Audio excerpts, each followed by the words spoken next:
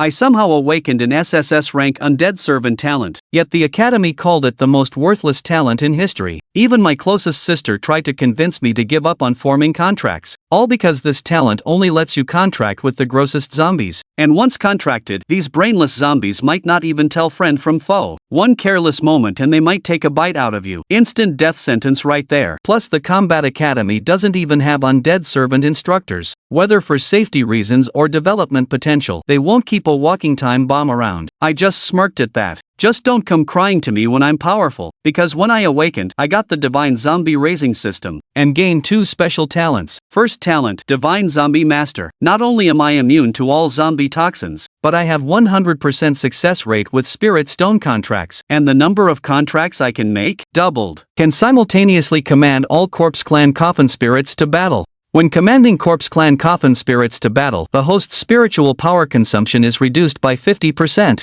The contracted Corpse Clan Coffin Spirits' overall abilities are increased by 200%, experience acquisition speed is increased by 100%, skill learning success rate is 100%, and cultivation material consumption is reduced by 50%. After contracting a Coffin Spirit, Intimacy plus 50, Intimacy acquisition speed increased by 50%. When a Corpse Clan Coffin Spirit reaches max level, using specific materials will 100% break the level limit and advance to a higher potential tier. Seeing the earth-shaking changes in the talent, Emo's heart was instantly filled with turbulent waves. It has to be said, this talent is terrifying. Exaggerated. The most criticized aspects of the Corpse Clan, such as the Corpse Poison, weak combat power, and potential, have been perfectly resolved by him. The upper limit of contractable Coffin Spirits has also doubled. You must know, a Coffin Master can contract a maximum of 5 Coffin Spirits. In the beginner stage, you can only contract 1. In other words, when I contract initially, I can contract 2 Corpse Clan Coffin Spirits.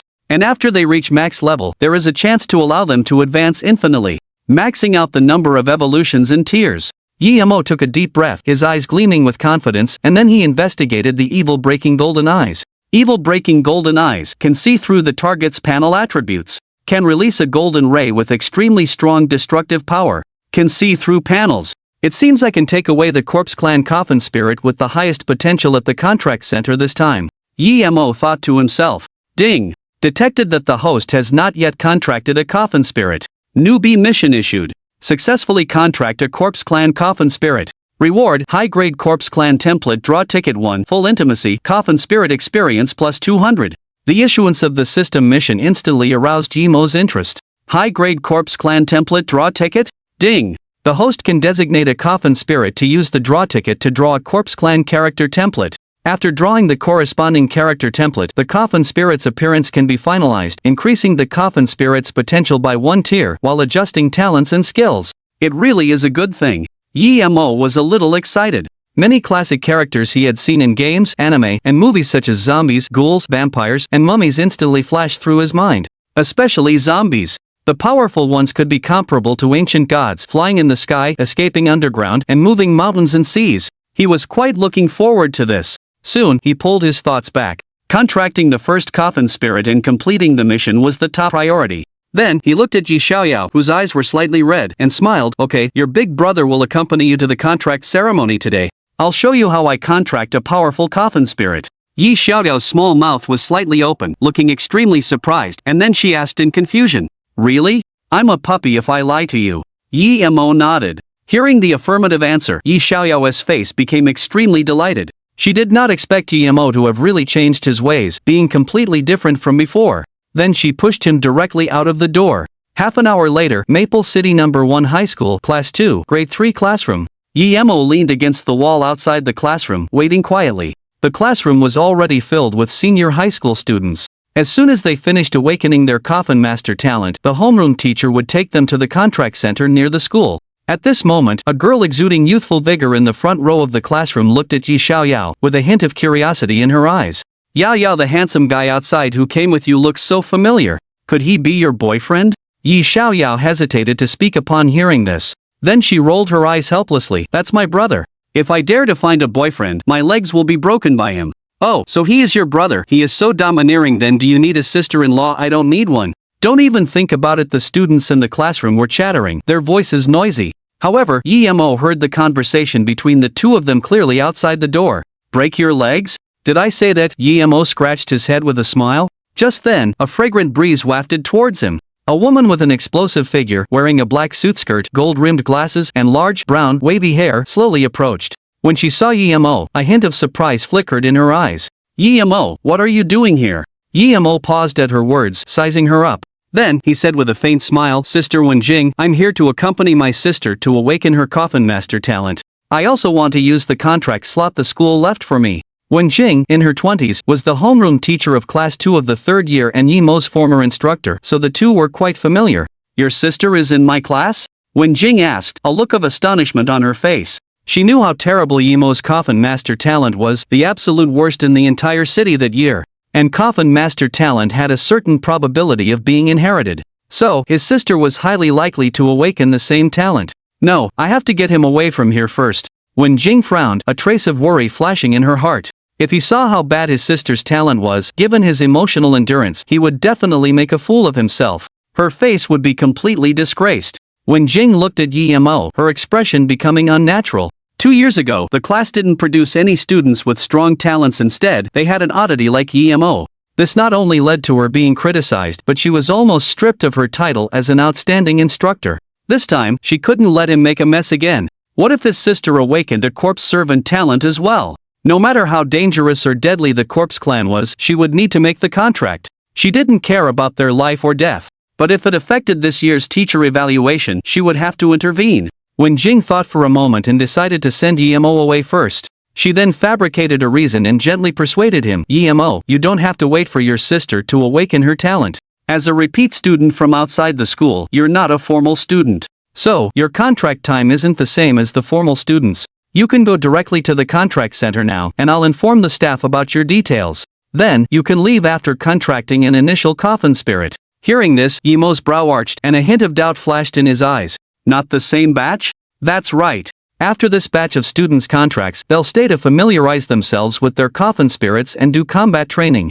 After the training, they can sign up for next week's graduation assessment. Wenjing said, looking at Yemo calmly, but you don't have the qualifications to train. I suggest you join the grave-seeking guild in the outer city after you leave and go to low-level secret realms to level up. Wenjing's heart was in a turmoil. These deceptive words were equivalent to depriving Yemo of his assessment qualification. But there was no other way. She couldn't allow two students who had contracted Corpse Clan coffin spirits to participate in combat training together. Corpse Clan coffin spirits were just too weak and would be easily killed in training. If two coffin spirits died in a single training, her colleagues who didn't like her would definitely mock her. By preventing Yemo from participating in the training, she was not only protecting his coffin spirit but also her own reputation. It was a win-win situation. Listening to her explanation, Yemo didn't overthink it. Instead, a subtle, sharp glint flickered in his eyes. So that's how it is. Thanks for the reminder, then I'll head over first. With that, he turned to leave. Wait. Before he could even take 2 steps, Wenjing called out to him, ignoring her thoughts. Is there anything else? Yemo asked, looking puzzled. You can only stay at the contract center until 10 o'clock. It's already 9, it's too slow for you to walk. Let my coffin spirit send you over. Wenjing said softly. Then, a burst of spiritual energy emanated from her body, a purple glow appeared in her hand, and her hands made a praying gesture. A formation filled with strange runes suddenly lit up on the ground. Then, she softly cried out, Hexagram seal release. A 2-meter-high hexagonal silver coffin, imprinted with a black hexagram and exuding a black mist, slowly emerged from the distorted array, finally standing upright in the corridor. Chapter 3, Heading to the Contract Center to Inspect Coffins Ida Tensei? A line suddenly popped into Yemo's mind. It was the name of a skill from an anime in his original world. Just as he was dazed, the lid of the silver coffin shook violently and with a bang, it suddenly opened. Dense black mist poured out of the coffin, and several screaming crows flew out. Then, the crows spiraled and gradually condensed into a figure exuding an evil aura. It wore a feathered black cloak, completely wrapped up, revealing only a pair of scarlet eyes, which looked extremely terrifying. A glint flashed in Yemo's eyes as he looked at this coffin spirit. Coffin Spirit, Dark Crow Herald Race, Demon Level, LV.28 Guardian Grade Levels 2029 Seal Level, D Grade Silver Ancestral Coffin Level Cap 39 Seal Level represents the potential of the Coffin Spirit talent, Triple Form Current, Human Skills, High Speed Dive Tier 2, Claw Shadow Strike Tier 2, Shadow Feather Blade Tier 2, Dark Perception Tier 2, High Speed Flight Tier 2 Ultimate Skill, Misfortune Incitement sows discord among targets, duration depends on the target's level and the coffin. Keeper's spiritual power defect, none affinity, 70 obedient current status, leisurely evolution count, 0 coffin spirits with seal levels not higher than crystal can evolve once every 20 levels. Evolving changes the coffin spirit's form and greatly improves its strength.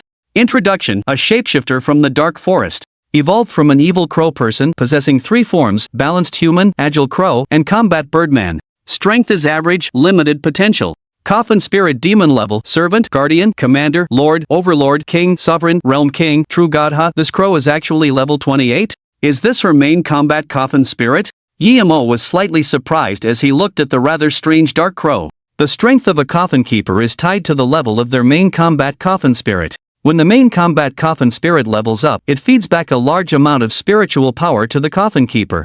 And the coffin keeper's spiritual power is the foundation for the coffin spirit to use skills, so the coffin keeper cannot contract with coffin spirits that are of a higher level than their own. Clearly, when Jing's strength was already approaching the peak of a mid-level coffin keeper. Although the coffin spirit she contracted was only D grade, coffin spirit levels were extremely difficult to increase, only achievable through specific cultivation methods or combat. In terms of her current strength, she was already considered quite good in Maple Peak City.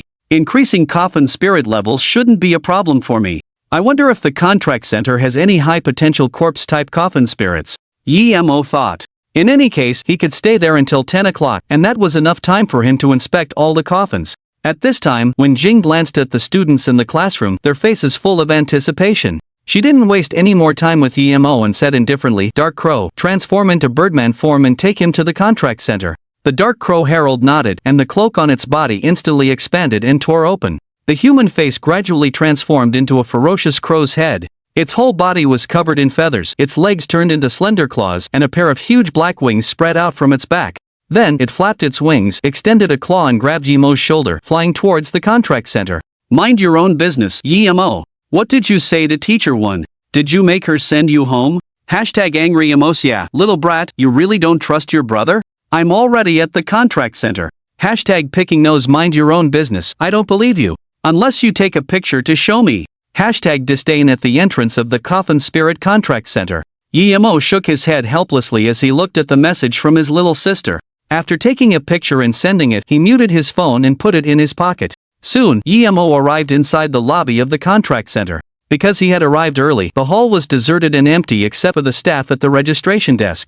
The contract center was divided into 2 levels. Due to the dangerous nature of coffin spirits, the coffins sealing them were all placed in the enclosed lower level. Yemo glanced around, feeling a tingle on his scalp as he looked at the numerous coffin spirit illustrations hanging on the walls. He couldn't help but think that these people were really audacious, making the contract center look like an ancient tomb museum. Just then, Yemo felt a chill down his back, as if some unclean thing had appeared behind him. "Hello, I'm Xiaomei, a temporary guide at the contract center. Do you need any help?" A crisp voice sounded. Yemo turned around and saw a pale-faced young female ghost dressed in white floating in mid-air. Yemo paused for a second, then asked in confusion, "How do I get to the lower level? Please follow me." The young female ghost beckoned him, her body slowly drifting towards a passage on the left side of the hall. Yemo didn't think much of it and followed closely behind. 2 minutes later, he arrived at the lower-level contract hall. The area was as large as 2 football fields, with thousands of coffins of varying sizes neatly arranged. The top of the hall resembled a night sky, dotted with pale blue lights like stars, illuminating the entire space perfectly. After a quick scan, Yemo was surprised to find that the coffins here were of 2 types. One was hexagonal, and the other was rectangular. However, they were all sealed and covered, completely black, making it impossible to determine their grade. To contract the coffin spirits inside, it was like opening a blind box. Opening the coffin and examining the body relied entirely on luck.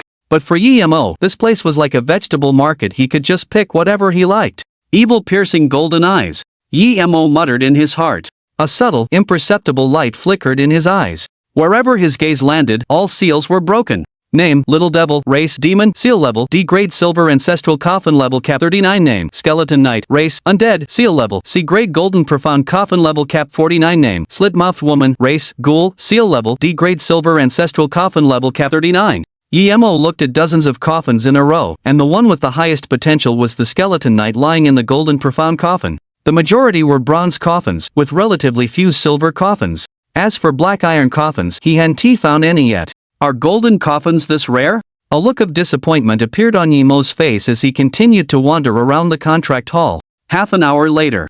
Emo had finished exploring the entire contract hall and finally stood panting in front of a 3-meter-long hexagonal coffin. After taking 2 photos of the coffin, he put his phone away. Name: Hellfire Demon. Race: Demon. Seal level: a Grade True King Emerald. Coffin level cap 69. This was the highest sealed entity in the entire hall. Whoever successfully contracted it would definitely become the most envied among the Foam US City students. However, Emo's face turned extremely grim. Because among all the coffins, not only were there no black iron coffins, but there wasn't a single corpse-type coffin spirit. I should be able to contract the Hellfire Demon, but it would temporarily nullify my talent and system rewards. Not worth it. Emo touched the coffin and muttered. For him, with his corpse raiser talent and the system, even contracting 2D grade corpse-type coffin spirits was far more beneficial than an A-grade demon. Corpse-type coffin spirits must be elsewhere. Emo was certain. At that moment, he didn't hesitate to shout loudly, "Hello? Xiao Mei." Suddenly, a gust of cool wind swept by, and the white-clad female ghost instantly appeared behind Emo. He turned around and a smile appeared on his face. "I need to contract a corpse clan coffin spirit. Do you know where the coffins sealing them are kept?" Upon hearing this, Xiao Mei frowned, her expression suddenly becoming strange, and 2 white lights flickered in her empty eyes. Immediately after, a slightly surprised elderly male voice came from her mouth. "Young man, you go with Xiao Mei to the abandoned warehouse behind the contract center. The corpse clan coffin spirits are all there. Coffin guardian ranks: elementary, intermediate, advanced, extraordinary, legendary, supreme, holy domain, immortal, divine. Each rank is divided into 9 stars, and after elementary 9 stars, it becomes quasi-intermediate." Chapter 4, A Great Gift. The first coffin spirit, Tyrant. The contract center director's office. A middle-aged man stood respectfully beside a white-haired old man wearing a plain long shirt, his spirit vigorous. The middle-aged man was named Wang Ming, the director of the Maple Peak City Contract Center. And the white-haired old man beside him was Chen Shuazong, the president of the Maple Peak City Tomb Raiders Guild and a legendary coffin sealer.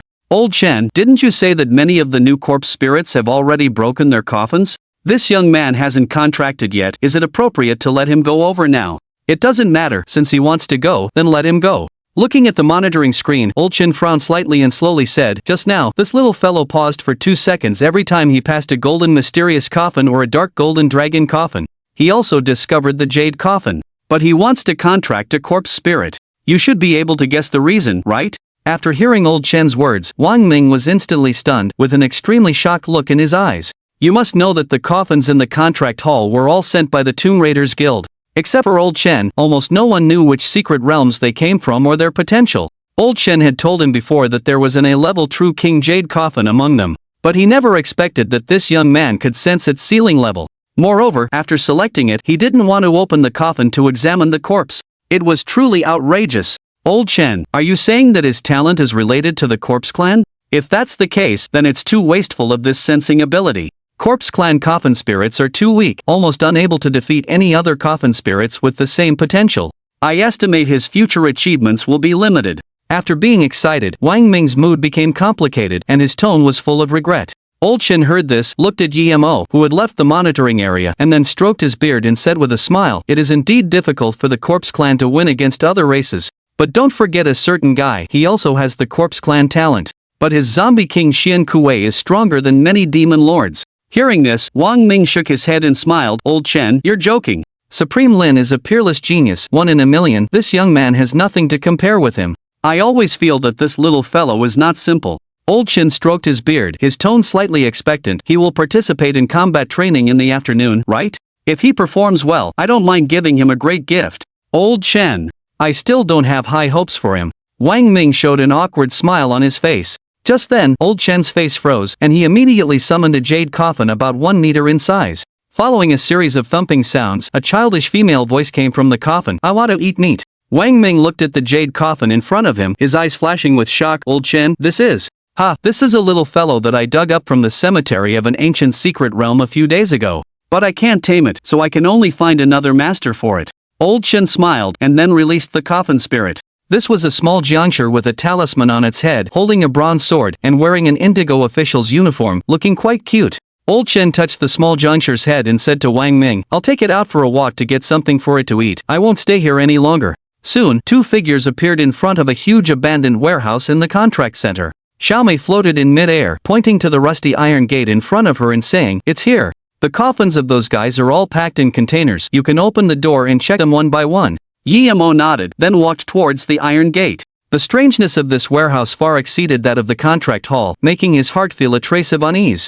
The warehouse was surrounded by a tall iron wall 20 meters away, and a faint stench occasionally wafted in the air. The rusty gate was even imprinted with a biohazard warning sign. Could it be that zombies are running out of the coffins? Yi-Mo muttered to himself. The thought of immediately contracting a coffin spirit and completing the task made him feel rather happy. He quickened his pace to the large iron gate, hastily pulled out the latch, pushed it open, and ran into the warehouse. The warehouse was slightly dim, and the ground was stained with patches of dried blood. But this didn't dampen his enthusiasm. Looking at the rows of rusty shipping containers in front of him, Yi-Mo didn't hesitate and walked to the nearest one to open the door and inspect the coffin. Name: Ordinary Zombie Race, Corpse Clan Ceiling Level, F-Grade Black Iron Magic Coffin Level Cap 19 Talents, Pain Immunity, Corpse Poison Skills, Bite Flaws, Fragile Body, Slow Movement Evaluation, Trash, can be crushed with one punch to the head.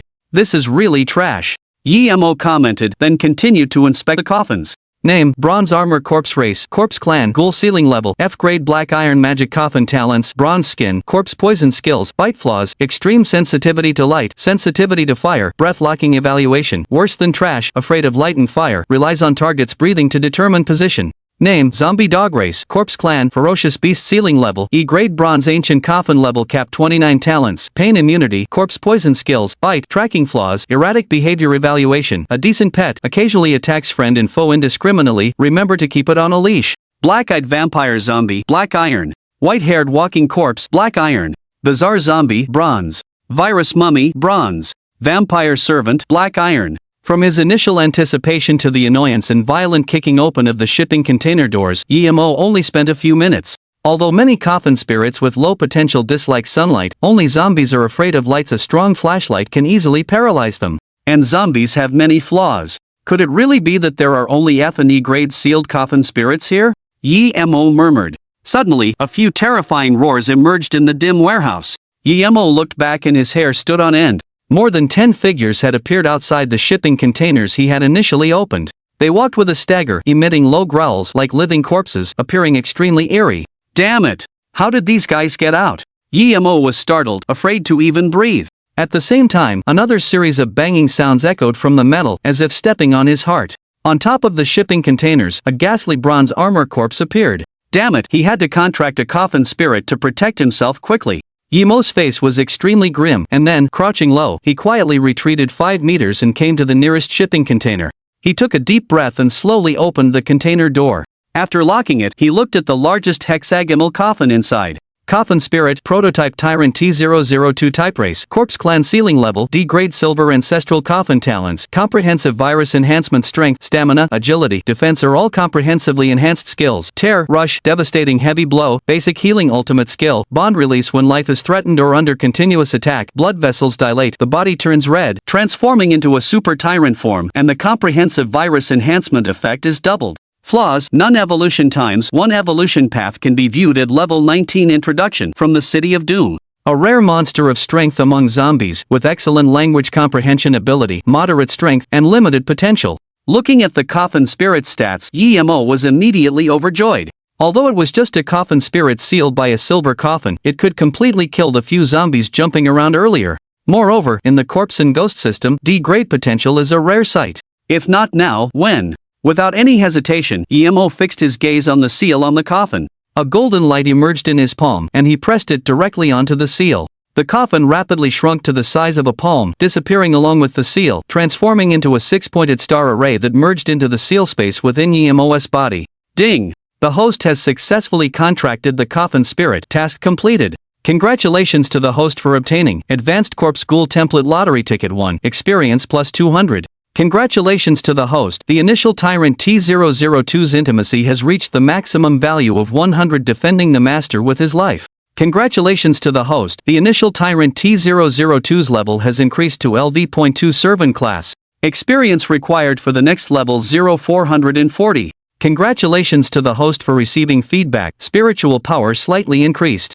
Please name the coffin spirit. Chapter 5, 8th Order Skill. Slaughtering the warehouse. The notification sound that echoed in his mind instantly made Yi-Mo breathe a sigh of relief. It wasn't easy. He had finally contracted his first coffin spirit. Feeling the silver coffin in his sealed space and the spiritual power the coffin spirit was feeding back to him, a smile crept onto Yemo's lips. In his memories, the tyrant was an extremely terrifying zombie. And now, with the addition of the Divine Corpse Razor talent, its strength was doubled again. The power this level 2 tyrant could currently unleash was enough to crush countless coffin spirits of the same level. Since you are my first coffin spirit, then I will make sure your fierce reputation spreads throughout this world. That's why the name Tyrant suits you best. A look of confidence appeared in Yemo's eyes, and then he kicked open the locked container door. Bang! The loud noise instantly echoed in the silent warehouse, causing a reverberation. All the zombies and ghouls that had broken out of their coffins in the warehouse turned to look at the source of the sound. Instantly, all the undead monsters seemed to go mad, roaring from their throats as they lunged toward Yemo's direction. Good. Whether I live or die depends on you. Yemo shouted softly, golden light radiating from his palm as he pressed it onto the ground. With a boom, a formation quickly appeared. The silver coffin, which had been previously stored in the sealed space, instantly shot out from the ground. Roar! An incomparably violent roar resounded. A figure over 2 meters tall, whose body was covered with deathly gray muscles and clearly visible, grotesque veins, with enormous claws growing from its palms, directly leaped out of the silver coffin and stood in front of Yemo. Tyrant! Get them! Yemo exclaimed excitedly. Upon hearing this, the tyrant nodded. It extended one of its hands, easily tearing off the iron door of the container and throwing it at the horde of zombies, smashing several of them to the ground. Then, it pushed off with both legs, raising its huge claws and charging directly into the horde, like a meat grinder. Roar! The tyrant roared continuously, wildly swinging its claws.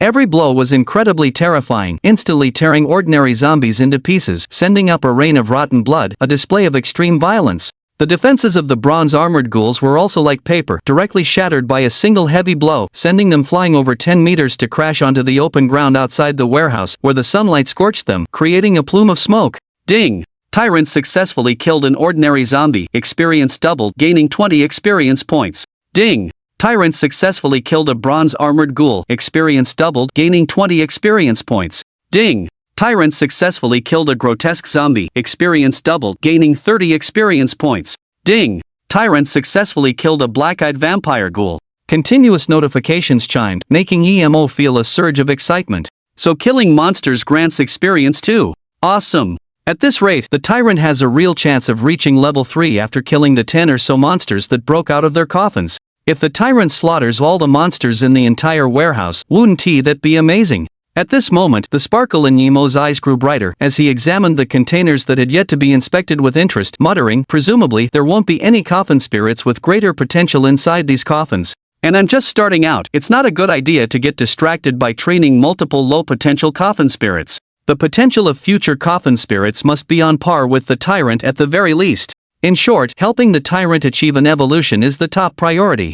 Yemo had no plans to use the system-rewarded high-level undead template drawing ticket on the Tyrant. Firstly, after using the template, the appearance of the coffin spirit would be fixed. Although the visual impact of the Tyrant's current body was not as overwhelming as a demon, it was still extremely terrifying, causing fear in people's hearts, so there was no need to change its appearance. Secondly, he wanted to use the template on a female coffin spirit with a higher ceiling level so that he could maximize its value. At the same time, he also wanted to see what kind of powerful existence this Tyrant could ultimately evolve into. If it keeps advancing like this, it will definitely overturn all coffin masters' understanding. The weakest are zombies and ghouls with the same potential? Demons and ghosts are the strongest? Sorry, Emo now wants to use the weakest race to beat them all. Ding, Tyrant level has been raised to LV.3, Servant level. Experience required for next level 2720. Ding, congratulations host, spiritual power has slightly increased. Ding, because the host commanded a coffin spirit in battle for the first time.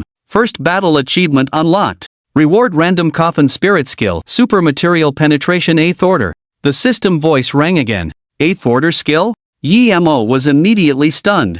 8th order skills are generally only available after a coffin spirit reaches level 80. But an 8th order skill actually appeared on a D great potential zombie. Who would believe it if word got out? This is an absolute trump card.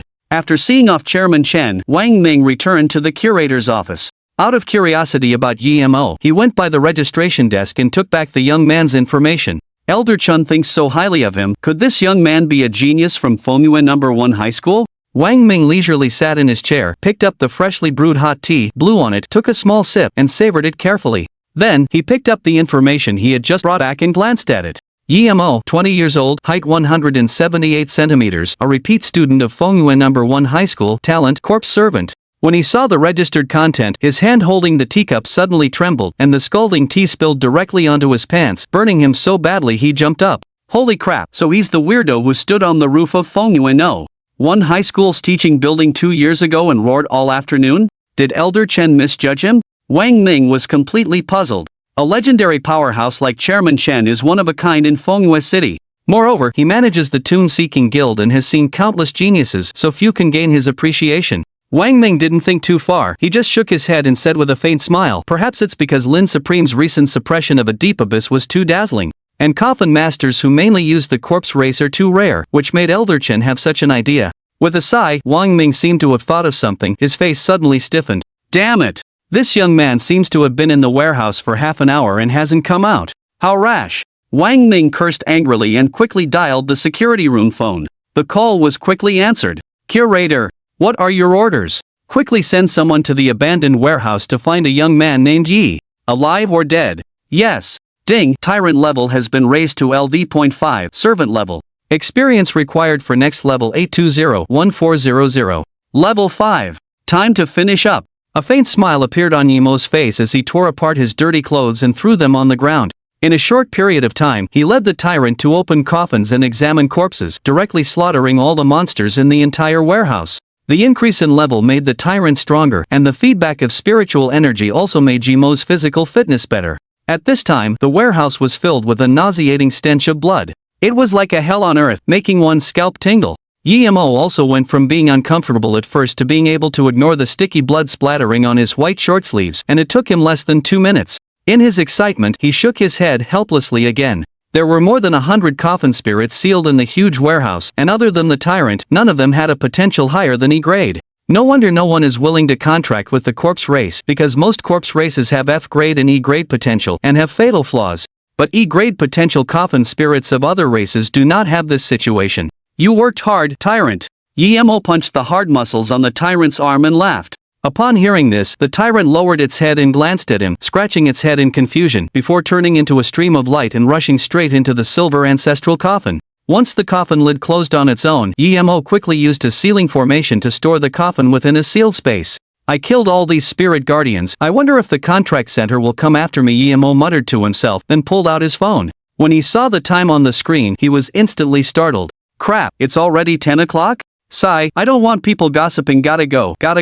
Chapter 6, Yi Xiaoyao, Yemo. I've awakened a super tier talent. Less than 10 minutes after Yemo left the warehouse, 2 security personnel, each carrying a bronze coffin on their back, hurried to the iron gate of the dilapidated warehouse. One of the bald men grumbled irritably, I really don't know what that student was thinking, running here without a contracted coffin spirit. Isn't he asking for death? Maybe he's tired of living. If it weren't for the director's orders, I wouldn't want to be sent to such a dangerous place by that skinflint Joe. Forget it, let's summon our coffin spirits quickly, so we don't get ambushed by zombies after going in. The bald man sighed and placed the bronze coffin on the ground. He then undid the seal on the coffin, releasing a green-skinned ghoul. His companion, seeing this, also summoned a skeleton soldier wielding a short sword. Open the door, Lao Lu. The bald man nudged his companion. Lao Lu immediately protested, damn it, why not you? What if a swarm of zombies rushes out when I open the door? I'm here to earn my wages, not to risk my life. You open it. Heh, I'm recording this. If you don't open it, I'll tell Joe that you said that. Damn it, you bald head. You're plotting against me. Lao Lu's face turned ugly as he cursed. Then, holding his breath, his palms sweating, he slowly pushed the iron door open. The bald man, seeing this, stepped forward, also placing a hand on the other side of the door, his eyes instantly becoming serious. With a screech of metal against metal, the iron gate gradually opened. The expected horde of zombies didn't appear, only a strong, fishy stench slowly drifted out from the warehouse. Nothing happened? Probably those zombies haven't broken out of their coffins yet. Let's go in and take a look. The 2 men, with heightened vigilance, led their coffin spirits into the warehouse. As the 2 cautiously entered the warehouse, they were immediately hit by a strong sense of suffocation. What's going on? The bald man was shocked, his voice trembling slightly. The once dark warehouse had several large holes in the walls, allowing rays of sunlight to shine in, clearly illuminating the scene within. The ground was wet and covered with sticky blood, with limbs and body parts scattered everywhere, like a hellish wasteland. Many of the shipping containers had scratch marks and holes, as if they had been attacked by some monster, making it look extremely horrifying. Do you think, is it possible that the student did this after contracting a coffin spirit? Lao Lu swallowed, his gaze stiffly shifting to the bald man. That's impossible. This level of attack feels more terrifying than our servant-level peak coffin spirits. Where would he get such a powerful ghoul to contract in this warehouse? I think he's probably been eaten by the monsters, the bald man stated confidently. Just then, Lao Lu noticed a stained, bloodied white t-shirt lying on the ground not far away. Baldy, look there. Lao Lu pointed to the distance. The bald man frowned upon seeing it and cautiously walked over, his coffin spirit staying close by. He crouched down, picking up the shirt and examining it closely. A few seconds later, his peripheral vision caught a line of footprints in the congealed blood on the ground. Following the trail of footprints, the bald man's eyes showed extreme shock. Lao Lu. It seems that the student isn't dead. Look at these footprints. The bald man stood up quickly, pointing at the ground. Lao Lu, hearing this, was stunned. Damn it, these footprints aren't dry yet. He must have just left. Could it be that I was right? A student who just contracted a coffin spirit actually wiped out all the monsters in the entire warehouse? If that's really the case, then it's terrifying. We need to report this to Joe immediately. The bald man's tone was filled with disbelief. Old Lu nodded and quickly dialed a number. After the call connected, he took a deep breath, suppressing his shock, and said, "Captain, all the demons in the warehouse have broken out of their coffins." Before he could finish, an arrogant voice on the other end of the line interrupted him. "I know. Can you still rescue that student?" "Captain, he left before we arrived." "Those demons." "He left, that's fine. Do I need to teach you how to handle those demons? Can't you just lock the warehouse iron door? After all these years working under me, your brains are still not working? You can't even handle this small matter? Be careful, I'll dock your salary this month." "Joe. Captain is right, we'll lock the door right away. After locking the door, hurry back to your posts. I have diarrhea right now. After I'm done, I'll inform the curator about the situation. You don't need to report to the curator." The other end of the phone hung up directly. Hearing this, Old Lu clenched his fist, his face turning extremely gloomy. "Old Lu, don't wear such a bitter face. I've already recorded it. Now we just wait for Joe the Skinflint to report the situation to the curator. He doesn't even know the situation here, yet he dares to blabber. He's definitely finished this time." The bald man patted the other's shoulder, said, "Ha, that's the spirit. For the first time, I think your bald head is so pleasing to the eye." Old Lu jumped up and hugged the bald man's head, patting it a few times, his face filled with excitement. Get lost, get lost. 10 minutes ago, EMO did not take the usual route. After exiting the warehouse, he turned left directly, heading toward the closest wall. Then, under surveillance, he blatantly climbed over the wall. Although it would be a bit unkind to kill all the demons in the warehouse, that was a lot of experience points, and it would be a bit unfair to himself not to farm them. Moreover, it was just self-defense. Even if the contract center wanted to cause trouble, they couldn't do anything to EMO. As for why he climbed over the wall, it was simple. First, it was a nostalgic trip back to his youth. Another reason was that walking through the front door shirtless would be inappropriate and easily attract attention. He didn't want to be pointed at, and he was too lazy to explain. If he was alone, he could do whatever he wanted. But now that he had a younger sister, he needed to restrain himself in many things. Soon, he arrived at a small lake near the contract center and dove in. After cleaning himself, he sat on the shore and turned on his phone. Looking at the message list displaying 99+, EMO was stunned. "It's none of your business, EMO. Where the hell did you go? Where are you? #angry it's none of your business, EMO. Did you successfully contract or not? It's none of your business, EMO. I've awakened a super tier talent, Flame Baptism. Awesome, right? It's none of your business, Aya. I'm almost at the contract center. Say something already." #furious EMO's lips curled into a smile when he saw the last few messages. "Emosia, Flame Baptism? Not bad, it's just a bit worse than mine. It's none of your business, stop showing off. I don't want to talk to you. #disgusted emosia, #nose-picking it's none of your business. Can you not use that emoji? #smiling, #smiling, #smiling emosia. It's none of your business. I've arrived at the contract center, preparing to contract a coffin spirit. When I contract a high-potential coffin spirit, I'll definitely make you die of envy. #smiling emosia. Wait a minute. It's none of your business, what else is there? #smiling emosia, 30th row, 7th column. It's none of your business?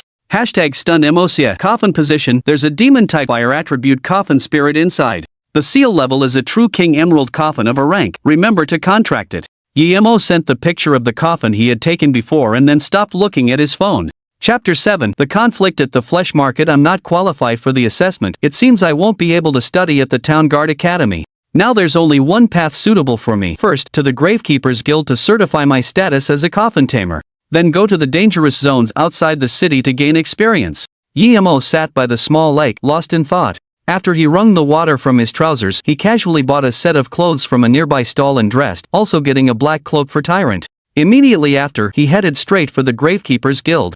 In this world, everyone who has made a pact with a coffin spirit must go to the Gravekeepers Guild to certify their identity before they can truly become a coffin tamer. 80% of Blue Star has been occupied by demonic creatures, with countless dangerous areas and secret realms. Humans are confined to a corner, living in towns and cities. Because outside the city is too dangerous, ordinary people are forbidden to leave the city. And the identity of a coffin tamer is undoubtedly a free pass to all major base cities. Ding! Your coffin spirit is severely depleted due to combat. Its current state is hungry. Please feed it in time. The sudden notification made Emo slow his pace. Then, he quickly checked Tyrant's stats. Coffin Spirit, First Generation Tyrant T002 Type Tyrant Race, Corpse Race Level, LV.5 Minion Class Levels 119 Experience, 820-1400 Seal Level, D Grade Silver Ancestral Coffin Max Level 39 Talent, Comprehensive Virus Enhancement Skills, Destruction Impact, Rush, Tier, Basic Healing, Hypermaterial Penetration Rank 8 Ultimate Skill, Restraint Release Weakness, None Intimacy, 100 Sacrificial Protection Current State, Hungry needs 200 gene of fresh flesh to replenish energy.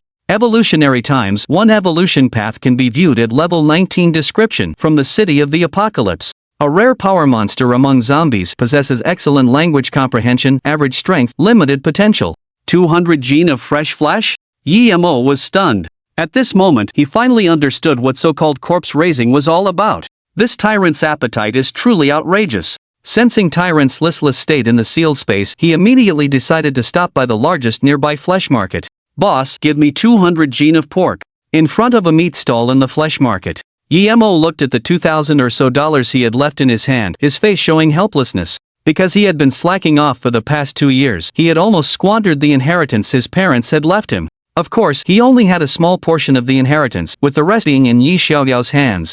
The reason was that sons should be raised poor, while daughters should be raised rich. The fat meat stall owner saw Emo's pained expression and a shrewd glint flashed in his eyes. He had seen too many people and could immediately discern a person's general identity from their behavior, clothing, and so on. The young man in front of him was wearing cheap clothes and not carrying a coffin, definitely an ordinary person. He could be ripped off. He chuckled, put away the price list in front of the stall, and said, "Kid, this is mutated wild boar meat produced by the Doom Camp, a place only mid-level coffin tamers dare to set foot in. My mutated wild boar meat isn't expensive, only 250 per gene. Minimum purchase of 50 gene. Are you sure you want to buy 200 gene?" Not far away, the other stall owners saw this scene and couldn't stop laughing. Ha ha ha, another brainless fool. He doesn't think this is an ordinary vegetable market, does he? What can you do with $2,000 here? Kid, if you don't have money, don't try to spend it here. Didn't you inquire before coming? The minimum spending here is over 10,000, can an ordinary person like you afford it? Listening to the taunts of the surrounding stall owners, Emo's brows slowly furrowed. He just came to buy meat, what did he do to offend them? And these people were speaking so harshly, could he endure it? It was a pity that killing people within the inner city was not allowed, otherwise these few people would definitely become Tyrant's food. It should be enough to fill Tyrant's belly. What are you still standing here for? Why don't you get lost? Can you afford to compensate for delaying my business? The fat stall owner scolded, seeing Emo still in place. Emo heard this, glanced at the stall owner indifferently, not wanting to argue. Then he picked up his phone, intending to send a message to Yi Xiaoyao to transfer 100,000 for him to spend. However, the stall owner snorted, slamming the cleaver in his hand hard on the cutting board. Then, he stepped out of the stall, snatched the money from Emo's hand and stuffed it into his pocket, coldly saying, "Kid, didn't I warn you to leave? My time is worth tens of thousands of dollars a minute. You've delayed my business for so long, so this money is your compensation." Emo's expression gradually turned cold, a faint killing intent emerging. Seeing that he didn't speak, the stall owner's eyes flashed with disdain again, and as he turned back to the stall, his elbow lightly swung, directly hitting Emo's phone. With a clatter, the phone spun a few times, smashing straight onto the ground, cracking the screen. Emo looked at the shattered screen, slowly bending down to pick up his phone. His movements, everything looked so natural, like a coward, only able to swallow his anger. Even when provoked, when trampled underfoot, he didn't dare to retaliate. This was the definition several stall owners gave him. They had cheated many people, but Emo was the first to dare not say a word. Emo shook his head, sighed softly, put the phone in his pocket, and turned to look at the meat stall owner. And this action of his once again caused a burst of laughter from the surrounding people. Ah, kid, learn a lesson. There are some places you can't come to. The rule of the strong preying on the weak is effective everywhere. Those who can set up stalls here have some Undertaker background. Don't think about retaliating against me, just swallow your loss, consider this your tuition fee. The fat stall owner smiled, ignoring Yemo's cold gaze, seeming quite pleased. The strong preying on the weak? Yemo's faint voice came out, a good reminder. Ha, good you know it, why don't you get lost? Or do you want to experience it again? Yeah, I really want to experience it again. After speaking, a golden light flashed quickly in Yemo's hand. Immediately after, a formation appeared, and a coffin emitting an old silver luster floated out. With a roar, Tyrant walked directly out of the coffin. Being already hungry, it was extremely manic at this moment, its roar deafening, reverberating throughout the entire market. The originally noisy market had all sounds suppressed at this moment, leaving only the roar echoing. Damn! What's happening? Why is there such a terrifying roar? Could a demon have snuck in? How is that possible? We have so many guardian adults stationed on our city walls. It's impossible for them to let a demon into the city. That must be someone releasing a coffin spirit. Should we go take a look? A wave of discussion erupted. Countless timid people hurriedly fled towards the outside of the market, leaving many bold onlookers who surrounded them. Damn, it's those 5 meat sellers. They finally kicked a steel plate. This is so satisfying. Ha, you have to say, these 5 guys are really something, daring to offend an Undertaker. I just don't know how they will end up. Yemo ignored the surrounding discussions, looking at the stall owners calmly. At this moment, several stall owners were slumped on the ground, trembling all over, their faces full of terror. The fat stall owner even looked up at the ferocious Tyrant, so scared that he was crying and wetting himself. You're actually an Undertaker. I'll pay for your phone and give you back your money. Can you let me go? The fat stall owner sat on the ground retreating continuously while throwing a few thousand yuan towards Yemo. Yemo saw this, coldly smiling. Is this considered the strong preying on the weak? Yes, the stall owner nodded hastily, a fawning expression on his face, and said, Big brother, it was my eyes that failed to recognize Mount Tai. This is a misunderstanding. I've given you everything, can you let me go now? Seems like you're a bit confused about the situation. You've offended someone stronger than you and you're unwilling to pay a price to save your life? Hearing this, the fat stall owner instantly understood and quickly said, I'll transfer 50,000 yuan to you right away. Please don't kill me. Not enough. Yemo shook his head. 100,000. I give you a chance, but you're useless. You grass mud horse, what else do you want? My brother is a member of the Ghost Tomb Raiders. I don't believe you dare touch me inside the inner city. Tyrant, kill him. Chapter 8, Killing the Stall Owner. Experience points galore. Tyrant, kill him. The cold voice sent shivers down the fat stall owner's spine, his pupils contracting. Before he could even regret it, Tyrant, with a muffled roar, lumbered over and hoisted him up with one hand. The next moment, with a sickening squelch, blood splattered everywhere. Sharp claws pierced straight through his chest, then tore him to shreds. In an instant, the air filled with the metallic scent of blood and a dense, crimson mist. The entire market fell deathly silent. Shock, disbelief, and fear were etched on the faces of the onlookers. No one could believe that Yemo had actually dared to do it. While lives might be cheap, this was the inner city. Even a coffin sealer couldn't escape the system's punishment, let alone the fact that the fat stall owner's brother was a member of the infamous ghost hunter gang. It was clear that Yemo's life wouldn't be easy from here on out. It wasn't worth it. Too impulsive. You don't know a thing. The feud was already established. Even if he let this guy go, the young man would still face retaliation. Ah, good riddance. He deserved it. You're all possessed. The butcher didn't do anything so terrible. Killing is just wrong. If it were me, I would have just taught him a lesson. I would have chopped off his hands and tongue, made him write an apology letter and read it out loud. Then I could forgive him. I thought you were a saint, turns out you're a living demon. The crowd buzzed with different opinions, each one contradicting the next. At this moment, sensing the fresh blood, Tyrant became even more bloodthirsty, his roar growing louder. The crowd, witnessing this, retreated quickly, surging towards the market's exit. Holy moly, that zombie looks like it's going berserk. Let's get out of here. You sneaky bastard. Move it. Why are you holding me back? Soon, only a handful of people remained in the blood market. Yemo wasn't in a hurry to deal with the other stall owners. Instead, he wanted to test something. He pointed to the fresh pork on the nearby stall and said calmly, Tyrant, go. Upon hearing this, Tyrant roared excitedly, promptly shouldered the entire meat stall, and disappeared around a nearby corner, out of Yemo's sight. Then, the sounds of ravenous devouring echoed from the corner. This guy, he sure has a refined taste. Yemo smiled slightly, listening to the beastly feasting. Ding! Your coffin spirit, Tyrant, consumed 10 pounds of pork, experience doubled, gaining 5 experience points. Ding! Your coffin spirit tyrant consumed 10 pounds of pork, experience doubled, gaining 5 experience points. Ding! Your coffin spirit tyrant consumed 10 pounds of pork, experience doubled, gaining 5 experience points. Ding! The system notifications flooded in, and Yemo felt an immediate surge of excitement. Ha, I was right. Eating can also gain experience. After Tyrant leveled up to 5, the experience gained from killing monsters that broke out of coffins had clearly started to decrease. But now, by eating flesh, he could gain a decent amount of experience. 100 pounds of flesh would give 50 points, which was several times more effective than killing low-level monsters.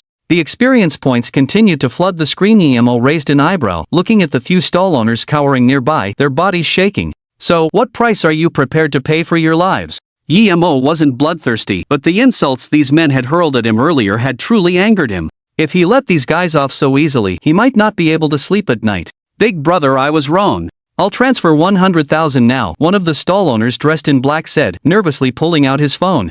Big brother, I'll transfer 200,000, another stall owner in green yelled out. The black-clad stall owner's face stiffened, his eyes filled with disbelief. He whispered, "Are you crazy?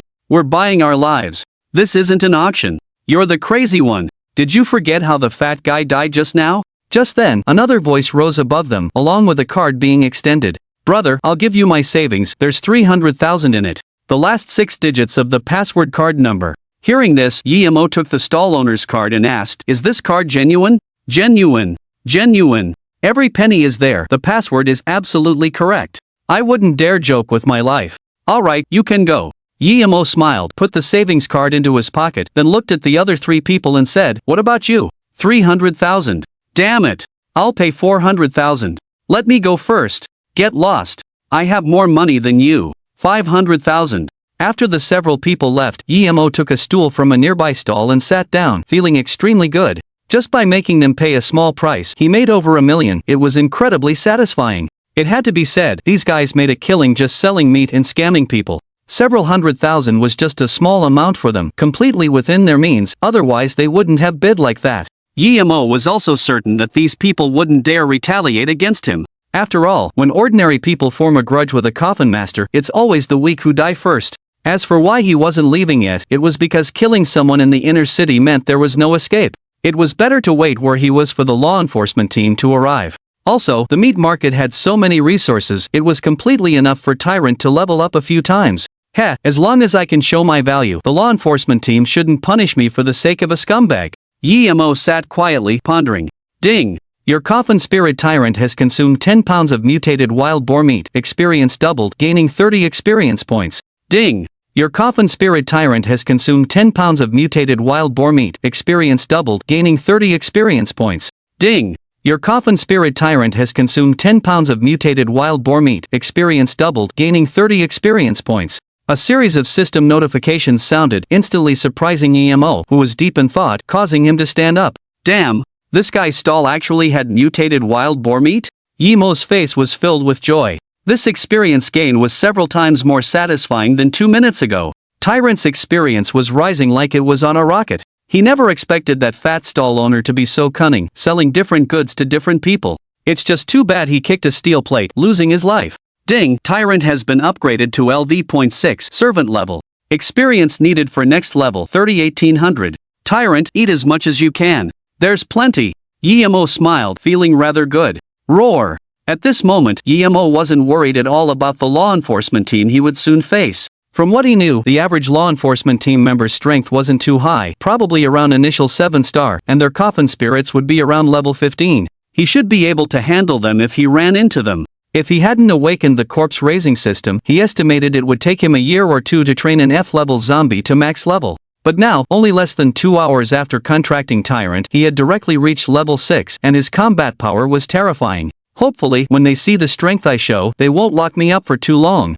Emo looked at his cracked phone screen and shook his head helplessly. His phone was unusable, otherwise he could have completely called Yi Xiaoyao to come get him. After all, a genius with a super-tier talent and a contracted level demon was enough to draw the attention of the whole city. The law enforcement team would definitely give her face. Chapter 9. The old man walking a child. Young fellow, old man would like to ask, why are you in such a panic? Could something have happened ahead? Near the meat market, an old man walking a child stopped a young man with a flustered expression. The young man, hearing the old man's words, regained his composure and quickly advised, "Grandpa, you mustn't go that way." Earlier, some meat sellers were trying to cheat a young coffin towner. As a result, they enraged the coffin towner, who directly released a tyrant zombie that devoured them all. That tyrant zombie is too terrifying, over 4 meters tall. Blood-soaked maw. It could swallow a fat man in one bite. Alas, that coffin towner must have lost his mind and is now letting the tyrant rampage and slaughter in the market. The young man sighed, narrating vividly, "Luckily, I was the first to run out. Otherwise, I'd have become zombie fodder." Chairman Chen looked at the young man's exaggerated expression and couldn't help but stroke his beard, his brow slightly furrowed. "Are you sure you're not deceiving this old man?" "Of course, I'm not deceiving you, who would have nothing better to do than to open their eyes and speak nonsense," the young man declared emphatically. Upon hearing this, Chairman Chen's face immediately became displeased. After leaving the contract center, he had taken little Zongzi to a few meat shops, but he hadn't found any meat that he'd like to eat. Then, he thought of taking a turn in the largest meat market in Fengyue City. But now that such a situation had occurred in the meat market, it was undoubtedly irritating. He merely snorted coldly. "Outrageous, someone dares to commit violence in the inner city. This old man will have to take a good look at who's so bold. Grandpa, I see it's already so difficult for you to manage a child. Don't join in the excitement, be careful of falling down and having no one to help you." The young man pointed at the child being led by the old man. The child was wearing a bunny baby mascot suit, only exposing a pale little face. One hand held a toy sword, and the other hand was held by the old man. The child was jumping forward from time to time, appearing full of energy. But unfortunately, the child's strength was too weak and could not pull the old man. Looking at this scene, the young man gave Chairman Chen a disdainful glance. In his opinion, this grandpa was really a pain, completely disregarding the feelings of the cute child, most likely not too bright in the head. "Grandpa, you better not take your kid out for walks in the future. Look how tired she is, her face is already pale. You should quickly find a place to rest, and you're still planning to go see the excitement." "It's bewildering," the young man said sharply, then turned and left. Hearing this, the hand that Chairman Chen was using to stroke his beard suddenly froze. He looked down at little Zongzi, who was constantly jumping forward. After a moment of hesitation, he decided to pick it up. "I want to eat meat." Little Zongzi looked at the ground with confusion, then looked at its short legs, and then habitually kicked its legs, trying to jump out of the old man's arms. All right, I'll take you to eat meat soon." Chairman Chen turned his head somewhat helplessly, wary of little Zongzi's impenetrable head. He experienced the feeling of being headbutt in the chin before. The discomfort was beyond imagination. Just then, a phone rang. Chairman Chen endured the risk of being headbutt in the chin and answered the phone. On the other end of the phone, a sighing voice was heard. "Alas, old Chen, your judgment is indeed sharp. You didn't misjudge that person, I misjudged him." "Oh? You mean to say that young man has successfully formed a contract? Quick, tell me what kind of coffin spirit he contracted." Chairman Chen's eyes revealed a look of confusion. "To be honest, I don't actually know what he contracted. But he did something big. Don't beat around the bush, just tell me directly," Chairman Chen said, while dodging little Zongzi's headbutts. There was a brief silence on the phone. After a few moments, a heavy breathing sound suddenly appeared. The voice was also mixed with anger, seeming to be gritting his teeth. "Old Chen, that bastard of a kid is simply not human. He didn't leave directly after forming a contract. They actually killed all the coffin spirits in the warehouse, not leaving a single one. Now some graduates are going to the warehouse area for practical training. I can't release a single monster, and I'm being blocked at the office door by those school teachers, not daring to go out. What do you think I should do?" After listening to Wang Ming's words, President Chen's eyes flashed with shock. He didn't expect that he had underestimated that young man after all. Even more unexpectedly, a student who had just contracted a corpse coffin spirit single-handedly slaughtered hundreds of low-level monsters. In his impression, even many students who contracted B-ranked demons would find it difficult to do this. Courage, mentality, combat awareness, and talent were all indispensable. What's more, corpse poison is not to be trifled with. If a beginner coffin tamer is bitten and does not take anti-corpse poison medicine within 10 minutes, a corpse transformation will absolutely occur. Yimo's current performance has already exceeded his expectations, and it is worth taking away the little Zongzi in his arms. Little one, you are also a high-level 9-star coffin tamer. How can you be so anxious when encountering such an accident? You should stabilize these people first. Quickly tell me where that young man is now. I'm going to go see him. President Chen's tone carried a hint of anticipation. Old Chen. I guess that kid is afraid the contract center will ask him for compensation. After killing all the monsters, he climbed over the wall and ran away. I just found out the specific situation, and now I can't find him anymore. Hearing this, the anticipation on President Chen's face instantly disappeared. If you have time, go check where that young man lives. Then tell me his address later. I'll continue browsing the streets first. President Chen's tone was displeased, and he hung up the phone directly. 2 minutes later, President Chen, holding the little Zongzi, arrived at the main entrance of the flesh and blood market. At this moment, 4 coffin tamers from the law enforcement team also happened to arrive. One of the sharp-eyed leaders recognized him at a glance. The enforcement captain jogged for dozens of meters and came before President Chen, asking with utmost respect, President Chen, how did you come here? President Chen looked at the other party's respectful appearance, nodded slightly, and said in a flat tone, I just happened to be passing by and was planning to take a stroll in the market. You should go and deal with the troublemakers, you don't need to mind me. Yes. The enforcement captain nodded emphatically after hearing these words. Immediately after, he rushed back to his 3 teammates. Boss Su Feng, who was that old man just now? Why were you so respectful to him? A pale-faced youth coughed lightly and asked. Hearing this, Su Feng's eyes flashed a cold glint, and he scolded, that is President Chen of the Tomb-Seeking Guild. You better shut your mouths and not talk nonsense. Otherwise, if you offend him, we'll all be in trouble. Upon hearing this, everyone immediately gasped. They had all heard of President Chen's great name since childhood, but had never seen him in person. They only knew that he was very mysterious and rarely appeared in the public eye. But they never expected that such a legendary figure would be just an ordinary old man holding a child and strolling through the market. Seeming to think of something, Su Feng looked at his subordinates, and then his gaze fell on the pale-faced youth, and said, Young Qi, if I remember correctly, you've always wanted to leave the law enforcement team and join a tomb-seeking group, right? Hearing this, a look of pleasant surprise immediately appeared in the youth's eyes, and he nodded quickly. In that case, I'll give you this chance. Su Feng's tone was flat, and at the same time, he looked at the other 2 subordinates, and said, I will follow President Chen and stroll through the market later. You 2 will assist Yang Qi deal with the coffin tamer on the 3rd floor of the market and then clean it up. Do not make too much noise. If you disturb President Chen's pleasure, I will use you as examples. Boss, aren't we going through the proper procedures this time? One of the law enforcement officers asked. Hearing this, a look of impatience flashed across Su Feng's face. He glared at the other person and said, I'm not going, I don't have time. He's just some guy who contracted a zombie, just kill him directly. But boss, what about the report? Are you a fucking idiot? Just write in the report that he spread zombie poison, causing extremely negative effects. He deserves to die. Chapter 10, The Enforcers Arrive. First confrontation, 3rd level of the flesh market. With no interference from others, EMO directly had the tyrant devour those with rich blood and energy. As the tyrant continued to consume, its experience rapidly increased. Ding! Your coffin spirit tyrant consumed a mutated hen, experience doubled, gaining 30 experience points. Ding! Your coffin spirit tyrant consumed a mutated egg, experience doubled, gaining 10 experience points. Ding! Your coffin spirit tyrant consumed a mutated rooster, experience doubled, gaining 40 experience points. Ding! Your coffin spirit's current level, LV.6 servant class. Experience needed for next level, 450-1800. In a short amount of time, the tyrant had devoured another 200 pounds of flesh, gaining hundreds of experience points. This made GMO even more delighted. Although the tyrant was only a little over 2 meters tall, its speed at digesting flesh was astonishing, eating an entire chicken in one bite, bones and all. If the enforcers didn't come, the tyrant might have the chance to level up to over 10. At this moment, Yemo looked at the meat on many stalls, feeling a bit troubled. He shook his head and muttered to himself, it's really inconvenient not having a space backpack, otherwise I could pack up all the meat here and take it away. It seems he could only borrow some money from Xiao Yao to buy it after this matter was over. Just then, several footsteps suddenly entered Yemo's ears. At the entrance of the 3rd level of the flesh market, 3 figures wearing gray enforcer uniforms suddenly appeared. The next second, the lights of the flesh market suddenly flickered violently, as if short-circuiting. Bursts of electrical noises rang out, and all the lights went out instantly, making the surroundings extremely dim. They're here? Yemo slowly stood up, staring at the market entrance not far away. Thanks to his evil-breaking golden eyes, he didn't feel any discomfort even in such a dark environment.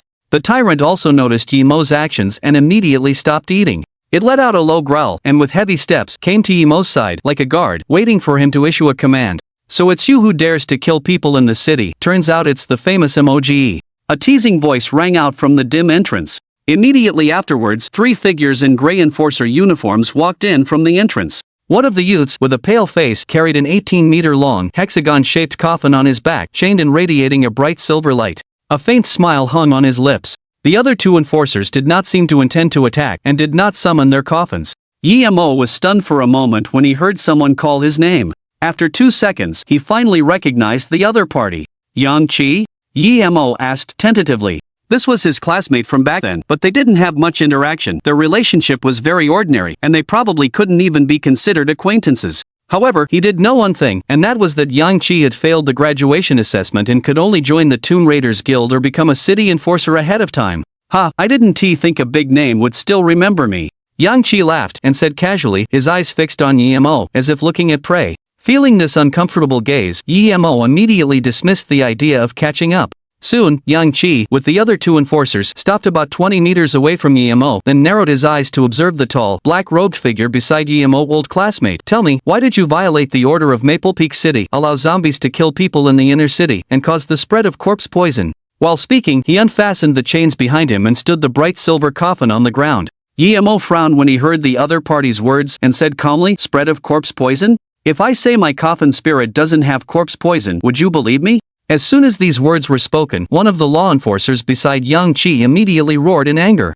Bullshit! How could zombies, such disgusting things, not have corpse poison? Even if they didn't. If we say you're guilty, then you're guilty. Another law enforcer, upon hearing this, also chimed in, a coffin master who contracts with a zombie, no matter where they are, is a danger to themselves and others. If you kill yourself right here and now, we'll be too lazy to have the coffin spirit act. Otherwise, you'll only die miserably. Hearing these words, Yi-Mo's face became extremely unpleasant. He hadn't expected these law enforcers to not follow procedure. Their words were essentially handing him a death sentence. It seemed he had no choice but to teach these few a lesson. A strong fighting spirit flashed in Yi-Mo's heart. As if sensing Yi-Mo's thoughts, Tyrant took a few steps forward, ripped off the black robe covering it, revealing its cold, gleaming claws, and roared at Yang Qi and the other two. Upon seeing this, Yang Qi and his companions were instantly shocked and took half a step back. As coffin masters at the early stage of the 7th star and above, they could tell with a single glance that Yi-Mo's spirit energy was not strong, only about the early 3rd star level. However, the imposing aura emanating from his tyrant coffin spirit was almost equal to that of a level 15 servant. This made them even more alarmed. Don't waste words with him, think about what the captain just told us. Xiaoyang, this tyrant doesn't seem simple. If you want to join the Tomb Raiding team, go all out. Once you've killed this zombie, we'll take care of your classmate. Upon hearing his companion's words, Yang Qi nodded fiercely. Immediately after, he opened the coffin beside him, releasing a werewolf about 2 meters tall, its whole body covered in gray fur, bearing sharp teeth, and with a fierce blue glow in its eyes. The werewolf, upon seeing Tyrant, immediately crouched down, adopting a combat stance. At the same time, it let out low growls from its throat, saliva full of a fishy stench dripping from its mouth, as if waiting for Yang Qi's command. Yi-Mo, don't blame me for being ruthless, you can only blame yourself for killing people. Yang Qi said coldly. After speaking, he roared, Grey Wolf, leap forward and tear that zombie to pieces. Upon hearing this, the werewolf raised its head and howled, the sharp claws on its limbs immediately gleaming coldly. Then it pushed off with both legs, turning into a blur, and with a fishy wind, lunged directly towards Tyrant. Seeing this, a surprised look flashed in Yi-Mo's eyes. He had not expected Yang Qi to attack immediately without testing the waters, directly sending the werewolf rushing over. A bit reckless. Yi-Mo shook his head, thinking to himself. At this moment, the werewolf's pounce speed was extreme, even making it impossible for Tyrant to react. If someone else was commanding, Tyrant would definitely be injured by this move. Even if it had the follow-up of primary healing and binding release to continue fighting, it would have already lost the advantage. However, Yi-Mo had already seen through the opponent's intentions and immediately spoke, Tyrant, watch out behind you. Step back to the left, turn, and counterattack.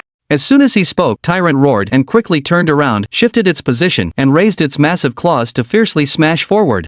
At the same time, the werewolf's figure appeared in front of Tyrant. However, before the werewolf could attack, what it received was a destructive blow. Only a loud thud was heard. Tyrant's huge claws heavily slammed into the werewolf's waist, tearing a large piece of flesh. Blood splattered, the werewolf was struck by the enormous force and sent flying several meters, smashing into nearby stalls. Finally, it fell to the ground, letting out angry howls. Chapter 11. Is the tyrant about to lose? Super material pierces through. How is your zombie so strong? You clearly have a corpse servant talent. How could you know the Grey Wolf's movements? Yang Qi's face was blank, disbelief flashing in his eyes. The zombie before him clearly had D-grade potential, the same as his werewolf potential. Although both were servant level, there was a clear gap in their grades. Yet now, this low-grade zombie was actually able to send his werewolf flying with one palm. This was simply unbelievable. Beside him, his two teammates were also shocked. They knew that Yang Qi was the strongest among them. Moreover, his talent was visual enhancement, granting him extremely strong night vision. So before going up to the third floor of the flesh market, they had cut off the third floor's electricity to create a perfect battle environment for him. In the dark, Yang Qi's visual enhancement, combined with the werewolf's talent, Night Stalker, was completely capable of killing many enemies of the same level. But after a brief exchange, the werewolf was actually injured by a zombie, which was a bit alarming. At this moment, a teammate looked at Yang Qi and asked with a solemn expression, "Little Yang, this guy seems a bit extraordinary, do you want us to help?" Upon hearing this, Yang Qi's face turned embarrassed and angry. "No need. This must be a coincidence. I don't believe that a zombie can defeat my werewolf." Having said that, a look of madness flashed in his eyes, and he rushed to the werewolf, taking out a dagger and directly slicing open his wrist. As blood spurted out, Yang Qi smirked, "Grey Wolf, absorb all of this blood essence of mine." The werewolf looked at the fresh blood, greed showing in its eyes, and opened its mouth to suck it in with force. In an instant, Yang Qi's face became even paler, and his spiritual power was also severely depleted. At this time, the werewolf, having absorbed the blood, had scarlet eyes and quickly got up from the ground. Its muscles and fur rapidly contorted, its size instantly growing to 3 meters, and a pair of sharp fangs like blades emerged, making it look incomparably terrifying. The wound that had been blasted open by the tyrant was rapidly healing at a speed visible to the naked eye. "Ha ha, EMO, I don't believe that your zombie can still beat the Grey Wolf now." Yang Qi laughed. EMO frowned slowly upon seeing this and shifted his gaze to the werewolf. Coffin Spirit, Werewolf Race, Demon Level, LV.17 Servant Level, Seal Level, D Grade Silver Ancestral Coffin Talent, Night Stalker increases strength by 30% in the dark. Skills, Chain Claw Shadow, Powerful Bite, Tracking, Basic Healing, Phantom Leap Tier 2 Ultimate, Bloodthirsty Rage after absorbing blood, Size increases, Strength is enhanced, Healing Speed increases tenfold, Pain is reduced by 80%. Weakness, Weak Defense in the Waist. Intimacy, 45 obeys orders current state, agitated evolutions, 1 introduction, a monster from the dark forest. Before absorbing blood, it is extremely fast and its attacks are weak. Bloodthirsty Rage? It feels similar to the tyrant's release from restraints, but it wastes a town coffin master's blood a bit. Mo thought to himself. The amount of blood that spurted out when Yang Qi stabbed himself was 2 or 3 times more than he had donated at the blood bank. If it were an ordinary person, they would definitely have fainted directly. But Yang Qi was more ruthless than the ruthless, completely deserving of the name of a wolf killer.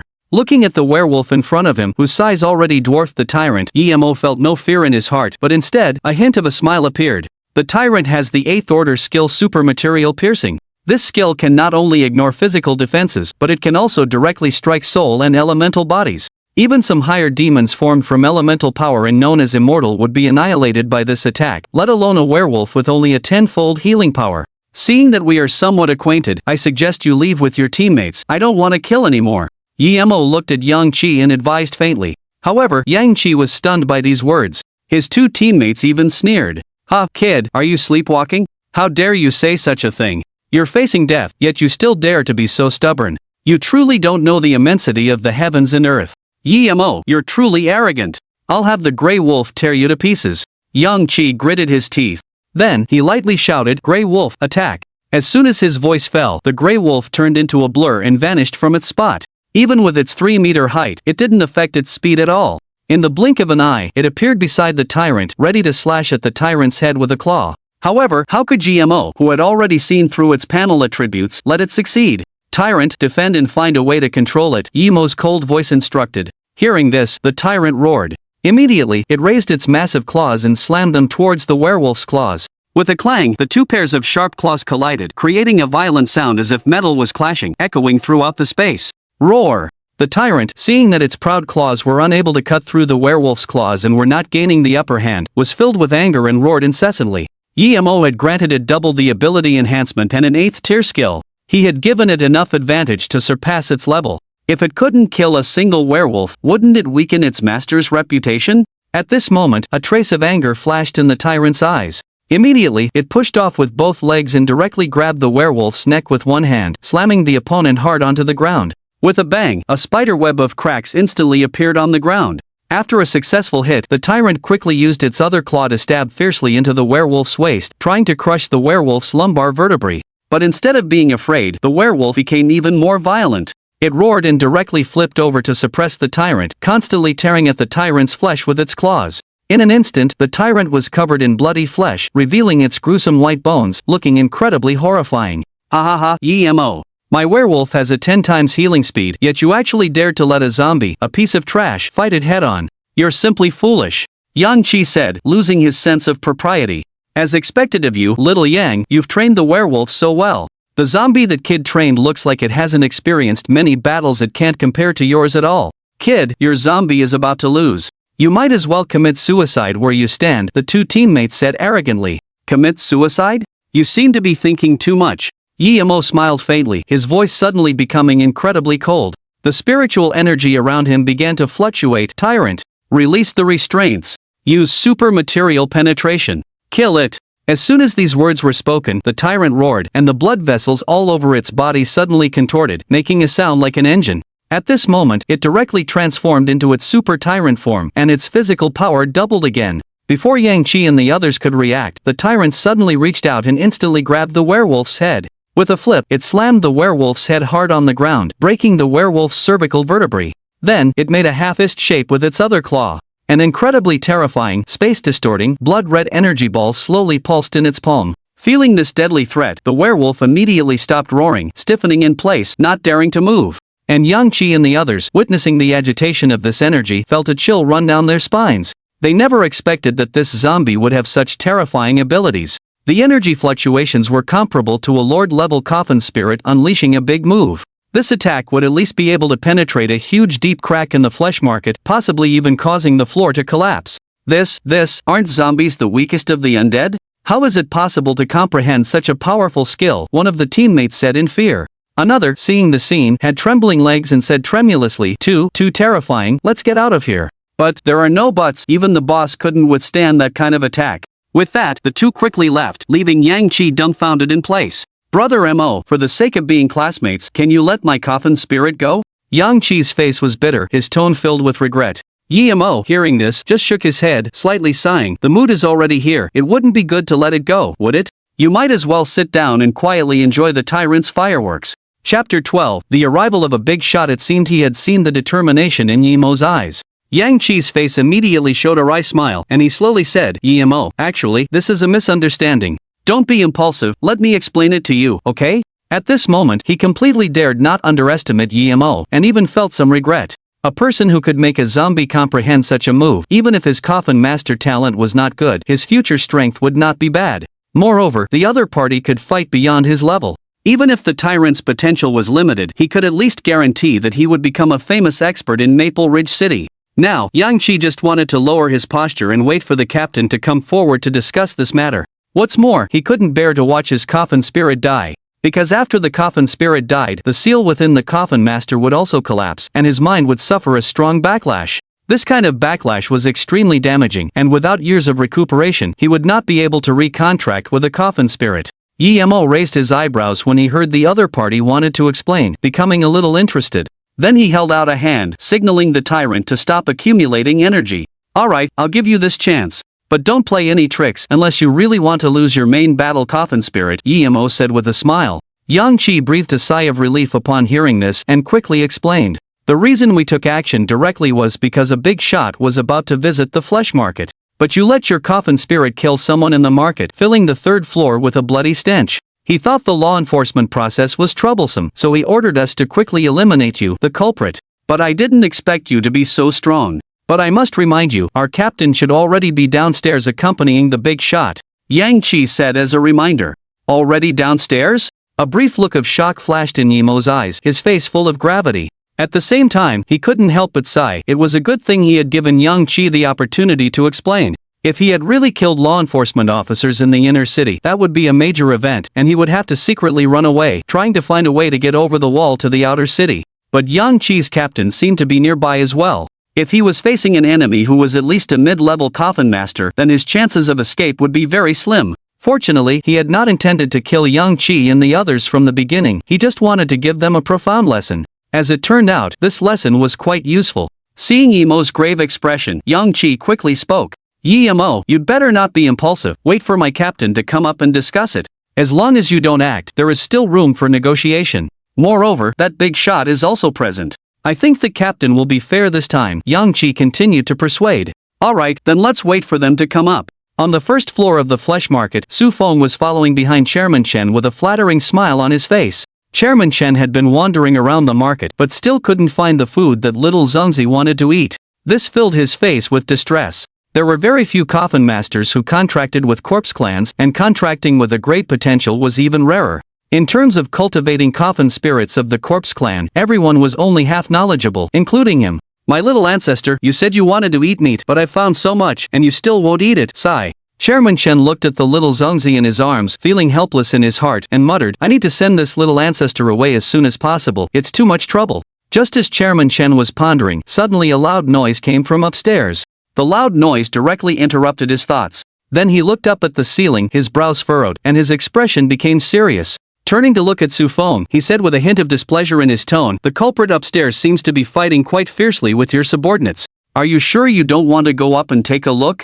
Su Feng, seeing the displeasure on Chairman Chen's face, felt terrified. However, he still had complete faith in Yang Qi and the others. It would be ridiculous if 2 initial stage 7-star and 1 initial stage 8-star cultivators couldn't take down a coffin master who had a contracted zombie. In his opinion, the loud noise was undoubtedly a sign that Yang Qi and the others had succeeded in killing the assailant. Su Feng pondered for a moment, then took a deep breath and said respectfully, President Chen, please rest assured. The assailant on the 3rd floor has only contracted 1 zombie, and is definitely no match for my subordinates. That sound just now should be my men having subdued the assailant. I guarantee they won't disturb you any further. Su Feng said with a fawning smile. President Chen nodded lightly, his expression returning to normal, though he was inwardly pondering, a coffin master who contracted a zombie? Could it be that young man? The next second, a wave of annihilating energy emanated from the 3rd floor. Su Feng sensed the incredibly powerful energy, his face changing dramatically as fear gripped his heart. This aura, could it be the assailant's coffin spirit? He turned to President Chen, trembling, his voice filled with infinite apology. President Chen, I'm so sorry, I'm truly sorry. I've disturbed your peace. I have to go upstairs and help my men. With that, Su Feng was about to run up the stairs. Going up alone won't help. An attack of this level is at the commander tier and can easily wipe you out. President Chen's tone carried a note of advice. Su Feng froze in place upon hearing this. His face was pale, his previous confidence completely gone, replaced with a pleading look in his eyes. President Chen understood that the man was likely no match for the assailant, so he didn't blame him. Instead, he said calmly, I'm curious who in this city could cultivate a zombie to the commander tier. Since you can't handle him, then come with me to take a look upstairs. After speaking, President Chen walked directly towards the staircase. Su Feng immediately followed behind him. Thud, thud, thud. The lights on the 3rd floor suddenly turned on. A series of footsteps approached from not far away. Yi-Mo slowly shifted his gaze to the entrance. He saw a white-clad enforcer leading the 2 team members who had left earlier. They glared at Yi-Mo fiercely.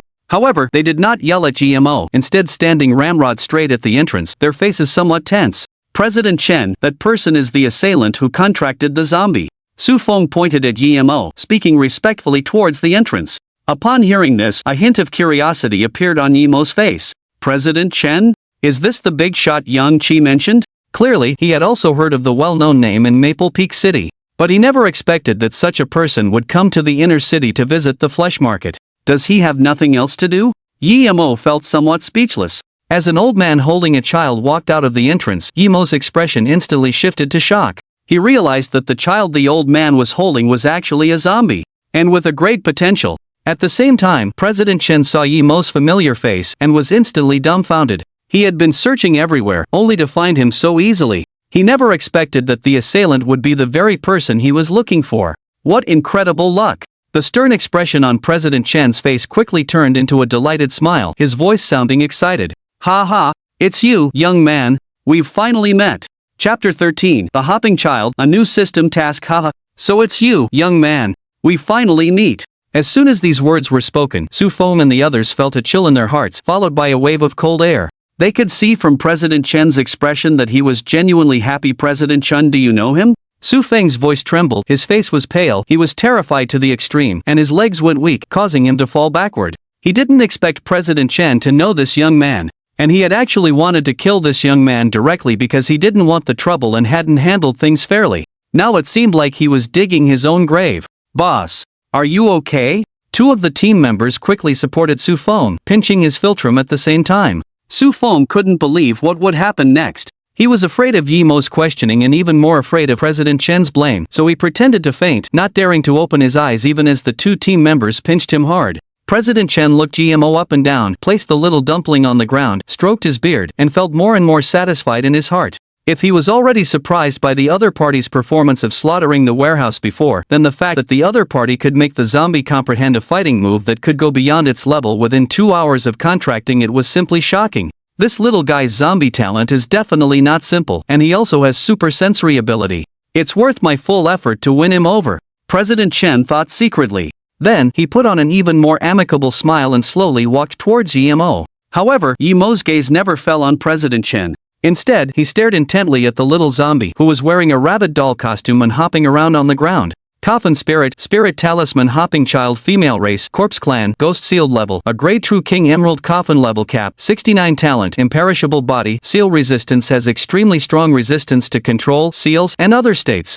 When intimacy is below 50, it can break free from the Coffin Sealer's contract seal at any time. Skills: Silent Leap Attack Tier 3, Bite, Sword Chi / Tier 3, Rapid Jump, Corpse Poison Special Move, Void Talisman draws a variety of strange talismans in the air for combat. Flaw: Extremely mischievous, hates coffins, bites. Evolution times 3 evolution route can be viewed at level 19 Introduction from the spirit containing ancient land, originally a Taoist boy under the demonic exorcist, proficient in Heavenly Master's talisman techniques. Sealed for 1,000 years after death, it developed intelligence and transformed into a hopping zombie. Has considerable potential and is worth cultivating. It's actually a little zombie that hasn't been contracted by anyone. Yi-Mo was amazed. Having used the evil piercing golden eye for so long, he knew very well that as long as the panel didn't display level and intimacy, it meant that no one had contracted it. At this time, Yi-Mo also noticed the talent of this little zombie, and a smile couldn't help but appear on the corner of his mouth. It seems that no one but me can truly tame it. Coffin spirits with high potential are mostly very arrogant, and if they don't meet a suitable contract master, they will usually resist, which increases the difficulty of the contract seal. However, this little zombie can use the coffin sealer to break open the coffin. After coming out, it can break the contract at any time, escape the coffin sealer, and live freely, growing into a king of one area. Seeming to sense Yi-Mo's creepy uncle-like smile, the little zombie felt a burst of fear. It quickly stopped hopping, moved stiffly, and hid behind President Chen, revealing only half of its head as it observed Yi-Mo with a scrutinizing gaze. Little friend, your sensing ability is indeed extraordinary. President Chen noticed Yi-Mo's eager gaze towards the little dumpling and couldn't help but admire him. At this time, Yi-Mo noticed that the old man next to him seemed to be talking to him, and a look of surprise suddenly appeared on his face. He remembered hearing this voice at the contract center. Are you the coffin sealer who contracted little May? Yi-Mo sized up the person, recalling the previous scene, and was instantly puzzled. Indeed, it is this old man. Hearing this, Yi-Mo's expression immediately turned rather unpleasant. He slowly asked, you're coming to find me. It wouldn't be to make me pay money to the contract center, would it? Let's get this straight, I can't afford it. Chairman Chen, ahem, young friend. This old man is looking for you not for the matter of the contract center, but rather to give you a great opportunity. Hearing this, Yi-Mo instantly breathed a sigh of relief. It was good that the other party wasn't here to make him pay, otherwise, the million or so he had just earned from the stall owners wouldn't be enough to cover it. Looking at Chairman Chen's faint smile, Yi-Mo felt that this old man seemed to be offering help for no reason. He didn't know what his purpose was. After thinking for a while, Yi-Mo decided that it was best to figure things out first. Then he raised an eyebrow and asked suspiciously, "You old man want to give me a great opportunity?" "Yes." Chairman Chen nodded, then turned and picked up the little Zongzi and said in a deep voice, "I believe you are very interested in this little fellow. Why don't you come with this old man to the Toon Raiding Guild and have a good chat about this?" Yi-Mo glanced at the little zombie and nodded without hesitation. "Okay, I also want to go to the Toon Raiding Guild." Just then, a system notification suddenly appeared in Yi-Mo's mind. Ding! Detected an unowned A-grade potential corpse clan coffin spirit. System mission issued. Ding! System mission. Please subdue an A-grade corpse clan coffin spirit and raise its intimacy to 60 points. Reward, Rare Skill Stone 2, Space Warehouse 30 cubic meters, all coffin spirit experience plus 1000. Finally, a mission again. Awesome! Yi-Mo's heart stirred. Sure enough, bad luck was followed by good luck. On the side, Chairman Chen's mood became even more pleasant when he heard that Yi-Mo also wanted to go to the Toon Raiding Guild. Then it's not too late, let's go. Yi-Mo nodded, then turned to look at Tyrant, his palm emitting a faint golden light. "Tyrant, let's go." Hearing this, Tyrant casually pushed the werewolf aside and got up and walked towards the silver coffin. Once it entered the coffin, it disappeared with the coffin into the array. After Yi-Mo left, the few people on the third floor of the flesh market who had been tense finally breathed a sigh of relief. One of the law enforcement team members nudged Su Feng and called out, "Boss, Chairman Chen took that kid away, you can wake up now." Hearing this, Su Feng immediately opened his eyes. Then he quickly kicked the team member who had been pinching his philtrum a couple of times and said fiercely, "You kid was just settling a personal score, wasn't you?" "No, boss. I thought you were really unconscious. I just wanted to wake you up." "Damn it. Wouldn't it have been better if I was actually unconscious? Otherwise, what if Chairman Chen and that kid blamed me?" Su Feng scolded his subordinates angrily. At the same time, he was extremely delighted in his heart. Because that kid and Chairman Chen seemed to have forgotten about the matter. "Yang Qi, it seems that you are ultimately not destined for the Tomb Raiders." Su Feng walked to Yang Qi's side, patted him on the shoulder, and said, "But it's not your fault. I didn't expect that kid's zombie to be so terrifying. Captain, can you give me another chance in the future?" Yang Qi calmed down, then looked up, his eyes filled with a hint of pleading. Su Feng asked, patting the other party's shoulder again, his tone full of sighing. "Hey, little Yang, I only have you 3 under my command. Isn't it good for us to be local emperors in the inner city? Why do you have to go to the outer city to get abused? If all of you want to leave, then what's the point of me being a captain? So I can't agree to this request. You can blame that kid just now. If it wasn't for him, the person who would be following Chairman Chen right now might have been you." Just then, a cold gust of wind suddenly blew into the flesh market. Everyone felt a chill down their backs, and a terrifying aura washed over them, making their scalps numb. Looking back, they saw a long-haired female ghost in white floating in mid-air. The ghost emanated a power like a tsunami, dropping the temperature of the entire flesh market to freezing. She looked at them coldly, finally fixing her gaze on Su Feng. "I heard from Brother Yi that you're the one not following the rules." Xiao Mei said coldly, "Do you know what the consequences would be if he were harmed?"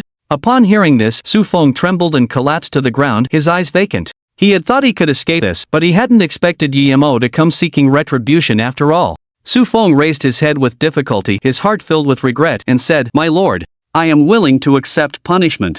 Xiao Mei's tone was devoid of emotion as she said, "In that case, you will return to the enforcement department and resign from your position as captain. The enforcement team does not need a parasite like you." "Thank you, my lord." Chapter 14. You are a bad person, young friend. I have already had that law enforcement captain dismissed and removed from the law enforcement team. Are you satisfied with that? In the back seat of a black car speeding down the central avenue of Maple Peak City's inner city, Chairman Chen looked at Yi Mo beside him and said with a faint smile, "Thank you, Chairman Chen." Yi Mo said, a trace of gratitude appearing in his eyes. Although he didn't know the other party's purpose in seeking him out, he could sense that they had no ill intentions. If this person hadn't been browsing the flesh and blood market, the situation he encountered probably wouldn't have been resolved so easily. After all, having Tyrant use an 8th level skill had drained almost a third of his spiritual power. "Ha, young friend, there's no need to be so formal. If you don't mind, you can call me Old Chen." Chairman Chen stroked his beard and smiled. Yi Mo immediately nodded, making a mental note. 5 minutes later, the black car passed through a golden city wall about 15 meters high and arrived at a bustling ancient street in the outer city of Maple Peak City. Yi Mo followed Chairman Chen out of the car, close behind him. Looking at the various Western-style villas, ancient pavilions, and coffin bearers on the road, chatting and laughing while carrying various coffins, a look of surprise flashed in Yi Mo's eyes. Many of the coffin bearers were completely different from the law enforcement team he met at the flesh and blood market. Although their ranks were not high, they exuded a faint aura of ferocity. It was clear that they lived a life of danger outside the city. If Yi Mo's opponent at the beginning had not been Yang Qi, but these people, he probably wouldn't have won so easily. As expected of the outer city, there are not only a lot of coffin bearers here, but they are also very strong. Once I'm certified as a coffin bearer, I can go outside the city to hunt monsters like them. Yi Mo's eyes flashed with excitement. This was the first time in 20 years that he had come to the outer city. Although he had seen images of it online before, what he saw online was a completely different experience from actually being there. Almost every base city is divided into an inner city and an outer city. The inner city is not large and mostly inhabited by ordinary people. They are far away from the most dangerous areas, living comfortably under the protection of coffin bearers, but they have lost the freedom to leave the city. The outer city, on the other hand, is lively and bustling. It is a paradise for coffin bearers. Coffin spirit cultivation shops are everywhere here, and they sell all sorts of materials for cultivating coffin spirits and items needed by coffin bearers. Compared to the inner city, the outer city is a place where strength is respected, with a mix of good and bad, and the order is relatively loose, so bloody incidents often occur. Ordinary coffin bearers who want protection will join a tomb hunting mercenary group. Once they join a tomb hunting group, they can explore secret realms and dangerous places in the wild with their team members, which can quickly improve a coffin bearer's strength. Chairman Chen turned to look at Yi Mo's excited expression. As if thinking of something, the light in his eyes dimmed slightly. Once upon a time, he had been just like Emo, full of passion and longing for the great scenery outside the city. But now, in his twilight years, after his struggles, he had exhausted all of his passion. It's a pity about the ghost in the painting. She clearly has a great potential, but my limited talent has held her back. I guess I'll never be able to help her break through level 60 and achieve the position of semi-monarch in this lifetime. Sigh, I wonder if this kid will be able to help me in the future. Chairman Chen thought to himself. At this time, Emo also noticed Chairman Chen's expression and couldn't help but frown. Old Chen? Are you troubled by something? Chairman Chen paused at the words, then quickly stroked his beard and laughed. How could I be troubled? With my status and strength, what problem can't I solve by myself? You have a point. Emo's expression stiffened, feeling somewhat speechless. So, you really just want to give me a chance, and you don't have any requests for me? There's nothing you need my help with? Upon hearing this, President Chen's face immediately fell. He hadn't expected Emo to question him and was caught off guard. Well, let's talk about it after we get to the guild. President Chen, a look of embarrassment on his old face, quickly changed the subject. Soon, Emo followed President Chen to a loft in the Tomb Raiders Guild. It was a magnificent, antique-style, three-story ancient pavilion. The first floor was the guild's main hall full of technological elements where certifications for coffin suppressors were processed, Tomb Raider teams were registered and joined, and various bounty missions were handed over. The second floor was the testing hall with an independent testing space. Anyone who wanted to test a coffin spirit's power after paying a certain testing fee could accurately measure the coffin spirit's power data there. And the third floor, naturally, was the president's personal territory. Young Yi, I believe you've also seen that the little zombie's potential is not bad. President Chen looked at Emo with a half smile and, with a wave of his hand, pulled the little zombie aside. Upon hearing this, Emo remained non-committal. His ability was mostly guessed by this old man. However, the other party thought it was a sensing ability, not knowing that this was one of Emo's heaven-defying cheats.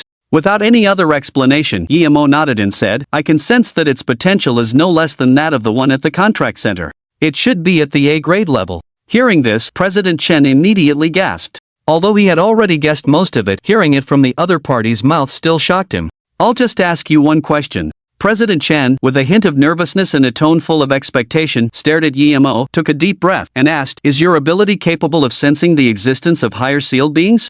Upon hearing this, Emo paused for a second, then replied in a calm tone, Not sure, maybe I can try. As soon as these words came out, seeing Emo's indifferent expression, President Chen's face lit up with joy. Even if the other party wasn't entirely certain, as long as it wasn't a denial, it was enough. He immediately slammed the table and stood up excitedly. Ha ha ha, good lad. I knew I didn't misjudge you. After a brief conversation, President Chen pushed the little zombie in front of Emo, stroked his beard, and said with a smile, Young Yi, this is the fortune I want to give you. Seeing this, a smile crept onto Emo's lips, and his gaze towards the little zombie grew brighter.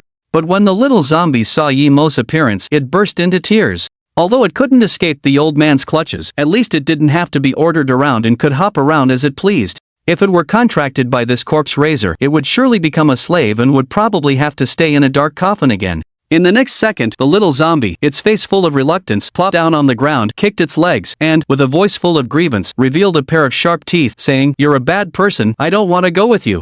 Do I look bad? Emo was a little confused. But thinking about it, he felt it was normal. After all, he was a divine-level corpse raiser, which might make the zombie coffin spirit feel awe. A great potential is rare. I need to make it drop its guard first. Emo chuckled to himself and slowly got up, walking towards the little zombie, ready to pick it up. Seeing this, the little zombie let out a shriek, jumping straight up and slamming headfirst into the hard ceiling, leaving only a pair of short legs kicking below. Chapter 15, 3 Conditions. Bargaining. Young E. This little zonzi is quite mischievous. If you want to tame it, it won't be easy. Chairman Chen chuckled, the wrinkles on his old face bunching together. Emo looked at the pair of small legs kicking above his head, his face darkening. This little zombie was extremely afraid of him. Even after the contract, it would probably be difficult to raise their intimacy to 60 points. At this moment, Emo suddenly thought of something. The high-level template for the corpse race. Perhaps using a template could eliminate its flaws, Emo thought to himself. Chairman Chen, seeing Emo's contemplative look, knew that he must be considering how to tame the little zombie. He then asked, Are you satisfied with this little zonzi? It's alright. Emo said calmly. Chairman Chen glanced at Emo in surprise, stroking his beard and laughing. Young Yi, and a grade corpse race coffin spirit is even rarer than an S grade of other races. I know your talent must be related to the corpse race, and you must be eager to get it. Yimo's expression remained calm, not showing anything, waiting for the other party to continue. This kid must be secretly overjoyed, yet he's putting on a calm act for this old man? Chairman Chen thought to himself. Then, he suspiciously sized up Yimo again, finding that he wasn't as delighted as he had imagined. For a moment, Chairman Chen felt like he couldn't quite grasp Yimo. Ahem, young Yi, seeing how much you want this little zonzi, this old man will reluctantly hand it over to you, but you must agree to 3 conditions. Yimo's eyebrows immediately shot up. Here it comes, the old fox is showing his tail. As expected, there's no such thing as a free lunch. Old Chen, didn't you say you were going to give me a great opportunity? Why are we talking about conditions now? A hint of disappointment appeared in Yimo's eyes, and he sighed helplessly. I'm just a small, low-level coffin guardian. 3 conditions are too much, I'm powerless. If there was only one, I could try my best to work towards it. Chairman Chen's face stiffened, and he quickly said, Don't be so hasty, young man, let this old man finish speaking. Then you go ahead. Yimo said, looking troubled. Seeing this, Chairman Chen slowly began to explain. The first condition is, I hope you will stay in Fengyue City in the future and join the tomb-seeking group I lead, becoming a permanent member of the group. Of course, I will use a lot of resources to cultivate you, allowing you to quickly become a high-level coffin guardian. Before the other party could continue, Yimo quickly interrupted, his eyes filled with determination. It's absolutely impossible for me to stay in Fengyue City forever.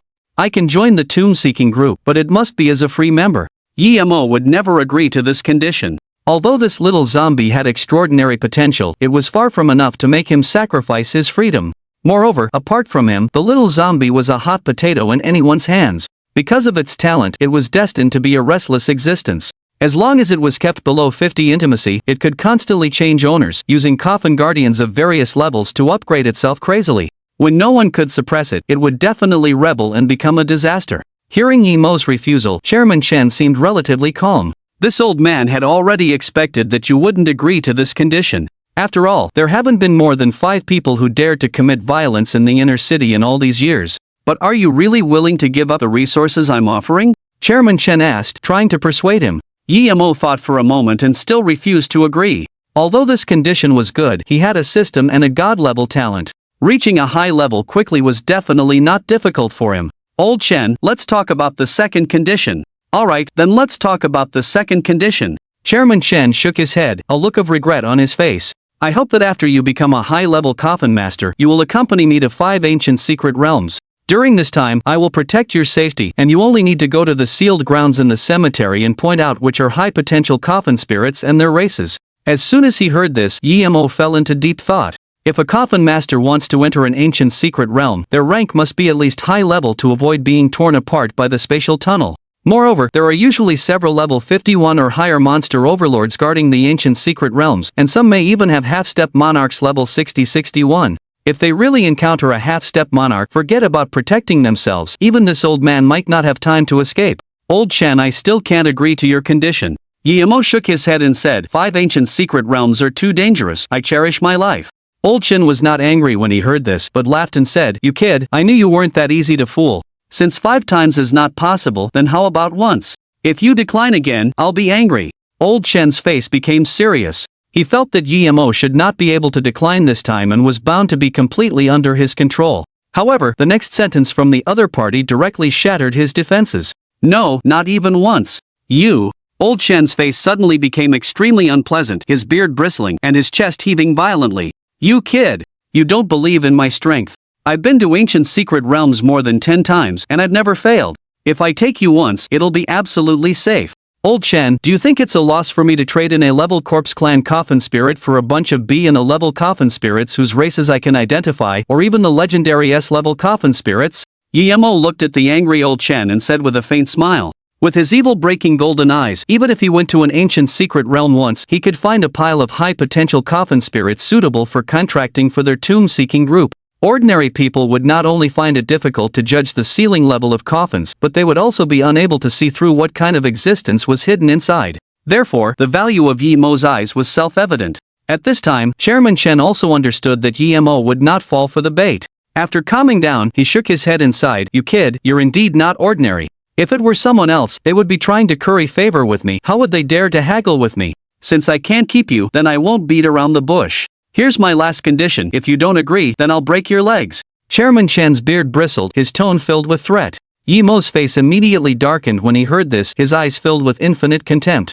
Chairman Chen saw this and stroked his beard, looking rather pleased. Immediately after, he took a deep breath, and his tone became extremely serious as he said, "Young Yi, next Wednesday there will be a large-scale coffin spirit appraisal meeting in Jiangnan City, and you must go there with me. I've received news that a batch of coffins at the appraisal meeting were excavated from the Dragonfall lands of Tianji in the Fourth Sacred Ruins world. So, I need you to do your best to sense the Dragon Clan coffin spirits in this batch of coffins, and at least one S-level ancient crystal coffin. In short, the more the better. Please." Chapter 16, Grand Coffin Spirit Appraisal. Seal Transfer. Yi Mo did not refuse President Chen's request. After a moment of thought, he agreed. At that moment, President Chen finally breathed a sigh of relief, a bright smile spreading across his face. "Young Yi, this old man is taking advantage of you this time. After the appraisal is over, regardless of the outcome, I will give you a large amount of resources for cultivating coffin spirits. If you really identify an archaic crystal coffin, I'll give you 2 more rare evolution cores of the Corpse Clan coffin spirit. Of course, you can take this little rice dumpling away now. When this old man says he'll give it to you, I mean it." President Chen pointed to the little zombie on the ceiling. Hearing this, Yi Mo's face immediately lit up with excitement. "Then I'll thank you in advance, Elder Chen." For him, accompanying President Chen to the appraisal was completely worth it. He just needed to use his eyes and he could obtain the resources promised by the other party, why not? Seeming to think of something, a hint of joy appeared on Yi Mo's face as he said, "Elder Chen, could you tell me the starting price of this batch of unidentified coffins at the appraisal?" President Chen was taken aback for a moment, then guessed Yi Mo's intentions and explained with a laugh, "Ha, you little rascal, you want to find a bargain, don't you? But you have to be prepared, the lowest price for this batch of coffins is over 500 million. The ones with good appearances have prices that are 10 or 100 times higher.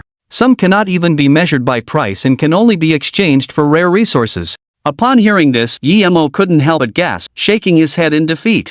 They were all coffins covered by seals, and pricing them based on appearance alone was too much of a rip-off. Moreover, the price was ridiculously high. What if he identified bronze or silver coffins? Wouldn't he lose everything? "Ha, you have the ability to sense, which allows you to ignore the concealing seals. Of course, you would feel it's a rip-off. But others don't have this ability." President Chen chuckled, his mood extremely cheerful, and continued, "Besides, some of these coffins were produced from the heavenly ridge of the Fourth Saint Ruins world. Naturally, it will raise the value of the other coffins. So, there are plenty of people willing to bet 500 million. Hearing the other party mention the Fourth Saint Ruins again, Yi Mo also asked out of curiosity, "What is the Fourth Saint Ruins?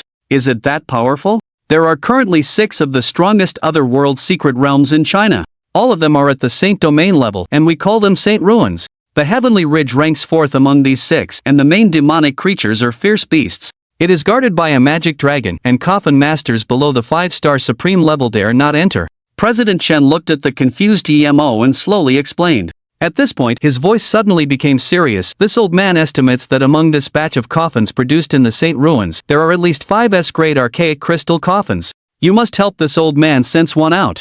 If you encounter a Dragon Clan coffin spirit, even if it's only a great potential, you should inform this old man directly." Hearing this, Yi Mo gave the other party a reassuring look and said, "I'll do my best." With that, he turned his head to look at the little rice dumpling, a look of joy on his face. For Yi Mo, the most important thing right now was to complete the system task. As long as he contracted the little zombie on the ceiling and then used a template to increase its potential, he could directly raise the little zombie's potential to S-grade. Moreover, from what President Chen said, S-grade archaic crystal coffins were also extremely rare in the Saint Ruins. It was conceivable how strong an S-grade would be. Now that he had befriended Elder Chen, there was no need to hide his talent for contracting double coffin spirits. Yi Mo thought in his heart. It was important to know that appropriately showing talent in front of such big figures would not do any harm, but would only make the other party value you more. Without thinking further, Yi Mo looked at President Chen, who was standing next to him, and said in a calm tone, "Elder Chen, you can transfer the ceiling formation to me now." Upon hearing this, President Chen's face immediately showed a look of confusion, and he reminded, "Young Yi, you are only a beginner coffin sealer, you cannot master 2 seals. Even if I transfer it to you, the sealing array will not be able to merge into your body. It's better for me to seal it back into the coffin so you can carry the coffin with you every day and guard it. It won't be able to escape from the coffin." "Elder Chen, you can let me try," Yi Mo said with a smile, a look of confidence on his face. "If I can't control it, it won't be too late for you to seal it again." President Chen frowned slowly upon hearing this, not wanting to refuse. In any case, he absolutely did not believe that Yi Mo could master 2 seals at the beginner level. Even he, as a legendary level expert, had never heard of such a thing. So, in his opinion, Emo would definitely fail. Alright, since you want to try, I will satisfy you, President Chen said, shaking his head. He then released a dark golden light from his hand. As the light twisted, a rotating Bagua light array slowly formed in mid-air. As the Bagua light array rotated, countless black characters emerged, turning into extremely profound runes that swirled on the array. Bagua Demon Sealing Array? Emo asked curiously upon seeing this array. Because this array belonged to one of the more difficult arrays to fuse, it also meant that the coffin spirit within was more difficult to control.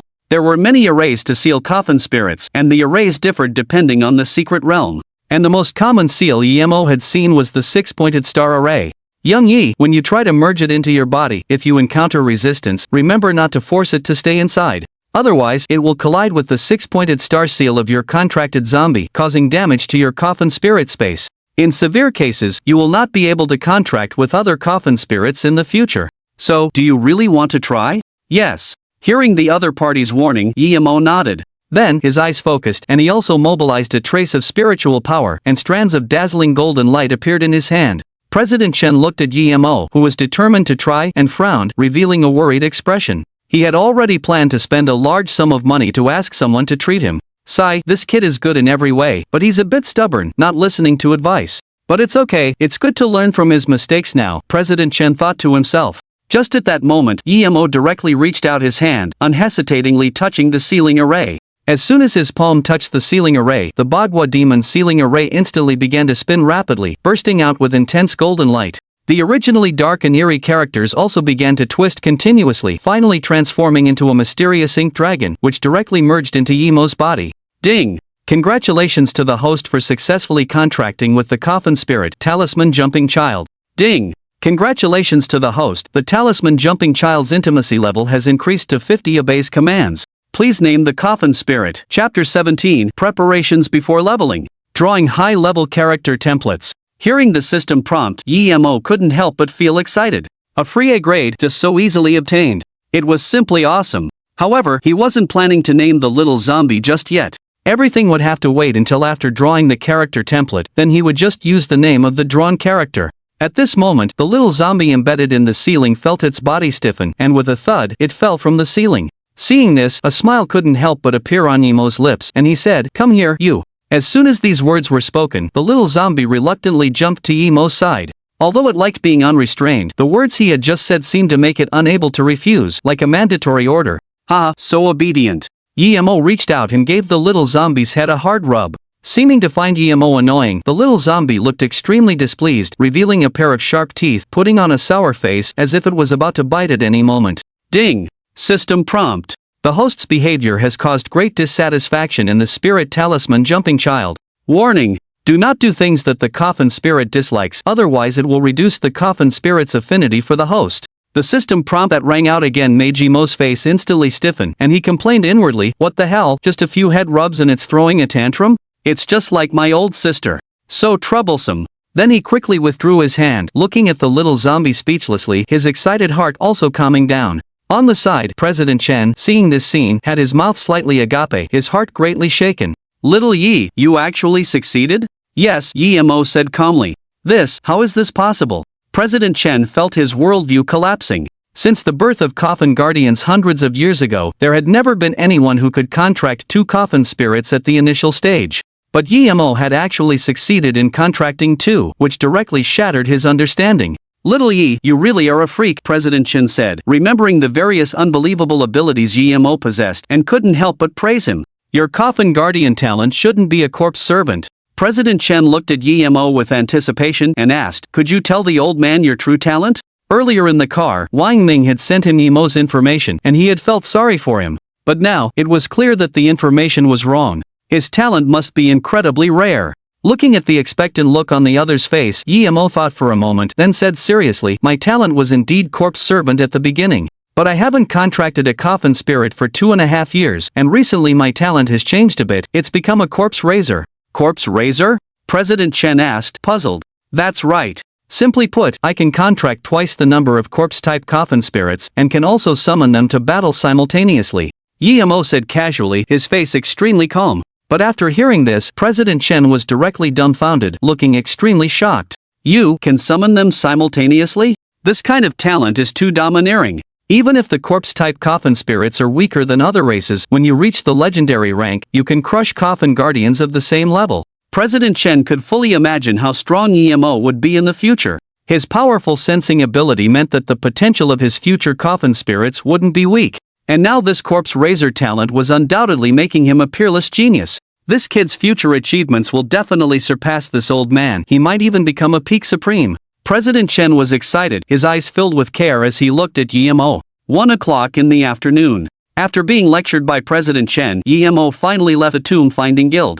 Because of his relationship with President Chen, it was incredibly easy for EMO to register his identity as a coffin guardian in the tomb-finding guild. He was also pulled into a tomb-raiding mercenary group, becoming a free first-level member. Not only did he enjoy all the basic benefits, but he didn't have to follow anyone's orders. Snow Shadow Tomb Raiders, a nice name. EMO looked at the Tomb Raider badge in his hand, which radiated waves of coldness, a faint smile appearing on his lips. The badge was shaped like a hexagonal snowflake, made of extremely rare frost ice mystic iron, with a crystal border and a silver background. In the middle was a black character zone, the pattern intricate yet beautiful, exceptionally refined. For those who recognized this badge, it was a symbol of status. It meant EMO could walk sideways in Maple Peak City and even be fawned over by many. However, EMO didn't like being flashy, nor did he like dealing with people. When he didn't need the badge, he simply put it in his pocket. Next, EMO bought a new phone on the old street. Then, at the trading market, he spent hundreds of thousands to buy a black heavy motorcycle with a beast-like, metallic feel, drawing sneers from the surrounding people. In this era, most low-level Tomb Raider members, lacking space storage, chose pickup trucks with large cargo capacity for transportation, which were convenient for carrying supplies. Only fools or some wealthy people would choose a motorcycle that had no practical value. EMO ignored the others' comments and parked the motorcycle by the side of the road. He preoccupied himself with searching online for maps of the area around Maple Peak City. Now, he needed to choose a dangerous place suitable for leveling up. Soon, he found a low-level dangerous area where the monsters were all between levels 1 and 20. Doomsday Valley. That was it. A gleam flashed in EMO's eyes. Doomsday Valley was actually an extremely long mountain canyon located 80 miles north of Maple Peak City. Because there was a secret realm of another world deep in the valley, it caused monsters to continuously breed there, making it a dangerous place. EMO chose this place for two reasons. First, the valley was filled with a large number of mutated zombies, mutated beasts, and other monsters. By killing the mutated zombies, there was a chance to obtain zombie crystals. These zombie crystals were necessary resources for cultivating a tyrant. As for the little zombie, it only needed to tag along and gain experience after all. Its potential was high, and it even had a template to use. Second, the monsters in other dangerous areas were mostly ghosts and demons, whose abilities were too bizarre. Most of them were nocturnal and rarely appeared during the day. Finding and killing them was difficult. Apart from the golden rays emitted from his eyes and the tyrant's hypermaterial piercing ability, EMO found it a bit tricky to deal with ghosts using other means. Of course, if he forcefully commanded the little zombie, using void drawing could easily restrain ghosts. Thinking of this, EMO quickly sank his consciousness into the contracted space. Looking at the little zombie riding on the tyrant's head, occasionally pawing at its head, the corners of his eyes twitched. At this moment, the tyrant also seemed to sense EMO, its eyes appearing to plead for help. This little zombie, it really was a bit troublesome. EMO shook his head and said directly, "System, bring up the template lottery function." As soon as he spoke, a virtual system panel instantly appeared in front of him, forming a slowly rotating yin-yang fish pattern. Ding! The Corpse Clan template lottery function activated. The host is detected to possess one high-level Corpse Clan template lottery ticket. You can draw a 3-star to 5-star character template. Upon hearing this, excitement flashed across EMO's face. He thought to himself, my luck has always been good. If I don't get a 5-star template, wouldn't that be letting everyone down? Just then, the system voice sounded again. Ding! Please select the coffin spirit for which the high-level character template will be drawn. 1. First Generation Tyrant T002 Type. 2. Talisman Jumping Child. Hearing the system prompt, EMO didn't hesitate at all and said affirmatively, choose 2. Ding! Choice successful. The system is drawing. EMO rubbed his hands together in anticipation, his eyes fixed on the rapidly spinning yin-yang fish. The yin-yang fish spun faster and faster, starting to shake violently. A few seconds later, with bursts of dazzling golden light appearing, the yin-yang fish was instantly shattered by the golden light. An extremely cute, pale purple-haired zombie loli suddenly formed on the drawing panel. Ding! Congratulations to the host for obtaining the character template, Reanimation Child. Chapter 18's rank, reviving corpse child. Hiss. It's actually her? Emo looked at the appearance of this zombie loli, revealing an expression of extreme surprise. In his memory, this zombie loli was a character from a certain game. Besides being cute, her position in that game was quite awkward. It wouldn't be an exaggeration to call her the most useless 5-star. But games are just games. If this loli's strength and background were placed on Blue Star, she would definitely be a super powerhouse. Moreover, the system, based on the Blue Star background, gave her a 5-star rating. Such a high evaluation completely exceeded Yemo's expectations. In other words, is she really that strong? A look of pleasant surprise flashed in Yemo's eyes. Ding! Would the host like to use this character template on the Spirit Talisman Hopping Child? The system prompt sounded, and a smile couldn't help but appear on the corner of Yemo's mouth. Immediately afterwards, he moved his will and said, "Use it." Ding! Congratulations to the host for successfully using the character template. The seal level of the Spirit Talisman Hopping Child has been upgraded to S-Rank Ancient Crystal Coffin. The host can open the panel to view the coffin's spirit information. Upon hearing this, Yemo's mind sank into the contract space once again. The small zombie that was originally clinging to Tyrant had greatly changed its appearance at this moment, with light purple hair, wearing a small dress, and looking harmless. It was looking around at the changes in its whole body in a daze. Its originally deep eyes became large and round, extremely cute. Its originally stiff legs no longer had to hop forward, and it could now walk normally with great agility. And the pair of zombie fangs in its mouth had disappeared. What happened to me? The zombie loli scratched her head and said blankly. Immediately afterward, she sat on the ground, occasionally turning her head, turning around and doing handstands, blowing on the yellow talisman on her forehead, trying to peel it off with her short hands, while curiously observing her body. Before long, she forgot her previous appearance and accepted the fact of the change. Ding! Please name the coffin spirit host. The system voice sounded again. Emo grinned and silently said in his heart, Chi-Chi. At this moment, Chi-Chi's panel suddenly appeared in Emo's eyes. Coffin spirit, reviving corpse child Chi-Chi race, corpse race, monster level, LV.1 servant level 119 experience, 1-200 seal level, S-rank ancient crystal coffin level cap 79 talent, indestructible body, frost immortal power has extremely strong resistance to control, seal and other states, and also adds ice attributes to all skills. Skills: Silent Leap Assault Tier 3, Sword Chi / Tier 3, Instant Step Tier 3, Advanced Swordsmanship, Salvation Talisman Special Skill, can mark a single target. When oneself or a friendly coffin spirit attacks a marked target, it draws the target's power, and gains super speed recovery effect. Ultimate skill: Void Talisman Drawing Immortal Art, Cold Disease Ghost Messenger summons Cold Disease Ghost Messengers to surround the target, providing continuous healing, and granting the target the effect of Frost Immortal Power. Immortal Art, saving suffering and crossing calamities, unleashes Frost Immortal Power to freeze the surrounding area and at the same time marks all hostile targets with the Salvation Talisman and instantly revives all dying friendly coffin spirits to full state. Defects: Forgetful, bites people, hates coffins intimacy, 50 current state, confused, curious, happy evolvable times. 3 evolution routes can be viewed at level 19 introduction. Formerly the Spirit Talisman Hopping Child, after fusing with the template, the talent skills have been adjusted and changed, with great improvements.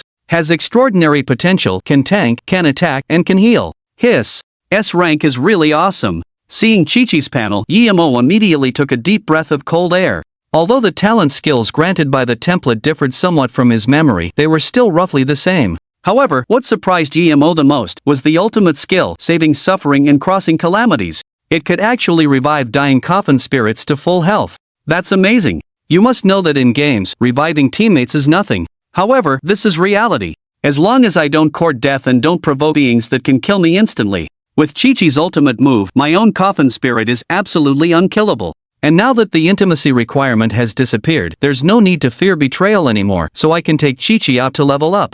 Perhaps after I level Tyrant to 10, I can enter the secret realm in Doomsday Valley. Confidence flashed in Emo's eyes. Now that he has Chi-Chi's support coupled with Tyrant's attack methods, he can completely charge into low-level zombie hordes and slaughter them, then level up like crazy. Thinking of this, Emo's heart grew even more fervent, and he couldn't wait to go to Doomsday Valley. He then started his motorcycle, preparing to leave the city. Suddenly, just because you're too beautiful, a dynamic ringtone sounded. Emo pulled out his phone to see. It turned out to be his younger sister. He quickly answered the call. But before he could speak, an extremely frantic and angry voice came from the phone. Emo. Where did you go? Why did you turn off your phone? Why? Tell me. Emo didn't say a word. After the other party vented, he briefly explained what he had done that morning.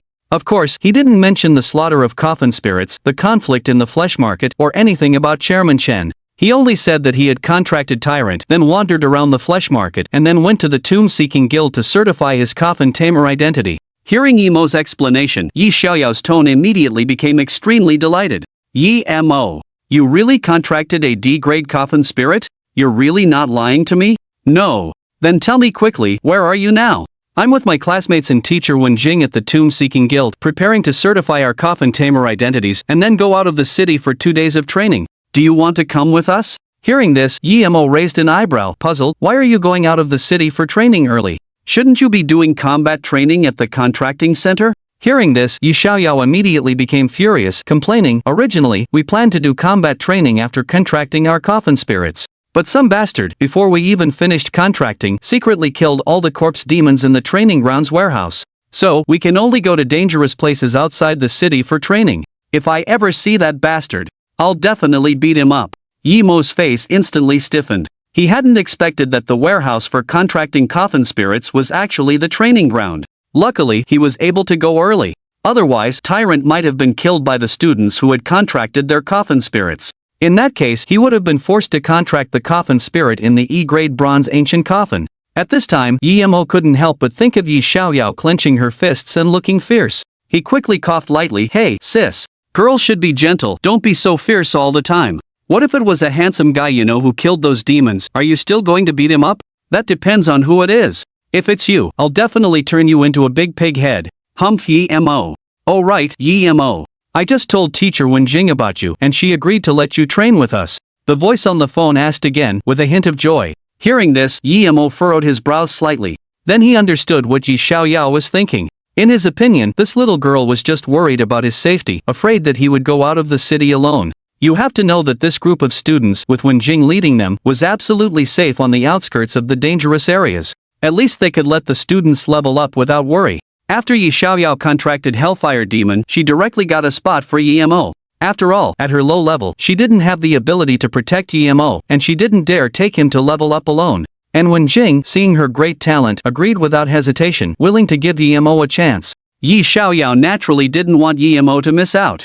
After a few seconds of silence, Yi Mo smiled and shook his head, politely declining. I have my own plans, so I won't be joining you. You should take this opportunity to level up and try to get first place in Linhu province in next week's assessment. Chapter 19, Heading to Doomsday Valley, the resting area of the Tomb Raiders Guild Hall. Looking at the hung-up phone, Yi Xiaoyao's face became somewhat sullen. The glistening in her eyes flashed and disappeared, appearing extremely helpless. However, the thought that GMO had told her about the Hellfire Demon made her have a strange sense of trust in him. Perhaps that guy really has his own plans. Yi Xiaoyao pursed her lips, displeased in her heart. Beside her, when Jing saw Yi Xiaoyao's state, her expression immediately became tense, and she asked with concern, Xiaoyao, what did GMO say to you? Will he come? Hearing this, Yi Xiaoyao shook her head and said, Teacher Wenjing, my brother said he has his own plans, he won't be coming. He has his own plans? That's a pity. Wenjing sighed softly. Then, the anxiety in her heart finally eased, and she thought to herself, it's good that this Yi-Mo has self-awareness, otherwise, it would make things quite awkward for me. Although Wenjing felt a little guilty about what she had done in the morning, it wasn't too much. Especially after a genius student like Yi Xiaoyao appeared in her class, Yi-Mo's matter was even further pushed to the back of her mind. But she never expected that Yi Xiaoyao was actually Yi-Mo's younger sister. Moreover, she could hardly refuse the requests of a genius like Yi Xiaoyao, so she could only grit her teeth and agree. The enrollment for the assessment has already closed. It seems that she can only give him a little compensation after next week's assessment. When Jing tossed her hair, a trace of unease flashing through her mind. Now, she only hopes that Yi-Mo doesn't appear in front of other instructors. Otherwise, if Yi-Mo learns about the news that repeat students can participate in the assessment and exposes it, both the school or Yi Xiaoyao would likely cause her trouble. At this time, Yi Xiaoyao also noticed that the other party seemed a little absent-minded and softly called out, Teacher Wenjing? What's wrong? Hearing this, Wenjing quickly pulled herself back from her thoughts, a bright smile appearing on her face as she said gently, It's nothing, I'm just thinking about which low-level danger zone to take you to for experience. As soon as these words came out, they were immediately heard by a male student with sharp ears behind their seats. He became extremely excited and shouted at the top of his lungs, Teacher 1, why don't we go to Doomsday Valley? I heard from my dad that there are a lot of monsters there, and their levels are low. It's perfect for us to level up. Hearing this, other students also chimed in. Teacher 1. He's right. I heard the monsters in Doomsday Valley are weak, just some zombies, easier to deal with than the monsters in other danger zones. I also think it would be more suitable to go there. Hearing the student's suggestions, Wen Jing began to carefully consider it. Doomsday Valley was indeed the most suitable danger zone for beginner Tomb Raiders to level up. If she were to take so many students to the outer fringes of the Dark Forest or the Beast Plains by herself, it would be very difficult to ensure the safety of this group of students at all times. After thinking about it, she also felt that the students' suggestions made sense. Then, she smiled faintly, stood up, and instructed the surrounding students. Then it's decided, we'll go to Doomsday Valley. But before that, you need to go to the Ancient Street trading area and buy supplies for the next 2 days. Students who are afraid of zombies can also buy a dose of anti-zombie poison medicine just in case. Boss, are there any extra rooms? I'd like to stay here for a few days. On the outskirts of Doomsday Valley, a young man was standing in front of a delicate little inn, asking the boss inside. The young man was handsome, with a neat short haircut and a faint smile on his face. This young man was naturally Emo. At this time, he had a travel backpack on his back and was holding a docile and cute purple-haired girl in his hand, attracting the attention of people passing by the inn. Hearing Emo's inquiry, the innkeeper quickly stood up from behind the counter, saying with a smile, "Hada, young man, you've come at just the right time. We happen to have the last room left. It's 1,000 a night. May I ask how many days you'd like to stay, young sir?" Hearing this, Emo pulled out a stack of money and handed it to the owner. At the same time, he said calmly, "Let's start with 3 days. Alright, I'll arrange it for you right away." The owner took the money, nodded with a smile, and turned to arrange the room. This town is the only place to stop outside the Valley of Doomsday. Its liveliness is almost comparable to the ancient streets of the outer city. However, along with the liveliness, it is also full of chaos. Just as Emo passed by, he witnessed no less than 3 conflicts between coffin sealers. In one instance, they even released coffin spirits to battle, fighting until they were both severely injured before giving up. And him riding such a flashy heavy motorcycle through the streets naturally drew attention. Just then, 2 burly men with fierce looks appeared outside the inn. One of them, a buzz-cut man with a centipede-like scar on his face, entered the inn, slapped the counter, and shouted loudly, "Where's the owner? Is anyone there? Are there any rooms left?" As the buzz-cut man shouted, the inn owner hurriedly ran down from the 2nd floor of the inn. "Boss, are there any rooms left? My brother and I want to stay here." The buzz-cut man pointed to his companion behind him, his tone tinged with interrogation. The inn owner, hearing this, showed a nervous expression and quickly said, "Big brother, the small inn doesn't have any extra rooms." "No extra rooms?" The buzz-cut man frowned, a look of displeasure flashing in his eyes, then he pointed at Emo and said, "What were you doing upstairs just now? Weren't you arranging a room for this kid?" Hearing this, the inn owner's face immediately showed a troubled look. However, the buzz-cut man seemed to understand what was going on. He reached out and grabbed the inn owner's collar, pulling him in front of him, with a fierce expression on his face. "Cancel the room you gave that kid and let my brother and I stay, or else, I'll tear down your shop." "Big brother, it's not my decision. Why don't you ask this young sir, see if he agrees to let you have it," the inn owner said, breaking out in a cold sweat. The 2 burly men in front of him exuded a strong murderous aura. It was obvious at a glance that they were evil people, having spilled a lot of blood. However, he had already received money from Emo, so he naturally couldn't make a decision without consent. Out of fear, he could only push the problem to Emo. As soon as the inn owner finished speaking, the 2 burly men immediately turned their gazes to Emo, feeling the threat in their eyes. Emo couldn't help but slowly frown. He hadn't expected to encounter such a thing just after leaving the city. If he were with a mid-high-level coffin sealer like Wen Jing, under someone's protection, he would never have encountered such oblivious fellows. As expected, strength is everything. Emo thought to himself, becoming more determined to become stronger. Chapter 20. In conflict, the flat-headed giant sized up Emo a few times, not taking him seriously at all. Then he smiled contemptuously, his tone filled with arrogance. "Kid, you should leave. I want the room you booked." In his eyes, the aura emanating from Emo was only at the initial 3-star level, merely a novice fresh out of the gate. How could he dare defy them, who had been around for many years and had reached the initial 7-star level as coffin guardians? However, Emo seemed not to have heard the flat-headed giant's words, his gaze only shifting to the innkeeper. The innkeeper felt Emo's gaze and his face instantly showed embarrassment. He quickly tried to persuade, "Young sir, just let the room go to these 2 gentlemen. Don't blame me, we can't afford to offend them." "Can't afford to offend them?" Emo's lips curled into a sneer. Looking at the innkeeper, he said calmly, "I can't afford to offend them, so you can afford to offend me? It seems like I've already paid and booked the room. Now you want me to cancel it? Isn't that a bit inappropriate?" Upon hearing these words, the innkeeper's face immediately turned ugly. He hadn't expected Emo to be so blind, knowing that these 2 giants were not to be trifled with, yet still pushing him so aggressively. Clearly, as long as the room was given up, the conflict could be resolved. It wouldn't be a loss for anyone. But because this kid had no sense, the inn might get smashed. At this moment, the innkeeper really wanted to slap this kid in front of him a few times. Young sir, I'll return your money, but if you don't leave, these two guests are going to start fighting with you. Don't blame me for not reminding you later.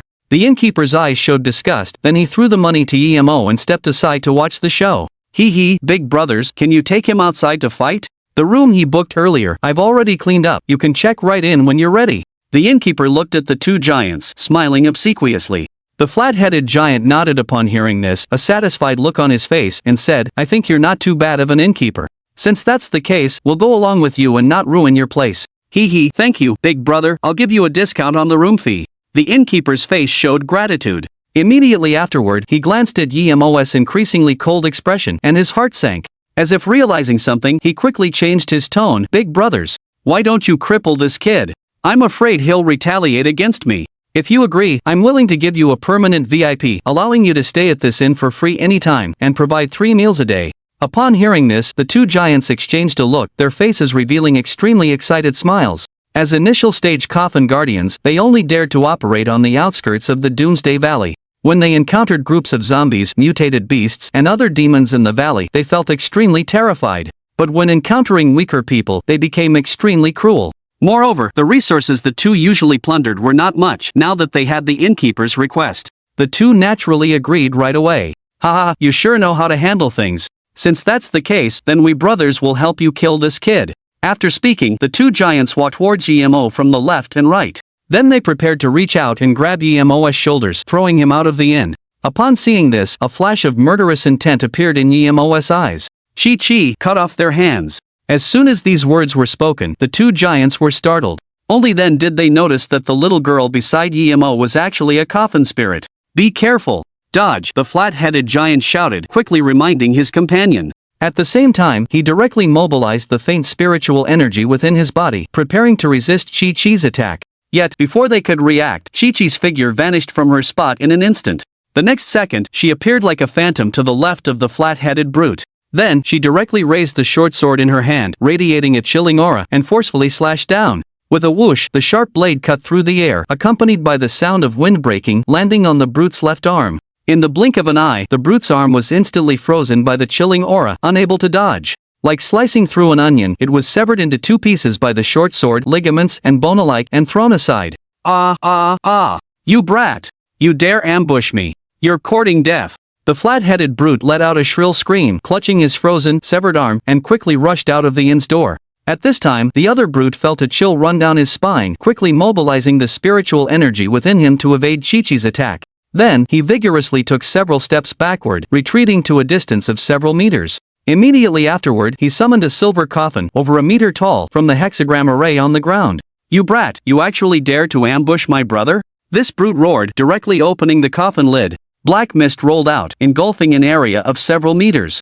Amid the surging black mist, a terrifying monster with 8 human legs, a body pieced together from limbs and torsos, and 3 eerie heads crawled out. This monster was not like a living thing, its heads turned mechanically, its resentful gaze fixed intently on Emo and the purple-haired lowly who had returned to his side. Emo scrutinized this monster, his brow furrowing involuntarily. The monster before him seemed quite powerful, more bizarre than Su Feng's werewolf. Perhaps it couldn't kill Chi-Chi, but it could certainly restrain her. After all, Chi-Chi was currently more than 10 levels below this monster, and she didn't have any extremely powerful attack skills. If Emo were to summon the tyrant and use Chi-Chi as support, then the situation would be directly reversed. At this moment, the flat-headed brute, his emotions gradually recovering, looked at Emo, grinding his teeth, and said, You brat are quite something, after ambushing me, you didn't even run.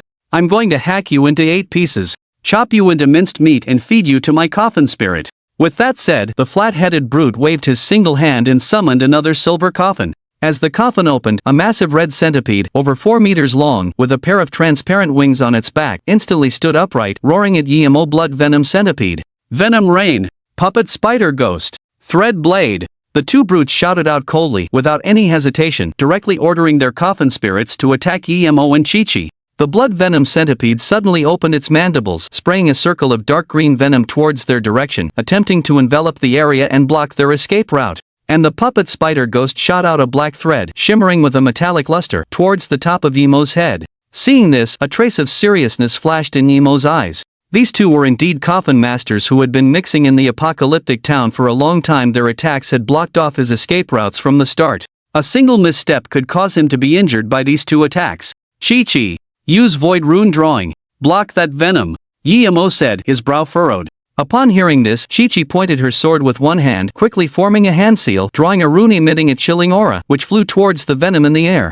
At the same time, Yi-Mo lowered his posture, both palms emitting a burst of spiritual energy, striking the ground, instantly summoning his silver coffin, leaning it diagonally in front of him. He had already made the worst plan. If Chi-Chi couldn't block the venom, he could only rely on the silver coffin to defend. The next second, TZZ. Ding! 2 bursts of sound rang out. The rune emitting a chilling aura, upon contacting the venom, exploded instantly, directly freezing all the venom into ice blocks, which fell to the ground. And the black thread shot out by the puppet spider ghost was blocked by the silver coffin, causing a crisp buzzing sound to erupt. Both attacks were completely neutralized. They posed absolutely no threat.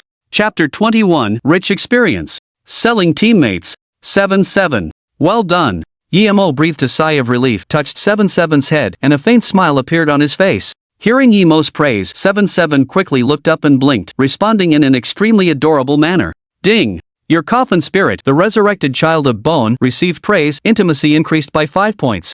Ding! Congratulations, host, the intimacy of the resurrected child of bone has increased to 55. Obedient. The sudden system notification immediately stunned Yi-Mo. It actually increased by 5 points of intimacy? Thinking of the system task that was about to be completed, Yi-Mo became a little impatient. He had to quickly get rid of these two guys, seize the time to level up, and get the system reward. Yi-Mo thought to himself. For him, even with the system, he didn't dare to be negligent in the slightest. After all, a coffin master who hasn't grown up could be trampled to death at any time. If he wanted to survive in this world, he had to keep getting stronger. Damn, this kid actually knows how to use a coffin to block. He's got some brains after all. I didn't expect a little zombie to be able to withstand my pet's poison rain. What bad luck. 2 cursing voices came over. Hearing this, Yi-Mo stood up the silver coffin he had summoned, then took a step to the side, staring at the 2 burly men with cold eyes. Do you have any more moves? If not, it's my turn. Yi-Mo said calmly. The flat-headed burly man's face showed a cruel expression, and he said fiercely, You're about to die, yet you still dare to provoke. You're extremely arrogant. As soon as he finished speaking, he directly commanded the blood-poisoned centipede to rush towards Yi-Mo. The other burly man, because he was wary of 7-7's instant step, did not act rashly but instead kept the puppet spider ghost by his side for defense. Kid, your little zombie is a low level and can't break through the shell of my blood-poisoned centipede. Next, I'll make you suffer and beg for death. The flat-headed burly man's eyes were fierce and he seemed extremely confident. However, in the next second, with a bang, the silver coffin lid in front of Yi-Mo suddenly exploded and a tall figure cloaked in black jumped out of it, rushing towards the blood-poisoned centipede. Roar! The tyrant let out a roar, directly swung its sharp claws and slashed at the blood-poisoned centipede, creating a huge crack in its shell. Then, as if fearless, it relentlessly pursued and attacked the blood-poisoned centipede, which was even larger than itself. Damn! How can this kid control 2 coffin spirits? Is this fake? The puppet spider ghost's owner was surprised. Seeing this, the flat-headed burly man's eyes immediately showed a hint of fear. How is this possible? However, before the 2 could recover, Yi-Mo said with a chilly tone, 7-7, use the cold plague ghost servant set on the tyrant. As soon as he said this, 7-7 burst out with extremely cold and pure energy, condensing a soul that emitted cold air, following beside the tyrant. The tyrant was indeed a being with full intimacy, and at this time, even without Yi-Mo speaking, it could clearly understand his thoughts. It immediately closed in on the blood-poisoned centipede, fighting to the death. With the assistance of the cold plague ghost servant, each attack by the tyrant's sharp claws was accompanied by a large amount of cold air. In the blink of an eye, the blood-poisoned centipede was frozen into a bloody ice sculpture, unable to move. Tyrant, kill it! Yi-Mo said coldly. As soon as he said this, the tyrant quickly grabbed the frozen head of the blood-poisoned centipede with its claws, and at the same time, a ball of light with a bloody and terrifying energy fluctuation appeared in its palm. Feeling this energy, the flat-headed burly man's hair stood on end, his face showing a look of horror. What kind of skill is this? Why is it so terrifying? Seeing this, the other burly man's face also changed, and he quickly whispered a reminder, let's get out of here. We seem to have messed with someone we can't afford to mess with. Then, what about my coffin spirit? What else can we do? Life is the most important thing. After saying this, the 2 burly men turned and ran as fast as their legs could carry them. Just then, the tyrant's palm had fully charged its energy. A blood-red beam of light shot skyward, instantly vaporizing the blood-poisoned centipede, leaving not even a speck of dust behind. Ding! Tyrant successfully killed Coffin Spirit. LVE-14 blood-poisoned centipede. Experience doubled, gaining 600 experience points. Ding! Chi-Chi assisted in killing Coffin Spirit. LVE-14 blood-poisoned centipede. Experience doubled, gaining 600 experience points. Ding! Your Coffin Spirit Tyrant. Current level LV6 servant rank. Experience needed for next level 1050-1800. Ding! Your Coffin Spirit Chi-Chi has been upgraded to LV2 servant rank. Experience needed for next level 400-440. A series of notification sounds rang out and a smile immediately appeared on Yemo's face. He hadn't expected that killing a Coffin Spirit of a higher level would yield such generous experience. This was a complete and pleasant surprise. It was incredibly satisfying. The experience from one level 14 Coffin Spirit was equivalent to that of dozens of level 1 monsters. Yemo, panting slightly, looked at the two burly men who were fleeing, a cold smile curling at the corner of his lips. Ha, you want to run? Why not stay and become experience for me to farm? Tyrant, use Onslaught and go wipe them out. At this moment, Yemo directly ordered Tyrant to chase after the two who were desperately fleeing. The two turned their heads to look and were instantly horrified, a wave of fear rushing through their hearts. Damn it! What's going on with this zombie? How could it be so strong? The flat-headed burly man's face turned pale. He exclaimed in fear. Due to the death of their Coffin Spirit, the sealing contract within their bodies had collapsed, causing them to suffer extremely severe backlash. If they were caught by the Tyrant, they wouldn't even have the right to resist. Seemingly thinking of a solution, the flat-headed burly man hurriedly said to his companion beside him, "Bro, we have a bond that is thicker than blood. Whether I can live this time depends entirely on you. If we both run, we'll be finished. Why don't you send your puppet Spider to hold them off for a bit, and once we shake off this zombie, we'll be safe." Upon hearing this, a cruel glint flashed in the other burly man's eyes. If the zombie chasing him didn't have a speed boost ability, he would be happy to take his companion along. But now that his companion had lost his Coffin Spirit, it was equivalent to losing his value. In this dangerous situation, the other party was already injured and would undoubtedly become a drag on him. Even if he were to save the other party, it wouldn't make any sense. It would be better to use his life to exchange for a chance of survival for himself. Bro, your strength is stronger than mine. Even your Coffin Spirit is dead. My Coffin Spirit definitely can't stop that zombie either. What should we do then? This is the only way. It can't be that both of us brothers end up here, can it? The flat-headed burly man said with an ugly expression, his eyes filled with despair. However, his companion's next sentence gave him a glimmer of hope. Bro, I do have a way to escape, and it won't make my Coffin Spirit die. Upon hearing this, the flat-headed burly man became extremely excited. What way? Tell me quickly. What way? Het, of course, it's for you to die, bro. You motherfucker. Before he could finish cursing, the flat-headed burly man felt a tremendous force assault his leg. He saw his companion forcefully kick his shin, instantly fracturing it and causing him to fall to the ground. Bro, you and I have a bond that is thicker than blood. Thank you for saving your brother's life. Ha ha. The other burly man laughed heartily. Then, he made a hasty escape. Chapter 22, 5 million. An encounter with a trio on the heights. Too bad, one got away. Yemo watched the large man who had escaped into the crowd and disappeared, deciding not to pursue him for now. He immediately made his next move.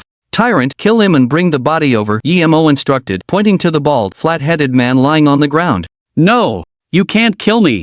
The flat-headed man looked at the rapidly approaching Tyrant with terror, kicking his legs in a futile attempt to retreat. However, he was already crippled, and no matter how hard he tried, he couldn't put any distance between himself and the Tyrant. A few seconds later, Tyrant crushed the flat-headed man's skull with one hand. He then dragged the corpse, following Yemo as he headed towards the inn. At this moment, the innkeeper, who had been watching from the doorway, felt his scalp crawl at the sight of Yemo and Tyrant approaching. The next second, Tyrant flung the flat-headed man's corpse with great force. It flew like a rocket for over 10 meters, crashing heavily into the inn. Instantly, the inn filled with a thick, bloody stench, resembling a living hell. Upon seeing this, the innkeeper's pupils shrank, his whole body trembled, and a wet sensation surged through him. As the foul smell spread, his legs gave way, and he knelt heavily on the ground. Young sir, I was wrong, I was foolish for a moment. Please, spare me. The innkeeper cried, his voice hoarse with despair. He hadn't expected Yemo, who had appeared so easy to bully, to be so powerful. He had actually taken on 2 novice coffin suppressors single-handedly and crushed them.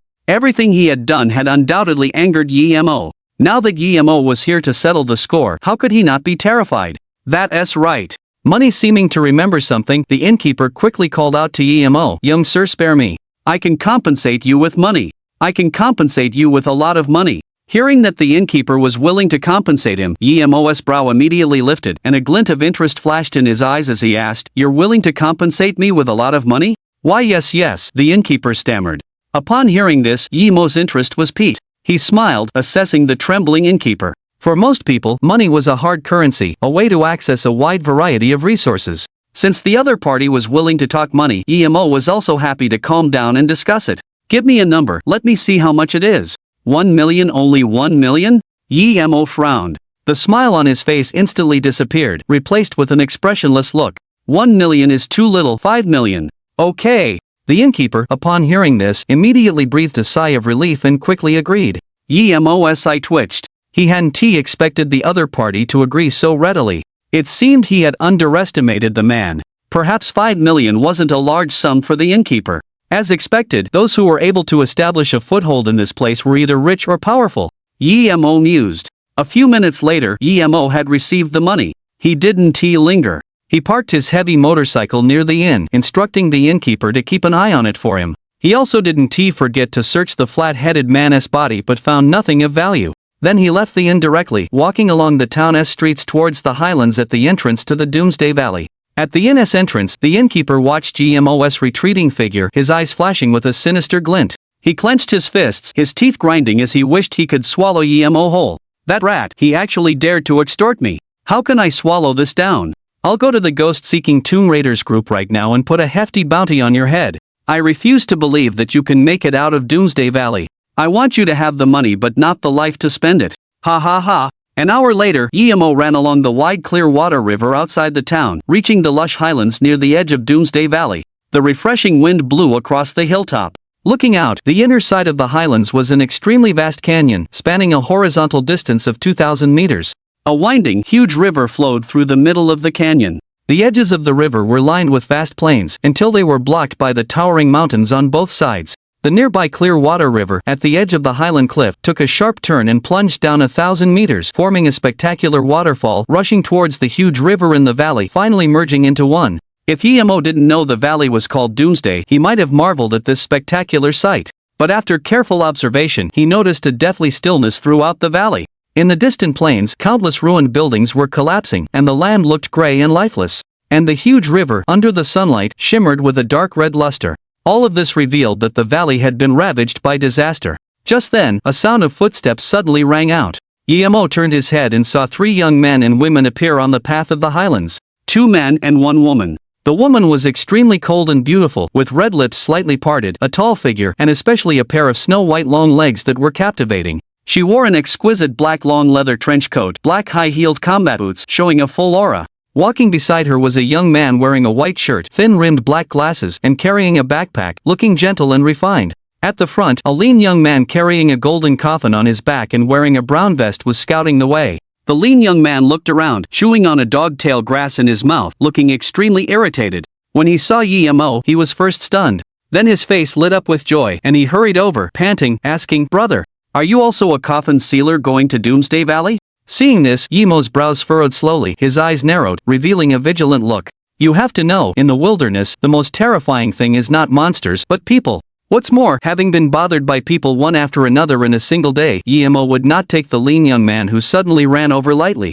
So what do you want?" Yemo asked calmly. The lean young man, hearing this, quickly spat out the dog-tail grass he was chewing, revealing a friendly smile, and took out a cigarette from his pocket and threw it to Yemo. Then he pointed to his 2 companions behind him and said with a smile, "Brother, the 3 of us are from Jiangnan City. We are new here and don't really know how to enter this canyon. We were almost confused by these mountain roads. I wonder if you can take us along for a ride, or maybe point out a shortcut." "Oh, you're from Jiangnan City?" Yemo raised his eyebrows, a look of doubt in his eyes. Jiangnan City, as the largest base city in central Daxia, naturally had many secret realms for coffin sealers to train in. And these people traveled thousands of miles to Fengyue City, and even came to Doomsday Valley, such a low-level dangerous place, obviously for some purpose. As if sensing Yemo's doubts, the lean young man seriously explained, "Brother, to be honest, we are all quasi-intermediate coffin sealers. Now the coffin spirit has reached the conditions for evolution, and we are lacking a core material for corpse clan evolution, so we came to Doomsday Valley to find resources in the secret realm in the valley. So that's how it is." Yemo nodded. Before he came, he had already searched very carefully for the roads leading to Doomsday Valley, and he was not bad at recognizing directions, so he was quite skilled in this aspect. Then he pointed to a narrow stone gate leading downhill not far from the highlands and said, "See that stone gate? The narrow mountain road on the left side of the stone gate leads directly to the bottom of Doomsday Valley, but it is extremely steep. Of course, you can also choose the wide mountain path on the right. However, that would require going around the high ground, and you might not reach the valley floor until after dark." After hearing Emo's words, the lean man quickly thanked him. "Many thanks, brother." The other man and woman also nodded slightly to Emo, expressing their gratitude. "By the way, brother, why don't you join us?" the lean man said. "That way we can look out for you. After all, a solo novice coffin master is still quite dangerous in a place like this." After thinking about it, the lean man invited Emo to travel with them. Hearing this, the bespectacled youth also revealed a faint smile. "Friend, I think monkey makes a lot of sense. If we encounter demonic creatures, the three of us can easily dispatch them. As for the corpses of those demonic creatures, you can deal with them as you see fit. How does that sound?" These three were quite strong, and they looked like they were from wealthy families. Moreover, they didn't show any malice, but rather were extremely friendly. After being invited by both of them in turn, Emo finally considered it and nodded in agreement. Chapter 23, Encountering a Horde. Being questioned? The tyrant annihilates them. Along the way, the lean youth was like a natural acquaintance, constantly striking up conversations with Emo. This allowed Emo to learn about him. The three were from Guan Academy in Jiangnan Town, all second-year students, and exceptionally talented. The cold, beautiful girl was named Linine, and she had contracted a C-grade corpse spirit coffin spirit named White Phantom. Their purpose in coming to Doomsday Valley was to find evolution materials for her. The bespectacled youth was named Qin Dong, and he had also contracted a C-grade coffin spirit, though his had already completed its first evolution. As for the lean youth, his name was Ho Zijge, and his contracted coffin spirit was also a monkey. Moreover, the three shared a common trait: they were directionally challenged. They couldn't find their way even with a map. Not long after, the four finally reached the bottom of Doomsday Valley. It was nearing dusk, and due to the high terrain blocking the sunlight, the surroundings had become dim, emitting a gloomy aura for hundreds of meters. As soon as Emo stepped into this place, he felt a strong, putrid odor in the breeze, making him frown involuntarily. "Damn it, a miscalculation." The monkey pinched his nose, regretting it immensely, and said, "Adon, check your space backpack for anything like nose plugs." "I don't have any. Let's hurry up and go. The smell seems to be coming from nearby. We should be fine once we're out of here," Qin said, holding his hand to his nose. The two seemed to detest the smell and were eager to escape. Linine was much better than the other two. She had a frown on her face, but she didn't say anything, silently enduring the foul odor. Even though she had also contracted a zombie and had seen many decaying corpses, she was still disgusted by the intensity of the stench. Soon, the monkey remembered the cigarettes in his pocket, and his face lit up with a smile. He quickly handed one to each of the others. Here, stuff these into your noses, it'll lessen the smell a lot." After speaking, with a snap, the monkey lit a lighter and ignited 2 cigarettes, stuffing them into his nostrils. Just as he was about to light a cigarette for Emo, suddenly, a strange roar came from not far away. The next moment, just 100 meters away, more than 10 figures that moved mechanically and strangely crawled out of a pitch-black hole in the ground. Their eyes were white, their bodies were rotting, and they looked extremely disgusting. When they sensed the light of the monkey's flame, they instantly opened their mouths, revealing ferocious teeth, and began to stagger towards the group. "Damn, the demonic creatures here are really dense. We've only just entered the valley and we've already encountered so many?" The monkey was startled, quickly extinguishing the lighter. He said with lingering fear, "Sister Een, quickly summon the phantom to eliminate them. I believe you'd be happy to do so." Linine, looking at the group of zombies, her beautiful eyes widened, a hint of fervor flashing in them as her desire to fight soared. It had been half a month since she last killed any demonic creatures. Today, she was determined to let the phantom kill to its heart's content. Linine licked her lips, a smile forming at the corner of her mouth. Instantly, spiritual energy emanated from her hands as she prepared to summon her coffin spirit. "Emo, we should move away," Qin said to Emo, simultaneously retreating backwards. "Ling Yin's coffin spirit enjoys torturing demonic creatures. Be careful you don't get splashed by blood tainted with corpse poison." Just then, Emo suddenly walked forward a few steps, placing himself in front of Linine. He then turned his head to glance at the others, saying calmly, "Leave these demonic creatures to me." Linine raised an eyebrow, the smile instantly disappearing from her face as she looked at Emo in confusion. "Are you sure?" "Yeah," Emo nodded. "What?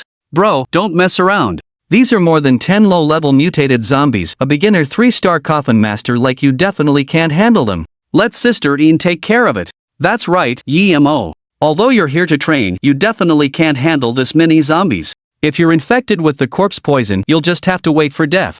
Monkey and Chin Dong hurriedly advised. They had agreed to help Emo deal with the troubles along the way, but that didn't mean they would be his babysitters. If he insisted on going ahead, they would at most offer some advice and wouldn't forcefully intervene, as it was Yemo's own choice. In their view, adults should be responsible for their decisions. Don't worry, I know my limits, Emo said calmly, hearing their advice. Hearing this, Monkey could only shake his head helplessly and said, alright then, be careful. Linin didn't say anything, decisively withdrew her spiritual power, and turned to walk towards the rear. It won't be too late to help him when he's injured. After we get through here, let's part ways with him. Chin Dong adjusted his glasses and whispered. The three of them looked at each other and nodded. As the group of zombies drew closer, the three no longer held any hope for Emo. In their eyes, a soul reaper with weak spiritual power, only around the initial 3rd star level, even if he summoned his coffin spirit, would at most be level 6.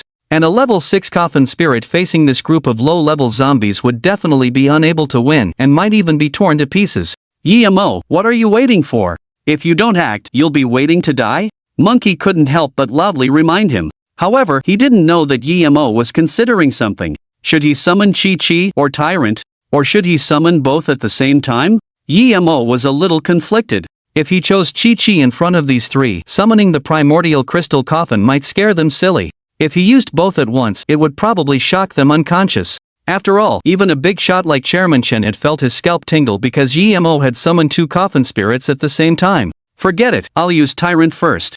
I'll summon them both later after we part ways, Emo thought to himself. Suddenly, a surge of spiritual power emanated from his body, a golden light flashed quickly in his hand, and a hexagram array rapidly formed on the ground. Immediately afterwards, a huge silver coffin burst out of the ground, and a terrifying figure leaped out.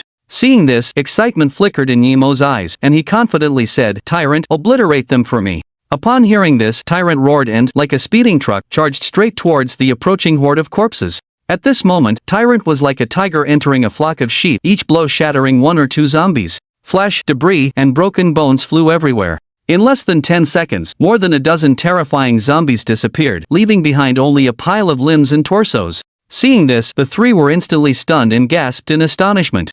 Monkey, how can he be so fierce? Chin Dong, this is more than 10 times stronger than us when we were novices. Linin, hiss. His D-grade zombie coffin spirit actually has such strength, it's comparable to Phantom from back then. Chapter 24 Using Zombie Crystal Cores. Gain Talent, Virus Absorption Ding. Tyrant successfully killed a LV.4 cave zombie, experience doubled, gaining 60 experience points. Ding. Tyrant successfully killed a LV.4 cave zombie, experience doubled, gaining 60 experience points. Ding. Tyrant successfully killed a LV.4 cave zombie, experience doubled, gaining 60 experience points. Ding. Ding. Your coffin spirit Tyrant has been promoted to LV.7 servant grade. Experience needed for next level 30-20-240. Ding. Congratulations, host spirit power has slightly increased. A series of notification sounds rang out, and Emo felt extremely comfortable. Massive experience. Group arming is so refreshing. Leveling up is like riding a rocket. This wave of only a dozen zombies actually directly leveled the Tyrant up to level 7. As long as he works harder and kills all the demonic creatures encountered along the way. Wouldn't he be able to reach level 10 in a day? You must know that the three behind him are so outstanding that after 2 years in the academy, they have only reached the quasi-intermediate level. This made GMO even more certain of one conclusion. That is, only he can farm monsters for experience others can't. Moreover, others can only cultivate their coffin spirits by utilizing resources. Holy crap, GMO. Are you cheating? You actually used a level 6 mutated zombie to kill them all? Monkey said in shock. The expressions of the other 2 people beside him varied, some shocked, others approving. Chin Dong remembered the reminder he gave Emo earlier, adjusted his black-rimmed glasses, and couldn't help but show an awkward expression on his face. No wonder you wanted to deal with these zombies alone. It turns out you were absolutely certain you really are strong. Hearing this, Emo showed a faint smile and humbly said, it's just killing a few low-level zombies, it's not worth mentioning at all. Monkey and Chin Dong felt their eyelids twitch at these words. You're so full of yourself, do your family members know? At this time, Linin walked up to Emo, her eyes fixed on him, her red lips slightly parted, as if she had something to say. The next second, a captivating smile suddenly bloomed on her cold and beautiful face. At our age, I thought that apart from me, no one could cultivate a zombie to this extent. Emo, you are very good, and your coffin spirit is not weak either. If you have time, we can exchange tips. As she spoke, Linin took out her phone and wanted to exchange contact information with Emo. Emo was stunned when he saw this, but he didn't refuse. He also took out his phone and added her as a contact. Tisk Emo, you're something else. This is the first time I've seen Sisterine take the initiative to ask for someone's contact information. You have to seize the opportunity. Monkey nudged Emo with his elbow, a perverted smile on his face. Cough, Monkey, some things are better left unsaid. Qin Dong pointed in Lin Yin's direction. Monkey turned his head and saw a hint of murderous intent in Lin Yin's eyes, and he immediately felt a chill run from his feet to the top of his head. Sisterine. I was wrong. He quickly hid on the other side of Emo, a look of fear on his face. In his opinion, Linin shouldn't teach him a lesson in front of Emo. Sure enough, Linin didn't make any move, and her expression instantly returned to normal. Only then did he breathe a sigh of relief. Emo, there might be zombie crystal cores in the brains of those zombies. You can go look for them. Lin Yin's beautiful eyes glanced at Emo as she reminded him, these crystals can increase the skill progression of your undead coffin spirits, which is very useful for you. After speaking, she slowly pulled a dagger from her waist and handed it to Emo. Thank you. Emo nodded, took the dagger, and then ignored the severed limbs and the stench, walked to the mutilated zombie bodies, and used the dagger to cut open their heads. Soon, Emo had cut open the bodies of 2 zombies but failed to find any zombie crystal cores. But when he searched the third one, the dagger hit a rock-hard object inside the zombie's skull. Could it be a zombie crystal? A look of surprise appeared on Emo's face. Without hesitation, he directly split the zombie's head in half with one cut. A pure, colorless, rhombus-shaped crystal fell out. It really was a zombie crystal. At this moment, the attributes of the colorless crystal appeared before Emo's eyes. Zombie Crystal Core Tier 1 contains a small amount of viral energy.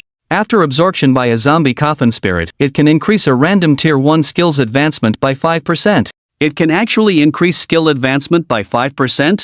If the tyrant absorbed 100 of these things, wouldn't it be able to upgrade all its normal skills to Tier 2? Emo felt a surge of joy, his eyes flashing with excitement. You have to know, besides the skill Super Material Penetration, all of the tyrant's other skills are normal Tier 1 skills. If he could upgrade all of its skills to Tier 2, combined with his Divine Corpse Razor talent, then the tyrant could completely kill monsters several levels above its own without using Super Material Penetration. Thinking of this, Emo quickly used his dagger to pick up the crystal and tossed it to the tyrant beside him. The tyrant caught the crystal, stuffed it into its mouth, and swallowed it directly. Then it let out a low roar, appearing extremely excited. And at this moment, the system voice sounded again. Ding! The tyrant has successfully absorbed a zombie crystal core Tier 1 skill tier advancement increased by 5%. Ding! Congratulations, host! When the tyrant increased its skill advancement, it had an epiphany skill tier advancement additionally increased by 10%. Ding! Because the host is using a cultivation material to enhance a coffin spirit for the first time. Unlocked corpse raising achievement. Reward coffin spirit talent virus absorption. Virus absorption can absorb all viruses, permanently increasing physical attributes. Damn! He just absorbed a zombie crystal core. And the reward is so generous. Emo was incredibly shocked. This was just too awesome. What is the one thing that's not lacking in the dangerous terrain of Doomsday Valley, full of zombies and mutated beasts? It's viruses. Even a random zombie will definitely be carrying corpse poison. One can imagine how terrifying the virus absorption talent is. The tyrant's physical strength was already outstanding, and now with the addition of virus absorption, it was like adding wings to a tiger. At this moment, Emo looked at the scattered limbs and body parts around him, his tone carrying a hint of excitement, and said, Tyrant, look for any absorbable viruses. If there are any, absorb them all. As soon as these words came out, a trace of astonishment appeared on the faces of Lin Yin and the other two. Absorb viruses? Lin Yin's eyes widened, her red lips slightly parted, and she asked in disbelief, Emo, is your coffin spirit really this kind of talent? Yeah, is there a problem? Emo turned his head and answered with a smile. Hearing this, Lin Yin didn't say anything more, but a huge wave was stirred up in her heart. And Monkey on the side jumped up in shock, shouting, Damn! Bro, your problem is huge. Do you know that absorption enhancement talents generally only appear on S-tier coffin spirits? But your C-tier tyrant actually has this talent. This is just absurd. Xindong also nodded in praise. Indeed, your tyrant's hidden potential is really a bit heaven-defying. It's enough to rival Lin Yin's White Wraith. Is it really as amazing as you guys say? It's just an ordinary talent, no need to make a fuss. Yemo's expression suddenly calmed down, then he looked at the three of them strangely and said in a serious tone. Upon hearing this, the corners of the three people's foreheads twitched uncontrollably. They gritted their teeth, looking as if they were itching to beat Yemo up. They just wanted to say, are you going to die if you don't flaunt it? Chapter 25. Continuously improving strength. Exploring evolution paths? Soon, Tyrant arrived in front of a piece of mangled zombie flesh. This piece of flesh was tattered and torn, thick black blood constantly dripping from it onto the ground. As if sensing the virus it needed in the black blood, Tyrant slowly raised an arm. In the next second, the dark red veins hidden in Tyrant's arm, like twisting vipers, instantly shot out of its arm, piercing directly into the zombie flesh oozing with black blood. With a twitch of the dark red veins, the zombie's flesh became shriveled like a mummy. And the black blood slowly flowing on the ground had also disappeared. Roar! Tyrant swung its claws and roared to the sky, looking extremely excited. And at this moment, the surface of its originally grayish-white giant claws was actually emitting a faint metallic luster. Ding! Tyrant successfully absorbed the zombie virus, claws slightly enhanced. The system sound rang out, and EMO felt invigorated. Too awesome! I didn't expect that coming to a dangerous place would lead to improvements at every moment. Several minutes later, after Tyrant absorbed the surrounding viruses, slight changes occurred in its muscles, claws, and blood vessels. The most noticeable change was its size, reaching a height of about 2 meters. And overall, it looked much stronger than before, exuding a sense of overwhelming power. This made Lin and the other two feel shocked once again. In their opinion, if Tyrant continued to grow like this, it might not reach the level of an S-class coffin spirit, but it could at least go toe-to-toe with an A-class coffin spirit. Tyrant, I found more good stuff for you. Come over here quickly. EMO waved his hand towards Tyrant, not far away. He had just finished dealing with the brains of this pile of zombies and had dug out 3 zombie crystal cores. The yield was about 1 in 5. In other words, if he wanted to gather 100 crystal cores to upgrade all of Tyrant's skills to the 2nd tier, he would need to kill at least hundreds of zombies.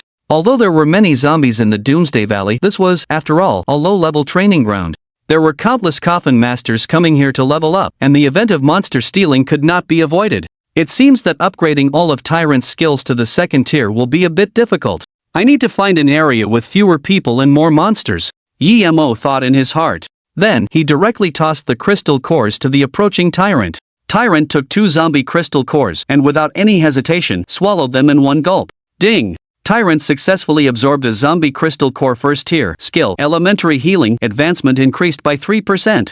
Ding! Tyrant successfully absorbed a zombie crystal core 1st tier skill, rush, advancement increased by 1%. This time the crystal cores didn't increase the advancement as much as the first one? Could it be that the energy within each crystal core is different? EMO frowned and pondered. Although the advancement was not much this time, he was not upset at all. Because this was still just on the outer edge of the Doomsday Valley. If he went further inside, he might obtain even more crystal cores.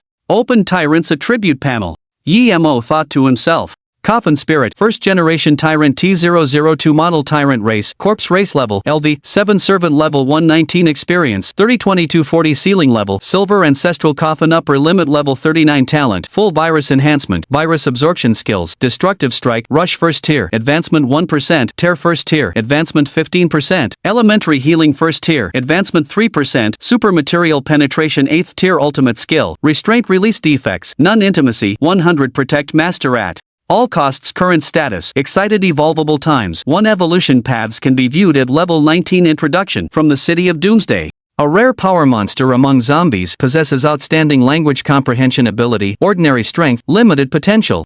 Indeed, there were some changes in the skill column. EMO was overjoyed. However, when he saw that the evolution route was still in an unsearchable state, his brow furrowed again. Forget it. I still need to level up quickly. When I reach level 19, I'll see what the Tyrant can evolve into. In the blink of an eye, it was already late at night. EMO followed Lin and the others for more than 4 hours, arriving at a small hillside far from the riverbank, preparing to set up camp for the night. This was already the middle section of the Doom Valley. Further in, the monsters would be around level 15, and even Lin and the others would need to be more vigilant and not be careless. But during this time, Lin and the others were enjoying a rare moment of leisure. Along the way, EMO seemed like a battle maniac, always the first to charge to the front, slaughtering all the mutated beasts and zombies they encountered. At first, the 3 of them thought that EMO was simply diligent and belligerent. But as time went on, they felt more and more shocked. It wasn't just the shock at the Tyrant's change in size. What terrified them most was, EMO and the Tyrant were both steadily getting stronger in repeated battles. If EMO initially felt that the Tyrant's skills were consuming a lot of spiritual power, leaving him breathless, now he could effortlessly use the Tyrant's skills wildly without panting. Soon, Monkey and Dong were sent by Lin to set up the tents. And EMO flipped onto the top of a huge rock on the hillside, lying down and gazing at the stars. 4 hours had raised the tyrant to level 9, and the skill proficiency had also improved a lot. This speed was a bit terrifying. Maybe I'll have the chance to raise the tyrant and Chi-Chi to level 15 or above in the next few days, Yemo mused. Just then, a fragrant breeze wafted over. Immediately afterwards, a beautiful figure appeared beside Yemo. Yemo turned his head and saw a cold and stunning face looking down at him. Are you here to look at the stars too? Yemo blurted out. Linin raised an eyebrow at his words, pursed her lips, and a confused expression appeared on her face, her eyes carrying a hint of bewilderment, unsure how to answer for a moment. Perhaps feeling the awkward atmosphere, Yemo quickly coughed lightly and asked, "Is there something you need?" "Yes. What is it?" "I think your methods of nurturing the corpse clan coffin spirits are much better than mine," Linin said, her voice extremely pleasant and her tone full of expectation. "So, I want to discuss with you the evolution path of my coffin spirit, the White Phantom. I hope you can give me some advice to see which path is more suitable to choose." Chapter 26 The Hidden Evolution Path of the White Phantom. Discussing the evolution path of a coffin spirit with me? Hearing Linin's words, Yemo felt a bit bewildered. He hadn't expected that she had stumbled upon the right person. With his evil slaying golden eyes, he could clearly see the evolution path of any coffin spirit that had met its evolution criteria. "Then, release the coffin spirit so I can have a look?" Yemo didn't refuse her. Instead, his tone was filled with anticipation. After all, C-grade zombies sealed by a golden mystical coffin were a rare sight. He was also eager to see what the White Phantom looked like. But what he mainly wanted was to know the evolution path and the resources required for the evolution. At that moment, Linin, having heard Yemo's immediate agreement, did not hesitate and began summoning the coffin. A wave of spiritual power emanated from her hand, and a 6-pointed star array gradually formed on the boulder. "Come out now, Karina. Someone seems to be very eager to see you." Linin's tone carried a hint of playfulness, and the corner of her mouth curled into a charming smile. She seemed to be anticipating Yemo's jaw-dropping expression. You see, every time the White Phantom made an appearance, it would bring an extremely shocking visual impact to many men. This impact could be described in 2 words: sexy. Yemo glanced at Linin, puzzled, and then slowly sat up straight. At this time, the golden coffin that Linin had summoned had already emerged from the array and stood directly in front of Yemo. As the coffin lid opened, a white figure slowly stepped out. It was wearing a tight, deep V nurse uniform, a white cap on its head, and its devilish curves were well defined, giving it an extreme beauty. And what was most eye-catching was its pair of straight and shapely long legs. Coupled with the red-soled white stilettos of over 10 centimeters, it appeared even taller. Although this zombie's skin was slightly pale, with faint black veins, it didn't detract from the overall impression, giving off a strange beauty that aroused desire. "Holy crap! It's actually a nurse zombie?" Yemo's face showed surprise. Then, he stared straight at the White Phantom, as if he were dumbstruck. Coffin Spirit, White Phantom Karina Race, Corpse Clan Level, LV.20, Quasi-Guardian Level is 2129 Seal Level, C-Grade Golden Mystical Coffin Level Cap 49 Talent, Blade Claws possesses extremely strong cutting power. Phantom Agility attributes like flexibility, movement speed, reaction, jumping, etc. are increased 5-fold in battle. Skills: Swift Leap Tier 2, Corpse Poison Injection, Claw Shadow Assault Tier 2, Foxtrot, Beginner Stealth, Kill Lock Ultimate Move. Phantom Assault temporarily becomes ethereal for a certain period, entering stealth mode and reducing all damage taken. After the stealth mode is deactivated, the Phantom Talent bonus is increased by 300% until the end of the battle. Weakness: Lower Strength Affection, 82 Extremely Obedient Current State, Evolution Conditions met, Battle Intent Soaring Evolutions available, 2 paths can be viewed. Introduction: From the City of Doom. An agility master among zombies, elusive as the wind, leaving no trace, with excellent language skills. Moderate strength, moderate attack. As expected of a golden level coffin spirit. This pair of long legs and the perfect slender figure gave it unmatched speed and agility. Once an enemy was targeted, it would be almost impossible to escape its pursuit. Although the sharp claws on its hands were only about 20 centimeters long and its destructive power was relatively low, they were modified from surgical scalpels with astonishing sharpness, which completely made up for its lack of attack power. This was simply a born killer. If a White Phantom directly attacked a coffin master during a wilderness battle, it would be truly difficult to defend against. Yemo was inwardly shocked, giving the White Phantom a rather high assessment. Generally, when conflicts arise between coffin masters, they use their respective coffin spirits to battle it out, not harming the coffin masters themselves. But when irreconcilable conflicts occur, coffin masters, while controlling their coffin spirits to protect themselves, will also try every means possible to have their coffin spirit directly take the life of their opponent. This means not only must the coffin spirit be strong, but the coffin master must also have a clear mind. If an idiot contracted an S-rank coffin spirit, they would definitely be torn to pieces when faced with a speed-type coffin spirit like the White Phantom.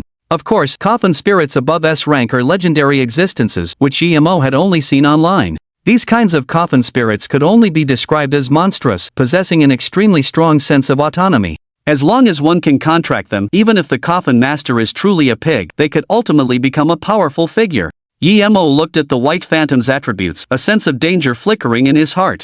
If the enemy he had encountered before had been Lin, a moment of carelessness could have meant his death. Now I have Tyrant and Chi-Chi, with both damage output and support healing. My next coffin spirit must be one that can protect my safety, preferably a possession type. Just then, Lin, seeing Yemo's furrowed brow as he pondered, raised her delicate eyebrows in surprise, and asked, Yemo, what are you thinking about? I was just a little surprised. Yemo shook his head and smiled. Your White Phantom is very strong, its speed is terrifying. Oh? You could see that at a glance. Have you read the Corpse Clan Coffin Spirit Compendium? Upon hearing this, Yemo looked completely bewildered, saying, is there such a thing? How come I didn't know? Lin was slightly taken aback, then stared unblinkingly at Yemo, seemingly trying to see if he was lying. However, she didn't see any sign of deception from Yemo, which made her feel quite disappointed. He hasn't even read the Corpse Clan Coffin Spirit Compendium. Looks like he probably can't give me any useful advice, Lin thought, feeling somewhat let down. Just then, Yemo's calm voice sounded in Lin Yin's ear. Since we're doing nothing, why don't you tell me about your plans? Hearing the soft voice beside her, Lin nodded and slowly said, according to the Corpse Clan Coffin Spirit Compendium, the White Phantom has only two fixed evolution paths. One evolution path is called the Painful Babe. The other is called the Fear Babe. Both of these evolution paths will make Karina stronger, but depending on the path, her abilities will be adjusted. The Painful Babe retains the White Phantom's skills but gains enhanced corpse poison, increased physical flexibility, the ability to attack enemies from a distance, and inflict negative effects on enemies with the corpse poison. The Fear Babe gains fear-based talents and strengthens its body, with a significant increase in attack power. After saying this, Lin took another deep breath and said with a serious expression, I remember that someone once subverted the information in the Corpse Clan Compendium, successfully finding a new evolution path for the White Phantom. This path is called Blood-Clad Angel, and it's much stronger than the previous two paths. But that person never passed down the materials required for the Blood-Clad Angel before they died. So I'm probably not destined for this evolution path either. Listening to Lin Yin's words, a barely perceptible gleam flashed in Yemo's eyes, and then he looked at the White Phantom again. The White Phantom's evolution path panel instantly appeared. Painful Babe Normal, a seductive virus queen carrying a deadly virus. Materials needed for evolution: Heart of Pain Corpse Clan, Anti-Poison Mask, Potent Virus, Zombie Crystal Core 1 Tier 3. Fear Babe Normal, Devilish Figure, Demonic Face, the symbol of fear. Evolution materials needed: Heart of Fear Corpse Clan, Hemostatic Bandage, Boning Knife, Zombie Crystal Core 1 Tier 3 Blood Angel Hidden, Rare, a Crazed Killing Machine. Evolution materials needed: Heart of Slaughter Corpse Clan, Succubus Tail, Bloodstained Blade, Zombie Crystal Core 3 Tier 3. Chapter 27. Materials needed for evolution. Evolving into a blood-clad angel actually requires a succubus tail? Wouldn't that be equivalent to becoming a dual species of zombie and demon? No wonder it's stronger than the other two evolutionary paths. Yemo was shocked. Seeming to think of something, he looked at Lin, a little hesitant to speak. What's wrong, Yemo? Lin asked, puzzled. Yemo thought for a moment, his tone becoming serious, and said, do you have any photos or videos of the blood-clad angel? If so, I feel like we could deduce the evolutionary materials it needs based on its appearance. Of course, I do. Lin nodded quickly, a hint of joy flashing in her eyes. Immediately, she took out her phone and opened a video about the blood-clad angel. Yemo's eyes twitched slightly as he watched the video. The scene was so familiar. The video showed a large-legged zombie wearing a blood-red nurse's uniform, exuding a bloody mist and dragging a long demonic tail. It was holding a side-like blade and chasing a group of mercenaries with guns. These mercenaries were fleeing in a panic, and in the blink of an eye, they were all slaughtered by the blood-clad angel. Heart of Slaughter, Succubus Tail, Blood-Stained Blade, several Tier 3 zombie cores. Yemo turned to Lin, not choosing to hide it, and said directly. Hearing Yemo's sudden words, Lin felt a little confused and didn't react for a moment, her face filled with astonishment. What are you talking about? The materials to evolve into a blood-clad angel. How did you figure that out? Just by watching this video? If I say it's my talent, would you believe me? That's too outrageous. Yemo. Lin was a little incredulous and took a sharp breath. Although she knew that it was possible to judge the required evolution materials based on the appearance of a coffin spirit, there were often deviations. If the wrong materials were used, causing the coffin spirit to fail to evolve, it would be a waste of an evolution opportunity. Originally, she hadn't held much hope. Even if she could guess one or two evolution materials, she wouldn't dare to try. But Yi-Mo, just by watching the video for a while, had listed all the evolution materials, which shocked her greatly. Thinking of this, Linian took a deep breath, her eyes flashing with fervor, and then slowly approached Yi-Mo, trying to see if he was playing a trick on her. However, Yi-Mo's eyes were calm, as if he was stating a fact. Yi-Mo, your suggestion. This sister accepts it. I will prepare the materials you mentioned. If what you said is true, and Karina really evolves into a blood-clad angel, then I, Linian, owe you a huge favor. Linian's beautiful eyes stared at Yi-Mo, her tone filled with excitement. Yi-Mo heard this, glanced at Linian indifferently, and said expressionlessly, there's no need to owe me a favor. I'm short on money, how about you transfer some? Okay. If Karina really evolves into a blood-clad angel, I'll give you a thank you fee of 100 million. How's that? Then thank you in advance, Madam Rich. Just as Yi-Mo and Linian were finishing their discussion about the evolution path of the White Phantom, Monkey and Qin Dong were also setting up their tents nearby. In the wilderness, especially in dangerous areas, most coffin master rarely choose to spend the night outside. The fact that they dared to set up tents directly in places where monsters appeared clearly showed that they were very confident in their own strength. Just then, Monkey felt a rumbling in his stomach. Then, he frowned, turned his head to look at Qin Dong, and said, Dongzi, are you hungry? Qin Dong heard this, glanced at the other party indifferently, and nodded. How about we go out and hunt some game? I heard that the mutant beast meat in this Doomsday Valley is extremely good. I think it would be a bit of a shame not to try it. Hearing you say that, I also want to try it. Qin Dong adjusted his glasses, a hint of anticipation flashing in his eyes. Soon, the two of them found a pile of firewood nearby and moved it onto the large rock where Yi-Mo and Linian were. Then, they lit the firewood. Sisterine, Yi-Mo, Dongzi and I are going to hunt some mutated beasts. We'll have a barbecue picnic later. Monkey said excitedly. As if thinking of something, Monkey quickly added, keep an eye on this fire, don't let it go out. Otherwise, we won't be able to find our way back later and then we'll be done for. Okay, go early and come back early. Be careful not to go too far. If there's anything unusual, just fire a signal flare and I'll come to support you. Linian thought for a moment and then nodded in agreement. Don't worry, Sisterine. You know, when Dongzi and I team up, as long as we don't encounter a group of demons, we can safely retreat even if we encounter a level 30 demon. Monkey said confidently, his tone filled with self-assurance. Qin Dong, standing beside him, also nodded slightly, his eyes showing confidence. Monkey and I will be right back. You just wait here for our good news. After speaking, the two summoned their coffin spirits and headed into the nearby woods.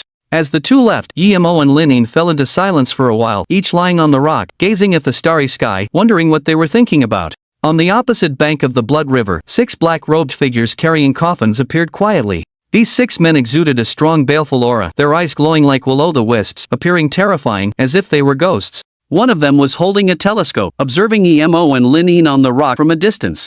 Deputy leader, those 2 young men who looked a bit threatening have left. Only the target and another seemingly weak woman are left. Should we make our move now? The man holding the telescope asked. Upon hearing this, the deputy leader's face broke into a cruel smile. We've been tracking these 4 for 2 hours, and we finally have a chance to strike. Then, he turned to look at several members of the group and said, brothers, that kid named Yi-Mo has a bounty placed on his head by 3 clients. We must kill him as soon as possible. If the woman next to him dares to interfere, don't show any mercy. Just kill her directly. Anyway, the leader is there to take the fall. Even if we offend a major power, we'll be safe and sound. Deputy leader, what if those 2 young men come back? Don't worry. Before they come back, that kid's head will have already fallen. If we 6 mid-level coffin masters can't take down that kid quickly, then our ghost-seeking grave robbing group might as well disband on the spot. Chapter 28, 2 Rare Skills. The evening breeze was still, the silver moon cool.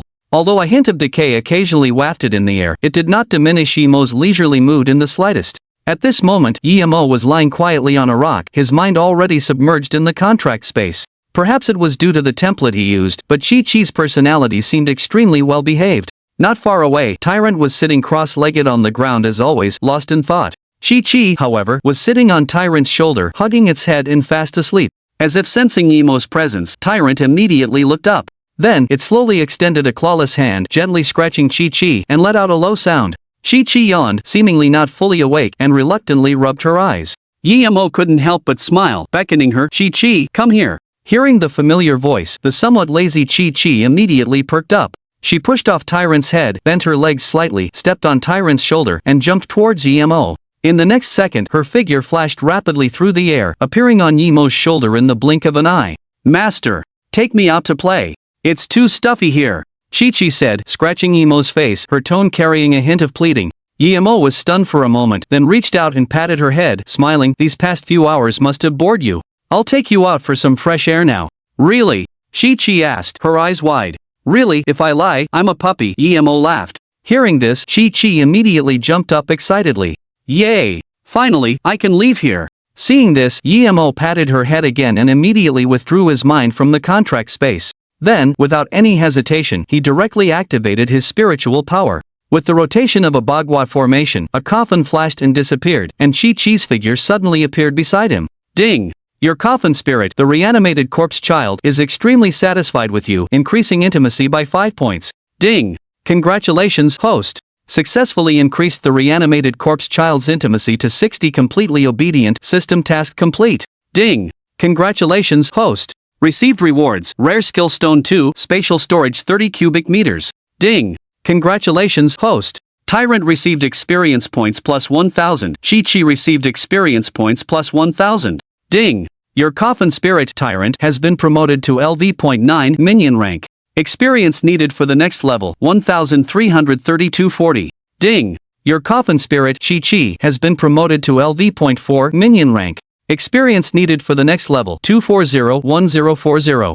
The continuous stream of notifications instantly filled Yemo with joy. Finally completed the task. Yemo was extremely surprised. He had originally thought that contracting with a talisman hopping child would make increasing intimacy extremely difficult. After all, the talisman hopping child's personality was too mischievous and disobedient. But Yemo hadn't expected that after drawing Chi-Chi's template, everything would become so simple. With just 2 simple interactions, intimacy had directly increased by 10 points. A 30 cubic meter spatial storage was almost the size of a small bedroom. It was more than enough for me to store a large amount of supplies. And also, these 2 rare skill stones. I wonder what kind of skills they will unlock. Yemo thought to himself. These 2 rare skill stones were undoubtedly a huge reward for him. If he wanted to make the most of these 2 rare skill stones, Yemo's primary consideration was Tyrant.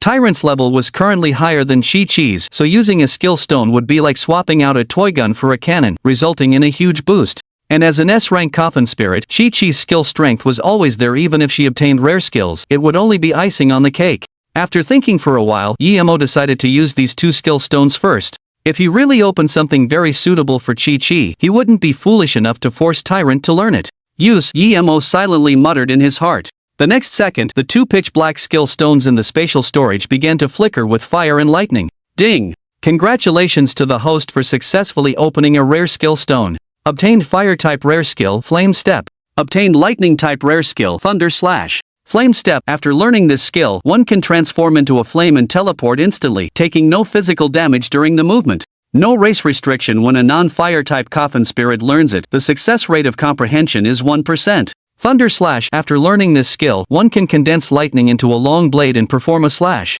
No race restriction when a non-lightning type coffin spirit learns it. The success rate of comprehension is 1%. There was actually only a 1% success rate. Yemo was startled. But he didn't panic. Because his Divine Corpse Razor talent allowed contracted corpse-type coffin spirits to comprehend skills at 100%. This meant that as long as the skills were not race-restricted, they could be completely learned. Thinking of this, Yemo did not hesitate and directly gave these 2 skill stones to Tyrant. These 2 skills could be said to be tailor-made for Tyrant, directly making up for Tyrant's lack of speed and the shortcoming of only being able to rely on physical combat. Moreover, these 2 skills clashed a bit with Chi-Chi's instant step and sword Chi slash. Even if Chi-Chi learned them, she wouldn't get much of an improvement. In Yemo's opinion, Chi-Chi was so lively and cute that charging into battle wasn't really suitable for her. It would be better for her to be a full-time healer.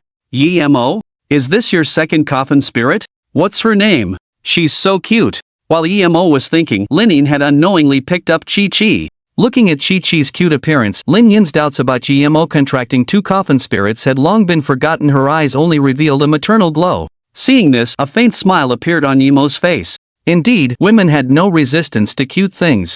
Originally, he had been thinking about how to explain the matter of contracting 2 coffin spirits, but discovering that she hadn't even asked saved him a lot of trouble. You can communicate directly with Chi-Chi if you have any questions. Her intelligence is no different from that of ordinary people, Yemo said casually.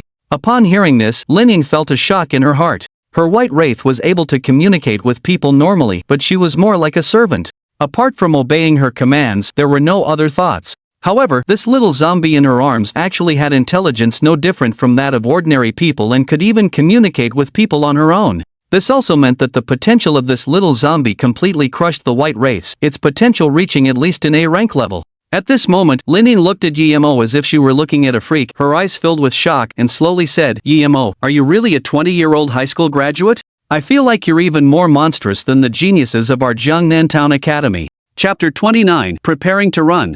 Mission Selection. Yi-Mo, are you really a student who only graduated high school at 20?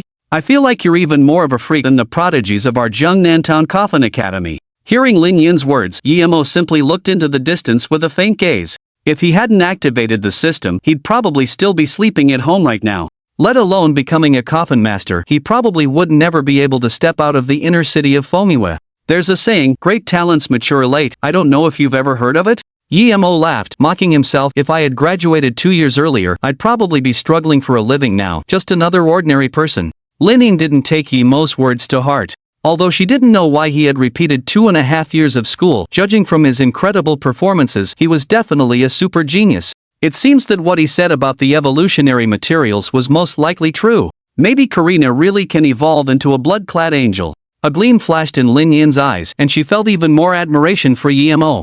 Just then, Yi-Mo's gaze fell to the riverbank, and his brow immediately furrowed. In his vision, he saw 6 figures in black robes appear there, rapidly approaching in his direction. "Lin, we seem to be in trouble," Yi-Mo said in a calm voice, with a hint of solemnity. Hearing this, Lin quickly followed Yi-Mo's gaze, and her heart immediately sounded an alarm. These guys seem to be coming for us. Lin Yin's delicate brows furrowed, and then she summoned her white phantom, a flash of fighting spirit in her eyes. She had been unable to slaughter demons during the day, and she had been holding back a battle desire. Now that she was facing so many coffin masters coming to cause trouble, she naturally wanted to see blood. "I remember that I and Monkey didn't offend anyone. Could these people be targeting you, Yi-Mo?" Lin smiled, a faint bloody light emanating from her eyes, making her look extremely strange. Hearing this, Yi-Mo nodded faintly and said, "If nothing else goes wrong, these few people are probably coming for me." As he spoke, Yi-Mo went through the people he had offended in his mind. It was nothing more than the butcher, the innkeeper, and the captain of the inner city law enforcement team. To not cut the weeds and remove the roots, the spring breeze will blow them back to life. A strong murderous intent flashed in Yi-Mo's eyes, and he thought to himself, it seems that in the future, I can't leave anyone who conflicts with me alive. These few people seem to have reached the mid-level. It seems a bit tricky. Lin Yin's eyes narrowed slightly, her voice full of seriousness.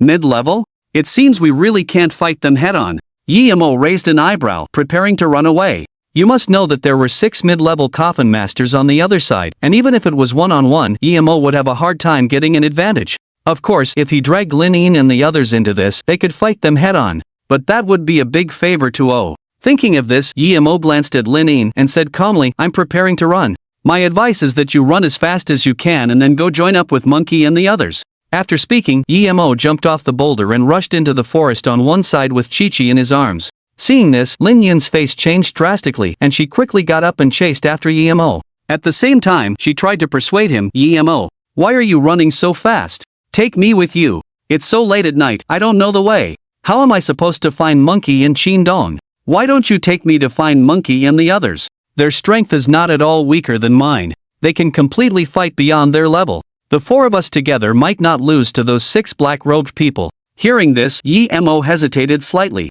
And just then, a cold mechanical voice suddenly appeared in Yi-Mo's mind. Ding! Host detected to be in a life or death predicament. System mission activated. Please choose host. 1. Choose to flee, retreat without a fight. Upon successful escape, acquire the coffin spirit skill, escape. 2. Choose to fight with your back to the wall, a solo fight against 6 opponents of a higher level. Upon successfully killing all opponents, acquire the coffin spirit talent, War God. 3. Choose to accept help from friends, working together to fight the enemy. Upon successfully killing all enemies, acquire a special ability, Coffin Spirit Experience Sharing. Holy crap! There's a mission again. This is definitely option 3. Yi-Mo didn't hesitate at all, and directly chose the 3rd option. Then he looked at Lin and said seriously, "This time, I owe you a favor. If the coffin spirits of Monkey and the others haven't evolved yet, I might be able to give them some advice. We'll talk about those things later. Let's join up with Monkey and the others first. Vice Captain, that kid seems to have spotted us." He's already running away. Let's hurry and chase after him. And that woman, brothers, don't let her get away. On the riverbank, a black-robed youth with a wretched face put down his telescope and then pointed in the direction Linine was fleeing. Haha, they won't be able to escape. Vice Captain Zhao Long's lips curled into a sneer and a look of contempt flashed in his eyes. This time, 6 of them had come just to deal with a beginner-level coffin master, so Zhao Long naturally had a 100% certainty of success. To him, killing EMO was just a piece of cake, a trivial matter. Originally, he didn't want to cause so much trouble, so he had avoided Monkey and Qin Dong, choosing to act when there were fewer people. But when Zhao Long clearly saw Lin Yin's face illuminated by the firelight, his meticulous mind was instantly ignited by desire, turning into nothingness. This was the first time in his life that he had seen a woman whose temperament and looks had reached the peak. At this moment, he was instantly overwhelmed by desire, and all he wanted was to capture Lin Yin at all costs. Cripple, you immediately release the vampire bats to track that woman, then tell me her exact location. The other brothers should spread out and search that area. It's best to surround it. If you encounter the 2 youths who left earlier, kill them without mercy. I believe you should have no pressure dealing with 2 near mid-level coffin masters. If you really can't win, then all of you attack together, or notify me immediately. A greedy look flashed in Zhao Long's eyes, and his tone was extremely cruel. Upon hearing the vice captain's order, several members of the group immediately summoned their respective coffin spirits, and then ran toward the foot of the mountain at the end of the plain. Zhao Long then directly summoned a golden coffin. With a whistle, the golden coffin instantly opened, and a skeletal centaur covered in black mist, with ghostly flames flickering from its hooves, appeared before him. Haha, I'll see where you can hide. Zhao Long stared at the distant woods, then with a leap, he landed on the back of the skeletal centaur and galloped away. Chapter 30 Advanced Coffin Masters. In the dense forest at the edge of the canyon, Monkey and Qin Dong were traversing the woods by the moonlight. They had quickly moved away from the riverbank and arrived at an open mountain depression. Dongzi, this doesn't make sense. Monkey looked around, scratching his head, and couldn't help but ask, are there so few mutated beasts in Doom Valley? Why haven't we encountered one after so long? Hearing this, Qin Dong adjusted his glasses, looking pensive. After a few seconds, he seemed to have thought of something, then looked at the coffin spirit next to Monkey. This was a 3-meter-tall tomb-guarding white ape, incredibly robust. It was covered in long white fur, revealing a pair of blood-red eyes, its fangs exposed at the corners of its mouth, making it appear extremely ferocious. Is it possible that your coffin spirit is making too much noise? Qin Dong's eyes showed a strange look. Along the way, the tomb-guarding white ape had been clearing the path, creating a terrifying commotion. Whether it was a tree or a rock in front of it, the tomb-guarding white ape would smash it with a single punch, causing a deafening sound. Hearing Qin Dong's words, Monkey was stunned. What he said seemed to make sense. This place was in the middle of Doom Valley, and the level of mutated beasts and demons was not high. He had directly summoned a tomb-guarding white ape with such a powerful aura, naturally causing the surrounding demons to avoid it from afar, not daring to show themselves. Then let's do this. I'll let the white ape return to the contract space first. When we see a mutated beast, I'll let it come out again. After thinking for a while, Monkey quickly made the tomb-guarding white ape return to the coffin. Just then, a subtle sound came. Qin Dong's ears twitched, and he quickly turned to look at the bushes 20 meters away. 2 figures in black robes pushed aside the bushes and walked out. The 2 black-robed men showed annoyed expressions as soon as they saw Qin Dong and Monkey. Ha, how disappointing, it's just you two. One of the black-robed men said coldly. I thought we had encountered that kid and that woman. Hearing this, the other black-robed man also echoed, if we had encountered that woman, we brothers could have had some fun. Since we've encountered these 2, then let's kill them first. As he spoke, the 2 black-robed men began to summon their coffin spirits. With a tremor in the ground, 2 silver coffins suddenly emerged from the ground, standing upright on the ground. A goat-headed demon holding a bone club walked out of one coffin, while a ghost holding a scythe floated out of the other. Seeing this, a hint of dread flashed in Qin Dong's eyes as he coldly asked, Who are you? We don't seem to have offended you brothers, have we? Ha, you haven't offended us, indeed. But you seem to be with that kid named GMO. The black-robed man said, he killed the family members of our ghost hunting tomb team. Now that he's escaped, you as his companions, it's only natural that you pay his debts. Hearing this, Qin Dong was startled.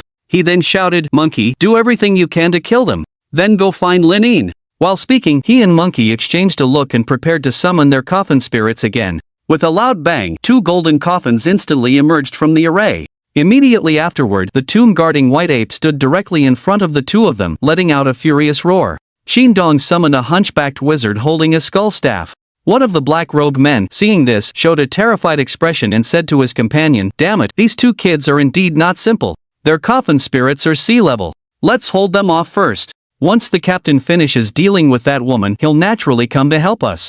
After speaking, the two of them commanded their coffin spirits to charge towards Monkey and Qingdong. Seeing this, a cold smile appeared on Qingdong's face as he said lightly, "Wizard, use slow spell." As soon as these words were spoken, a green light flashed on the skeleton wizard's staff, then shone on the two coffin spirits that were coming straight at them. Instantly, the goat-headed demon and the scythe ghost slowed down. "Monkey, I'll leave the goat-headed demon to you. I'll take care of the ghost," Qingdong shouted. Upon hearing this, Monkey quickly nodded and directed the tomb-guarding white ape to charge forward. The goat-headed demon, as the lowest existence among demons, although not strong, possessed an extremely domineering physique, even stronger than an ordinary tyrant. If the two were to engage in hand-to-hand combat, an ordinary tyrant would be instantly torn apart by the goat-headed demon. But the goat-headed demon was now facing the tomb-guarding white ape, which possessed even greater strength and physique.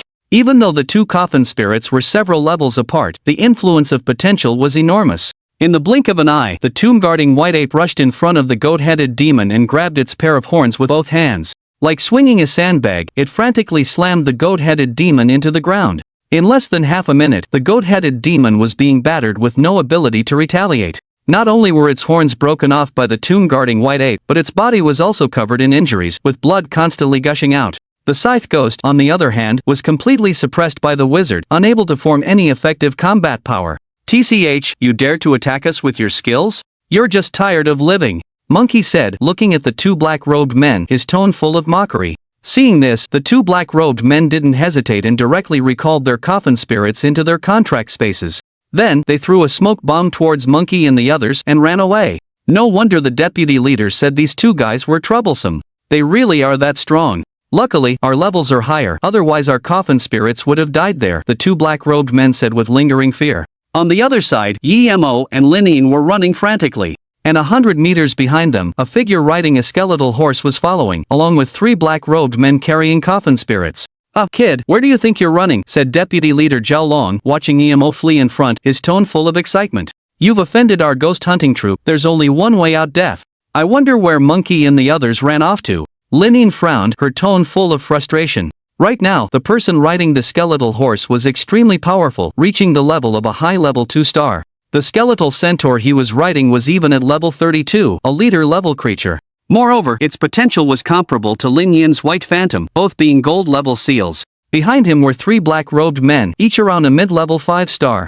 With such a terrifying lineup, Yemo and Linin were completely powerless to fight back. Yemo, on the side, was also running as hard as he could. However, his face appeared relatively calm. "Let's fire a signal flare. If we can rendezvous with Monkey and the others, these few people won't be a threat," Yemo said calmly. "I misjudged this. I didn't expect the leader to actually be a high-level tomb guardian." Linin, not knowing where Yemo's confidence came from, revealed an unsightly smile. "Even if the four of us join forces, we might not be able to defeat him." Hearing this, Yemo's eyes flashed with a sharp light. "How will we know if we don't try?" Chapter 31, Killing Above One's Level. Emo, a high-tier coffin master's spiritual power and destructive force completely overwhelm us. Even though he's only a 2-star high tier, if he attacks, he could destroy a 3-story house with a single blow. Linin quickly shook her head, rejecting Yemo's idea. The gap between coffin masters wasn't that large in the early stages. However, after reaching the high tier, every difference of a star would result in a significant change in strength. The coffin spirits controlled by a 9th-star high-tier coffin master could level a 10-story building using ordinary skills. Their attack range could also reach a diameter of tens of meters. Even though the skeletal centaur behind them was only level 32, its attacks were already beyond Lin Yin's ability to withstand. Yemo looked at the solemn expression on Lin Yin's face and, after thinking about it, decided to reveal his trump card. "I have a way to kill a commander-level coffin spirit. However, I need your full cooperation," Yemo said calmly. Linin knew that Yemo wouldn't joke at this time, but her eyes still showed disbelief as she asked doubtfully, "Tell me your method first. If it's feasible, we can give it a try." However, at that moment, an angry shout came from 100 meters behind them. "Heh, you brats still want to run? Die for me." Yemo and Linin heard the shout and quickly turned around. The next moment, they saw Zhaolong's skeletal centaur swing its spear, directly creating a cyan spear aura that rushed toward them. A whistling sound arose, and the 10 Shanghai spear aura was like a crescent moon, flying rapidly along the ground, cutting a half-meter deep groove. "Dodge!" Yemo shouted softly, jumping to the side and rolling on the ground several times, leaving his original spot. Linin did the same. At that moment, the spear aura struck. A loud boom resounded, and the ground suddenly cracked, sending dust and rocks flying, and countless violent air currents swept out in all directions, shredding the surrounding bushes into powder. That was close. As expected of a high-tier coffin master, this attack is too powerful, Yi-Mo said, breathing heavily with lingering fear. Beside him, Lin Yin's face also showed a look of distress. Without thinking, she took out a signal flare and launched it into the air. The others will come immediately when they see it. Tell me your plan first, Lin Yin asked seriously. Yi-Mo glanced at Chi-Chi in his arms, placed her on the ground, and then pointed at Chi-Chi, saying, if I tell you that Chi-Chi is an S-rank coffin spirit capable of fully restoring a near-death coffin spirit, wouldn't that give us a chance to kill this high-tier coffin master? Lin Yin was shocked upon hearing this, looking at him with disbelief, trembling as she asked, are you serious? Do you think I would joke about my own life? Yi-Mo nodded. It's actually an S-rank coffin spirit, you're too monstrous. In that case, why are we still running? Let's just have a good fight. A surge of fighting spirit erupted in Lin Yin's eyes. She knew that her white phantom had unparalleled speed. Even a commander-level skeletal centaur would have difficulty keeping up with it. As long as she wholeheartedly commanded the white phantom to attack the high-tier coffin master, forcing him to only command the centaur to defend. This way, the threat from the other black-robed men would be much smaller. Yi-Mo, I'll hold back the high-tier coffin master. The others are up to you to deal with. As long as you can hold out for 2 minutes, we'll be much better off when the others arrive. Lin Yin looked at Yi-Mo and instructed him. Okay. Yi-Mo agreed. At that moment, Zhao Long, riding the centaur, instantly arrived in front of them, a look of disdain on his face. Heh, you're called Yi-Mo, right? You're really something. Not only did you kill the family members of our tomb searching group, but you also offended 3 employers. You won't die unjustly today. Offended 3 employers, Yi-Mo's brow furrowed instantly, his face becoming incredibly grim. He clearly remembered, counting the butcher, he had offended only 3 people. But now, the news from Zhao Long was that, including the butcher, there were 4. So, who was the other one? Right now, Yi-Mo didn't have time to think so much, he could only focus on the present. Without hesitation, a burst of spiritual power emanated from his hand, summoning the tyrant from within the contract space. Roar! A thunderous roar echoed, the tyrant exuding an extremely violent aura, then standing in front of Yi-Mo, shielding him. On the side, Lin Yin was once again dumbfounded at the scene. Yi-Mo, you can actually summon 2 coffin spirits at the same time? What kind of monster are you? Zhao Long, seeing this, was first stunned, then he and the black-robed figures beside him burst into laughter. Ah, kid, you dare to summon a level 9 zombie. Are you sending it to its death? Vice Captain, this kid is just an initial stage coffin tamer. I feel like I could crush him with one hand. Is that so? You want to crush me with one hand? Yi-Mo sneered, then with a thought, he said coldly, Tyrant, test your new skill. As soon as he spoke, the tyrant let out a roar, and his clawed arm flickered with lightning. In the blink of an eye, it formed a long blade condensed from lightning energy, slashing towards the black-robed figure who had just spoken. Boom! The lightning blade was as fast as lightning, and before the black-robed figure could react, it instantly struck him, turning him into charred fragments that scattered on the ground. Everyone who witnessed this had a look of utter shock on their faces. Zhao Long was also startled. Earlier, an employer had told him that Yi-Mo's coffin spirit could kill enemies beyond its level in seconds, and he hadn't quite believed it. Although Yi-Mo had relied on a sneak attack, the fact was that he had killed an enemy more than 10 levels above him. But fortunately, this level of attack was not enough to injure a high-level coffin tamer, so Zhao Long did not take it to heart. Heh, kid. You actually dare to sneak attack my brother. It seems the price on your head is going to be multiplied several times, Zhao Long said with intense killing intent. Then, he instructed the remaining 2 black-robed figures, leave this kid to you. As long as you're not careless, he's definitely no match for you. Captain, rest assured. We won't make such a low-level mistake. You can take care of that woman first, and we'll bring you the kid's head later. Hee, Captain, when you're done playing, remember to share the spoils. Chapter 32, Terrifying Flames. Lin Yin's brows furrowed as she overheard the trio's conversation and saw the lewdness in their eyes. It was clear that even if they had initially parted ways with Yi-Mo, these people would not easily let her go. Thinking this, a frost covered Lin Yin's face, and killing intent permeated her. Karina used Shadow Assault to completely suppress the centaur and its coffin master. Lin Yin commanded coldly. Hearing this, the white phantom nodded slightly, a cold glint flashing in its eyes. Immediately, its figure vanished into thin air, entering stealth mode. Yi-Mo, seeing this, didn't remain idle, and immediately stated, Chi-Chi, use Frostbite Ghost Envoys, and apply it to the white phantom and tyrant. As soon as his voice fell, an extremely pure spiritual energy erupted from Chi-Chi's body. Several round, orb-like ghosts flew out instantly, surrounding the white phantom and tyrant. As the white phantom was already invisible, the ghosts also concealed themselves along with it.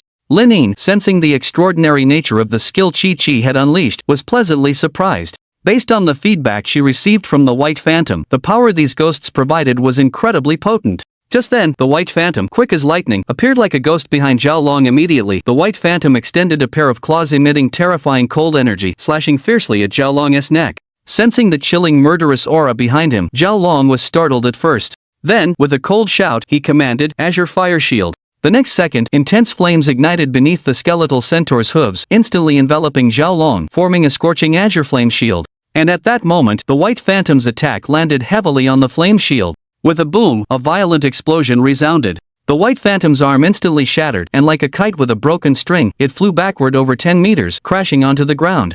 Its pristine white uniform was now covered in dust, making it look utterly disheveled. It actually has a damage-reflecting shield? We're in big trouble. Lin Yin's pupils contracted, and a rare drop of cold sweat trickled down her forehead. However, the next scene calmed her heart considerably. The ghosts encircling the White Phantom began to emit a strange energy, rapidly repairing the shattered arm. In the blink of an eye, the White Phantom's destroyed arm was restored to its former state. Seeing this, Zhao Long's expression turned extremely ugly as he roared, "Impossible! The centaur's flames are undead flames with corrosive effects. How can mere ghosts ignore the corrosion? Could this zombie have very high potential?" Zhao Long quickly turned to look at Chi next to Emo, his eyes filled with insatiable greed, and he thought to himself, "I'll kill this kid first. Then I'll seize his coffin spirit." As if noticing Zhao Long's gaze, Yemo's expression turned extremely somber. "Yemo, I didn't expect this guy's coffin spirit to have a shield. It seems the White Phantom can't do much against him," Lin said to Yemo, taking a deep breath, a hint of helplessness in her voice. "It seems like this guy is going to attack you first. I can only do my best to hold him off," Lin said, before shouting again, "Use full speed to suppress the centaur." Hearing this, the White Phantom's figure began to flicker, transforming into a series of blurry afterimages, launching a continuous barrage of attacks towards Zhao Long and the centaur. Within just a few seconds, the White Phantom unleashed over 100 attacks on Zhao Long, and the azure flame shield, like glass, was battered with small holes by the cold celestial energy added to the White Phantom's claws. It was being depleted bit by bit. Watching his centaur's fire shield being chipped away, Zhao Long became enraged. "Woman, if you surrender now, I promise not to torture you. I will only make you happy. You wish." A hint of anger flashed in Lin Yin's eyes as she once again sent the White Phantom charging forward. Beside her, Emo also engaged the tyrant with the coffin spirits of the other two black-robed figures. Due to the vast difference in their ranks, the tyrant was forced to parry, struggling against the two opponents. And Emo didn't dare let the tyrant use hyper-matter penetration. Not to mention the charge-up required for hyper-matter penetration. Moreover, without control, this move was difficult to land on an enemy, and the sheer consumption of spirit power was something Emo couldn't easily handle.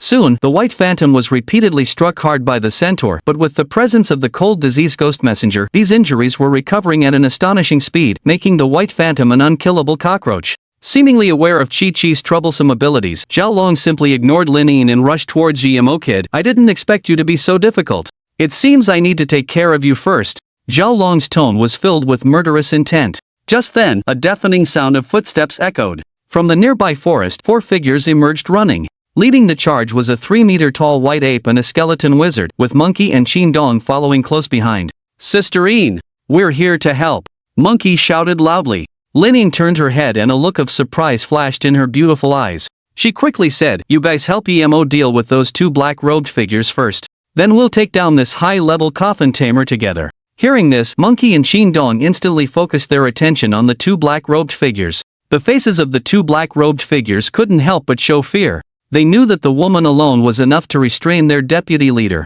And now, 2 coffin tamers had arrived whose strength was in no way weaker than the woman's, making them feel immense pressure.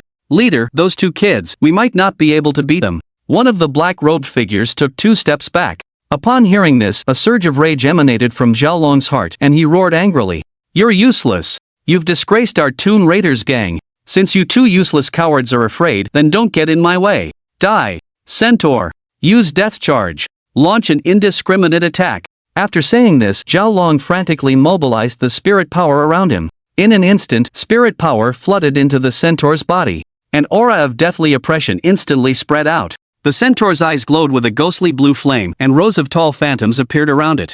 Looking around, these were all its doppelgangers, numbering over 100. In the next second, soul fires erupted from these phantoms and charged out in all directions, instantly incinerating the two closest black-robed figures into ashes.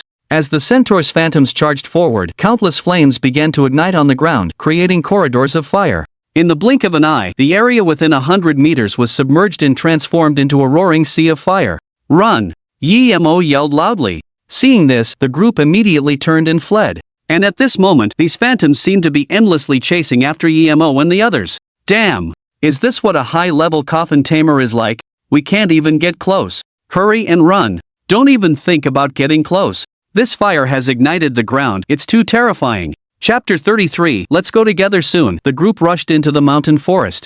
Along the way, Qingdong had the skeleton wizard cast more than 10 mist spells, briefly obstructing Zhaolong's vision. However, these spells were barely effective, lasting less than 2 seconds against the scorching flames. Let's quickly hide in the mountain forest, endure this round of attacks, and then discuss our strategy. Qingdong's brow was beaded with cold sweat. He had almost depleted his spiritual power by having the coffin spirits release so many skills. Now, his remaining spiritual power was nearly exhausted, and forcing the coffin spirits to use more skills would probably make him faint.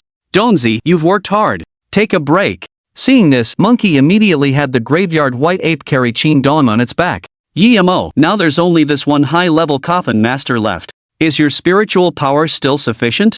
If we can't keep Chi-Chi supporting us, then let's keep stalling. We can kill him after you've recovered your spiritual power.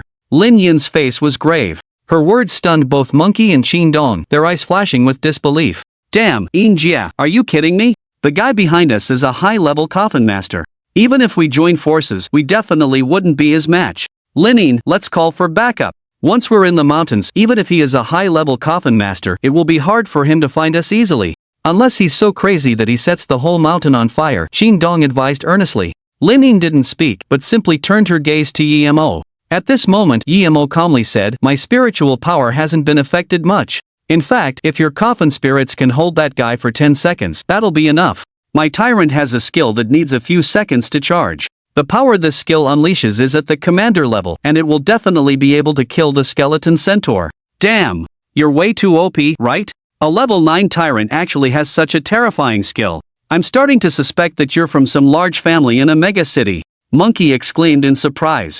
Lin was already used to it because in her understanding, Yi-Mo was the kind of person who had endless trump cards and couldn't be treated as an ordinary person. Qingdong was also extremely shocked by Yi-Mo's explanation. However, he didn't react as exaggeratedly as Monkey. Seeming to have thought of something, he said, 10 seconds is impossible for the three of us to hold him off. We can't withstand the flames he's emitting. Let's think of another way. Just then, Lin directly interrupted him, then pointed to Chi-Chi, who was in Yi-Mo's arms, and explained, Qingdong, you don't have to worry about that. The coffin spirit in Yi-Mo's arms is an S grade. It can continuously heal our coffin spirit's injuries and add ice attributes to our coffin spirit's attacks. More importantly, it can restore a dying coffin spirit to its full strength. It's just that we don't know how long the skeleton centaur's death charge phantom will last. If that phantom flame dissipates, we can take action. When we restrain the centaur, Yi-Mo will be able to kill it. Lin Yin's eyes flashed with madness. After this explanation, both Monkey and Qingdong were once again stunned into silence. Their gazes at Yi-Mo began to fill with terror. S grade? Monkey looked at the little zombie in Yi-Mo's arms and couldn't help but gulp. Yi-Mo, are you defying the heavens? You actually contracted an S-grade coffin spirit. Alright, now is not the time to talk about this, let's wait for the centaur's skill to disappear. Lin Yin said calmly. Soon, the group arrived at a steep hillside. This was a perfect defensive position for them. In such a place, the centaur would have a hard time fully utilizing its advantages. Moreover, they believed that the previous death charge was likely the centaur's ultimate move, and it definitely couldn't be used a second time in a short period. Ha ha ha, you're running now? Let's see where you can run to? Down the slope, Zhaolong, riding the skeletal centaur, looked at Yi-Mo and the others, a disdainful look on his face. At this moment, Yi-Mo looked at the skeletal centaur, and a clear data panel began to appear. Coffin Spirit, Phantom Knight Race, Undead Level, LV.32 Leader Class LV.3139 Seal Level, C Grade Golden Profound Coffin Level Cap, LV.49 Talents, Phantom Fire, Soul Confinement Collecting Undead in souls lower than its own rank for enslavement. Skills, Rapid Rush Tier 3, Spear Chi, Elemental Shield Tier 3, Blink, Trample, Intermediate Healing Tier 2, Flame Burn Tier 3 Ultimate Skill, Death Charge summons all phantom shadows to launch a continuous charge at the target. Immune to all interruptions during the charge and generates a phantom fire sea. Weakness: after the phantom shadows dissipate, it requires a significant amount of time to recondense. Intimacy: 60 obeys orders. Current status: exhausted. Evolution count: 2 times. Paths can be queried. Introduction from Phantom Island. The observer among skeletal knights, the nemesis of the undead and evil spirits. Average strength, average attack. Seeing the Phantom Knights panel, EMO felt a sense of relief. It turned out that this guy was already exhausted. To use Death Charge again was impossible in the short term. A strong killing intent flashed in EMO's eyes. At this moment, Zhao Long started shouting again, not taking EMO and the others seriously at all. "You bunch, come down and accept your deaths." After speaking, he directly commanded the centaur, swinging a spear of several dozen feet wide toward the hillside. In the blink of an eye, the boulders on the hillside were instantly shattered by this attack. Seeing this, EMO and the others retreated continuously, narrowly dodging the attack. "We can't keep avoiding combat. He can't use Death Charge again right now. This is our chance," EMO said seriously, looking at the three beside him. Upon hearing this, the three nodded immediately. "All right, then let's send our coffin spirits in. EMO, the lives of our coffin spirits are in your hands. Don't let us down," Linin said in a solemn tone. "Rest assured, as long as I can control it, I definitely won't fail." A confident look appeared on EMO's face. The next moment, the four of them directly commanded their respective coffin spirits, charging toward Zhao Long down the slope. Due to Chi-Chi's protection, the ice immortal power directly resisted the scorching of the phantom fire. The coffin spirits fought like crazy demons, ignoring all attacks and fighting the centaur with their lives. The white phantom kept sneaking attacks on Zhao Long, forcing him to constantly defend. The gravekeeping white ape, with its size and strength advantage, relentlessly punched the centaur's bones. The skeleton witch doctor summoned balls of black mist, enveloping the surrounding area and creating opportunities for Tyrant to attack. "EMO. This guy can't get out for now. You can prepare your ultimate move," Linin hurriedly urged. The monkey also said anxiously, "EMO. Hurry. I've made the white ape hold the centaur tightly. It can't move now." Upon hearing this, EMO nodded. The next moment, a blood-red energy fluctuation suddenly appeared in the black mist and an extremely terrifying power was brewing. Zhao Long felt the power of this energy, a chill running down his spine, and a sense of fear welled up. "What kind of tricks are you using? They can actually threaten me," Zhao Long roared angrily, commanding the centaur to frantically swing its spear. In an instant, countless broken limbs flew out of the black mist. The white phantom and the gravekeeping white ape were directly riddled with holes by the spear and sent flying dozens of meters away. "Ha, you think you can stop me? Wishful thinking," Zhao Long roared, immediately preparing to drive the Nether Knight to attack EMO and the others. However, before he could even step out of the black mist, the blood-red energy began to surge restlessly. A deafening boom echoed. A towering column of blood-colored light shot up, and a violent storm erupted outwards, scattering the black mist. At the original spot, Zhao Long and the Nether Knight had vanished, leaving behind a large pit 10 meters in diameter, radiating waves of destructive energy. Chapter 34, Mission Accomplished. Experience sharing. Looking at the huge pit before them, everyone finally breathed a sigh of relief. EMO panted, his face showing excitement. The tyrant's attack had almost drained 80% of the spiritual energy in his body. Having consumed so much spiritual energy, the power of this super-material penetration was naturally terrifying, directly ensuring that the Soul Knight and Zhao Long were beyond dead. Just then, several mechanical system notifications sounded in EMO's mind. Ding! Congratulations to the host for completing the system mission, gaining the special ability, Coffin Spirit Experience Sharing. Coffin Spirit Experience Sharing. After any of your coffin spirits kills a monster, your other coffin spirits gain the same experience. Ding! The tyrant successfully killed a LV.32 Soul Knight. Experience doubled, gaining plus 5,000 experience points. Ding! Coffin Spirit Experience Sharing activated. Your coffin spirit, Chi-Chi, gains plus 5,000 experience points. Ding! Your coffin spirit, Tyrant, has been promoted to LV.10 minion level. Experience required for next level, 3,060 3,800. Ding! Your coffin spirit, Chi-Chi, has been promoted to LV.7 minion level. Experience required for next level, 1,022.40. Hearing the system's prompts, EMO was utterly shocked. Haha, no wonder it's a level 32 coffin spirit. It directly added 5,000 experience points. One is worth the experience of hundreds of monsters. This experience sharing is too awesome. EMO was extremely excited. For all coffin masters, it was incredibly difficult to increase the experience of their coffin spirits. Many coffin masters, when their strength was not strong enough, rarely chose to cultivate multiple coffin spirits together, as it consumed too many resources and time. They usually chose one coffin spirit with good potential and treated it as their main battle coffin spirit. Only after the main battle coffin spirit reached max level would they choose other high-potential coffin spirits to cultivate. Therefore, most coffin masters who had contracted multiple coffin spirits had other coffin spirits whose strength would always be much worse than their main battle coffin spirit. Of course, many children of large families were not among them because the resources provided by their families could fully withstand their squandering. Even if they contracted multiple coffin spirits, the strength of these coffin spirits would not differ too much from their main battle coffin spirit.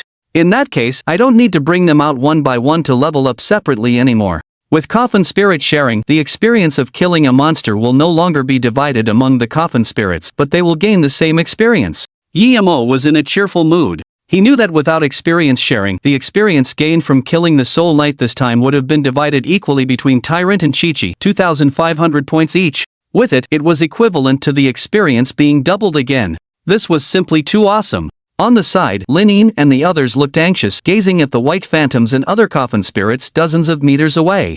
Their coffin spirits were severely injured at this time, almost reaching a state of near death. If they delayed for a few more minutes, they would definitely die. However, Lin did not urge Yi-Mo. Instead, they anxiously waited for Yi-Mo to recover his spiritual energy. In their view, Yi-Mo's attack this time had consumed too much. After the spiritual energy was drained, coffin masters would feel mentally dazed, fatigued, or spaced out, which was normal. However, they did not know that Yi-Mo was spacing out because he was shocked by the rewards the system had given him. Seeming to sense that the atmosphere around them was a bit heavy, Yi-Mo immediately pulled himself out of his thoughts and turned to look at the others. Lin and the others became even more anxious when they saw that Yi-Mo had recovered. Yi-Mo, how much of your spiritual energy has recovered? Can you have Chi-Chi heal our coffin spirits? Lin asked urgently. Brother Yi, this time, it really depends on you. Please don't let your brothers down. You must save our coffin spirits. Monkey looked like he was about to cry as he said anxiously. Upon hearing this, a smile immediately appeared on Yi-Mo's face. He gave the others a reassuring look and said, "Don't worry, they'll be lively as ever in a moment." After speaking, Yi-Mo quickly looked at Chi-Chi who was beside him and then patted her head.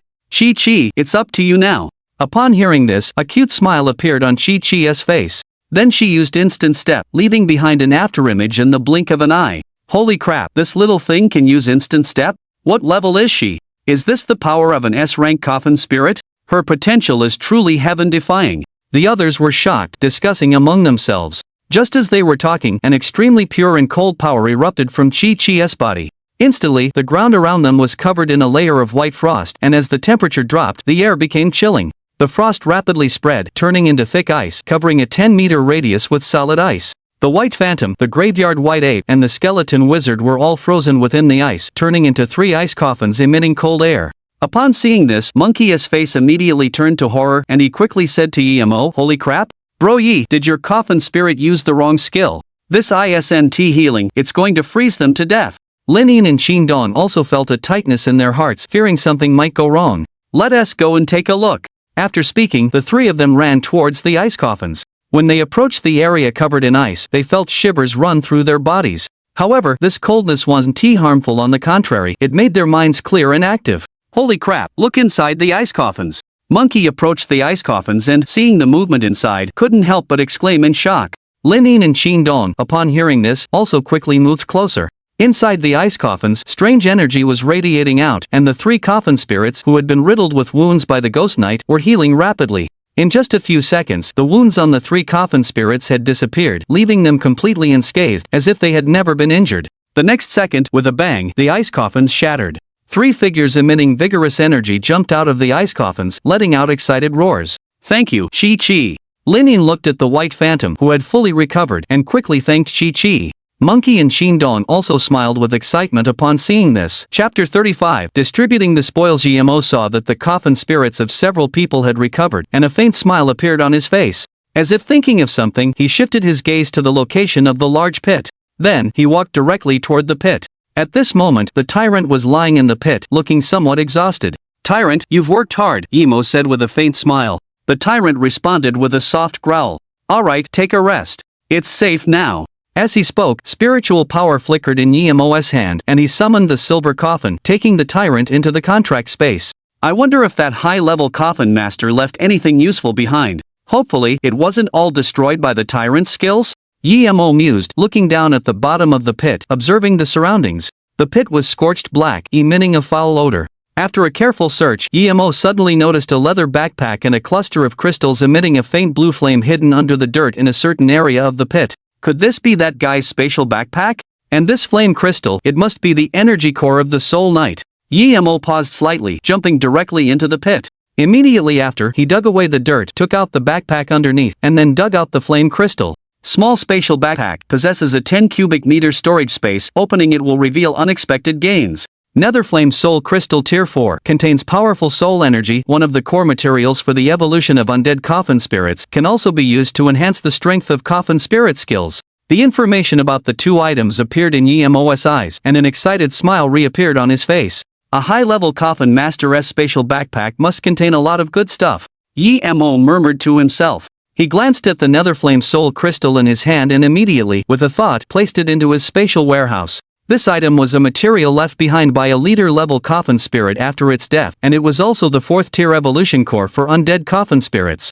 Its value was definitely immeasurable. If he took this to the market, this item would definitely sell for over 10 billion great Xia coins. Thinking this, Emo's heart grew hotter. Once I get the Tyrant and Chi-Chi up to level 20, I definitely need to find a time to sell this Netherflame core. Emo had many thoughts about the coffin spirit appraisal meeting next week. Initially, because he didn't have enough money, he naturally had no way to buy unappraised coffin spirits, let alone any chance of finding bargains. But now, if he could get 10 billion great Xia coins, he could at least get 2 bargain unappraised coffins. He knew that coffin spirits with a B grade potential or higher were worth far more than 500 million, and A grades were even harder to measure with money. As long as he could bid on a B grade coffin spirit or higher and then resell it to others, he would then have the qualifications to compete for coffin spirits with higher potential. Emo thought to himself. Just then, Lin and the others, along with their respective coffin spirits, arrived at the edge of the pit. Chi-Chi also jumped down into the pit at some point and climbed onto Emo's shoulder. Looking at the spatial backpack in Emo's hand, the others couldn't help but reveal a hint of surprise in their eyes. Holy crap, Brother Yi! Is that the spatial backpack left behind by the high-level coffin master? Monkey asked with an excited expression. Quick, open it and see what good stuff is inside. Emo was somewhat taken aback upon hearing this. However, since they had killed the high-level coffin master together, the items in the spatial backpack, as well as the Netherflame core, should be split equally among him and Lin and the others. Without giving it too much thought, a faint smile appeared on Emo's face. He then jumped out of the pit and, in front of everyone, directly opened the spatial backpack and dumped its contents onto the ground. A rattling sound echoed. In the blink of an eye, the ground was covered with hundreds of various items. Most of it was coffin spirit cultivation materials and various weapons, and a small portion were crystals emitting various lights and scarce evolution materials. Damn, so many materials. This is a direct fortune. The monkey's face immediately showed extreme excitement. Xindong's eyes were also fixed on the pile of materials, his face revealing shock. Lin looked at her companions and couldn't help but huff, saying, "Have you two never seen the world? Your eyes can't leave after seeing this little bit of material? Emo, you should put these materials away, they're not very useful to us." As soon as these words came out, the monkey and Xindong immediately reacted, then their faces showed embarrassment. Emo heard this, glanced at Lin strangely, and said with a hint of doubt in his tone, "Are you sure?" "Yes, I'm sure." Lin nodded. Hearing this, Emo became even more appreciative of Lin. You must know that although they had cooperated through life and death after killing an enemy and obtaining so many spoils of war, the most feared thing was the rise of greed, leading to uneven distribution and ultimately self-destruction. Emo also admitted that he was very greedy, but without the help of the people in front of him, he would not only fail to complete the system mission but also very likely lose his life. So, no matter what, Emo would not take advantage of them. Thinking of this, Emo took out the Netherflame Soul Crystal from his space storage. Actually, that centaur also left this behind. Emo smiled. When Lin and the others saw this, their eyes immediately flashed with shock, and at the same time, they gave Emo's character a high degree of affirmation in their hearts. Damn! Emo! Can you give me this Netherflame Soul Crystal? Xindong looked at the crystal emitting a faint blue flame in Emo's hand, no longer calm. Bah, not give it to me, sell it to me. I am willing to pay 1 billion to buy it. Xindong said somewhat incoherently. Although his skeleton wizard had completed its evolution. But this Netherflame Soul Crystal was also the most important evolution material for the skeleton wizard's next evolution. Moreover, the skeleton wizard's attack ability was not strong, and if the Netherflame Soul Crystal was used to enhance the skeleton wizard's skills, it would also undergo a qualitative change. It could directly allow the skeleton wizard to leap into a powerful attack-type coffin spirit. We can divide this thing equally. Just give me 250 million. Yi-Mo said lightly. As he spoke, he directly threw the nether flame soul crystal to Qin-Dong. Qin-Dong took the soul crystal, his face became extremely excited, and then he looked at Yi-Mo showing gratitude and said, I said $1 billion is $1 billion. If it weren't for you, all 4 of us would be dead. In a way, you saved everyone's lives. Because we didn't contribute much effort in killing this high-level coffin master. As soon as these words were spoken, smiles appeared on the faces of Lin Yin and the monkey. That's right, Brother Yi. We 1T split these things with you. If it weren't for you, we'd all be corpses by now, the monkey said seriously. This isn't too good. After all, that high-level coffin master was coming for me. Yi-Mo shook his head. Lin Yin thought for a while, her beautiful eyes looked at Yi-Mo and said, Yi-Mo, how about this? If there are items we need in this pile of materials, you can just sell them to us at a friendship price. This way, we can also save a lot of effort searching for materials. Seeing that the others kept refusing, Yi-Mo also agreed. Since that's the case, I won't refuse either. This time, it's like I owe you a favor. If you need my help in the future, just contact me. Yi-Mo said seriously. Hearing this, Lin Yin and the others immediately showed excited expressions. You must know that Yi-Mo's talent was obvious to all, simply a genius among geniuses. Although Yi-Mo's current strength was not strong, he would definitely become an existence to be admired in the future. With his favor and his friendship, when Yi-Mo grew up, they would be able to walk sideways in the Great Xia Kingdom. Lin Yin, the materials you need for your white phantom to evolve into a blood-clad angel, it seems they're all here. You should quickly look through them. Yi-Mo said, pointing to a pile of materials on the ground, watching Lin Yin's excited face. Hearing this, Lin Yin quickly moved closer, excitedly taking Yi-Mo's hand and saying, Really? Can you help me find them? Of course, it's true. Could it be that you don't recognize these materials? Yi-Mo looked at Lin Yin beside him, his face instantly blank. Hearing this, a rare hint of embarrassment appeared on Lin Yin's face, making her look somewhat ill at ease. Chapter 36, A huge harvest. Preparing to return to the city at the scene of the spoils division, Yi-Mo became a workhorse for a while. He didn't hesitate to arrange the materials needed by Lin Yin and the others. From the pile of materials, he picked out several items exuding a bloody aura and tossed them to Lin Yin. Lin Yin caught the heart of slaughter, the blade of bloodshed, and the succubus tail that Yi-Mo threw. A bright smile blossomed on her face. Thank you, Yi-Mo. For these materials, I'll give you 100 million, is that okay? Lin Yin's gentle voice rang out. As if remembering something, Lin Yin quickly pulled out a black card and handed it to Yi-Mo. Oh, right, including the condition I promised you before, I'll give you a total of 200 million. Here's the card, there are over 200 million in it. Lin Yin said with a smile. Upon hearing this, Yi-Mo was stunned. He slowly took the black card and said excitedly, Thank you, Sugar Mommy. Hearing that, Lin Yin just rolled her eyes at Yi-Mo, seemingly disliking being called a Sugar Mommy. She then took the materials in her hands and directly handed them to White Phantom, preparing to have it evolve into a blood-clad angel. A few minutes later, Yi-Mo also helped the monkey check the evolution path of the grave-guarding white ape. Unfortunately, although the grave-guarding white ape had 4 evolution paths, there were no hidden ones. So, the evolution path of the grave-guarding white ape could only be decided based on the monkey's preference. Fortunately, among the pile of materials Zhao Long had left behind, there were just 2 materials needed for the grave-guarding white ape's evolution. Yi-Mo didn't think much of it and directly handed them to the monkey. Since these things weren't very valuable, Yi-Mo didn't charge him for them. As for the Netherfire Soul Crystal that Qin-Dong took, it was the most valuable item among these materials. After his strong insistence, Yi-Mo finally accepted 10 billion Great Xia coins transferred from his father. 12 billion, TSK. It seems I'll have to go back to Maple Peak City's outer city in the next couple of days. Yi-Mo thought excitedly, wondering, I wonder how much these unused materials can sell for. If they can sell for 200 or 300 million, that would be enough. Soon, as Lin Yin's coffin spirit evolved into a blood-clad angel, the group quickly walked 2 kilometers under the cover of night and finally found a cave at the edge of a canyon. They intended to rest there for the night. Okay, it should be safe here. I don't think the ghost-seeking Tomb Raiders group should get the news so quickly, Yi-Mo said, leaning against the cave wall. Lin Yin and the others nodded in agreement. Then, they sent their coffin spirits to the entrance of the cave to act as vigilant guards. The next morning, a ray of light shone into the cave. Yi-Mo slowly opened his eyes, a look of excitement appearing on his face. The system's voice had sounded in his mind.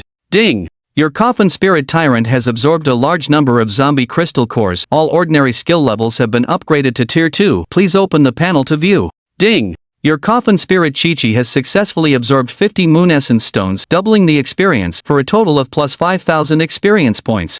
Ding!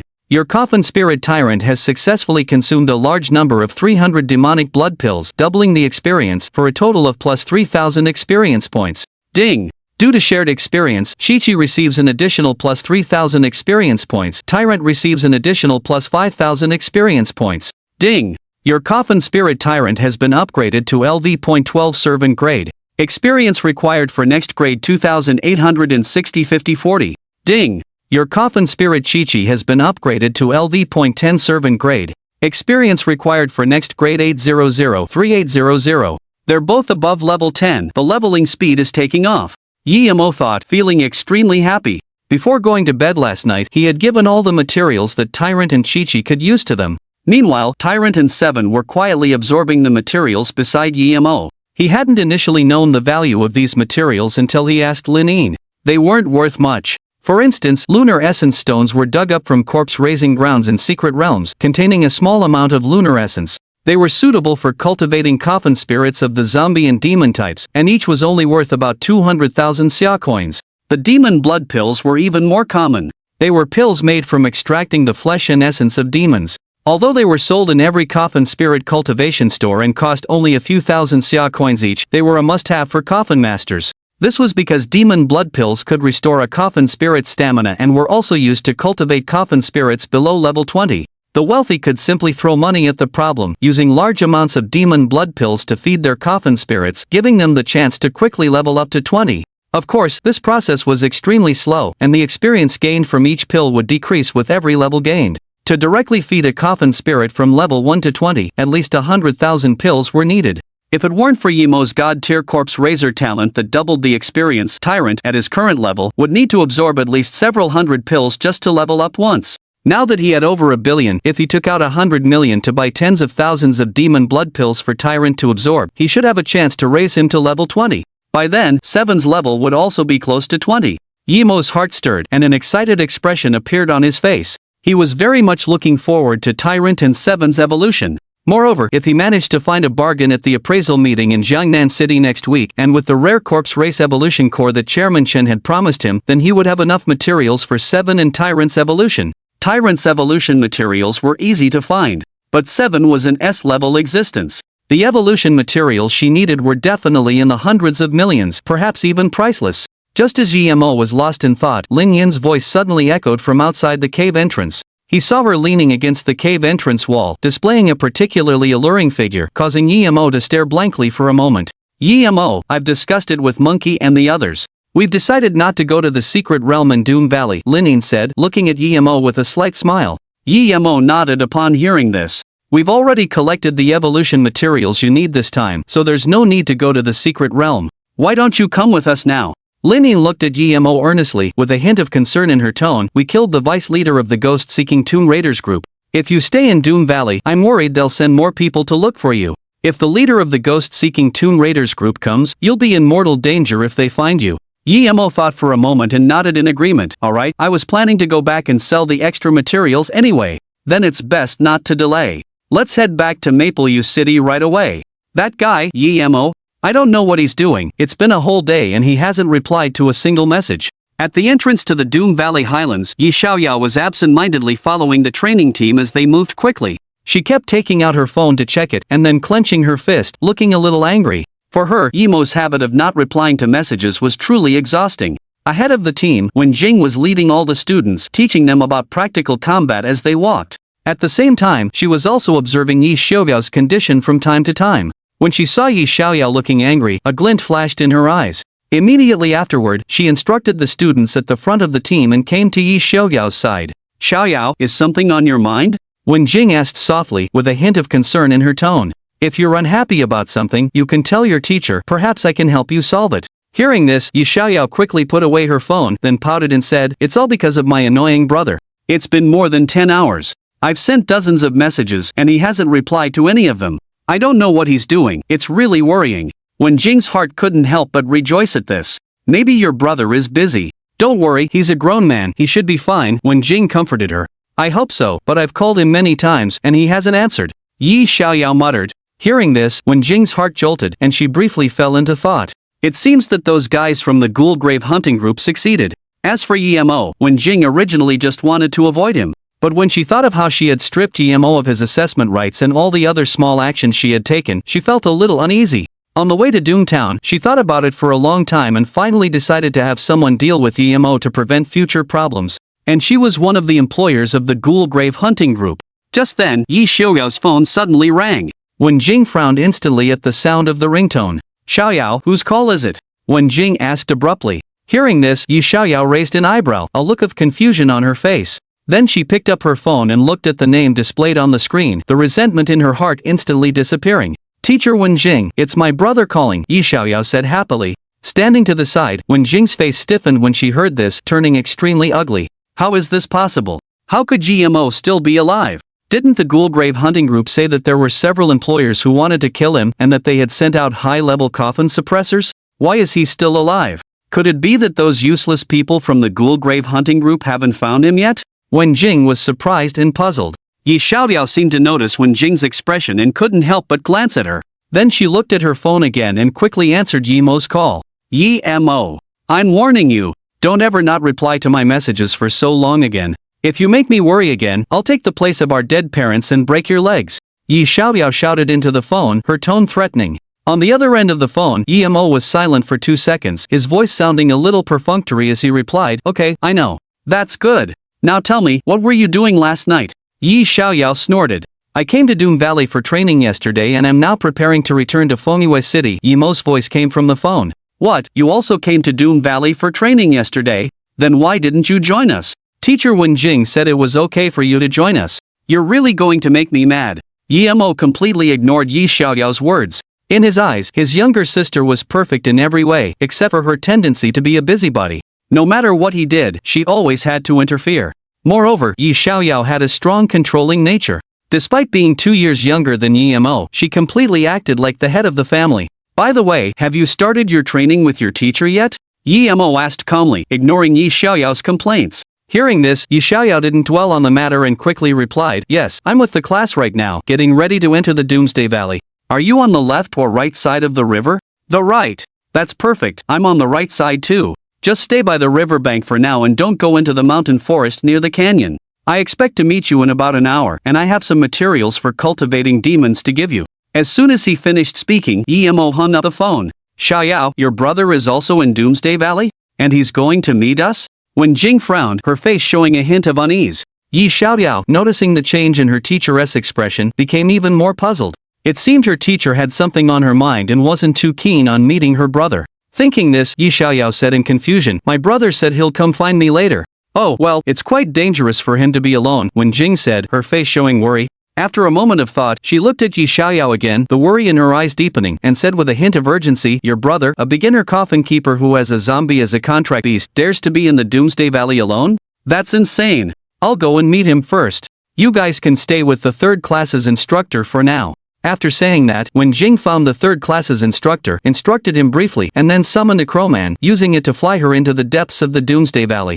"Hey, what's going on with your ghoul hunter group? Why haven't you killed the bounty target after all this time?" In the sky, the crowman was carrying Wen Jing at high speed. Wen Jing was on the phone with the ghoul hunter group's contact, her tone full of questioning. "Impossible. Absolutely impossible. Our vice captain arrived in Doomsday Valley last night, and they found the target. The bounty target is dead for sure, it's impossible for him to be alive," the person on the other end of the phone said angrily. "Impossible?" Wen Jing's eyes flashed with intense killing intent as she said coldly, "The target's sister is one of my students, and they were just talking on the phone. The person I want you to kill is not dead. You failed. How is that possible? Our vice captain is a high-level coffin keeper, how could they fail? Whether they failed or not, can't you investigate? For a group that's even listed in Maple City, it's unexpected you can't even do something this simple. You're useless." Wen Jing cursed, completely losing her usual gentle and approachable teacher demeanor. Upon hearing this, the other end of the phone went silent. "Miss, please calm down. I will confirm if the situation is true and will reply to you in 2 minutes. No need, I will kill the bounty target myself." Chapter 38, coming to pick you up. The ghost hunting Tomb Raider's base. The contact's expression was extremely panicked. After making several calls to Zhao Long, the phone consistently showed as switched off. Seemingly recalling that Zhao Long had taken 4 subordinates to the Doomsday Valley, he hurriedly dialed those men's numbers. Finally, after 3 calls, one of them answered. At this point, the contact couldn't hold back any longer, questioning the person on the phone. What's going on with you guys? Why haven't you been answering your phones? And where is the vice captain? Why hasn't he completed the task the captain assigned? Upon hearing this, the phone fell silent for a moment. The person who answered was one of the two black-robed figures that Monkey and Qin Dong had chased away last night. Initially, they intended to meet up with Zhao Long and the others. However, upon returning, they saw Zhao Long indiscriminately unleash his ultimate move with the Ghost Knight, killing their other companions. This made the two immediately abandon the idea of joining Zhao Long, choosing instead to save their own lives. The vice captain is dead, a cold voice came from the phone. What? How could brother Zhao be dead? Are you guys joking? He is a high-level coffin sealer. He is a top figure even in Maple City. Who in Maple City doesn't know the name of our ghost-hunting tomb raiders? How could anyone dare to kill him? The contact roared into the phone. The black-robed figure on the phone scoffed. Whether you believe it or not, that's the truth. I can only tell you, the vice captain was too careless and was killed by the target in conjunction with 3 mid-level coffin sealers wielding golden coffins. I'll report this matter to the captain. If you guys took any pictures of those 3, send them back quickly. If not, come back to the base first, the contact instructed. After speaking, he hung up the phone directly and hurried towards the yard where the captain was located. By the riverbank, Yi Mo and the others were running swiftly. Suddenly, a black dot appeared in the sky not far away. As if sensing the anomaly in the sky, Yi Mo and the others all looked up. Yi Mo, it seems someone's coming. Lin Yin's beautiful eyes narrowed as she sized up the dark figure in the sky, speaking warily. Yi Mo nodded, a golden light flashing in his eyes. The figure in the sky instantly appeared clearly in his vision. It's actually her? Why didn't she bring her class and ran out here alone? Yi Mo muttered. Yi Mo? Do you know this person? Lin Yin asked curiously. This is my former tutor and also my little sister's homeroom teacher. So it's brother Ye's tutor. I thought the captain of the ghost-hunting tomb raiders was coming. You almost scared the heart out of me. Monkey said, looking at the figure in the sky, and immediately breathed a sigh of relief. Upon hearing this, Qin Dong couldn't help but twitch. Monkey, it's best if you talk less with that jinxed mouth of yours. If we really run into them, we'll be wiped out. Hearing this, Monkey immediately stopped talking, his heart shivering, filled with lingering fear. Throughout their journey, everyone was tense, running quickly while constantly checking for disturbances in their surroundings. Because the night was too dark last night, the two black-robed figures who escaped from Qin Dong and Monkey's pursuit had not appeared. Lin Yin had also dispatched the blood-clad angel to search a radius of several miles, but they were still unable to find any trace of the two. They speculated that these two were likely hiding somewhere in the Doomsday Valley, and it was also possible that they had already notified the ghost-hunting tomb raiders. At this time, Wen Jing had also spotted Yi Mo and the others. She glanced at Lin Yin and the others from high above, her expression instantly becoming extremely ugly. How come there are 3 mid-level coffin sealers beside this guy? And their coffin spirits, they are actually golden grade seals? Could it be that the vice leader of the Night Stalker tomb raiders died at the hands of these 3 last night? Wen Jing was shocked. You had to know that, apart from Yi Mo, these 3 mid-level coffin sealers running on the ground each had a golden coffin gleaming under the sunlight strapped to their backs, making them extremely dazzling. At this moment, the doubts in Wen Jing's heart instantly disappeared. 3 mid-level coffin sealers with Class C coffin spirits, to a certain extent, did indeed have a chance to defeat a high-level coffin sealer. Of course, she wasn't aware that Zhao Long also possessed a golden coffin, so she naturally assumed that it was these 3 who had helped Yi Mo through his ordeal. I am no match for these 3. It seems I can only find a chance to take him away before I strike. When Jing looked at Lin Yin and the others, her eyes filled with apprehension. Although her coffin spirit, the Dark Raven Herald, had a special move that could sow discord between them, she didn't dare to act rashly without knowing what kind of coffin spirits resided within the golden coffins of Lin Yin and the others. If she were to strike recklessly, she might very well be countered, as these 3 had managed to kill a high-level coffin sealer, which indicated their immense strength. Thinking this, when Jing looked at Yi Mo, her eyes narrowing slightly, her expression turning extremely cold, as if she were looking at a dead man. However, her expression and gaze were all captured by Yi Mo, who was a kilometer away. Ha! Why does she harbor such intense hostility toward me? Yi Mo's heart sank, feeling somewhat baffled. I don't think I've offended her, have I? Yi Mo thought and thought, but still couldn't figure out what was going on, so he could only play it by ear and try to understand the situation. Half a minute later, the Dark Raven Herald brought Wen Jing to the front of Yi Mo and the others.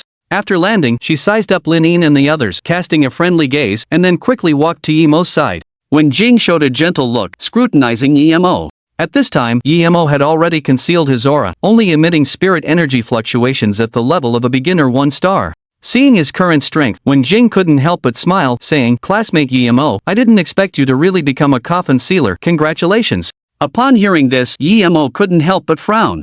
If it were normal, he would definitely chat with her for a few moments. But just now, he had already witnessed the hatred this woman had shown. Therefore, Yemo's tone was very calm. "Sister Wenjing, why have you come looking for me?" Yemo asked, puzzled, while also staring at her, wanting to see her explanation. Upon hearing this, Wenjing's tone immediately became concerned, saying, "I heard from classmate Xiaoyao that you were also here, so I came specifically to pick you up. After all, it's too dangerous in the Doom Valley for someone who has just contracted a coffin spirit, and she and I are very worried about you. But I didn't expect that you would have 3 mid-level coffin sealer friends with you. It seems my worries were a bit unnecessary." Chapter 39. Wenjing's killing intent. Just as Wenjing finished speaking, Monkey, who was beside her, gave Yemo a thumbs up with a hint of lewdness on his face. Qin Dong, seeing this, also revealed a faint smile. The young and beautiful teacher in front of them looked only a few years older than them. Although her looks were slightly inferior to Linyin, she was still a top-tier beauty. Especially her figure, which was extremely mature and even more voluptuous than Linyin, rivaled that of the blood-clothed angel. Moreover, this beautiful teacher was so concerned about a student who had repeated 2 years, even going out of her way to pick him up. This made the two of them admire Yemo's charm. "Brother Yi, your mentor is really good to you. She actually came all this way to pick you up," Monkey said with a smile. Qin Dong thought for a moment, then interjected, "Yemo, why don't you go with the beautiful teacher first? Her coffin spirit can fly, and it's more than 5 times faster than us traveling on foot. If you go with her, you'll save a lot of time and get back to Fengyue City faster. That way, you'll face less danger and won't run into the ghost-seeking tomb raiders." Hearing this, Wenjing felt a surge of joy in her heart. She had been wondering how to take Yemo away, and now these 2 intermediate-level coffin masters were helping her without realizing it. It was a stroke of luck. As if realizing something, Wenjing's expression quickly changed, and she hurriedly looked surprised, asking Qin Dong, "What did you say just now, young man? Did you offend the ghost-seeking tomb raiders?" Before Qin Dong could answer, Monkey quickly interjected, "Beautiful teacher, we teamed up and wiped out a small team of ghost-seeking tomb raiders before. Unfortunately, 2 members of the tomb raiding team escaped. They should have called for reinforcements by now, and their leader is probably on his way. So, if you can take Brother Yi with you, please get him out of the Doomsday Valley as soon as possible." After this explanation, Wenjing's face immediately showed a hint of nervousness. Then, she turned to Yemo and said with an urgent tone, "Yemo, is what he said true? If you really offended the ghost-seeking tomb raiders, then you must come with me. The leader of the ghost-seeking tomb raiders is a high-level 5-star coffin master. He has a scythe demon coffin spirit and kills without blinking an eye. You have to leave here quickly. Come with me now, and I will take you to Doomsday Town and then arrange for someone to send you back to Fengyue City." Wenjing's expression was incredibly anxious, and her eyes were full of concern. In reality, she was extremely excited. When the time came, she would have the Black Crow taken to the Doomsday Heights and then throw him down from high in the sky. Wenjing thought to herself, "One must know that even a high-level 9-star coffin master would be shattered to pieces if thrown from a 1,000-meter height." The only coffin masters who could survive in the high air were only 2 types. One was those with flying coffin spirits, like Wenjing's Dark Crow Speaker. The other was those whose coffin master spirit power level had reached the transcendent level, allowing them to control the air. Clearly, if Yemo went with her, Yemo would surely die when the crowman flew high into the sky. However, at this moment, Linyin coldly stood in front of Yemo, her beautiful eyes flashing a hint of killing intent. Her voice became extremely cold as she said to Wenjing, "Yemo, if you trust me, don't go with her. This woman just unleashed a strong killing intent towards you." Hearing this, Yemo looked at Linyin in surprise. Monkey and Qin Dong's expressions also changed drastically, and they looked at Wenjing with vigilance. "This beautiful lady, what exactly are you talking about? Yemo was my student, how could I possibly have a killing intent towards him?" Wenjing frowned, showing a bewildered expression. Linyin sneered, "Whether you have a killing intent towards Yemo or not, you know it in your own heart. Anyway, I've made my point. I won't allow you to take Yemo away." Hearing this, even though Wenjing had a guilty conscience, she couldn't help but start to argue. She glanced at Yemo, her tone full of sarcasm. "Yemo, is this your girlfriend? Is she jealous? I wanted to take you away only to get you out of danger, and also because I don't want little Yao to lose her brother. This girlfriend of yours seems to have a bad personality, a bit unreasonable. You're being hunted by the ghoul tomb raiders, and I could clearly make you safer, yet she's here being jealous, putting you in a dangerous situation. My advice as your teacher is, it's better to break up with a girlfriend like that." A faint smile appeared at the corner of Wenjing's mouth. As soon as these words came out, Lin Yin's brow furrowed. Her nature was always aloof and straightforward, not good at arguing. She simply placed the golden Shin coffin on her back onto the ground, her tone full of coldness. If you don't leave, you'll die. On the side, Monkey and Chin Dong also put down their coffins, ready to summon the coffin spirits. Mo. It seems your friends have a big misunderstanding about me. When Jing frowned, her face also turning gloomy. Let me give you some advice as your teacher. Friends who can't tell right from wrong aren't worth having. Since that's how it is, I won't stay here either. I'll tell little Yao about your situation. As she spoke, when Jing's mind stirred, the dark crow messenger sensed her command and instantly turned into a shadow, grabbing her and flying into the sky. At this moment, a murderous intent erupted in Wen Jing's eyes. She quickly took out her phone, secretly took pictures of Lin Yin and the others, and then slowly disappeared from Yemo's sight. Yemo, your teacher seems to have taken pictures of us. Lin Yin's gentle voice came. The coldness on her face had long disappeared, replaced by a hint of worry. Brother Yi, I saw it too. That woman definitely took pictures of us. I'm afraid she'll pass those pictures to the Ghoul Tomb Raiders out of resentment for us. Chin Dong analyzed. We need to change our route, or we'll be ambushed as soon as we leave the Doomsday Valley. Yemo nodded upon hearing this. Actually, I noticed her hostility a while ago, but I never thought about how I might have offended her. Yemo, you don't need to think about that, you just need to know she's your enemy. Next time you encounter her, just kill her. Lin Yin looked at Yemo and said seriously. Brother Yi, Sister Yin is right. If we can successfully return to Mapleview City, we'll find an opportunity to kill that woman. Monkey said. At this time, Yemo looked at Lin Yin, curiously sized her up, and asked, how did you know she had murderous intent towards me? Is this your talent? Lin Yin glanced at Yemo, then nodded, and explained, my talent is called Malice Conversion. I can currently sense all effective malice within a 20-meter radius and absorb it, temporarily converting that malice into spiritual power. Yemo was immediately shocked by her explanation. No wonder from the moment he met Lin Yin and the others, the three of them acted like they knew him well. It turned out that Lin Yin had such a perverted talent, capable of discerning whether others were friendly. Lin Yin, thank you, I owe you another favor this time. Yemo said with a smile. Damn it! How did that woman sense my killing intent just now? High in the sky, Wen Jing was somewhat unable to understand what had happened. She had clearly disguised herself well, yet she was seen through directly. Fortunately, she remained relatively calm as long as Yemo hadn't noticed. There wouldn't be much of a problem. Speaking of which, I have no feud with Yemo. In fact, I'm somewhat in the wrong towards him. A tangled expression flickered in Wen Jing's heart. Initially, she had only wanted to prevent Yemo from embarrassing her, so she had deceived him, depriving him of his qualification for the assessment. But when she learned that Yi Xiaoyao was Yemo's younger sister and possessed extremely powerful talent, she became extremely regretful. Her class had finally produced a highly talented student like Yi Xiaoyao, and their relationship was not bad. In the future, when Yi Xiaoyao grew up, she would also gain prestige and endless benefits. But the problem was that she had schemed against her brother beforehand. Fearing the exposure of her actions, Wen Jing had been forced, in a moment of impulsiveness, to put a bounty on Yemo. However, Yemo actually had 3 friends who were fairly powerful intermediate coffin sealers, something she hadn't expected at all. According to the Tomb Raider Ghost Group, she wasn't the only one who had placed a bounty on Yemo. She could completely pretend she didn't know anything and wash her hands of it. Wen Jing thought to herself. Thinking this way, Wen Jing felt much more at ease. Should I go and explain the truth to Yemo, tell him that he can participate in the assessment, and apologize to him? Wen Jing frowned, muttering to herself. No, how could I possibly apologize to a repeater?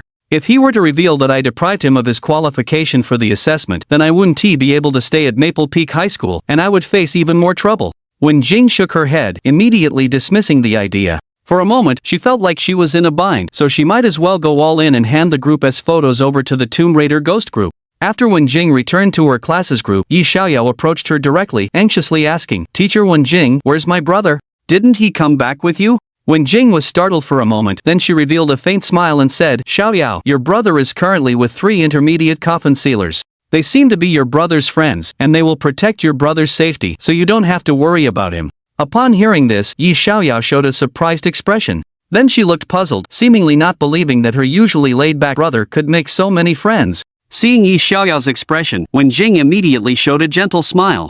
Then she quickly opened her phone and handed the photos she had just taken of Yemo and the others to Yi Xiaoyao.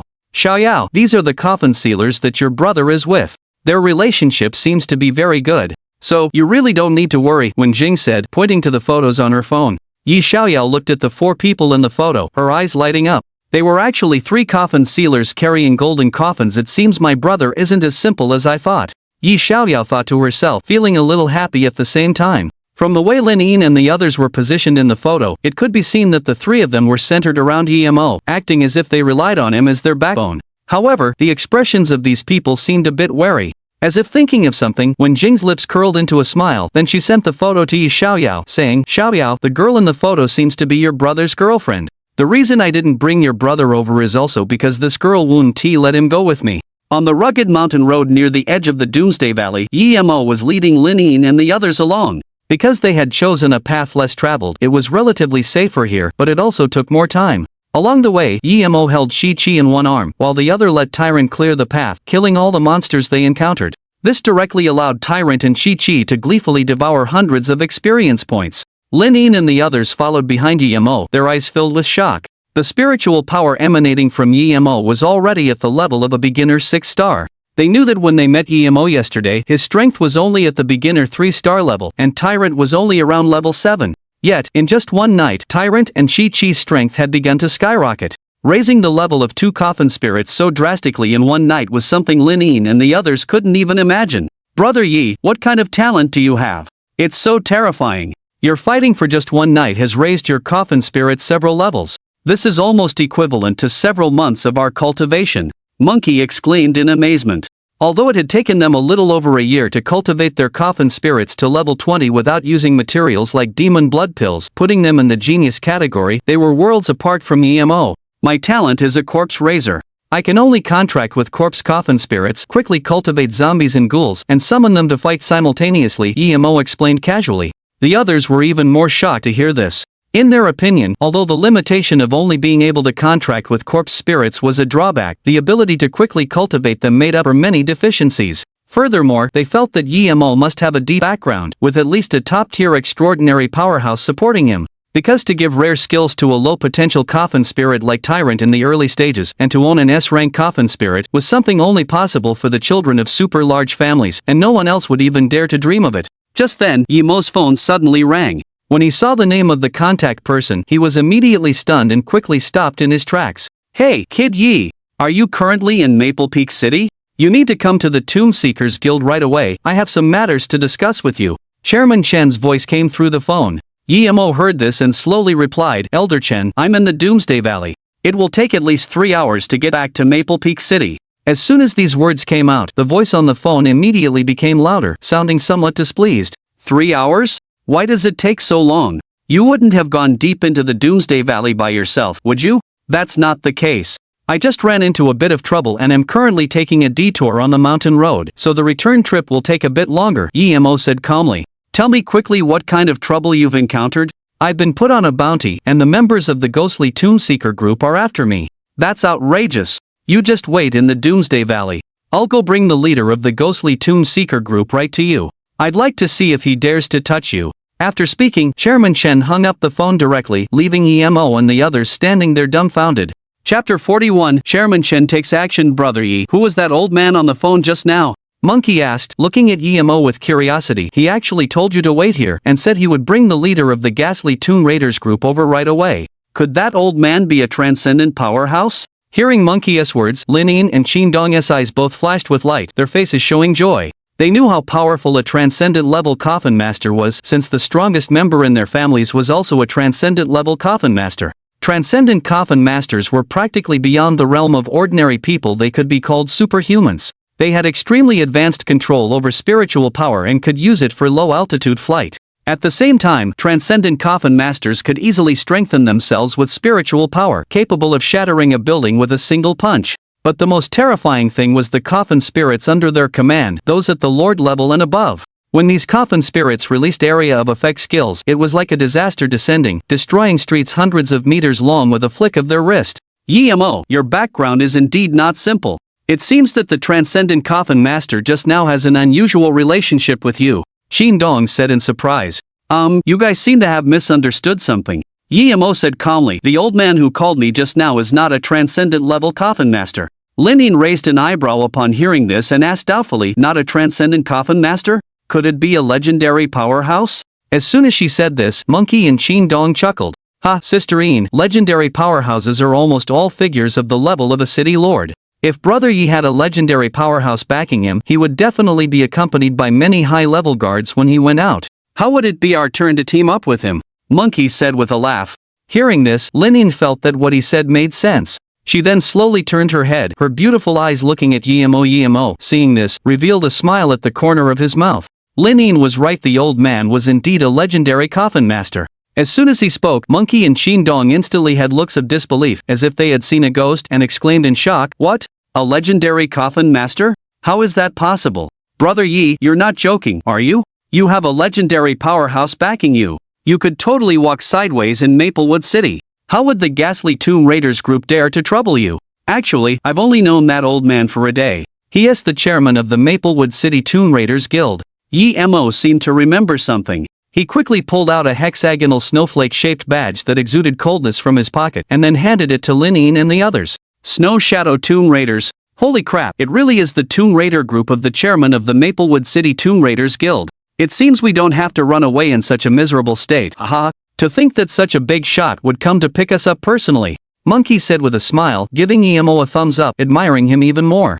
Alright, let's rest here for a while. I reckon he'll be here in about half an hour at most. Yemo waved his hand and then found a clean patch of grass and lay down on it. Seeing this, the others also sat down nearby, resting on the spot. At this time, on the road outside Maplewood City leading to Doomsday Town, a luxurious black private car was speeding alone. In the back seat, a middle-aged man wearing a black cloak, with a pale face and a cyan ghostly pattern tattooed on it, was resting with his eyes closed. "How much longer until we reach Doomsday Town?" the middle-aged man asked, his tone extremely calm. However, when he spoke, he exhaled a breath of black air, causing the temperature inside the car to drop rapidly. The driver in the front felt the cold and couldn't help but break out in goosebumps. "Leader, it will take another 20 minutes to reach Doomsday Town," the driver said, trembling. 20 minutes is too long, go faster. "Leader, this is already the fastest speed. The road ahead is not very good, going any faster might cause the car to overturn." A drop of cold sweat trickled down the driver's forehead, seemingly terrified of the middle-aged man in the back seat. Upon hearing this, a black mist flashed in the middle-aged man's eyes. In an instant, his eyes became extremely hollow, the pale skin on his face began to peel off like paper, and a normal-sized mouth began to tear open at both sides, sprouting many jagged fangs. "Old one, you followed me for so many years, you should know that I don't like being disobeyed, right?" The middle-aged man's hoarse voice carried a note of displeasure. "I'll give you one chance, either hurry up or be eaten by the newly subdued possessing ghost." At this, the driver stole a glance at the rearview mirror, discovering that his own squad leader had been possessed by an evil spirit, his face turning deathly pale. "Squad leader. I was wrong. I'll speed up right now." Old Wang suppressed his fear and slammed down on the accelerator. However, at that very moment, a terrifying aura, like that of a mountain, descended from the sky, engulfing the black sedan directly. The driver felt the oppressive aura and instantly passed out. The car, originally speeding along, immediately lost control and swerved towards a small hillside beside the road. There was a loud crash as the car collided with a rock on the hillside, the hood exploding open. The driver in the front seat died instantly at that moment. The middle-aged man in the back seat, however, suffered a strong impact, his forehead hitting the seat, a trace of blood seeping out. Sensing the abyss-like aura outside the car, the middle-aged man's entire body stiffened. He saw the evil spirit that had possessed him slowly return to his body, his face returning to normal. "What's going on? Who is it?" The middle-aged man was filled with terror. "It is I, Chen Shuezong." A cold voice echoed from the air. Upon hearing this, the middle-aged man quickly opened the car door and jumped out. When he saw the old man in traditional Chinese attire standing in the void mid-air, his expression changed drastically, and he immediately knelt on the ground. "Qian, who greets Chairman Chen. May I ask what brings the chairman to seek me out?" Qian Long said, trembling. "I heard that your ghost-seeking Tomb Raiders group intends to target my descendant. I ask, is this true?" Chairman Chen said calmly. Upon hearing this, a look of surprise flashed across Qian Hu's face. He said, "Chairman Chen, who in Fengyue City doesn't know that you only have one granddaughter? How could my ghost-seeking Tomb Raiders group dare to target the young lady? Then have you heard the name Yemo?" Chairman Chen said. "Yemo?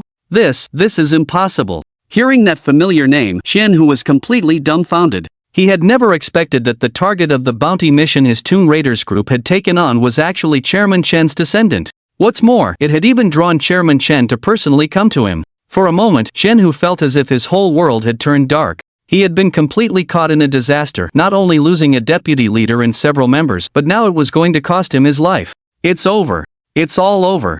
I've been tricked." Qian Hu trembled all over, muttering to himself. "It seems you did indeed target him. In that case, come with me." With that said, Chairman Chen emitted a burst of spiritual energy, instantly drawing Chen-Hu towards him. He then grabbed him by the neck and flew quickly towards the Doomsday Valley. Chapter 42. Chairman Chen arrives. How to deal with Chen, who more than half an hour had passed. Old Chen should be arriving soon. In the mountains, Yi-Mo stood on a huge rock, looking towards the higher ground on the outskirts of Doomsday Valley. Beside him, Lin Yin and the others waited quietly as well. Suddenly, a rapidly moving black dot appeared in the distant sky. Yi-Mo's eyes flashed with golden light as he looked towards the black dot. He saw an old man with one hand held behind his back and the other casually grasping a middle-aged man by the collar, flying rapidly towards the valley. Old Chen was indeed worthy of being a legendary coffin master. His flying speed was many times faster than Wen Jing's Dark Raven Messenger. Yi-Mo thought to himself. At the same time, Yi-Mo also deeply envied this ability to soar through the air.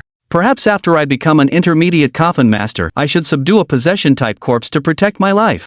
Then, I'll also subdue a flying corpse spirit to use for travel.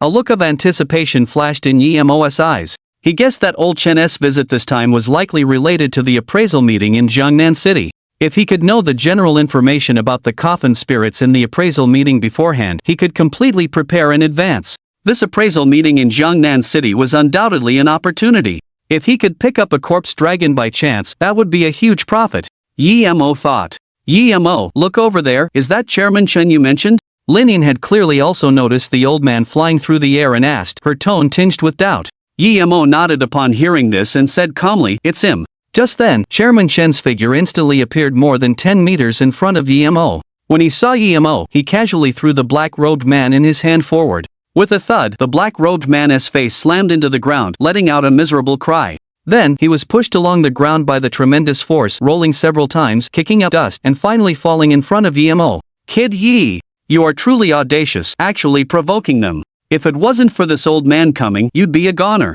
Chairman Chen stroked his beard, pointing at the disheveled, bloodied black-robed man in front of Yi-Mo, and said with a laugh. Old Chen, thank you, I owe you a favor this time. A smile immediately appeared on Yi-Mo's face. Hearing this, Chairman Chen immediately became extremely excited and laughed heartily. Ha, Kid Yi, since you said so, then this favor this old man will accept. I'll have you repay this favor later, be prepared. Hearing this, a speechless expression appeared on Yi-Mo's face. He was just saying it out of politeness. He hadn't expected the old man to be so unconventional. But Yi-Mo didn't want to fuss about it since the other party had genuinely helped him resolve a life-threatening crisis. Aside, Monkey and Qin Dong became reserved when they saw Chairman Chen, while Lin Yin, though appearing extremely calm, never took her eyes off him. They all showed respect in their eyes as they looked at Chairman Chen. It was out of admiration for the strong. Noticing Lin Yin and the others, Chairman Chen sized them up before smiling at Yi-Mo and saying, these three little ones with decent strength are your friends, right? Yi-Mo nodded upon hearing this. Hearing this, old Chen turned to Lin Yin and the others and said, since you are Kid Yi's friends, then this old man will take you back to Fengyue City together.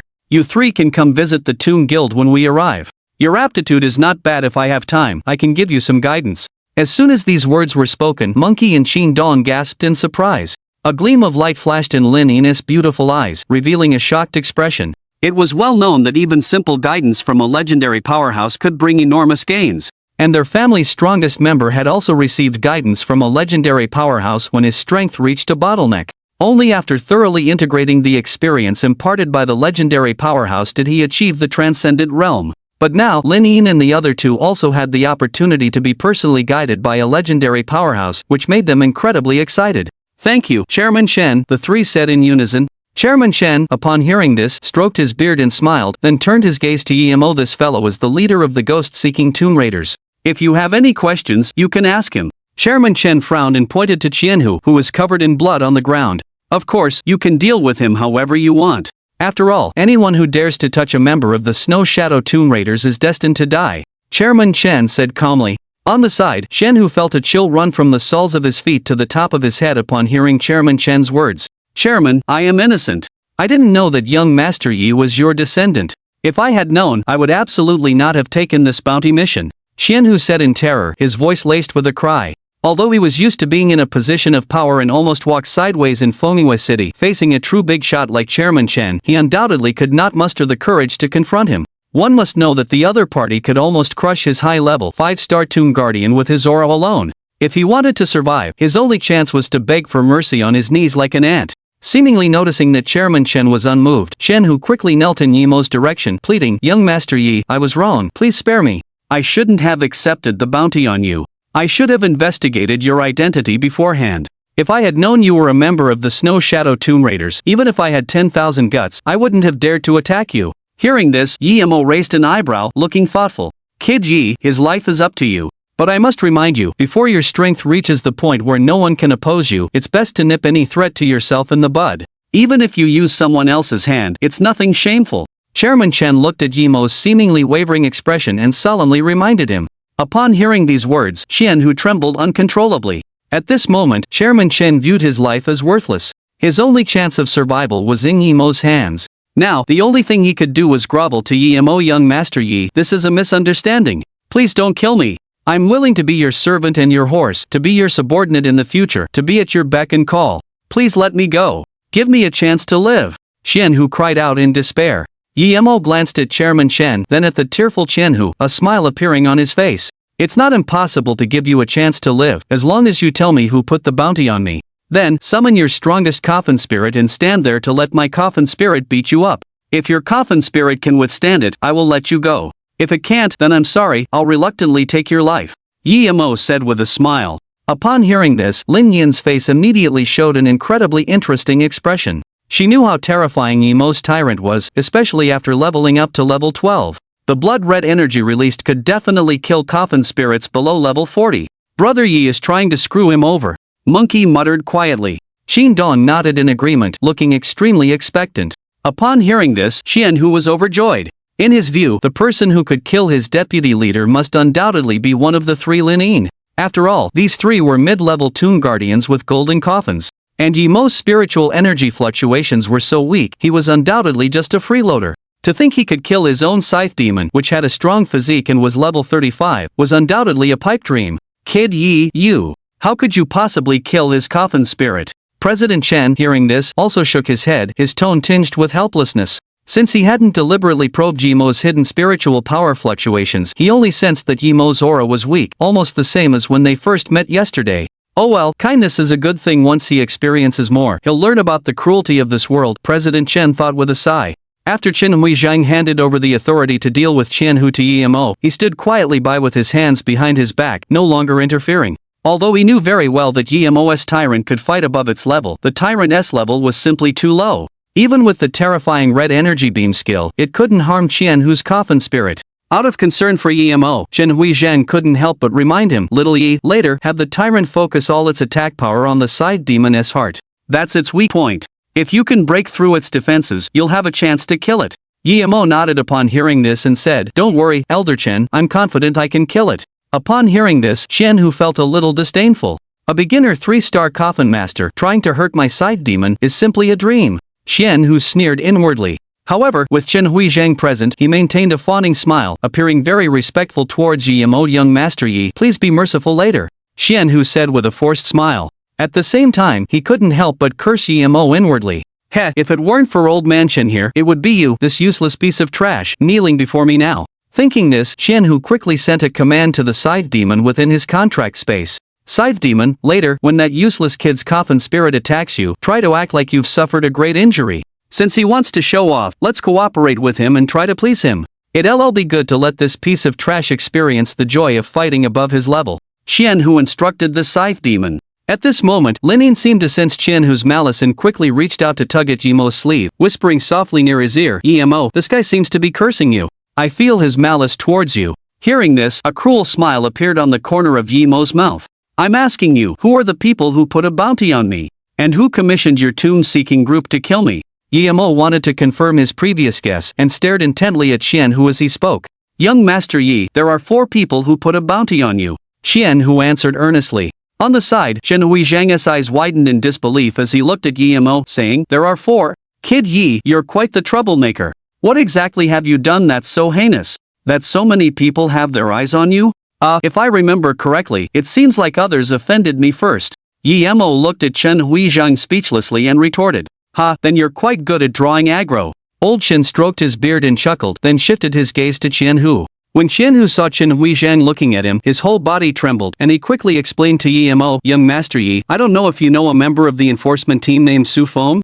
I didn't expect it would actually be him. Yi-Mo muttered to himself, nodding in response. However, before Qianhu could continue, Chen Huizhang's body suddenly erupted with a surge of immense power, pushing out in all directions. How outrageous, to think this lowly enforcer would be so daring. I've already warned him before, and yet he still dares to act against you. He is simply looking down on me. Chen Huizhang's eyes were wide, his beard bristling with anger. Little Yi, when you go back to Fengyue City later, you can wear the badge I gave you on your chest. Then, if you cause trouble in the inner city, no one will dare stop you. Chen Huizhang said. Upon hearing this, both Monkey and Qin Dong's eyes lit up, their faces filled with worship. As expected of a legendary powerhouse, this is just too domineering, too protective. If only we could also become apprentices of Chen Huizhang. The two were incredibly excited in their hearts. At this point, Yemo had already put Su Feng on his must-kill list. Although the man's dismissal was related to him, that was all Su Feng's doing. Continue, Yemo said faintly to Qianhu. Young Master Yi, because you killed a family member of someone in our Toon raiding group, that member has also placed a bounty on you. But don't worry, I'll have him taken care of right away to vent your anger, young Master Yi. As he spoke, Qianhu directly picked up his phone and sent a text message, a message that undoubtedly decided that member's fate. The third one is the owner of a hotel in Doomsday Town. I believe young Master Yi has met him. As for the last one, young Master Yi, you should be very familiar with her. I'm afraid young Master Yi might not be able to accept it. Qianhu's tone became hesitant. He was afraid that after Yemo learned the person's name, Yemo would become furious and then not abide by the agreement he had just made with him. As soon as these words were spoken, a look of confusion appeared on Chairman Chen's face, and Lin Yin and the other two were immediately shaken. Yemo, if I'm not mistaken, it should be her. Lin Yin's beautiful eyes looked at Yemo, her tone full of certainty. Brother Yi, I didn't expect that woman would actually place a bounty on you. Could it be that you have some deep-seated hatred for her? Monkey said indignantly. Hearing this, Yemo's brow furrowed slightly, and he said calmly, I haven't had any conflicts with her. I also don't know why she would put a bounty on me. I will find her later and ask her clearly. Young Yi, who is the woman you are talking about? Could she be your ex-girlfriend? Chairman Chen said with a smile. Chairman, you've misunderstood. That woman is called Wen Jing. She is a tutor at Fengyue City High School. She was also young Master Yi's former teacher. As for why I personally came to Doomsday Valley, it was also because she provided the information about young Master Yi and the others. Qianhu hurriedly explained. Just as Qianhu was about to continue speaking, Yemo directly interrupted him, exuding a faint murderous aura, and said, Okay, no need to say anymore. Summon your coffin spirit. Young Master Yi, does that promise you made earlier still stand? Qianhu asked nervously. Of course it does. If your side demon can withstand the tyrant's attack, I will let you off. I will not break my word. Chapter 44, excited Qianhu, arrogant side demon. The moment Yemo finished speaking, a glint flashed in Qianhu's eyes, as if he had just escaped from death. As long as the side demon could withstand the opponent's attack, then Chairman Chen wouldn't be able to say anything, and he would have to let Qianhu leave.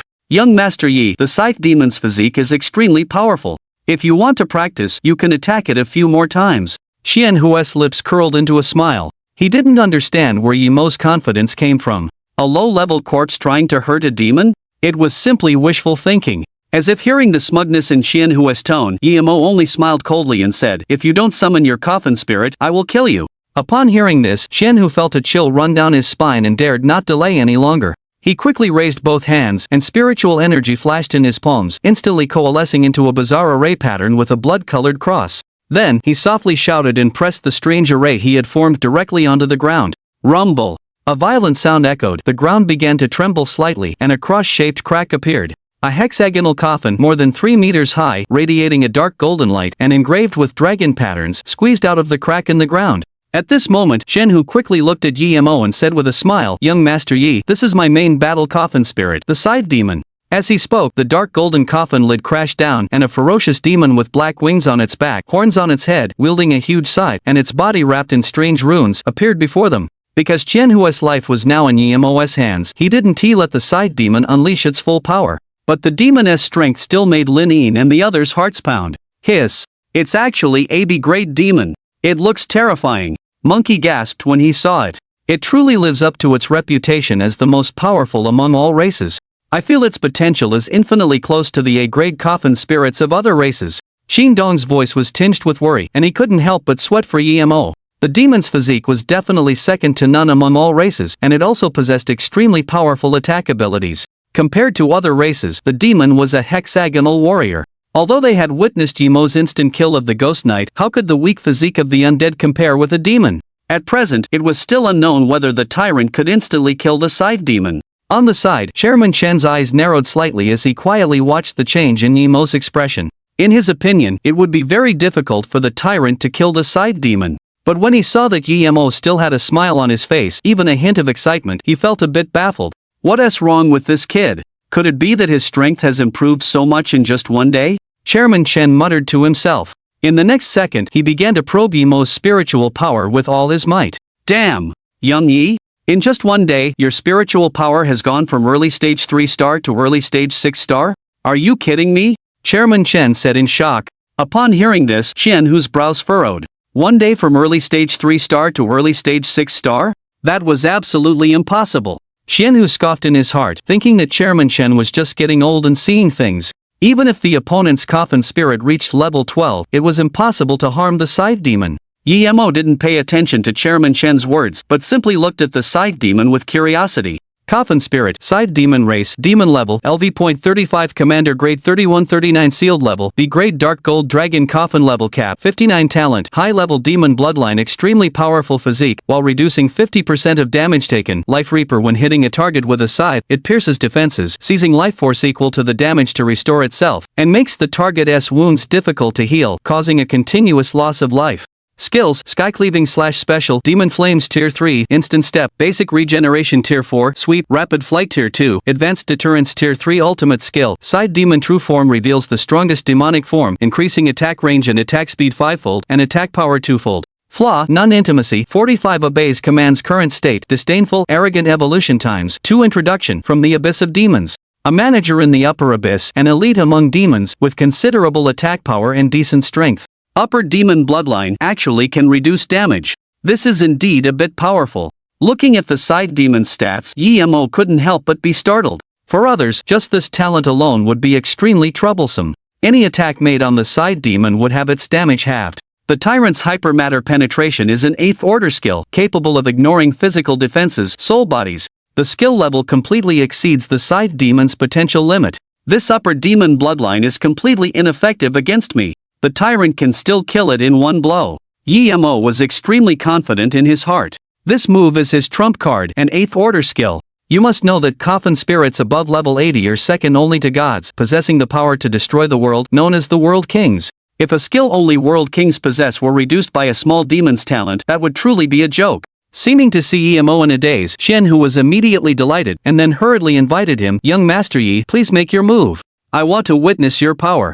Beside him, Lin frowned slightly at Chen, whose smug look. "Nemo, you can't agree to that condition." "It's fine, I know what I'm doing." Nemo gave Lin a reassuring look. This beautiful lady, someone of young Master Yi's status, always keeps their word. How can you give such random advice, misleading such a noble existence? Shen, who was extremely dissatisfied with Lin, his tone laced with a hint of panic. Normally, he would have forced this woman to submit before him, but now, due to the circumstances, he could only swallow his anger and not explode. Afraid that Nemo would change his mind, Shen, who quickly smiled obsequiously at Nemo again, "Young Master Yi, please make your move. You can beat the side demon however you want, as long as you're satisfied." Hearing these words, a look of excitement appeared on Nemo's face. A level 35 demon, if killed, the experience gained would definitely allow the tyrant and Chi-Chi to level up again. And Nemo had never intended to spare Chen, who from the start, he just wanted him to summon the coffin spirit and then farm experience points. "Alright then, since that's the case, I won't be polite," Nemo said with a smile. Then, he summoned the tyrant, and had the tyrant directly walk in front of the scythe demon. The scythe demon glanced disdainfully at the tyrant, then raised its head, showing its contempt. Chen, who was terribly frightened by the scythe demon's actions. "Crap! You bastard! It's young Master Yi's coffin spirit. Show it some respect. Quickly kneel down and let it beat you, so that young Master Yi can vent his anger." Chen, who roared at the scythe demon. "Humph! Contractor! You are incompetent! How could such a proud existence as myself kneel before a zombie like an ant?" The side demon completely ignored Chen, whose roar, haughtily raising its head and said. Then, the side demon approached the tyrant again, lowering its head to look down at it and said disdainfully, "Ant, come, attack me. If you can even wound me slightly, I'll break off this pair of demon horns on my head and give them to you." Hearing this, how could the tyrant possibly tolerate such humiliation? It roared, and a wildly violent, blood-red energy rapidly coalesced in its hand. In just a second, the energy reached its limit, attaining a state of extreme saturation. Endless agitation distorted the surrounding air, and everyone, astonished, retreated more than 10 steps. At that moment, the tyrant uttered a low, indistinct sound, roaring with fury.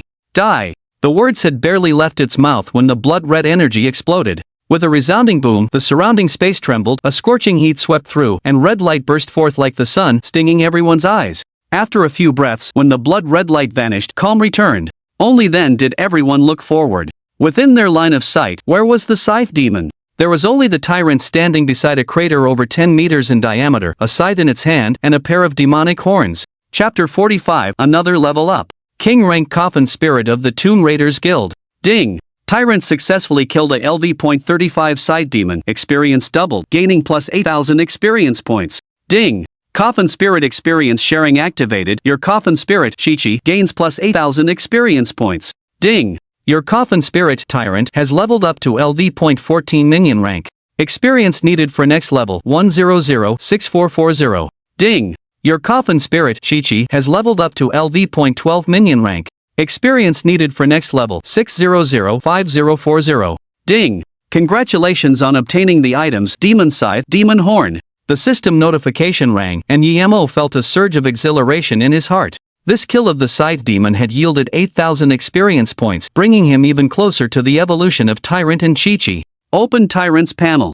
Yemo thought. Coffin Spirit, Initial Tyrant T002 Type Tyrant Race, Corpse Race Level, LV.14 Minion Rank 119 Experience, 1006440 Ceiling Level, Silver Ancestral Coffin Max Level 39 Talents, Comprehensive Virus Enhancement, Virus Absorption Skills, Destruction Blast Tier 2, Rapid Assault Tier 2, Tearing Claws Tier 2, Intermediate Healing Tier 2, Hyper Material Penetration Tier 8, Flame Light Step Special, Thunderclap / Special Ultimate Technique, Restraint Release Flaw, None Intimacy, 100 Life Saving. Protection Current State, Excited Evolution Count, 1 Introduction from the City of Doom. A rare power monster among zombies, possessing excellent language comprehension ability.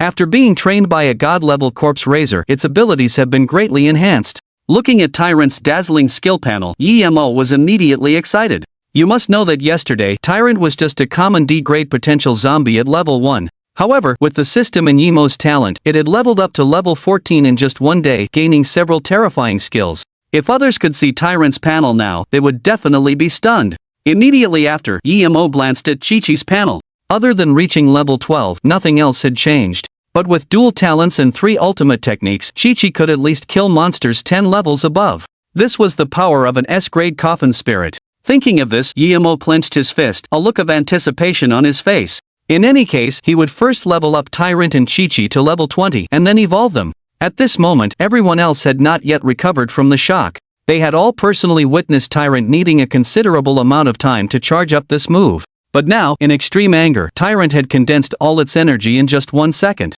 This shocked them greatly. Kid Yi, your silver-sealed zombie is really something. I'm afraid its strength is much stronger than a small Zongzi of the same level. President Chen exclaimed with emotion. Just as President Chen was exclaiming, Chen-Hu staggered to the edge of the large pit. When he looked at the scythe demon that had disappeared, he immediately spat out a mouthful of blood mist, his face becoming extremely pale. How is this possible? How could it kill my demon? Chen-Hu looked like he was going crazy, roaring with disheveled hair. You must know, this scythe demon was the result of his hard work for over 20 years. The cultivation materials and money he had invested in this demon were at least over 10 billion. Yet, he never expected that a B-grade demon with a level as high as 35 would be instantly killed by a weak zombie. This was undoubtedly a fantasy. But the truth was right before him, and Chen-Hu's heart felt like it was being torn apart, bleeding. Put! You killed my Coffin Spirit. I will make you die. Chen-Hu spat out a mouthful of blood and roared. Immediately after, he clenched his fist with one hand, condensing a trace of spiritual power, and charged towards Yemo at an extremely fast speed. Humph! How dare you attack in front of me? You're simply courting death. President Chen snorted coldly, a terrifying aura erupting from his body, directly pressing down on Chen-Hu. In an instant, Chen-Hu felt like he had fallen into an abyss, the aura forcing him to his knees, his legs shattering, and he collapsed, unconscious. Kid Yi, he's all yours, President Chen said expressionlessly. Yemo nodded, then slowly extended a hand. Seeing this, Tyrant handed over the demon scythe in his hand. Yemo took it smoothly, then walked in front of Chen-Hu, and killed him with a single strike. Half an hour later, outside Fengyue City, on the 3rd floor of the Tomb Seekers Guild, Yemo was browsing through information about cultivating zombies and ghouls with great interest. Suddenly, the door to the pavilion slowly opened. President Chen walked in, leading a figure dressed in ancient official attire. A-Bao slowly raised his head, glancing at the figure beside President Chen, a flash of shock immediately appearing in his eyes. Because, to put it accurately, this figure was a ghoul. This ghoul simply standing there made one's heart palpitate, and it exuded a faint aura. But A-Bao was very certain that this aura was several times stronger than the aura President Chen had released earlier. This ghoul, whose coffin spirit is this? So terrifying. A-Bao was extremely shocked. A-Bao, this is Lord Xian Kuei, President Chen said, pointing to the ghoul and introducing him. Xian Kuei? A-Bao's heart trembled, feeling an extreme familiarity with the name. He knew very well what this name represented. However, he didn't know if the person behind the Xian Kuei in front of him was the same as the one he knew. But it was certain that President Chen was a legendary 9-star powerhouse, and if he called him Lord, Xian Kuei was at least a monarch-level existence. Old Chen, no need to be so respectful, you can now treat Xian Kuei as this Taoist, Xian Kuei said expressionlessly. President Chen breathed a sigh of relief upon hearing this, then punched Xian Kuei twice on the chest, complaining, "Damn it, why didn't you say so earlier? If I had known it was you, would I have been so nervous?" Seeing this, Xian Kuei pushed President Chen away with one hand, revealing an aloof expression. "There are juniors present, don't ruin your image, this Taoist still needs it," Xian Kuei said seriously. Watching their conversation, A-Bao felt completely bewildered. 1 second President Chen was extremely respectful, and the next he was punching the other person's chest. This was simply confusing. However, A-Bao had seen this kind of situation from Xiao Mei before, because the words spoken by this ghoul were conveyed by someone else. Seeming to notice that A-Bao didn't understand, President Chen quickly explained, "Kid Yi, this is a method that only legendary coffin guardians and above can comprehend. It's called soul transmutation, which allows the coffin guardian's soul to switch places with the coffin spirit's soul." As soon as these words came out, A-Bao felt like he had opened the door to a new world. Soul transmutation meant that a legendary coffin guardian could personally control the coffin spirit's body to fight, without needing to issue commands from the sidelines. And after the coffin guardian's body was occupied by the coffin spirit's soul, they were free to enter the coffin to rest, enjoying the coffin's absolute protection. Legendary powerhouses, so terrifying. This kind of method was infinitely stronger than possession-type coffin spirits. A-Bao was amazed in his heart. At the same time, he was full of anticipation. If he reached the legendary level and could personally control the coffin spirit's body to fight, that feeling would be much more thrilling than commanding the coffin spirit from the side. Chapter 46, Exchanging Chi-Chi? The utterly shocked Supreme Lin. Just as A-Bao was fantasizing about future scenarios, Chairman Chen suddenly pointed at Xian Kuei beside him and said, "Little Yi, the reason I asked you here today is actually because of him. Whatever he wants you to do, just try your best to satisfy him. This guy will definitely not treat you unfairly." Chairman Chen gave another instruction. Then, he walked to a desk to the side, took out a can of tea leaves, and began to brew some for himself. Upon hearing this, A-Bao's face showed a hint of confusion. He then stood up from his seat and looked at the zombie king Xian Kuei. At this moment, Xian Kuei also turned his gaze towards A-Bao. "Young friend, my surname is Lin, with the given name 9. You can call me Taoist Lin," Xian Kuei introduced himself. "I have come this time because there is a matter I wish to discuss with you." These words immediately made A-Bao's face fill with astonishment. This big shot wanted to discuss things with him? A-Bao was extremely surprised in his heart. He hadn't expected that a supreme monarch would personally come to seek him out for discussion. However, it seemed that Chairman Chen was a close friend of Taoist Lin, the supreme-level coffin master behind Xian Kuei. Perhaps Chairman Chen had told him about his ability to see through coffin seals, which was why the other party had come to find him. "I wonder what matter Supreme Lin wishes to discuss with me?" A-Bao asked calmly, neither servile nor overbearing. Seeing this, Xian Kuei glanced at A-Bao with surprise. If it were an ordinary person who saw a monarch-level being, they would have lost their composure long ago. Yet A-Bao, who was just an initial level 7-star coffin master, could converse with him with such ease and naturalness. This junior has a good disposition, Supreme Lin thought, giving A-Bao a rather satisfactory evaluation in his heart. "I wonder if young friend has already contracted the little dumpling I gifted you? If you haven't subdued it, could you part with it and transfer it to me?" Xian Kuei asked directly. Hearing this, A-Bao's expression instantly stiffened. He hadn't expected that the other party hadn't come for the evil-breaking golden eyes ability. Instead, it was for Chi-Chi. Of course, the current Chi-Chi was not the previous talisman jumping child. It had already fused with a template and was now an S-grade coffin spirit, bound to him by a contract. There was no way A-Bao could break the contract with Chi-Chi. Supreme Lin, through a stroke of luck, I have already contracted the talisman jumping child, A-Bao explained, a troubled expression on his face. Nearby, Chairman Chen, who was brewing tea, noticed Yimo's expression and chuckled. Little Yi, this guy is a zombie fanatic and has a terrifying fondness for zombies. If the little dumpling's affinity with you hasn't reached a level where it'll listen to your every word, I would still suggest handing it over to him. You could take this opportunity to get a good price out of him. Hearing this, Xian Kuei also nodded and said, young friend, in exchange, I can offer you another grade corpse clan coffin spirit.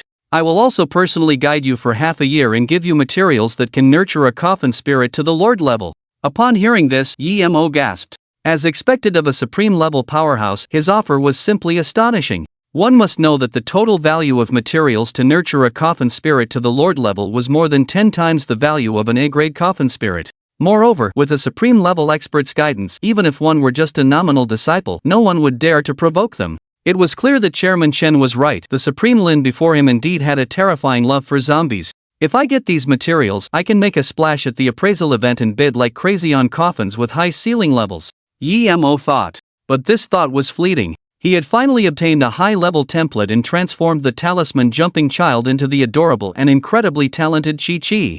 How could he possibly exchange it? Besides, it didn't seem too difficult for him to help Tyrant and Chi-Chi reach the lord level. Perhaps half a year would be enough?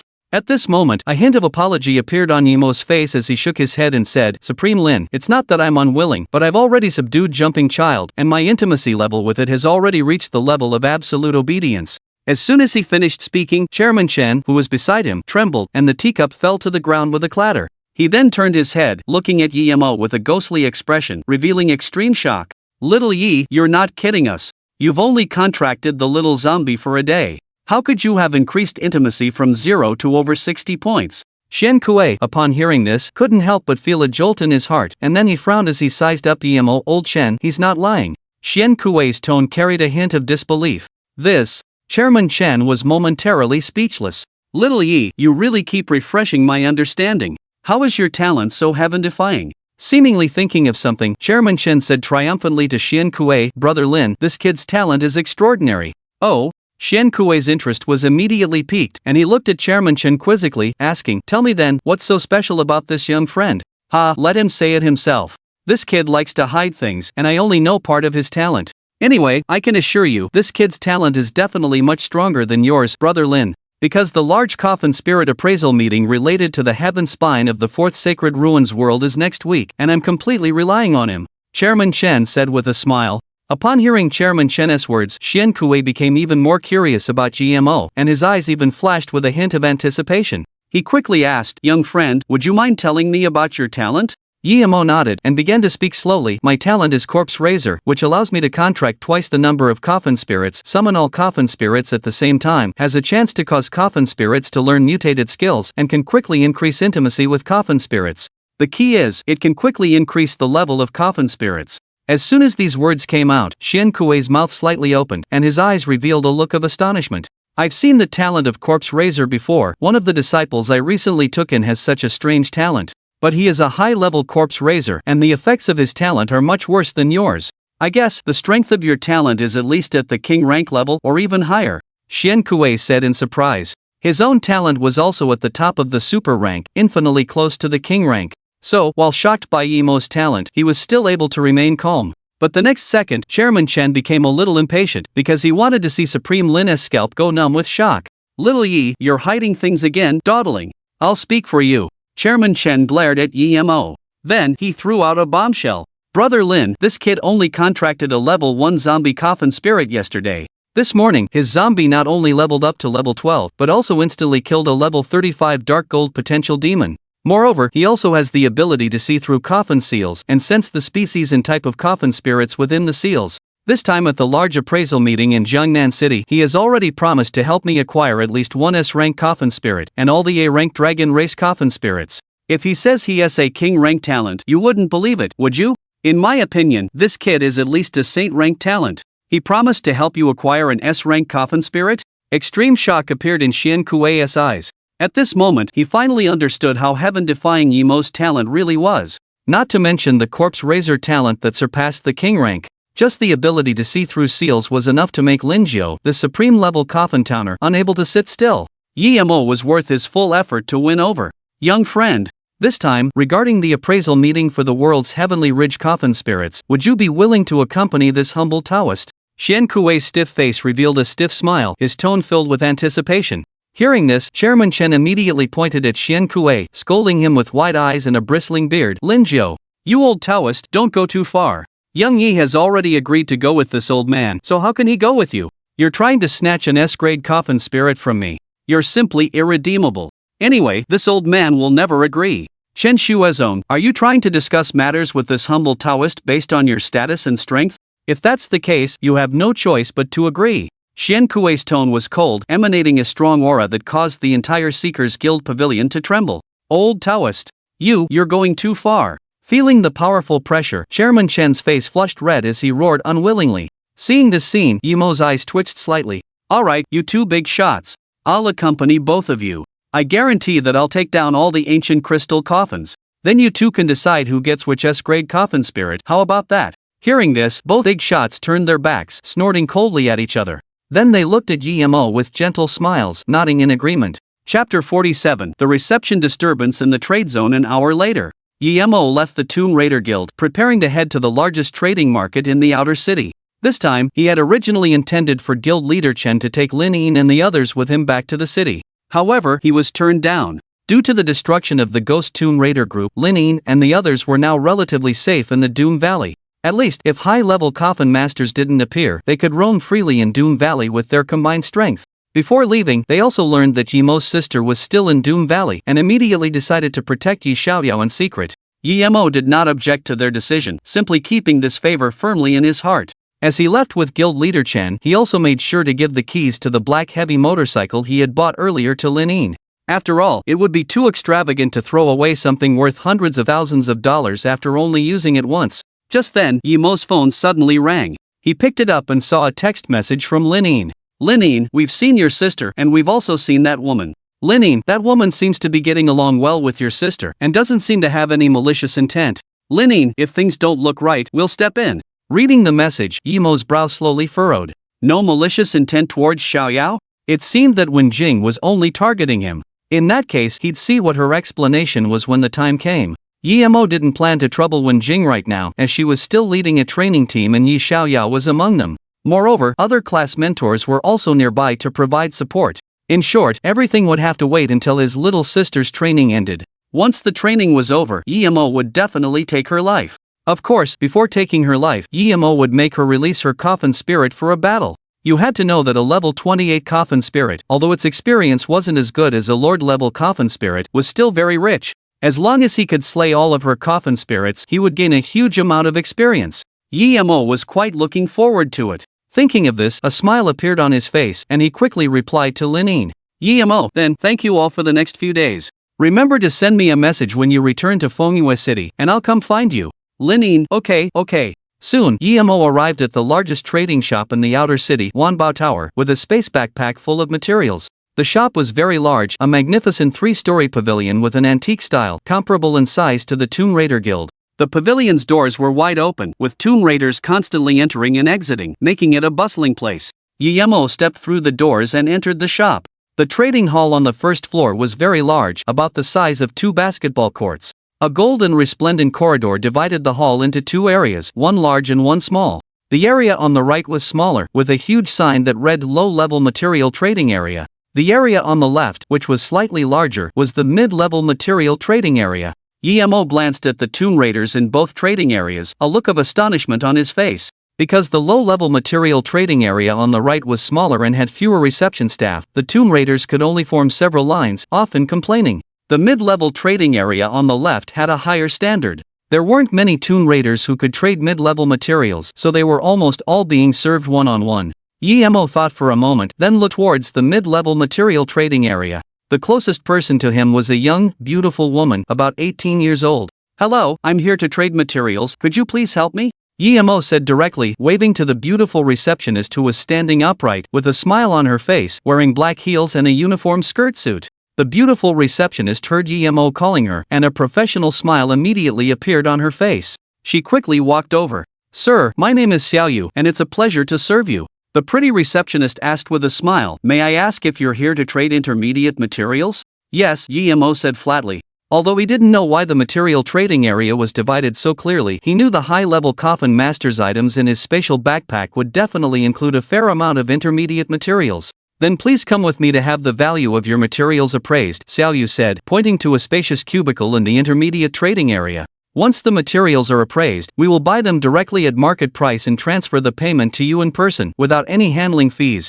With that, the pretty receptionist led Yemo towards the cubicle. Just then, a displeased voice suddenly came from beside them. Figures, a newcomer, no discernment at all. The speaker was a woman, slightly less attractive than Xiao Yu, and around her mid-20s. She stood beside Yemo and Xiao Yu, her eyes filled with latent disdain. Can't even tell the difference between a low-level and intermediate coffin master. This job is clearly not for you, you might as well quit early. Hearing this, Xiao Yu's eyes immediately showed a hint of panic. Sister Zhang, what are you saying? Are you implying this gentleman is a low-level coffin master? What else? If he were an intermediate coffin master, would he even need you to attend to him? Zhang coldly retorted. Upon hearing this, Xiao Yu's face showed embarrassment. Here, all receptionists knew one thing very well: it was almost impossible for a low-level coffin master to possess intermediate materials. Because intermediate materials mostly come from level 20 to 30 monsters in various secret realms in other worlds. And Yemo looked so young, like a fresh graduate. How could he possibly be an intermediate coffin master?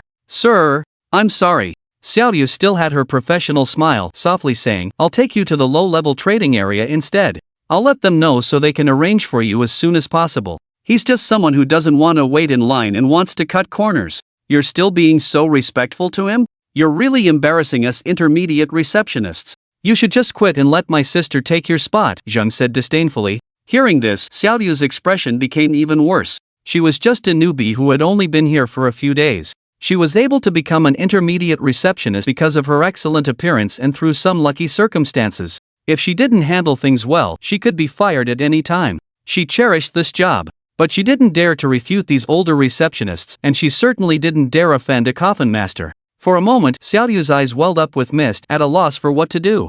Yemo seemed to guess what she was thinking, and his brow furrowed slightly before a smile appeared. He said to Xiao Yu, Don't worry, I won't cause you any trouble. Xiao Yu heard this and immediately breathed a sigh of relief, giving Yemo a grateful look. Then, Yemo looked at the sneering woman and said with a cold laugh, Are intermediate receptionists really that impressive? Can they look down on low-level coffin masters? Is it possible that I might become an intermediate coffin master soon? At that point, you'll have to attend to me with utmost respect too? The woman burst into laughter, her body shaking as she showed her disdain. I'm sorry, because of my outstanding performance, I'm about to be promoted to a high-level receptionist on the second floor. Besides, my husband is an intermediate 7-star coffin master. Even if you become an intermediate coffin master, so what? Do you think I would be afraid of you? Want me to attend to you with utmost respect? You wish. Chapter 48. I really do have fourth-order materials. The woman looked arrogant, her voice loud, drawing glances from people in both trading areas. Other receptionists in the intermediate trading area and a few mid-level coffin bearers merely glanced over, unconcerned. Such occurrences were common here. Many low-level coffin bearers, lacking status and eager to save time, would try to bypass the line and enter the intermediate materials trading area. These coffin bearers would only produce low-level materials during the appraisal, infuriating the appraisers, who would then kick them out and blacklist them from the Wanbao Pavilion. It should be known that the Wanbao Pavilion offered the fairest prices in all of Maple Peak City. Other material purchasing shops on the ancient street were mostly bloodsuckers, often slashing the price of low-level materials by at least half. Therefore, low-level coffin bearers preferred queuing at the Wanbao Pavilion rather than going to those small shops on the street. In the hallway, a man with a black evil ghost badge on his chest, a mid-level 9-star powerhouse, witnessed the scene and quickly approached. When he saw Xiao Yu's beautiful face, a flicker of surprise crossed his eyes. He hadn't expected such a pretty woman to be recruited as an intermediate receptionist during his absence. However, he seemed to favor Miss Zhang more, as she had a husband, and their relationship was good. Xiao Yu, on the other hand, looked young and unmarried, which didn't interest him. He glanced at GMO, his eyes filled with disdain, and chimed in, What era is this? I can't believe there are still people playing these ridiculous games. If you don't want a queue, why not go to those small shops outside? As he spoke, the mid-level coffin bearer pulled a space pouch the size of a money bag from his pocket. This 1 cubic meter space pouch was worth tens of millions, and only a few low-level coffin bearers could afford one. Kid, do you even have a space pouch? You probably only have a few first-order zombie cores in your pocket, right? The mid-level coffin bearer mocked. He then looked at Miss Zhang, a smug look on his face. Miss Zhang, I have 10 sets of mid-level third-order materials, as well as some low-level second-order materials. Could you please take me to the appraisal area? I'm looking to sell them. Upon hearing this, Miss Zhang's face immediately blossomed into a charming smile, her eyes full of longing as she looked at the mid-level coffin bearer. She was as enthusiastic as could be. Captain Wang Xiang, did you lead the members of the ghost hunting tomb raiders to clear a secret realm above level 25 this time? Hee, of course. Then please, come with me to the appraisal area, Miss Zhang said, taking Captain Wang's hand, her voice soft and passionate. Captain Wang, taking the opportunity, stroked Miss Zhang's soft hand, a lecherous smile on his face. Yi Mo, witnessing this, was momentarily stunned. He hadn't expected this person to be a member of the ghost hunting tomb raiders. If he were to take out Zhao Lon's space pouch, as well as the materials left behind by the side demon, what would he think then? Kid, what are you still staring at? Why haven't you gone over there yet? Captain Wang pointed to the low-level materials trading area, speaking coldly. Miss Zhang also looked at Xiao Yu, her eyes filled with disdain. She had always considered herself to be the prettiest among the receptionists on the first floor. But since Xiao Yu's arrival, many people had turned their attention to her, which made her extremely unhappy. However, as long as she completed this transaction with Wang Xiang, she would meet the qualifications for promotion and would be able to go directly to the second floor. Once there, she would have the power to directly fire Xiao Yu and have one of her own sisters take her place. Oh, Captain Wang, why bother talking to such small fry? Come with me, Miss Zhang said, batting her eyelashes at Wang Xiang. Upon seeing this, Wang Xiang's face lit up with joy. Since you're so impatient, Wang will gladly oblige. Wang Xiang laughed, turned, and followed Miss Zhang towards the appraisal area, not looking at Yi Mo again. Sir, I'll arrange for a low-level material appraisal for you now. Xiao Yu still had an unnatural smile on her face, very respectful to Yi Mo. No need, just take me directly to the second floor, Yi Mo said calmly. As soon as he said this, Xiao Yu trembled, her face turning a little ugly. Wang Xiang and Miss Zhang, who had barely taken 2 steps, also stopped. And some of the novice coffin masters watching the show nearby all burst into laughter. Damn, this kid is really brave. Is he here to cause trouble? We all said he wasn't qualified to go to the intermediate trading area, but he's not playing by the rules? He wants to go directly to the advanced trading area? This kid is either out of his mind, or he's here to make things difficult for this girl. Some also suggested to Xiao Yu, girl, just call security and have him thrown out. Don't be afraid to offend him. That's right, a novice 7-star coffin master, what is he acting like? Just bullying the weak? A crowd of people discussed.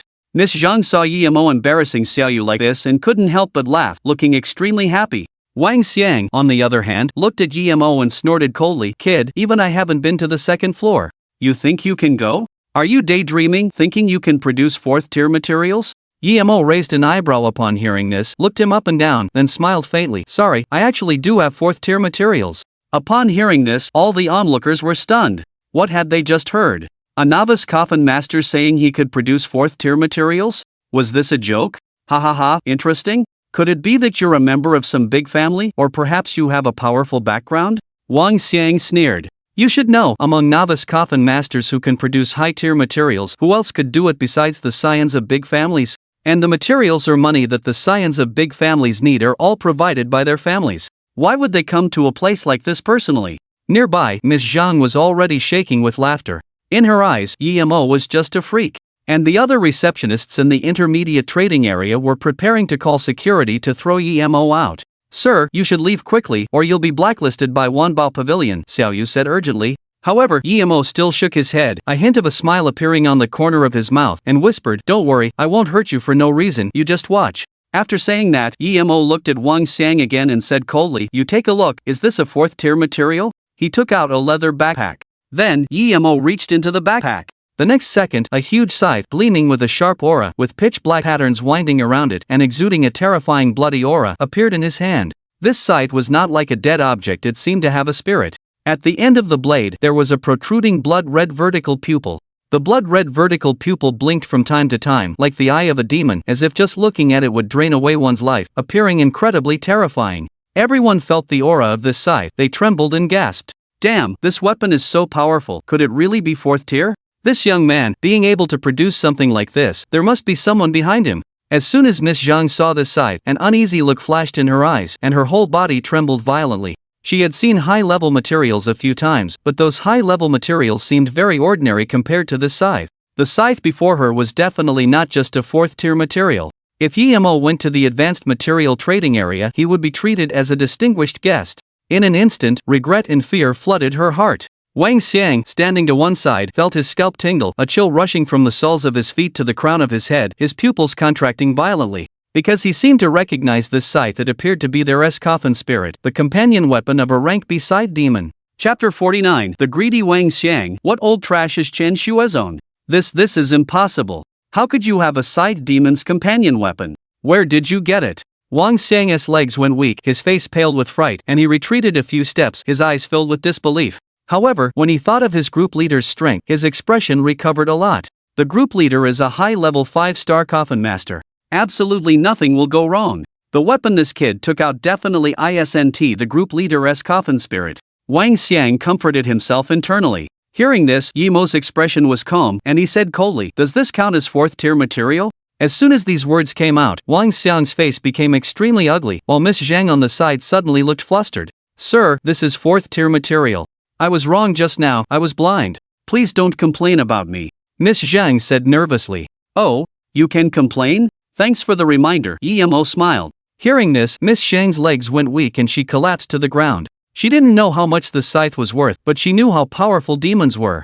Materials taken from a demon, no matter how bad, would be much more expensive than other materials from the 5 major races. "Boy, where did you get this material? Did you pick it up somewhere? Or did you steal it from someone else?" Wang Xiang took a deep breath, staring intently at Yemo's space bag, and questioned him. As soon as he finished speaking, a greedy light flashed in the eyes of all the coffin masters in the trading area. They had thought that Yemo's background was very powerful, but they overlooked the fact that family disciples at the initial coffin master stage would have a protector behind them. But Yemo didn't. This meant that even if he completed the transaction, he would be targeted once he stepped out of the myriad treasure pavilion. Yemo, feeling the greedy gazes around him, instead raised the corners of his mouth slightly. "This material, I did pick it up. All right, I also picked up a set of 4th-tier materials. This space bag was also something I picked up." As he spoke, Yemo shook the leather bag in his hand, then took out a pair of demon horns from it. "Damn! This kid is really lucky. Did someone kill a demon and he got lucky? I bet there are more 4th-tier materials in his space bag. Wouldn't that mean he made tens of billions just by picking up a bag? Damn! Damn! Damn!" Countless coffin masters were going crazy, envious, jealous, and hateful. The greed in their eyes was even more intense. As long as Yemo dared to step out of this door, they would dare to rob and kill him. Looking at the demon horns in front of him, Wang Xiang's eyelids twitched, feeling a little startled. But at this time, he had completely forgotten about the group leader's scythe demon, his mind occupied by greedy desires. "Boy, give me your materials. I'll give you 50 million, and guarantee your safety," Wang Xiang said with an undeniable look on his face. Hearing this, Yemo immediately showed an unbelievable look, staring at the other party as if he was an idiot. He didn't expect that Wang Xiang wouldn't even recognize his own group leader's coffin spirit. Looking at Yemo's expression, Wang Xiang's face immediately broke into a cheerful smile. Clearly, he had misinterpreted the other's eyes, thinking that Yemo had already given in. "Everyone, I am Wang Xiang, the captain of the 2nd Squadron of the Ghoul-Seeking Tomb Group. Please don't make things difficult for this little brother later and let him leave." Wang Xiang looked around at the coffin masters with greedy looks, his tone threatening. "If I find out that anyone dares to attack this little brother, our Ghoul-Seeking Tomb Group will absolutely not spare the attacker. We'll kill his whole family." As soon as these words were spoken, the coffin masters in both trading areas were startled, and the greed in their eyes immediately disappeared. They couldn't afford to offend the people of the Ghoul-Seeking Tomb Group, especially since Wang Xiang was also a captain. Since such a figure has intervened, how could they dare to covet the 4th-tier materials in Yemo's hands? Wang Xiang, seeing everyone around him return to normal, a look of satisfaction immediately appeared on his face. Then he looked at Yemo and exclaimed excitedly, "Haha, little brother. It was a misunderstanding just now. Wang apologizes to you first." As he spoke, he quickly walked toward Yemo. And Miss Zhang, who had been standing beside him, had stood up at some point, her eyes brimming with spring-like allure. She embraced Wang Xiang's arm, pressing her ample bosom against him. Her eyes were hazy as she murmured softly, "Brother Wang, can I handle the business later?" Upon hearing this, Wang Xiang's face beamed even more brightly. This time, he'd achieved both wealth and beauty, feeling incredibly satisfied. "Ha!" Of course, Wang Xiang, in front of everyone, patted her shapely rear and laughed aloud.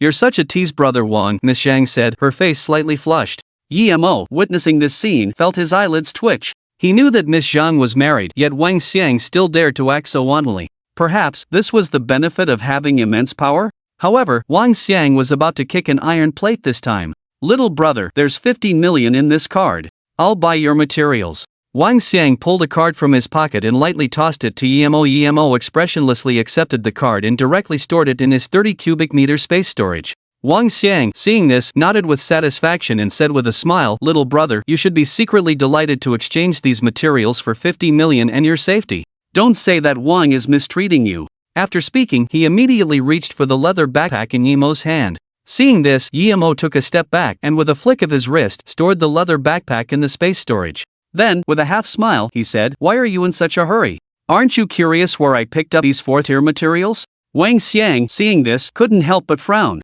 He suppressed his anger and hurriedly asked, where did you pick them up, little brother? In the Doomsday Valley, in front of an old man. Yemo said with a smile. The Doomsday Valley? An old man? Could it be you robbed him? Wang Xiang was stunned. Seeming to realize something, his expression became extremely unpleasant. He felt like Yemo was playing with him. Hee, little brother, don't joke around. A coffin bearer who can only level up in the Doomsday Valley, isn't that a waste? How could he possibly have these materials? Whether he's a waste or not, I don't know. But his name seems to be Qin Shuezong. I don't know if you know him. Look, he also gave me this Tomb Raiding Guild badge. As he spoke, Yemo directly took out the Snow Shadow Tomb Raiders Guild badge and tossed it to Wang Xiang. Wang Xiang received the badge, his eyes filled with disdain. Without even glancing at it, he threw it into the trash can. At this moment, his temper flared instantly, his tone carrying a hint of killing intent. Hee, what status do I have, and what status does he have? Does an old waste deserve for me to know him? Kid, hand over the materials now. If you keep playing tricks on me, don't even think about leaving this ancient street alive today. Chapter 50, you're quite something. Wang Xiang was scared to death. Kid, hand over the materials now. If you keep messing with me, you won't walk out of this ancient street alive today. Wang Xiang's roar echoed throughout the first floor of Wanbao Tower. Anyone could see how furious he was. However, Yemo completely ignored the other party's roar, a hint of confusion appearing on his face instead. You really don't know Qin Shuezong? Yemo asked, frowning. At this, Wang Xiang's face turned ferocious and he shouted loudly, I've never heard of any damn Qin Shuezong. Anyone in Maple City with any power, I can name them. Are you trying to say that this something Zong is strong? Is he your backer? Wang Xiang sneered. At these words, Yemo was momentarily speechless, his brows slowly furrowing. Could it be that not many people know Old Chen's name? Yemo thought to himself. No wonder, Old Chen held a high position of power. In Maple City, apart from a few people who had heard his name, others had no way of knowing it. But if the 3 words Chairman Chen were mentioned, then everyone would know. After all, there was only one person in Maple City who dared to call himself Chairman Chen. Thinking this, Yemo looked at Wang Xiang with a blank expression, his tone becoming extremely cold as he slowly said, if I were to say that the damn old man you're talking about is known as Chairman Chen, how would you respond? As soon as these words were uttered, they swept through the entire trading hall like a storm. The originally noisy trading area became so quiet that you could hear a pin drop after Yemo spoke the words Chairman Chen. Wang Xiang, bearing the brunt of it, was so shaken by these 3 words that his scalp went numb and his legs involuntarily trembled a little. And the Miss Zhang on the side, upon hearing these 3 words, hurriedly shook off Wang Xiang's hand and retreated in a panic. You see, Chairman Chen, as a legendary coffin, his strength was incredibly terrifying. Not only was he admired by everyone in the city, but the divine sense he released could even encompass the entire outer city. So no one dared to joke about the 3 words Chairman Chen. Do you know what you're saying? Wang Xiang's eyes showed fear as he stammered. You kid, don't talk nonsense. The chairman is not someone you can try to get close to. After saying this, Wang Xiang let out a long sigh of relief. In his opinion, Yemo was indeed audacious, even bringing out Chairman Chen in order to escape his predicament. However, he still didn't believe that a low-level coffin like Yemo could be associated with a super powerhouse like Chairman Chen. As if thinking of something, Wang Xiang quickly turned his head to look at Miss Zhang, who had retreated to the back. Go and get the badge I just threw in that trash can and take a look? Wang Xiang asked, his face showing doubt as he pointed at the trash can not far away. Hearing this, Miss Zhang hurried to the trash can, her whole body leaning over it, head buried inside, reaching into the messy trash to search carefully. The smell was a bit overwhelming, a pungent odor coming out, making Miss Zhang unable to help but frown. Usually, where would she have done such dirty work? And now, her current predicament was all thanks to Yemo. If this badge has nothing to do with Chairman Chen, then you're dead. Miss Zhang muttered to herself, revealing murderous eyes. Then, enduring the nausea, she worked even harder, searching through the pile of trash. Soon, she felt a round piece of metal with a metallic texture at the bottom of the trash can. I found it! Miss Zhang's excited voice came from inside the trash can. But in an instant, her mood became tense again. At this time, everyone's attention was focused on the beautiful figure lying over the trash can. Wang Xiang had thrown the badge too quickly, and they hadn't seen it clearly. Now, these people began to hold their breath, their eyes filled with anticipation. They all wanted to know, was the badge Wang Xiang threw away really the one the chairman had given to that kid? If it was, Wang Xiang was dead. If it wasn't, A-Bao was dead. For the onlookers, this was undoubtedly a delightful thing after all. People love a good show, that's just human nature. Hurry up and take it out so we can see. What are you still dawdling for? Some Tomb Raiders were extremely anxious, even starting to instigate. In my opinion, this badge is very likely real. Captain Wang and this woman are doomed. I think so too. That handsome young man looks so calm, he must have something to back him up. And he shouldn't be joking with his own life. As soon as these words came out, everyone looked at Wang Xiang with schadenfreude. Usually, the Tomb Raiders of Fierce Ghosts are arrogant, but now that they have offended Chairman Chen, it's going to be a sight to see. Miss Zhang seemed to hear the discussions around her, and her face couldn't help but turn ugly.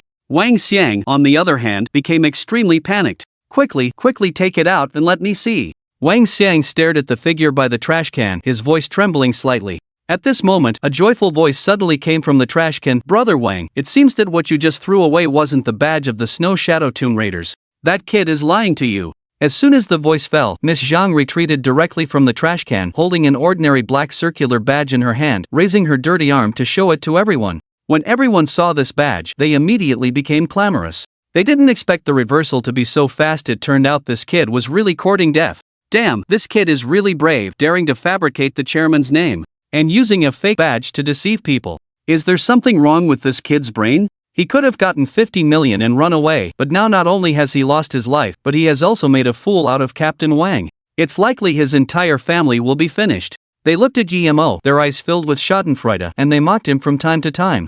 A-Bao felt a bit amused in his heart, momentarily confused by Miss Zhang's actions. Meanwhile, upon seeing the badge, Wang Xiang also breathed a sigh of relief, feeling ecstatic in his heart. He looked at A-Bao, his eyes predatory, a surge of anger quickly filling his mind. Kid, you dare to make a fool out of me? Today, if you have the guts, just try to leave this door. You even dared to fabricate the chairman's name? You wouldn't think that a nobody like Chen Shuizong would be worthy of the chairman's noble status, would you? A-Bao. Brother Wang, you absolutely can't let this kid off. You have to make him spill blood outside the door. Miss Zhang said through gritted teeth. Immediately after, she looked at the security personnel beside her and said coldly, "Come on, throw this kid out for me."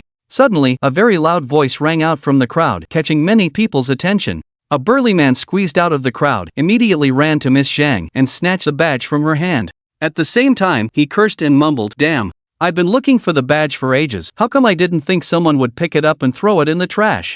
Miss Shen, you're really great. You actually helped me find my lost badge. Thank you." The man scratched his head in embarrassment, revealing his big white teeth and smiling at Miss Zhang. At this moment, everyone was dumbfounded.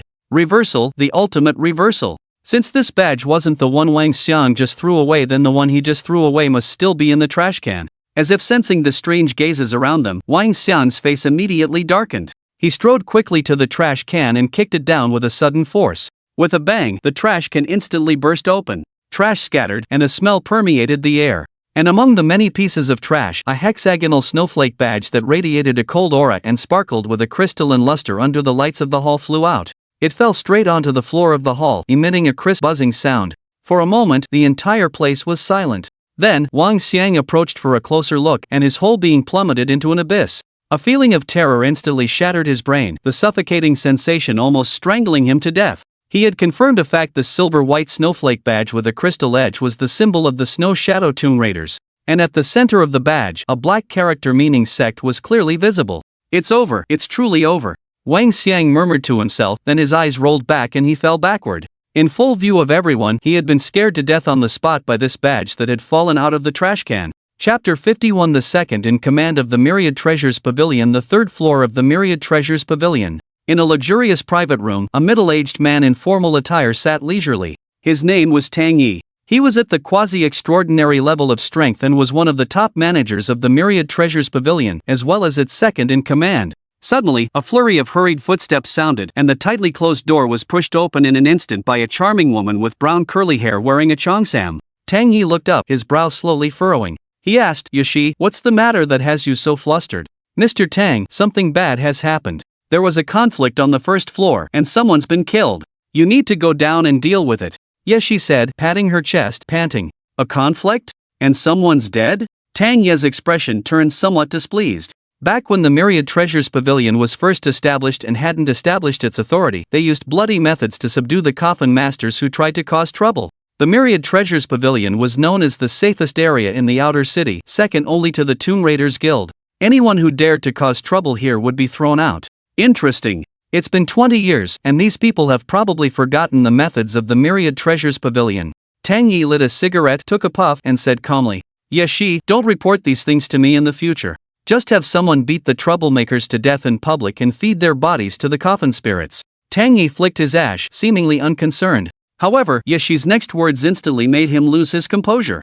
Mr. Tang, don't just sit there. You need to go to the first floor immediately. One of the troublemakers is a member of the Snow Shadow Tomb Raiders. Yeshi stamped her foot in anxiety. As soon as these words were spoken, Tang Yi leaped up from his recliner. Damn, what did you say? A member of the Snow Shadow Tomb Raiders? Tang Yi blurted out. The next second, he transformed into a blur, disappearing from his spot and rushing toward the first floor lobby. In the first floor lobby, everything was now silent. No one dared to question Yimo's identity anymore, nor dared to speak carelessly. Yimo looked at Wang Xiang, who was on the ground, a look of bewilderment on his face. The effect of this badge is so good? If I'd known, I would have worn it on my chest all along. Thinking this, Yimo picked up the badge on the ground and handed it to Xiaoyu, who was standing beside him. Help me wash this over there, Yimo said, pointing to an ornate fish tank in the lobby, a smile on his face. Xiaoyu's face was full of surprise as she nodded repeatedly. She then took the badge and walked towards the fish tank. This fish tank was one of the Myriad Treasure Pavilion's prized possessions, containing a dragonfish with a faint trace of flood dragon bloodline, whose value was immeasurable. But now, when Yimo asked Xiaoyu to watch the Snow Shadow badge, no one dared to stop her. On the contrary, they all stepped back, making way for her. Because, in everyone's eyes, the value of the dragonfish was not even a fart compared to the Snow Shadow badge. Suddenly, a gust of wind sounded, and Yimo saw a figure quickly appear in front of him. It was Tang Yi.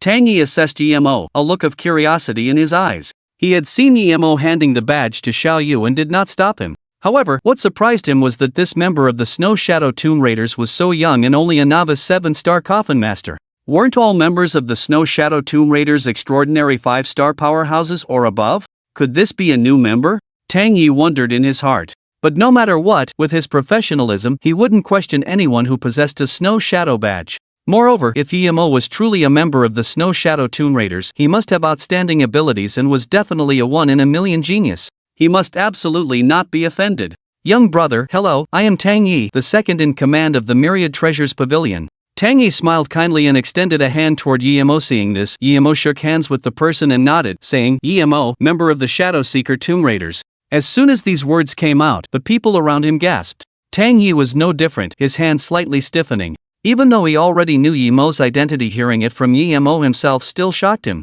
Ha, so it's Mr. Yi. Tang Yi's face showed an enthusiastic smile, then he bowed slightly and said, Mr. Yi, please follow me to the 3rd floor. Tang will be sure to treat you well. Yimo, hearing this, also smiled slightly and nodded, then I'll trouble Mr. Tang. Mr. Yi, please. Tang Yi extended his hand in invitation.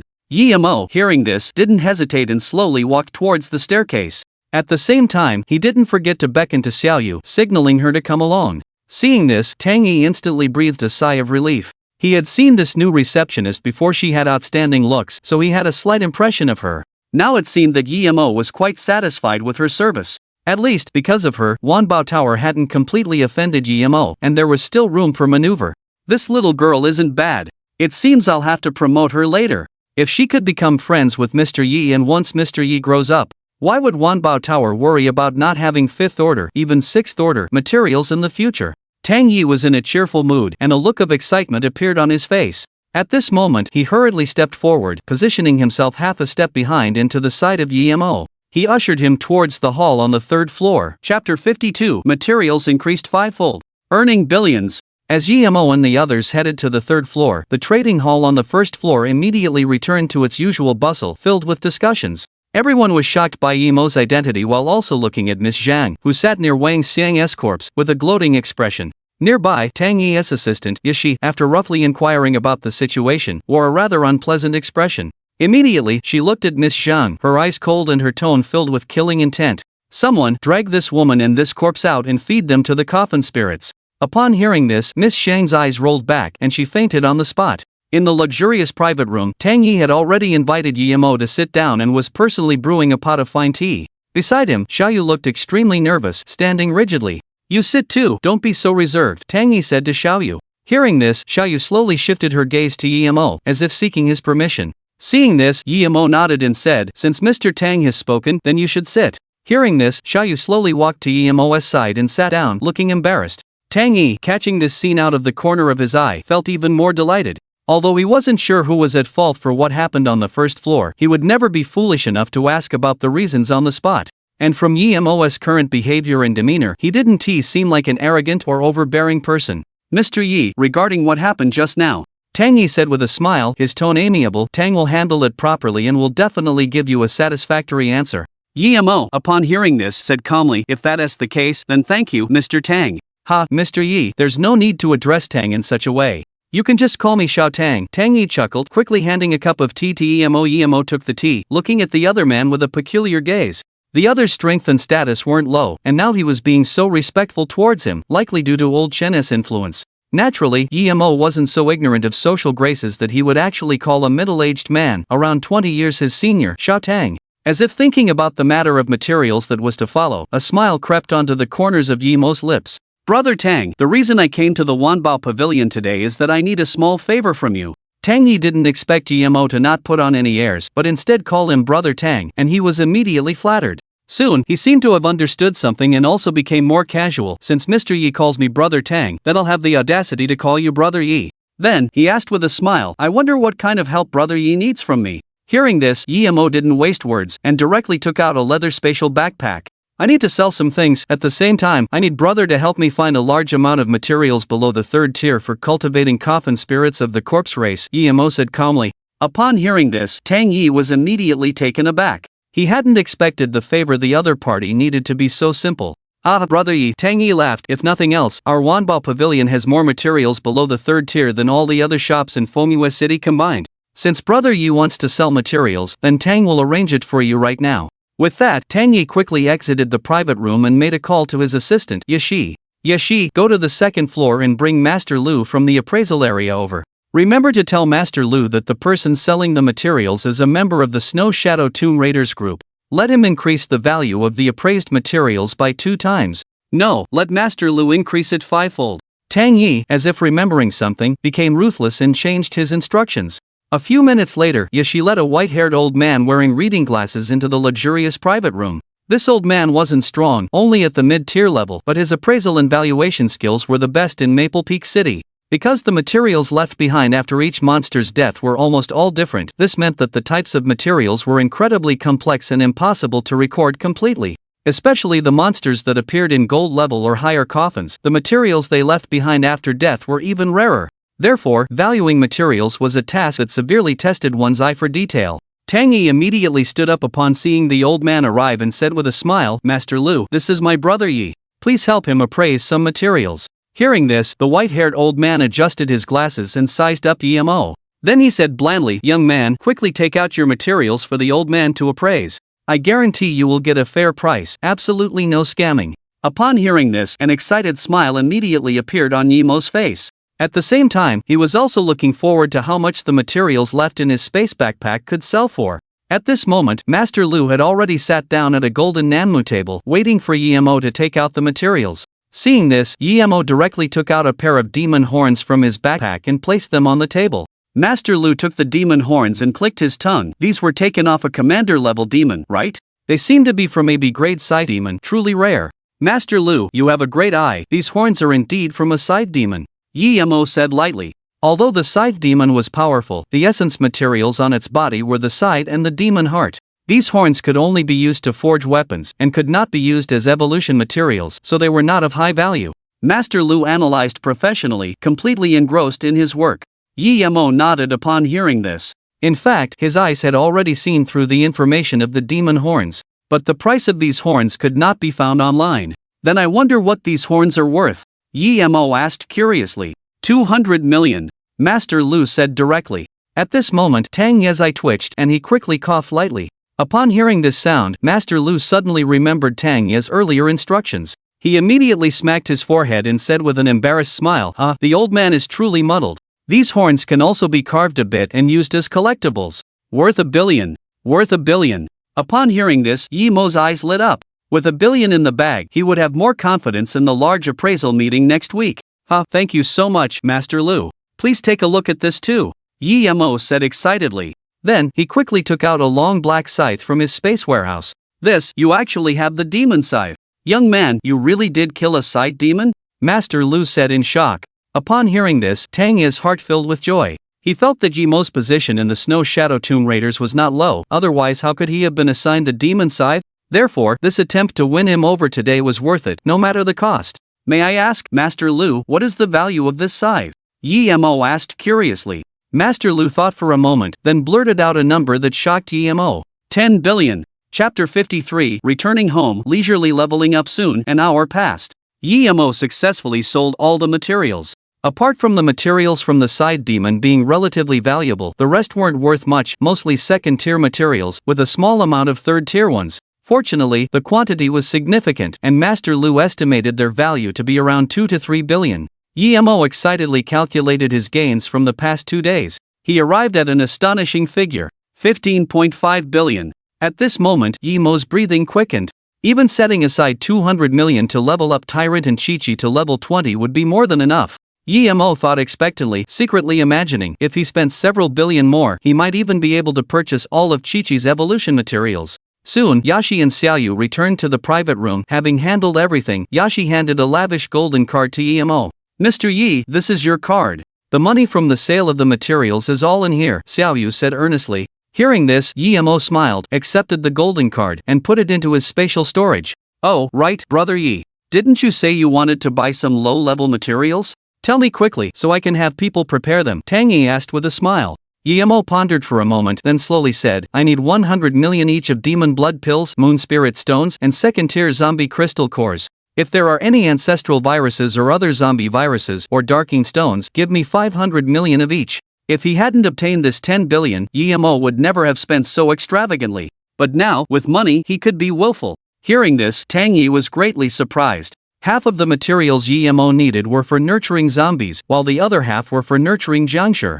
Could it be that Brother Ye's coffin spirit is a corpse race? Tang Yi wondered. However, he didn't dwell on it, instead instructing Yashi and Xiaoyu to handle the matter and expedite the process. In the evening, inside the inner city, on the lawn in front of a large villa, Yi Mo was leisurely lying down. To his left sat a tall zombie draped in a black cloak, and to his right lay a cute Jiangshi lowly, drooling. On the lawn in front of him, several cargo boxes were already piled up. The boxes contained a large amount of nurturing materials, as well as some delicacies. Tyrant, Chi-Chi. Hurry and level up, Yi Mo chuckled. Hearing this, Chi-Chi immediately jumped up, ready to take a big bite out of Yi Mo.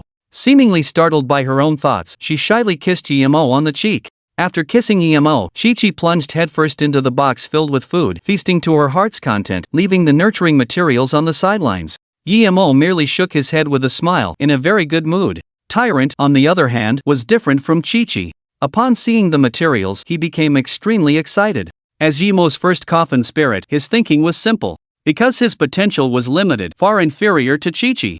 Once he reached max level, he might lose his value. But even so, he had to squeeze every last bit of his potential in the limited time, and level up with all his might. Only by increasing his level could he help Yi Mo clear the early obstacles and protect him. Tyrant walked to the cargo box, tore open all the boxes, and rapidly devoured the nurturing materials inside. At this moment, he treated the virus solution as wine, the demon blood pills as beans, and occasionally picked up a piece of bloody, mutated beast meat to enjoy. Ding! Tyrant consumed demon blood pills 10, gained double experience plus 80. Experience shared, Chi-Chi gained experience plus 80.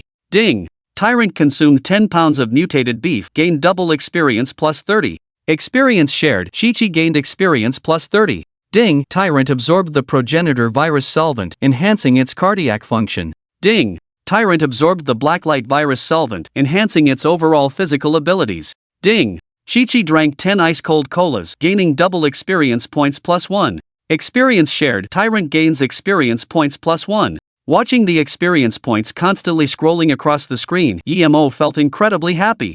At this rate, as long as Tyrant could keep up with the digestion speed, perhaps they could reach level 20 in one night. Moreover, after absorbing the virus solvent, Tyrant's pale skin began to turn blood red. Its veins and muscles became even more grotesque, looking extremely terrifying. Even its size began to slowly increase. Thinking of this, Emo retained a hint of anticipation in his heart. There was no point in staying here with them, he might as well get some sleep and check on the situation first thing tomorrow. Tyrant, Chi-Chi, you guys can just stay here and level up. If you reach level 20, return to the coffin on your own, or just stay at home. Do not run out and cause panic. Emo instructed them. Hearing this, Tyrant stopped its actions and immediately let out a low growl. But Chi-Chi, as if she didn't hear, was still rummaging through the cargo boxes. Emo smiled slightly, then slowly got up and walked towards the villa. One night passed. Emo opened his eyes groggily. It was pitch black in front of him, it didn't seem like it was dawn yet. Why did I wake up so early? Emo scratched his head. Then he picked up his phone on the bedside table. 10 o'clock. Wait, it's 10 o'clock? Emo was a bit confused. Immediately afterward, he looked strangely towards the window. And that's when he noticed the abnormality. A very tall black figure was standing directly in front of the window, completely blocking it, preventing any sunlight from entering the bedroom. After seeing this figure clearly, Emo sat up in bed in surprise. Tyrant? Roar! Tyrant responded softly. Wow, how did you get in here with such a big body? Emo asked in surprise. Hearing Emo's words, Tyrant emitted a strange energy fluctuation. Its original height of about 4 meters began to shrink rapidly, returning to about 2 meters in the blink of an eye. Virus form special skill. After frantically absorbing the virus, the body undergoes mutation, gaining simple body changes and limb simulation. Emo noticed this skill and immediately laughed heartily. He didn't expect Tyrant to have such a strong ability to comprehend. It was truly a pleasant surprise. Then, he unhesitatingly looked at Tyrant's level status, becoming even more excited. Level 20 state, evolvable, that's right. There's also Chi-Chi. Emo was a bit excited. And at this moment, a small head suddenly popped out from his blanket, looking at him with a confused face. I'm here. Emo was speechless. Weren't they supposed to return to the coffin after reaching level 20? Why did they all come into his room? Chapter 54, Evolution Paths. Limited time mission. Ding. It has been detected that Tyrant has reached level 20. 4 evolution paths have been activated. Would you like to view them? Ding. It has been detected that Chi-Chi has reached level 20. 1 evolution path has been activated. Would you like to view it? 2 system prompts sounded, and while Emo was pleasantly surprised, he also revealed a bewildered expression. Tyrant has 4 evolution paths, but Chi-Chi actually only has 1? Emo wondered. Thinking back to when he had checked the evolution path of the White Phantom, Emo seemed to understand something. It seems that the higher the potential of a coffin spirit, the fewer evolution paths there are. That's not unreasonable. Coffin spirits with lower potential have unstable forms and are more prone to mutations. Mutation is undoubtedly one of the most important ways for them to become stronger, but unfortunately, their number of evolutions is limited. High potential coffin spirits, on the other hand, are extremely rare and powerful existences. Their forms are stable, and they will almost always evolve in the most advantageous direction. After evolving, they will also become more perfect. Therefore, the higher the potential of a coffin spirit, the less they need to struggle with choosing a path, because they don't have many evolution paths. Thinking of this, Emo became somewhat impatient. View. In the next second, the evolution paths of the 2 coffin spirits appeared before his eyes. Coffin Spirit, Initial Tyrant T002 Type Evolution Paths, Pursuer Normal, Curse Tyrant Normal, Reaper Tyrant Normal, Blade Tyrant Hidden, Rare Coffin Spirit, Talisman Jumpy Child Acquired, Reanimation Child Template. Abilities are enhanced after evolution, does not affect the template. Evolution Path, Talisman Flying Zombie Girl. Epic. Seeing these evolution paths, Emo's eyes immediately lit up. As expected, Tyrant also had a hidden path. Although Chi-Chi didn't have many evolution paths, she had reached the epic level. Emo was in a great mood. Immediately after, he quickly checked the evolution materials required for both coffin spirits. Blade Tyrant Hidden, Rare, a Ruthless, Cold-Faced Butcher. Evolution materials required: Heart of Slaughter Undead, Eye of the Demon Blade, Obsidian Great Blade, Zombie Nucleus 3 Tier 3 Talisman Flying Zombie Girl. Epic, a flying zombie, incorruptible for 1,000 years, unyielding for 10,000, able to ascend to heaven and enter the earth, taking things from afar. Evolution materials required: Millennium Moon Essence Treasure, High-Level Corpse Suppressing Talisman, Bloomy Nether Marrow Treasure, Nether Crystal Stone 1 Tier 3. Looking at the materials needed by Tyrant, Emo's eyes lit up. Fortunately, he had the foresight to save a lot of undead cores, as well as some Tier 3 zombie nuclei. Now Tyrant only needs the Eye of the Demon Blade and Obsidian Great Blade to complete its evolution. And these two materials are not considered high-level materials, which means that the Wanbao Pavilion must have them. As for Chi-Chi's materials, Yemo wasn't sure if the Wanbao Pavilion had them. Maybe Old Chen could get them. Unexpectedly, the Millennium Moon Essence and Gloomy Nether Marrow are actually treasure materials. I guess I'm going to have a big hemorrhage. Yemo shook his head inside. Yesterday afternoon he had made a fortune of tens of billions. But if he were to buy these two materials, he would definitely spend it all. But so what? Since he had chosen high-potential coffin spirits, it meant that he would have to pay a lot of resources and money sooner or later. Moreover, he was also very much looking forward to seeing how powerful the S-rank coffin spirit would be after evolution. Thinking of this, a look of anticipation appeared on Yemo's face. Ding!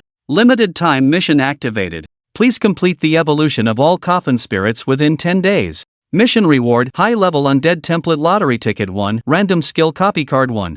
Current time remaining 9 days 23 hours. The sudden system sound made Yemo dumbfounded. High-level template lottery ticket. Yemo's face lit up with joy. He knew that this was one of the rewards he most wanted to get. It not only directly increases a coffin spirit's potential level but also allows the coffin spirit to obtain unexpected terrifying abilities. This mission must be completed as soon as possible, Yemo thought to himself. Immediately after, he looked at the other reward. Skill random copy card can randomly extract the common skills of the contracted coffin spirit and copy them into the coffin suppressor's body. Seeing this, Yemo immediately gasped. Was this going to turn him into a human coffin spirit? This reward was just too good. However, the 10-day time limit for the mission made Yemo feel a little pressured. It seemed that the evolution materials that 77 needed were definitely rare. Without hesitation, he directly dialed Tang Yi's number. A few seconds later, the call connected. A delighted voice came through. "Ha, Brother Yi, are you looking for me for something?" Hearing this, Yemo quickly said, "Brother Tang, I wanted to ask, does your Wanbao Pavilion have 1000-year moon essence and netherine cold marrow?" 1000-year moon essence? Netherine cold marrow? These are materials needed by corpse-type coffin spirits? A hint of doubt appeared in the voice on the other end of the line. "Brother Yi, please wait, I'll go ask Master Lu." Tang Yi replied. A few minutes later, Yemo received an answer he had already expected. Wanbao Pavilion did not have these materials. It was no wonder, although Wanbao Pavilion was the largest material trader in Maple Peak City. The overall strength of the coffin suppressors in Maple Peak City was not strong. Among them, the extraordinary individuals had experienced a break for some unknown reason, and now there was only one left in the entire city. Although the Snow Shadow Tomb Raiders had many extraordinary individuals, they did not belong to a medium-sized base city like Maple Peak City but came from other regions. Therefore, it was now difficult for Wanbao Pavilion to obtain materials above Tier 5, and the treasures it possessed were also very few. And since there were not many people who contracted with corpse-type spirits, Wanbao Pavilion obviously rarely purchased corpse-type materials, let alone corpse-type treasures. It seems that he could only ask Old Chen. Yemo shook his head inside. However, right now, there was a very important matter he needed to take care of. That was the tyrant's evolution. Thinking of this, Yemo set off again for Wanbao Pavilion. In Wanbao Pavilion, Tang Yi silently noted down the materials Yemo needed, and then, with a space warehouse, he went to Jiangnan City without hesitation. He guessed that a large base city like Jiangnan City might have what Yemo needed. Even if they didn't have it, he could issue a high-level commission in Jiangnan City, and mobilize many tomb raiding groups over there. This warehouse of items was enough to cover the rewards for issuing a high-level commission. Tang Yi took a deep breath. To fully help Yemo was undoubtedly a profitable investment for him. As long as the other party didn't die young and could grow, the status of Wanbao Pavilion would definitely rise. President Chen's vision was certainly not wrong. Tang Yi thought to himself. In his opinion, if Yemo only had the potential to become an extraordinary individual, President Chen would never have allowed him to join the Snow Shadow Tomb Raiders. At the very least, Yemo's future strength would be at least legendary, or even on par with President Chen, to be worth President Chen's attention. Chapter 55 Evolution. Blade Tyrant. An hour later, Yemo arrived in front of Wanbao Tower. When he stepped into Wanbao Tower again, he immediately attracted the attention of all the receptionists. These receptionists stood up one after another and hurried to both sides of the corridor, forming a line, and bowed respectfully to Yemo. This scene stunned everyone around. Damn, who is this kid? Such a grand display? Shut your mouth. This is Lord Yemo, a new member of the Snow Shadow Tomb Raiders. Damn, he's actually a member of the guild leaders team. But he looks so young, it's unbelievable. Whoa, Lord Yemo is so handsome, I want to have his babies. The crowd was in an uproar, but their words all expressed respect for Yemo. Yemo's face turned a little unnatural at the sight of this. On the way in the outer city, many people saw him and acted surprised, as if they had seen a ghost. Among them, there were even many female coffin suppressors who came to him for autographs or contact information. This gave Yemo a headache. Looks like I became famous in the outer city yesterday, Yemo thought to himself. Being famous was indeed a good thing for him, as it could avoid a lot of trouble. At least, no one in Fenghui City would dare to cause him trouble again. Of course, these coffin suppressors who knew him were too enthusiastic. For a while, Yemo was not used to it. Lord Yemo, why are you here? Two surprised voices sounded. Yemo followed the sound and saw two beautiful women wearing cheongsams and high heels running quickly towards him from the end of the corridor. The visitors were Xiaoyu and Yashi, Tang's assistant. I'm here to buy some materials, you don't have to make such a big fuss.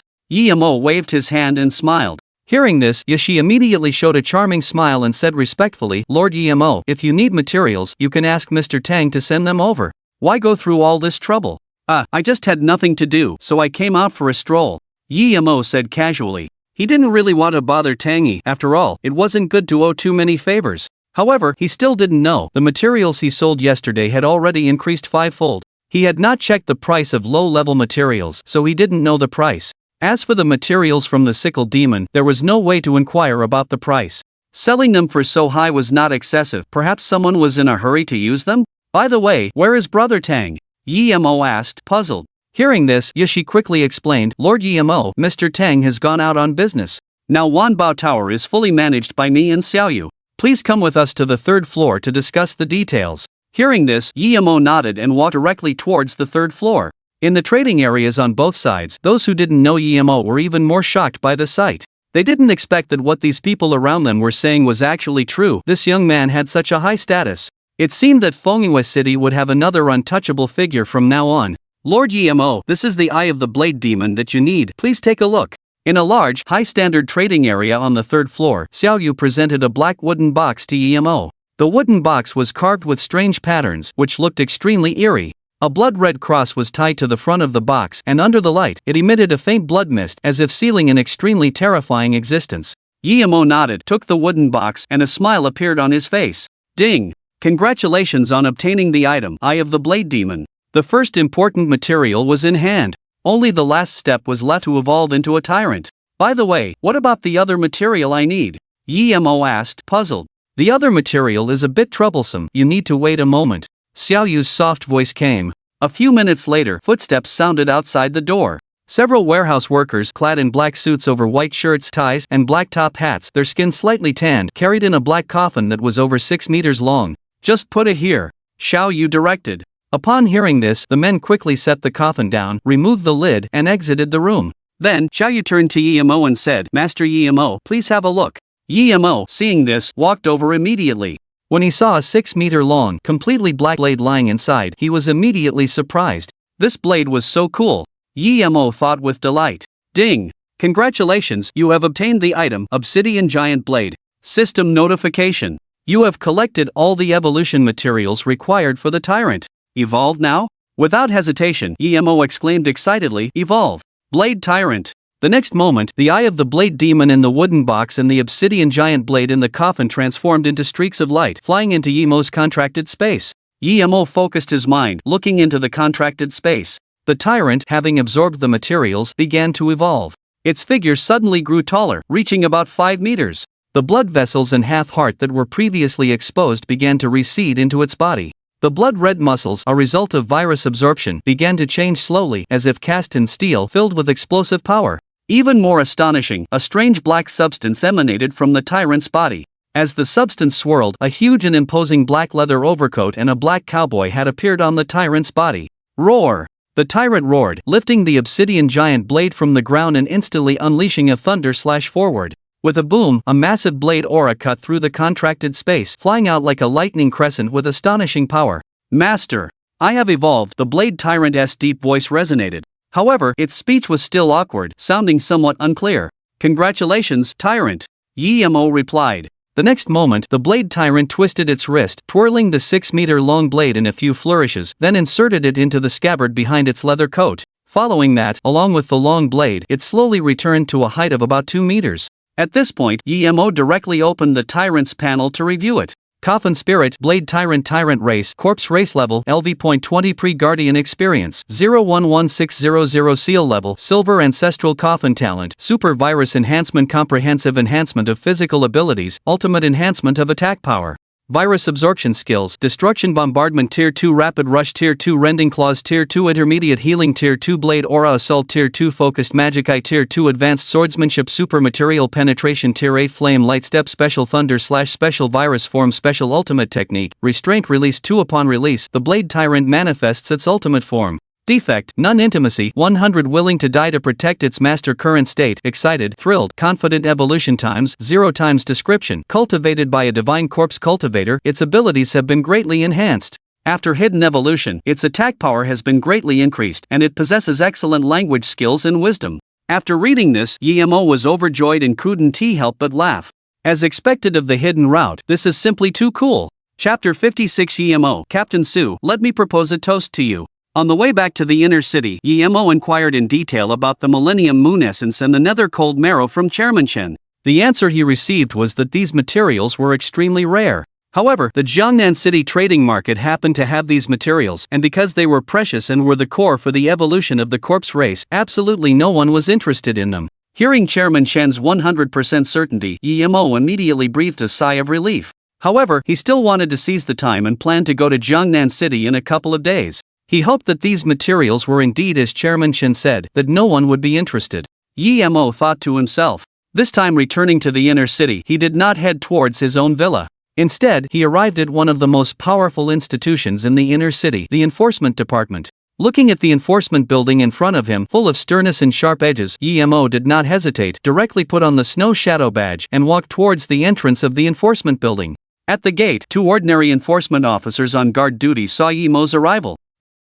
Their originally leisurely appearance instantly became serious. They were preparing to stop Yi-Mo for some questioning. As Yi-Mo approached, they immediately showed surprised expressions, the seriousness on their faces suddenly disappearing. Because the magnificent crystal badge hanging on Yi-Mo's chest was particularly dazzling under the sunlight. "Please, sir," the 2 enforcement officers gestured, their faces filled with respect. Although the enforcement department managed the order of the entire inner city, they did not dare put on any airs when facing members of the Tomb Raiders Guild. Because they mostly managed civilians who had no strength at all, and coffin masters whose strength did not exceed the initial 3 stars and who preferred to live comfortably in the inner city. Therefore, most enforcement officers' strengths would not exceed the initial level, and those who could reach the intermediate level were few and far between. Yi-Mo nodded slightly at the 2's gesture and walked straight into the enforcement hall on the 1st floor. "Hello, I want to ask something," Yi-Mo said to a woman not far away who was sitting at a computer, wearing an enforcement team uniform and working diligently. The woman heard him and slowly looked up, a hint of surprise flashing in her eyes. "So handsome." Immediately after, she noticed the badge on Yi-Mo's chest, and she immediately stood up nervously. "Please, sir, what is it? Do you know Su Feng? I would like to inquire about where he lives," Yi-Mo said calmly. Upon hearing this, the woman showed surprise on her face and said, "Sir, I know him. But I don't know where he lives." "Then pull up his information and check for me." "Yes, sir." Inner City, Tianfeng Supreme Hotel, 60th floor, top floor. In one of the most luxurious private rooms, a dozen or so inner city dignitaries were gathered, chatting and laughing. Although they were ordinary people, their strength was like ants compared to the coffin masters. However, almost every one of their families had a high-level coffin master stationed and supporting them. Therefore, many intermediate-level coffin masters, although they might sneer at them and look down on them as ants, would not actively provoke them. Of course, these inner-city dignitaries did not dare to easily offend the coffin masters, because that was no different from courting death. At the head seat, Su Feng was drinking his wine with a solemn expression, lost in thought. "It's been 2 days since I issued the bounty. Why hasn't there been any news from the Tomb Raiders Guild? Could they have failed?" Thinking of this, Su Feng shook his head again and muttered, "Probably there are too many people offering bounties, they forgot to notify me." Originally, because Yi-Mo had Chairman Chen as his backer, he did not dare to harbor any thoughts against Yi-Mo. But when he inadvertently learned of Yi-Mo killing people in the street in the Doomsday Town, his desire for revenge surged. And after verifying that Yi-Mo had left the city without anyone protecting him, Su Feng understood one thing. That was that Yi-Mo did not hold much weight in Chairman Chen's heart. So, he directly issued a bounty for Yi-Mo. Nearby, a fat, balding middle-aged man seemed to notice Su Feng's poor complexion. He quickly picked up a glass of wine and approached Su Feng. "Ah, Brother Su. Today's the day you've broken through to a quasi-high-level coffin guardian. Why not put aside any troubles and let us enjoy a drink first? Upon hearing this, Su Feng's expression immediately returned to normal and he said faintly, "Alright. In that case, your little brother will toast you first," the balding middle-aged man said with a smile. "Congratulations on breaking through to quasi-high-level coffin guardian. I'll drink to you." Seeing this, the others also stood up one after another, toasting Su Feng. Su Feng picked up his glass, without standing, clinked it lightly on the table, and then drank it all in one gulp.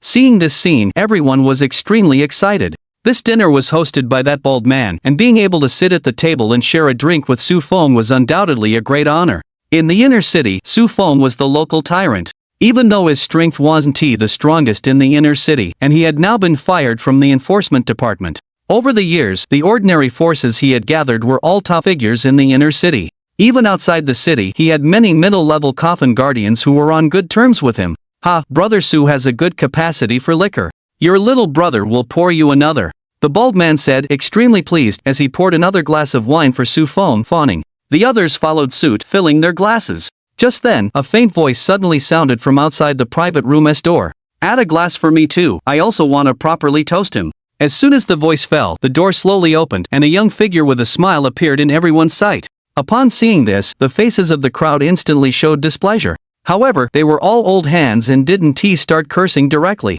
Instead, they looked at Yi-Mo with suspicion. At this moment, Su Feng, sitting in the main seat, stood up with a whoosh and his face became incredibly surprised. "It's you!" Su Feng said with a nasty expression. "What? You're not welcoming me?" Yi-Mo's mouth suddenly revealed a hint of a smile. He then slowly walked towards the table. One of the wealthy people, seeing this, quickly gave up his seat for Yi-Mo. Yi-Mo ignored the person and sat directly in the seat that was vacated. Then, he directly picked up a bottle of wine and said, "Come, Captain Su, I'll toast you a severed head drink." As soon as these words came out, there was an uproar on the scene. The dozen or so inner city magnates, upon hearing this, quickly retreated to the side, with looks of horror in their eyes. They didn't expect that Yi-Mo had come to cause trouble. As ordinary people, how could they dare to get involved in the struggles between coffin guardians? "Ah, Master Su.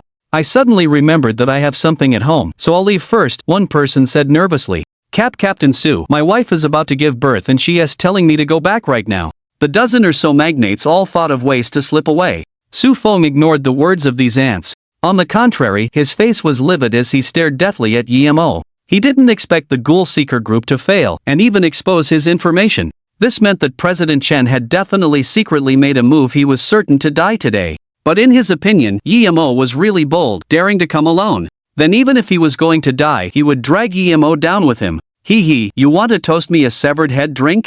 It seems like your strength isn't enough to qualify," Su Feng said coldly. As soon as these words came out, Yi-Mo threw a wine bottle backwards and it smashed open directly on Su Feng's face. Looking at Su Feng's face covered in blood, Yi-Mo said expressionlessly, "Is it enough now?" Chapter 57, Su Feng Jumps. The power of golden light to vanquish evil. Su Feng touched the blood on his face, his expression instantly turning ferocious. "Kid, you're courting death," Su Feng roared. The next second, the spiritual energy in his hand surged, a six-pointed star array appeared, and a silver coffin emerged from it. Seeing this, a smile appeared on Yi-Mo's face. In fact, he had the opportunity to directly ambush Su Feng when he entered.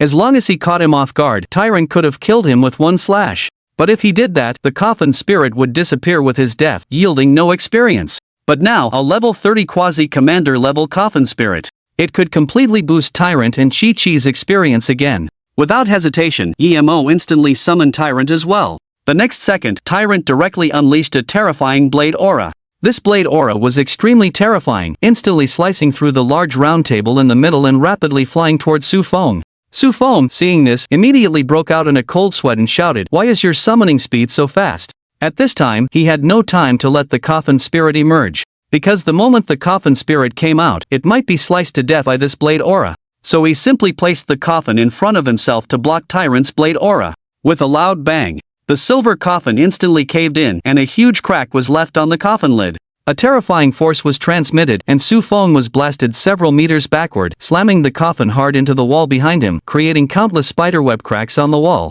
"Pooh!" Su Feng coughed violently, spitting out a mouthful of bright red blood mist, his face turning extremely pale. How is this possible? He was clearly only a 3-star beginner the day before yesterday. How could he possibly hurt me? However, the next second, another blade aura shot over. The coffin lid instantly shattered. "If you don't open the coffin, I'll help you open it," Yi-Mo said indifferently. He didn't want to waste time, wanting to seize the opportunity to instantly kill the coffin spirit the moment it emerged. But Yi-Mo didn't expect the opponent's reaction ability to be quite good, directly changing to using the coffin to block the damage. At this time, however, Su Feng was already somewhat distraught and had no desire to fight. "Black Mist Ghost. Use skills to hold him back," Su Feng shouted in a panic.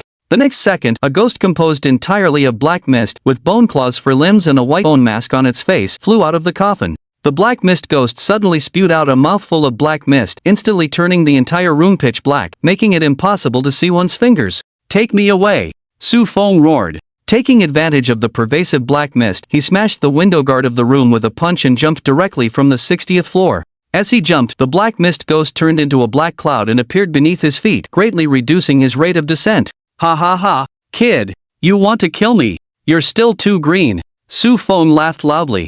However, the next second, two dazzling golden pillars of light erupted from the top floor room, directly dispelling the black mist within the room. Looking at Su Feng, who had already jumped, Yi-Mo's face was livid. This guy is too cunning. But he would never let the experience he had in hand disappear. "Tyrant! Give chase!" As soon as these words were spoken, Tyrant suddenly grew to more than 5 meters tall, picked up the long blade in his hand, and split one wall directly in half with a single blow, before jumping down towards the lower floor. Seeing this, Yi-Mo directly leaped and stood on Tyrant's shoulders, chasing after Su Feng along with it. At this time, Su Feng was already close to the ground. Hearing the explosion from the top of the building, he immediately looked up. This one look made his pupils contract, revealing an unparalleled look of horror. "Damn it! Is this kid still human? He dares to chase?" Countless bricks and gravel fell like rain. And while Tyrant jumped down from the 60th floor, he inserted his giant blade into the wall with one hand. This reduced his insane falling speed. At this time, Yi-Mo was extremely calm, because Tyrant had a virus form.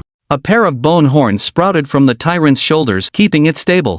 Braving the piercing wind, Yi-Mo's eyes were locked onto the black mist ghost beneath Su Feng's feet. Ever since he had gained the ability of the evil piercing golden eyes these past 2 days, he hadn't had a chance to use the golden rays. But today, having tasted the power of this evil piercing golden light, he was already madly infatuated with this feeling. He was certain that even without the coffin spirit, he could use these eyes to instantly kill demons. "Tyrant! Increase the speed of descent," Yi-Mo said excitedly. With a roar, the Tyrant pulled the great blade that was stuck in the wall out 80%. The speed suddenly increased.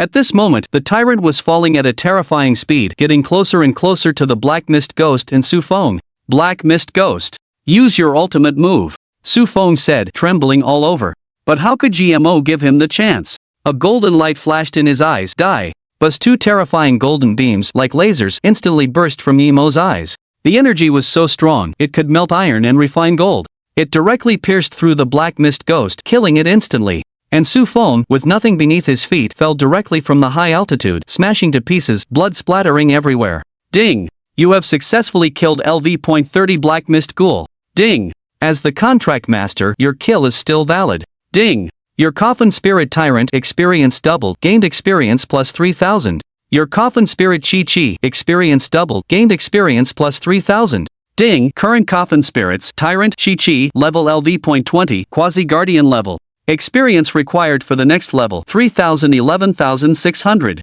Looking at the soaring experience again, Yi-Mo's face was filled with an excited smile. Ha! As expected, killing other people's coffin spirits is much more satisfying than killing demons. Xiaoyao should be back soon tomorrow. I wonder how much experience Wen Jing's level 28 Crowman can give me. It should be at least 1000, right? A hint of killing intent surfaced in Yi-Mo's heart. Now, he was already a quasi-mid-level coffin master, and his coffin spirits were also level 20. The demon blood pills he had bought before could no longer provide experience and could only be used as snacks for the tyrant. The experience provided by the lunar essence stones had also dropped to a few points and was no longer of much value. He should find some time today to deal with that hotel owner and that guy who ran away in Doomsday Town. Yi-Mo thought to himself. He considered resolving all the hidden dangers before heading to Jiangnan City to seek news about the evolution materials needed for Chi-Chi. Chapter 58 News Pop-Ups and an angry Yi Xiaoyao in the Valley of Doomsday. Yi Xiaoyao had just finished commanding her Hellfire Demon to blast several low-level zombies with Hellfire when she heard her phone vibrating and notifications popping up continuously. Out of curiosity, she took her phone from her pocket and looked. Several eye-catching news pop-up messages appeared before her. Breaking news from the inner city around 12 noon today. A rare high-level coffin master battle occurred at Tianfeng Supreme Hotel, the tallest building in the inner city. Former head of the enforcement unit, Su Feng, was forced to fall to his death. Inner city news agency, super intense high-level coffin master battle video. Full of high-energy moments. Inner city gossip, shocking. That man is actually a member of the Snow Shadow Tomb Raiders. After clicking through these messages and videos, Yi Xiaoyao covered her mouth in surprise and gasped. This was actually her brother. Yi Xiaoyao's body trembled slightly. These messages were like a doomsday storm, continuously destroying her understanding of Yi Mo. You see, Yi Mo had been depressed for 2.5 years before contracting a coffin spirit. Now, in less than 3 days since the contract, he had actually managed to kill Su Feng. And he had even become a well-known member of the Snow Shadow Tomb Raiders. This was simply unbelievable. 2 minutes later, the shock on Yi Xiaoyao's face slowly faded, replaced by a happy smile. Yi Mo was her brother and the only person she trusted in this world. Therefore, no matter how outrageous things that happened with him, she would not question or dig into it. My brother is really amazing. Yi Xiaoyao felt increasingly delighted. For the past 2.5 years, she had been taking care of Yi Mo, managing his daily life, practically like a personal nanny. But now, Yi Mo had not only regained his confidence from a few years ago, but had also become so powerful, which made Yi Xiaoyao extremely gratified. Don't even think about me taking care of you anymore. It's your turn to take care of me. Yi Xiaoyao thought to herself. Just then, Wen Jing seemed to sense Yi Xiaoyao's extremely excited mood. She smiled and walked over, asking softly, Xiaoyao, your hellfire demon is indeed very powerful. But you still need to work hard to adapt to the rhythm of battle and strengthen your combat awareness. Then, you'll be able to achieve the best score in Linhu province in next week's assessment. Hearing this, Yi Xiaoyao was slightly stunned. It seemed that Wen Jing thought she was gloating about killing the demons. But that was normal. Which person who had contracted an A-level coffin spirit didn't get a bit cocky? I understand, Sister Wen Jing, I will work hard, Yi Xiaoyao nodded. Hearing this, Wen Jing breathed a sigh of relief. Last night, she had received news that a student in a neighboring base city had also contracted an A-level coffin spirit. This undoubtedly gave Yi Xiaoyao a competitor. Originally, the title of Outstanding Mentor would reward her with 500 million in prize money. This prize money, combined with her savings, would be enough to buy a coveted C-level coffin spirit. But this time, the principal had told her that if she could get Yi Xiaoyao to win first place, the Outstanding Mentor prize would be multiplied by 5. How could she not be tempted? If I can get 2.5 billion, then I won't have to think about a C-level coffin spirit anymore, but AB level 1 instead. Wen Jing's mood improved greatly, a charming smile on her lips. Suddenly, a surprised voice sounded from not far away. Oh my god! Isn't that Xiaoyao's brother? He is amazing. Many students who heard the voice looked over with confusion. They saw a cute girl holding a phone, looking at the video with shock and surprise on her face. Zhou Mengyu, what are you looking at? What do you mean Xiaoyao's brother? Someone couldn't help but ask. Yi Xiaoyao actually has a brother? We've never heard of him. Upon hearing this, Zhou Mengyu quickly said, have you guys not seen the inner city news push? There were several news messages about Xiaoyao's brother just now, you should check them out. As soon as these words were spoken, many people became curious and quickly pulled out their phones to search. When they saw the information, they were all utterly shocked. Holy crap! Yi Xiaoyao's brother is actually a high-level coffin sealer. And he even killed the former captain of the enforcement department. This is way too awesome. And there's something even more awesome. Her brother is actually a member of the Snow Shadow Tomb Raiders. That's practically invincible. At this moment, everyone turned their heads to look at Yi Xiaoyao, their eyes filled with envy. Yi Xiaoyao is not only talented herself, but she also has an incredibly powerful brother. In this Maple City, who would dare to provoke her in the future? At this moment, a discordant voice rang out from the crowd. Don't you guys recognize that face? This person is clearly that weirdo who made a fool of himself at school 2 years ago. Everyone knows he has a corpse servant talent. How could he possibly be a high-level coffin sealer? A pretty girl said disdainfully. She had always been Yi Xiaoyao's rival, and she couldn't believe that the other girl's brother was this powerful. Hearing this, many people started to discuss. He does seem like that weirdo from before. But he looks quite handsome now. Could he be filming a special effects video? After all, every graduation season, the inner city films a high-octane battle promotional video for everyone to watch. A girl with a lovesick look in her eyes said, the inner city has already pushed the news. How can it be fake? In my opinion, it can't be that weirdo. How could that weirdo have this kind of strength? Everyone was talking. At this moment, the surrounding temperature seemed to rise a lot. Yi Xiaoyao's pigtails inadvertently turned fiery red, then scattered, fluttering in the wind. Who dares to say my brother is a weirdo again? I will tear their mouth apart. Yi Xiaoyao's eyes burst out with bursts of fire, her voice extremely cold, appearing very angry. Everyone turned to look and saw Yi Xiaoyao covered in flames, emitting a violent burning sensation, looking just like a fire witch, exuding a terrifying aura. And her hellfire demon beside her was even more excited, revealing a greedy and violent expression. As long as Yi Xiaoyao gave an order, it would not hesitate to destroy everything in front of it. Ah, I'm sorry. Sister Xiaoyao, we didn't know that the Great One was your brother. I'm sorry. Everyone apologized. After a few breaths, Yi Xiaoyao took a deep breath, the flames around her body receded, her expression became calm, and she ignored these people. This fire baptism talent and the company of the flame demon has made my temper even worse, Yi Xiaoyao frowned and thought. But no matter what, as long as someone dares to speak ill of her brother in front of her, she dares to turn against them on the spot.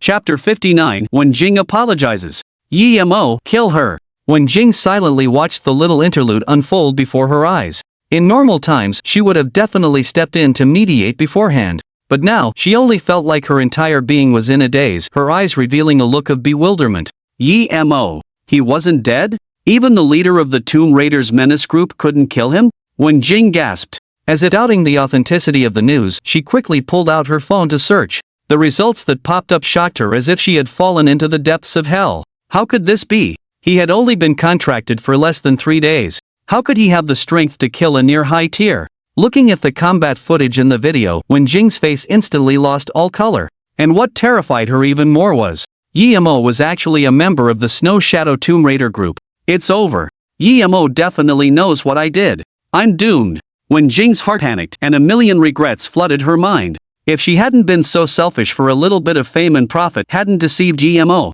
wouldn't she have now nurtured 2 super geniuses? Wouldn't her status have risen along with them? And the worst part was, fearing the exposure of her deception, she had gone to extremes and directly put a bounty on him. This was undoubtedly a point of no return. I'm doomed. Wen Jing's eyes reddened. For a moment, she almost cried in front of her students, almost dropping the facade of a gentle, understanding, and mature teacher that she usually wore. In reality, she was very different in private, with a biased, selfish, and self-serving personality. Should I kneel and beg him for mercy? Or become his slave? Would he spare me? Wen Jing thought back and forth, not daring to make a decision right away. If Yi Mo really wanted her as a slave, that would be the best outcome for her. By then, as Yi Mo grew stronger, her status as a slave would also be above everyone else. Let's call and ask him first. Maybe he'll forgive me out of old friendship. Wen Jing thought, if he can't forgive me, then I'll run away. Anyway, Black Crow flies fast, he definitely won't catch me. At this moment, Wen Jing looked at Yi Xiaoyao, forcing herself to appear calm and said, Xiaoyao, you guys continue your training. The teacher has something to take care of, I'll leave first. After speaking, Wen Jing headed towards a damaged building complex near the river channel. Soon, she found a relatively complete high wall and leaned against it. Taking a deep breath, she directly dialed Yi Mo's number. The phone didn't answer. After several minutes, Wen Jing made hundreds of calls and finally, the phone was answered. Yi Mo.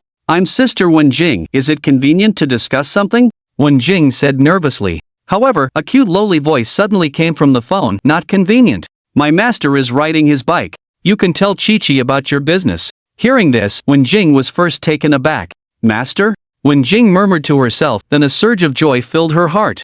I didn't expect Yi Mo to have this kind of hobby, looks like I have a chance to live. Wen Jing coughed lightly, then involuntarily squeezed her voice and said softly, Can you hand the phone to your master? As soon as she finished speaking, a confused male voice came from the phone. What do you want?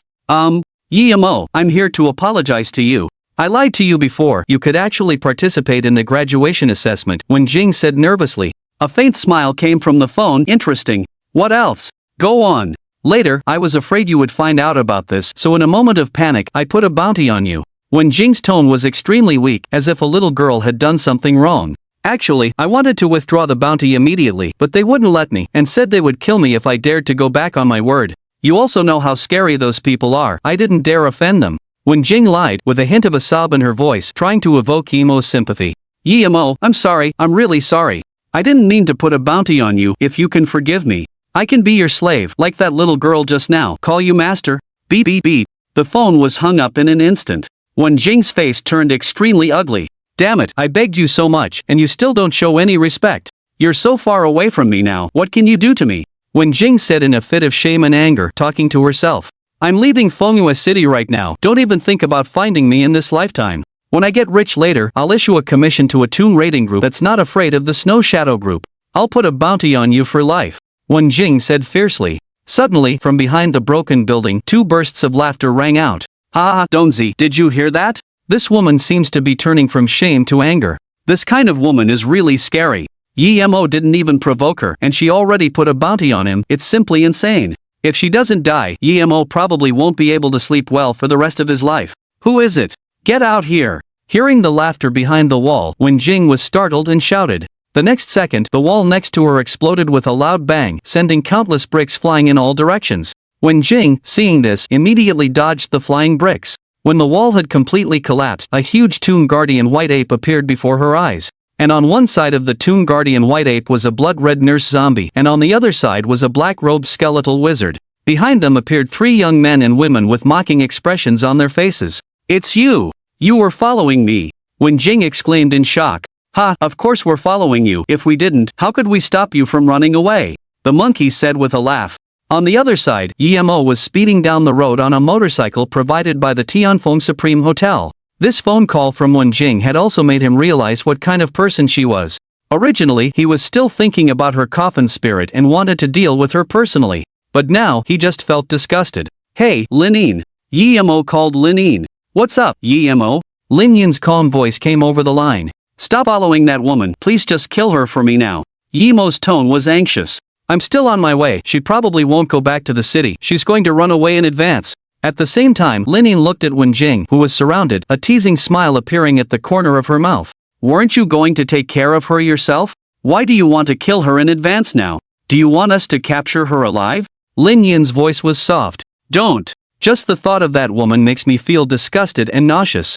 Killing her will get my hands dirty, she's just too unlucky. There was a hint of disgust in his tone. TSK, are you really sure you don't want us to capture her alive? She's right in front of us, surrounded by the 3 of us. Linine asked with a smile. Just kill her. As soon as the words were spoken, Yemo hung up the phone. Wen Jing's face turned grave upon hearing the sounds from Lin Yin's phone. Killing me won't be that easy, she sneered. She could summon the Dark Raven Messenger, use her special move to sow discord among them, and escape safely.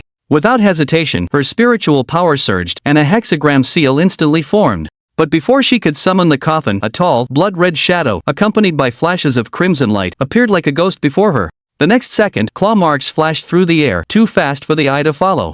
With a soft, Wen Jing's arm, which was forming the array, was instantly severed and sent flying several meters away. Intense pain washed over her, turning her face pale and making her tremble. The blood-red nurse zombie in front of her was too fast and was not giving her a chance to summon the coffin spirit. Was she now unable to escape, facing only death? Thinking this, Wen Jing endured the agony, a hint of killing intent rising within her, along with a glimmer of hope. If she could get 10 meters away from these 3, she might have a chance to summon the coffin spirit and escape. At the very least, she could make these 3 kill each other before she died. Can you take me to see Emo? I want to apologize to him in person. I'm the one who wronged him. Even if I die, I want to die by his hand, Wen Jing said, her face filled with remorse. However, the killing intent in her heart grew stronger.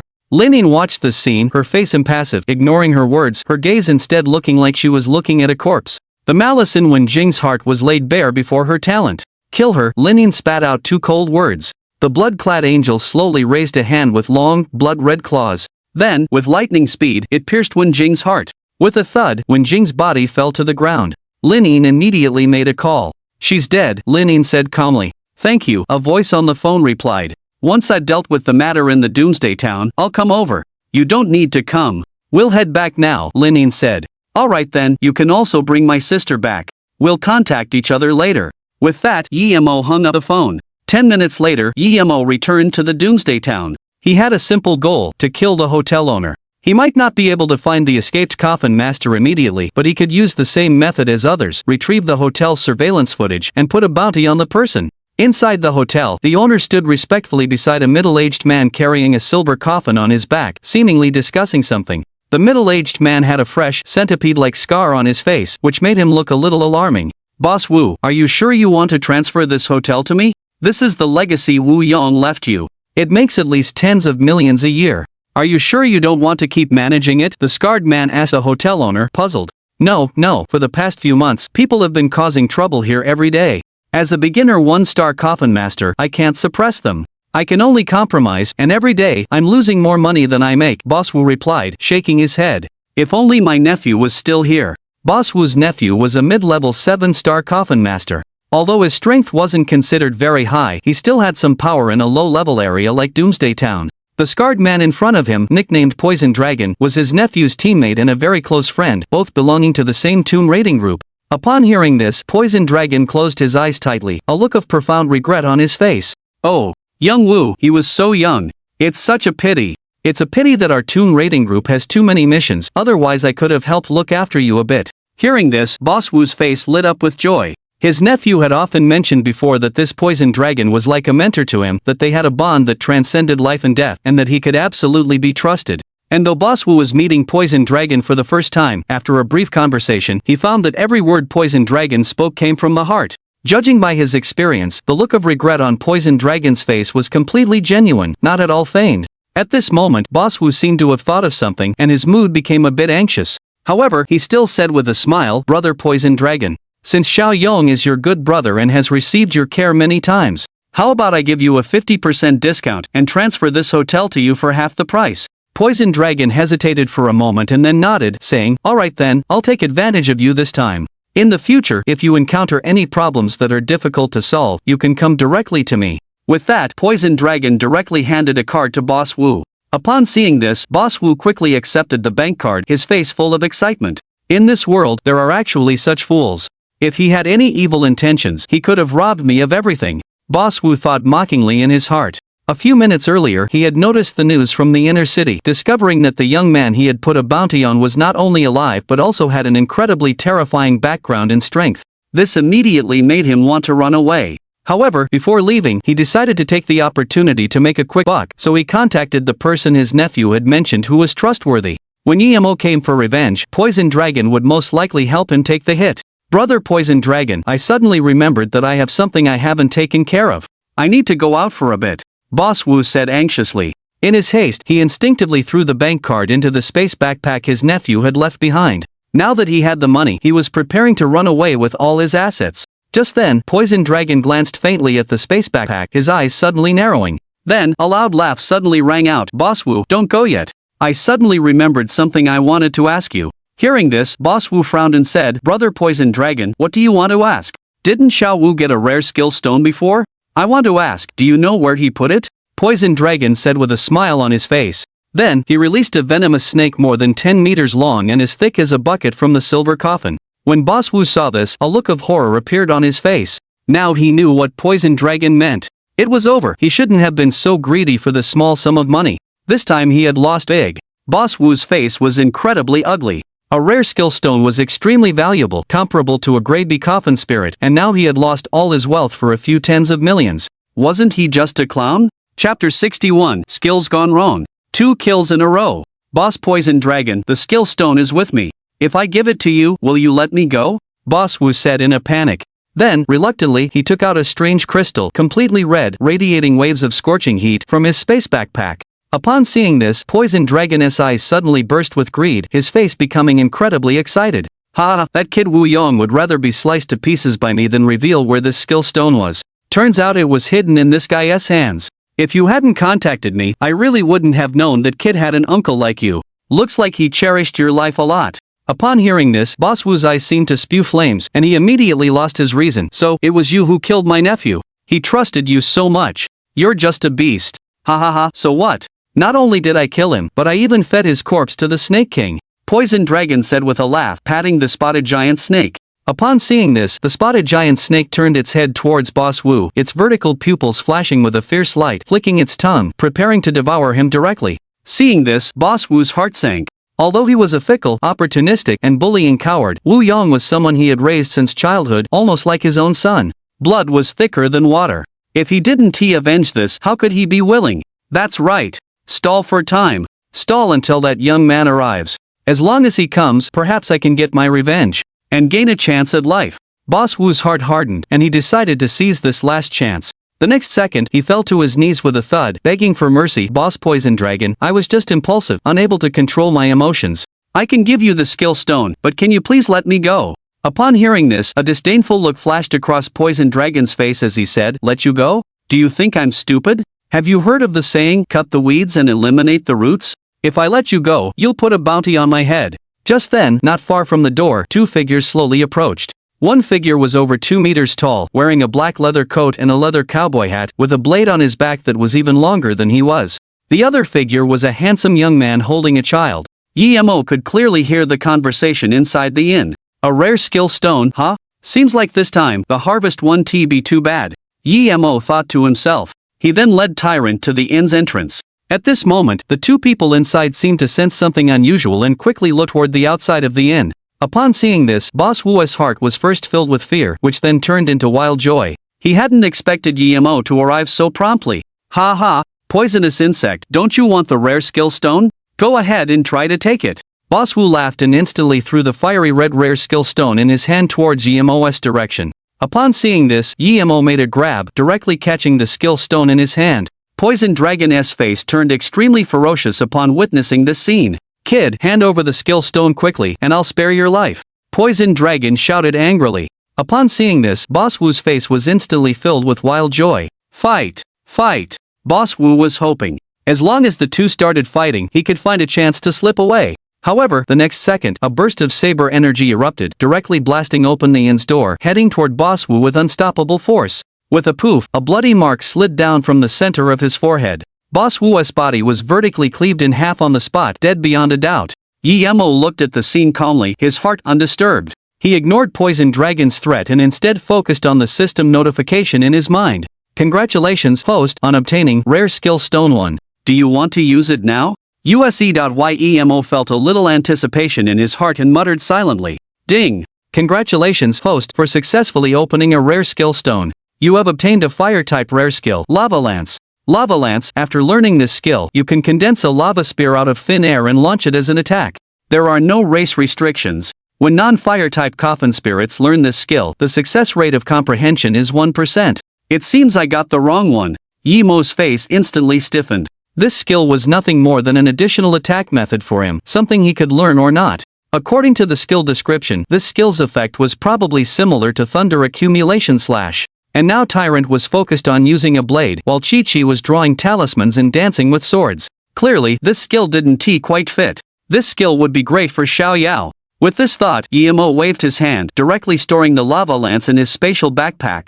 Are you looking for death? Don't force me to kill you. Poison Dragon's eyes narrowed slightly. He had seen everything, and a killing intent rose in his heart. In his eyes, Emo was only a quasi-intermediate coffin master. Although Tyrant's earlier blade strike was amazing, it had only sliced open a door and lacked significant power. If that blade were to strike his spotted serpent with its hard scales, it could easily withstand the attack, leaving the opponent unable to break its defense. It seems you talk a lot. Emo said calmly. The next second, Tyrant directly slashed at Poison Dragon with his blade. Upon seeing this, Poison Dragon quickly had his spotted serpent block in front of him. Clang! Sparks erupted. The blade aura howled like the wind, slamming into the spotted serpent, instantly tearing a long, bloody wound. Its defense isn't bad. Emo glanced over. Then, he said emotionlessly, Tyrant, stop testing, 1 slash. Upon hearing this, Poison Dragon was greatly shocked. He hadn't expected that the previous slash, which had almost killed the spotted serpent, was merely a test. Serpent! Take me underground! Poison Dragon roared. Upon seeing this, the spotted serpent grabbed Poison Dragon in its mouth, twisting its body, and burrowed fiercely towards the ground. However, before it could even dig a few inches into the earth, a blade aura carrying lightning struck, instantly cutting a several-meter deep fissure into the ground, instantly killing Poison Dragon and the spotted serpent. Ding! Blade Tyrant has successfully killed LV. 30 Spotted Serpent. Ding! Your Coffin Spirit Tyrant receives double experience, obtaining plus 3,000 experience points. Ding! Your Coffin Spirit Chi-Chi receives double experience, obtaining plus 3,000 experience points. Ding! Current Coffin Spirits Tyrant Chi-Chi level LV 20 Quasi-Guardian grade. Experience needed for the next level 6,000 11,600. Hearing the system notifications, a smile emerged on Emo's lips. 2 more quasi-advanced Coffin Masters and I can level up, he thought. Right, I haven't taken the Innkeeper's and Poison Dragon's spatial backpacks yet. I wonder what good things might be inside. Then, he had Tyrant dig out Poison Dragon's corpse from the ground, while he walked into the inn and took the spatial backpack from the innkeeper's hand. Chapter 62, Gap? Yi Xiaodao's doubts inside the inn. Emo was examining the items left in the innkeeper's spatial pocket with great interest. After a thorough check, Yimo simply shook his head. The internal space of this backpack wasn't large, containing only some cash and several bank cards that couldn't be used directly to withdraw money.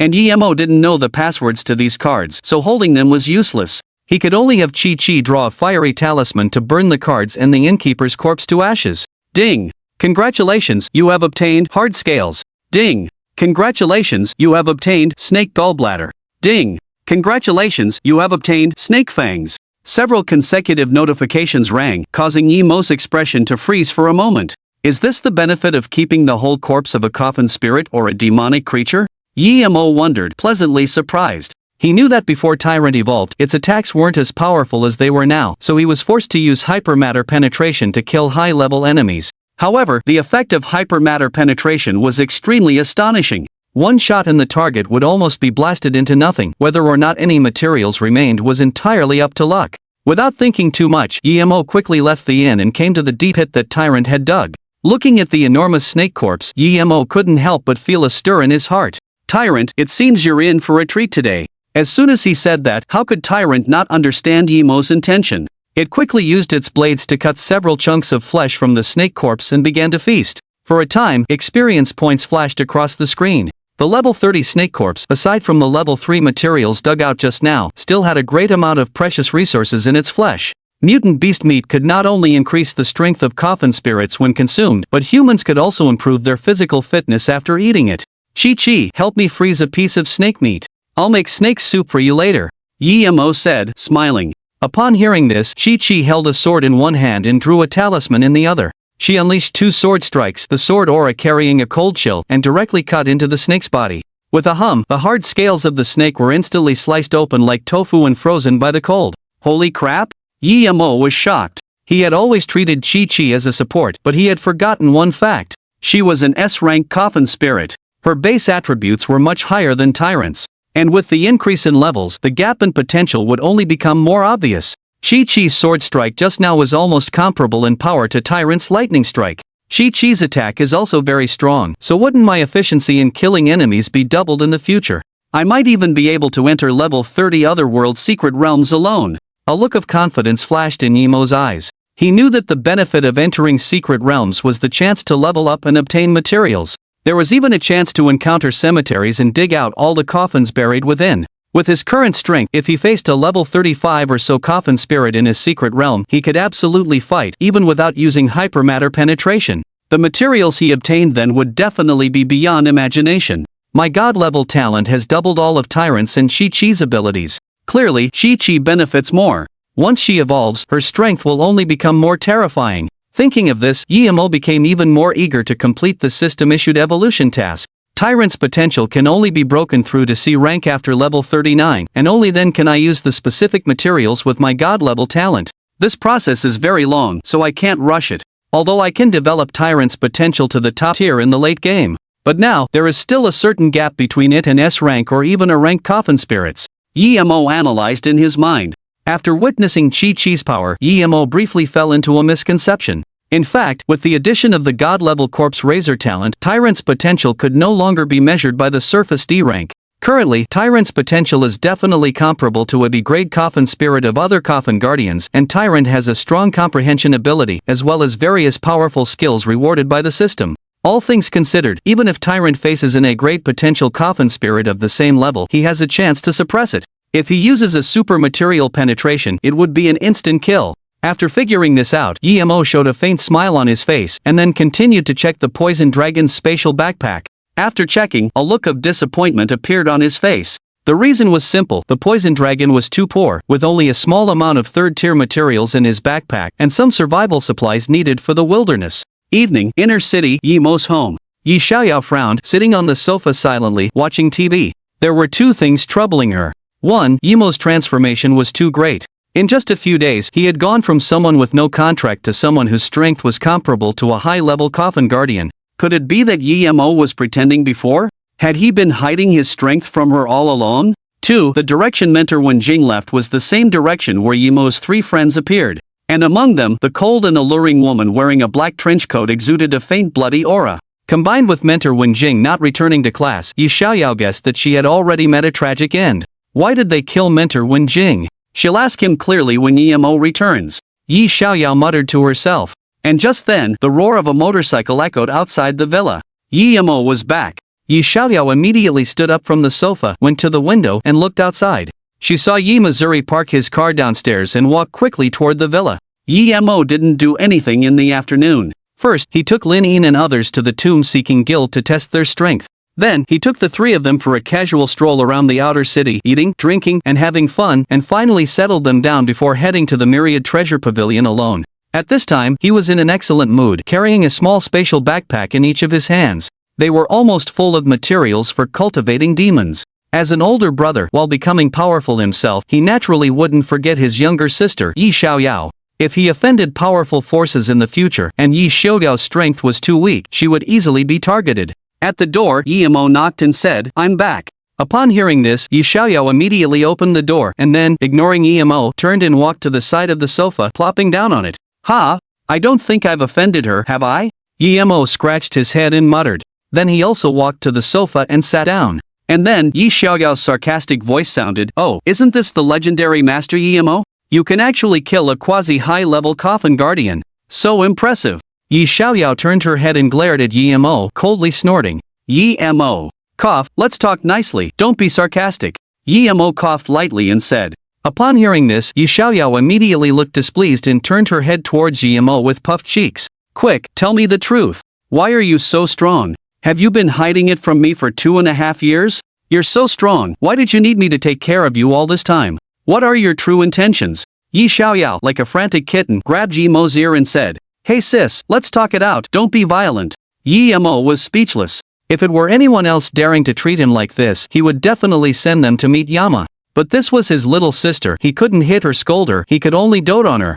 Chapter 63, Explanation. An excited little sister hearing Emo's words, Yi Xiaoyao snorted again before reluctantly letting go of his hand. "Hurry up and say it. Then I'll tell you the truth actually, I didn't hide my strength," Emo said calmly. Yi Xiaoyao's face flashed with suspicion. "You really didn't hide your strength? Then how did you suddenly become so strong?" "I didn't hide it. It's actually related to my talent mutation, alright, you don't need to say anymore." Yi Xiaoyao interrupted Emo. Emo was immediately confused. He was just about to explain, but she wasn't listening? Was she angry again? At this moment, Yi Xiaoyao looked at Emo, her face serious, and said, "I don't care what your talent is.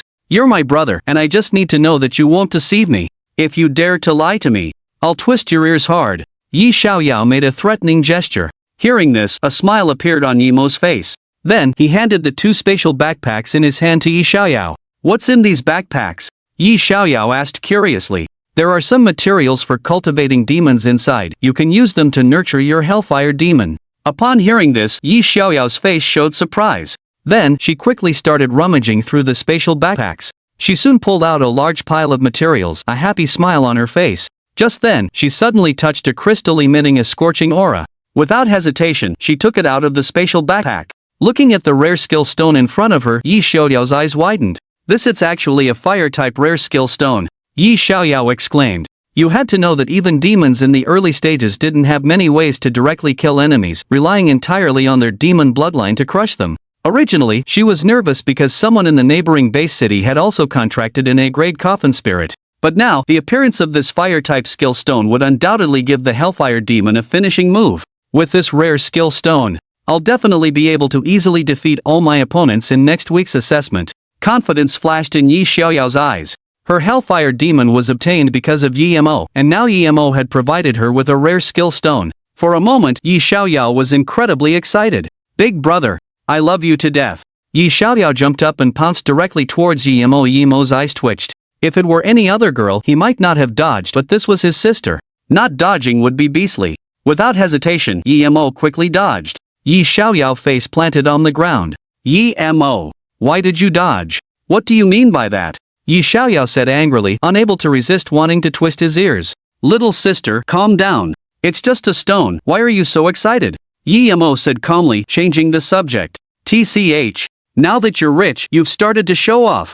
I wonder who it was before, always asking me for money when you had nothing." Yi Xiaoyao sneered.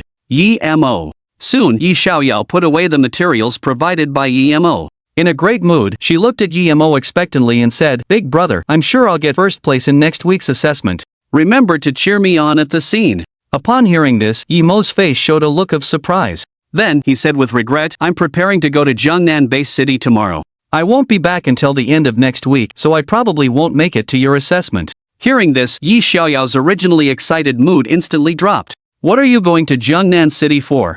Yi Xiaoyao said in a low voice. I'm going with Chairman Chen to attend a large coffin spirit appraisal event in Jiangnan City, Yi Mo said calmly. Upon hearing this, Yi Xiaoyao paused, then looked at Yi Mo with admiration and said, as expected of my brother, you even managed to befriend a big shot like Chairman Chen, you're amazing. Go ahead. Wait for my good news next week. The next morning, Yi Mo brought Yi Xiaoyao to the front yard of the villa. After talking for a long time last night, Yi Mo had also explained Wen Jing's actions. This made Yi Xiaoyao instantly furious, almost unable to sleep well all night. She never expected that teacher Wen Jing would be such a person. It's infuriating. Yi Xiaoyao muttered from time to time.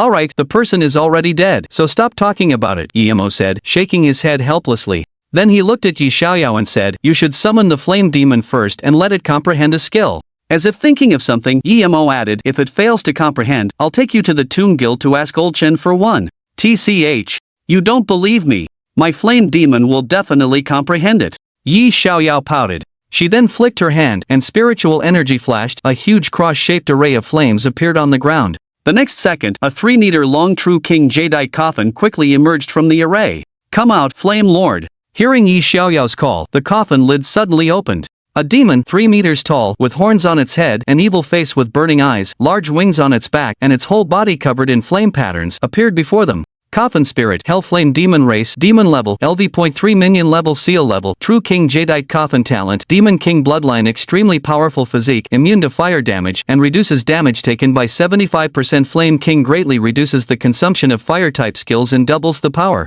When absorbing surrounding Fire-type elements, it gains super speed regeneration and restores physical strength. Skills: Flame Blast, Flame Shield, Intimidation, Elementalization Special, Flight, Hellfire Special Ultimate. Flame Demon Domain stimulates fire elements within a certain range, changes the geographical environment, greatly enhances all abilities, and can possess the Coffin Keeper. Flaw: None Intimacy, 80 Extremely Obedient Current State, likes Evolutionary Times. 3 Introduction from the Demon Hell. A dictator in the gate of hell, a king among demons, with great potential, worth cultivating. Seeing the information on the panel, a smile appeared on Yi Mo's face. The intimacy has increased so ridiculously. Xiaodao's fire baptism comes with fire elements, it's a perfect match with the Hellflame Demon. It was predictable that as long as Yi Xiaoyao contracts a fire-type coffin spirit, it will definitely maximize its effect.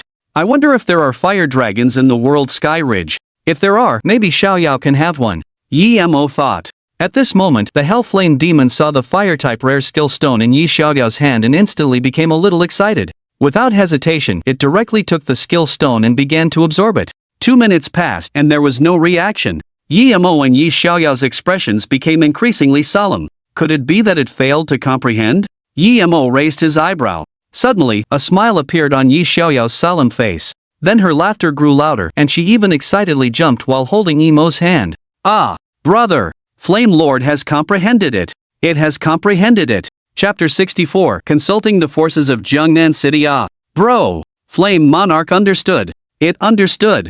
Looking at the other party's excited appearance, Yi Mo also showed a faint smile on his face, nodding and praising. Impressive. Hee, of course. Yi Xiaoyao stuck out her tongue and said with a smile, Flame Monarch was assigned to me by you, bro. How could it not be impressive? At this moment, she felt a joy from the bottom of her heart. Having an older brother with powerful talent and strength who could take care of her and think about her was simply wonderful. As if thinking of something, Yi Mo turned around and walked towards the front of the villa, stopping by the black heavy motorcycle by the wall. Then he said calmly, Get on, I'll take you to see someone. Hearing this, Yi Xiaoyao's face showed a hint of doubt. See who? You just get on first, you'll know when we get there. Yi Mo's face revealed a smile. Yi Xiaoyao scratched her head, no longer asking questions, and immediately recalled the Hellfire Demon into her contract space and quickly sat on the back seat of the motorcycle. Then she followed Yi Mo out of the villa. Since Yi Mo wasn't very familiar with Jiangnan City, he made a special trip to the Tomb Raiders Guild to consult with Chairman Chen before leaving. As for why he brought Yi Xiaoyao along as an older brother, Yi Mo was naturally worried about her being alone, so he wanted to entrust her to old Chen to keep an eye on her. 3rd floor of the Tomb Raiders Guild. Yi Xiaoyao sat nervously next to Yi Mo, her eyes occasionally scanning the unremarkable old man in front of her. In her mind, this old man was revered by thousands and his strength was terrifying. However, she never expected that her own brother would act so casually in front of the old man, as if their relationship was very unusual. "This is your sister? Awakened to the super grade talent flame baptism?" Chairman Chen raised an eyebrow, a hint of doubt on his face. Obviously, Chairman Chen had already learned about Yi Xiaoyao's awakening to the super grade talent and contracting in a grade coffin spirit. After all, such a genius was a rare sight in Maple Peak City, not seen in decades.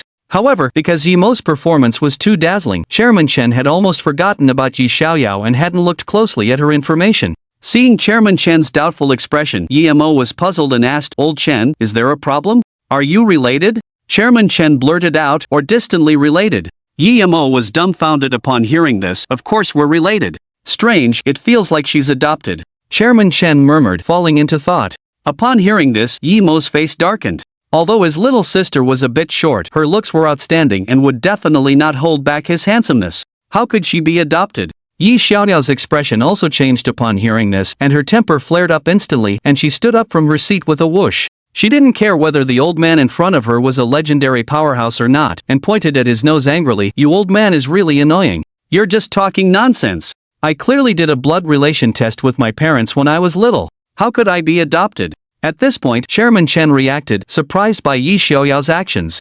Looking at Yi-Mo's dark face, he understood what was going on. Then he laughed and said, "Ha, little girl, don't get excited. This old man was just being impudent. Just kidding, just kidding." Upon hearing these words, Yi Xiaoyao's anger slowly dissipated. She regretted being too impulsive and then apologized softly. "Chairman Chen, I was too impulsive just now.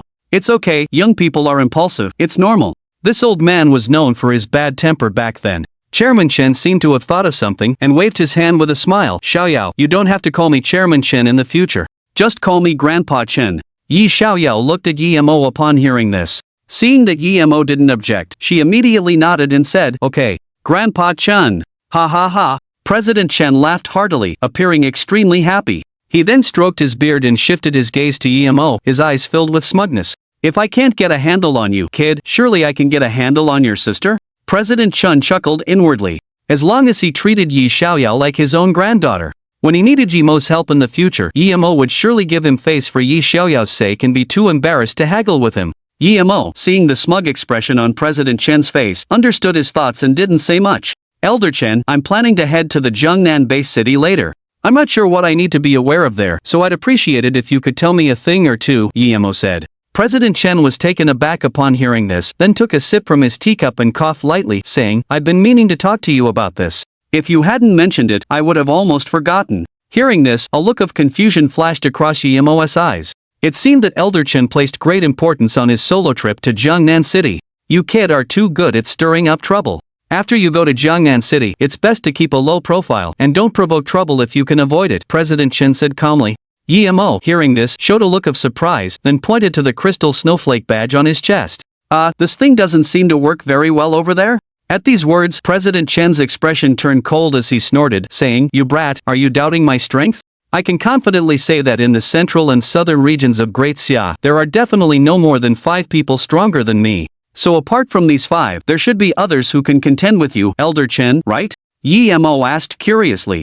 Upon hearing this, President Chen was momentarily speechless, and a hint of solemnity gradually appeared on his face. "Yi boy, there's a tomb raiding group called the Blade Court in Jiangnan City that I don't get along with very well. Their 3 leaders are all at the legendary 5-star level. I can easily take on 2 of them, but all 3 of them working together makes things incredibly tricky for me." President Chen shook his head, his eyes revealing a hint of apprehension. "So if you encounter people from the Blade Court, try your best to avoid them. Although those 3 won't directly try to deal with you, conflicts between you and the Blade Court could cause quite a bit of trouble. After all, Jiangnan City is their territory.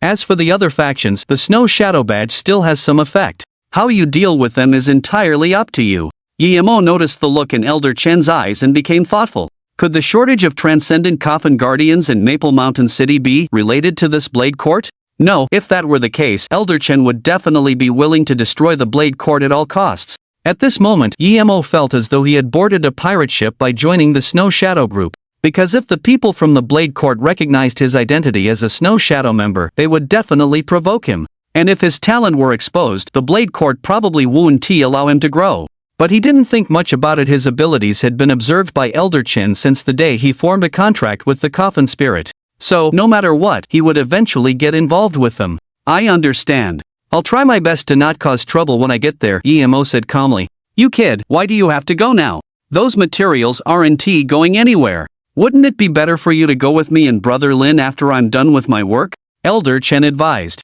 With Brother Lin present, as long as he casually mentioned that you were his junior, no one in the central and southern regions would dare to lay a hand on you, even if you stirred up trouble everywhere. Emo, hearing this, considered it for a moment before shaking his head. On one hand, he was eager to complete his mission and wanted to get the mission rewards as soon as possible. On the other hand, Emo knew that Supreme Lin had a righteous temperament and put the greater good of humanity first. He focused on suppressing dangerous regions and eliminating evil monsters, and rarely interfered in the disputes between Coffin Guardians. Therefore, Emo didn't want to flaunt his connection to the other party. No, I'm worried that if I go too late, those materials will be bought up. Then I'll have to spend a lot of time searching for them.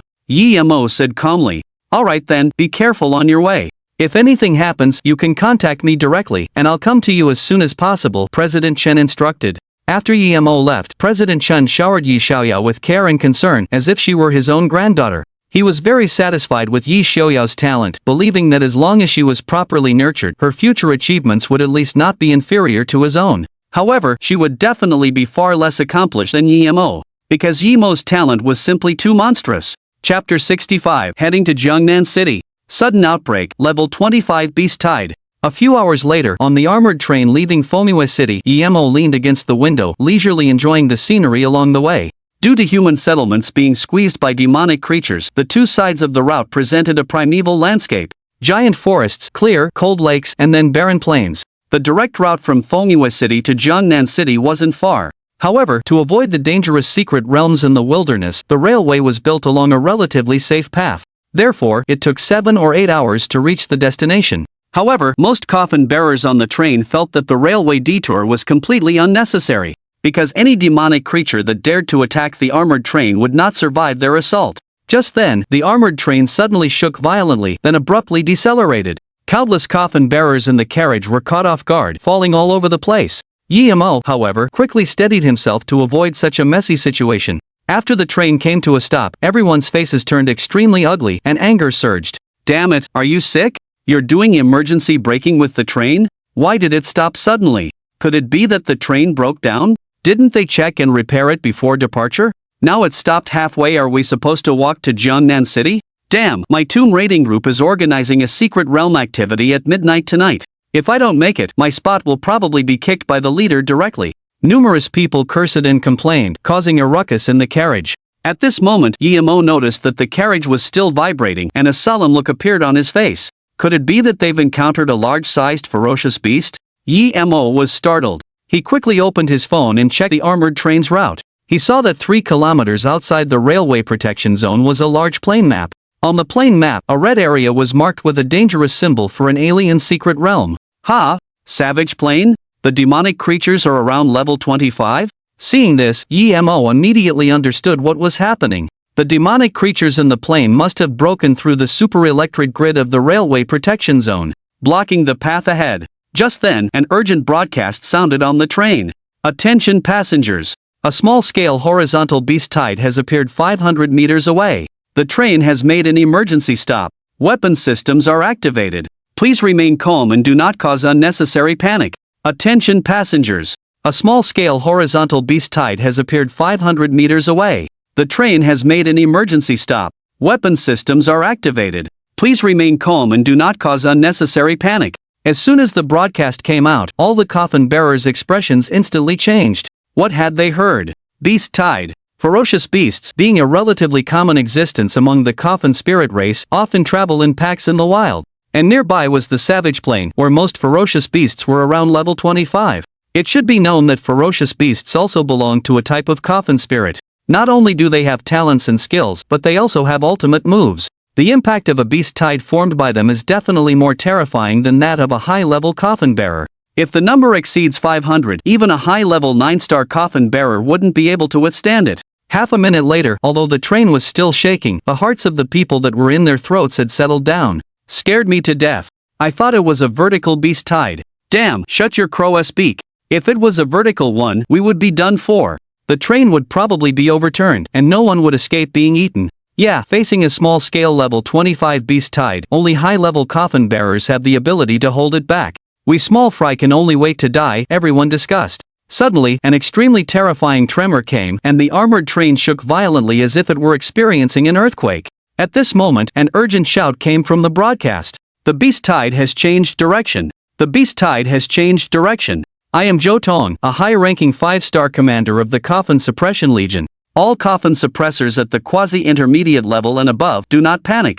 Listen to my command. Follow me out of the train to fight to the death. As soon as these words were spoken, the armored train first unleashed a barrage of heavy machine gun fire.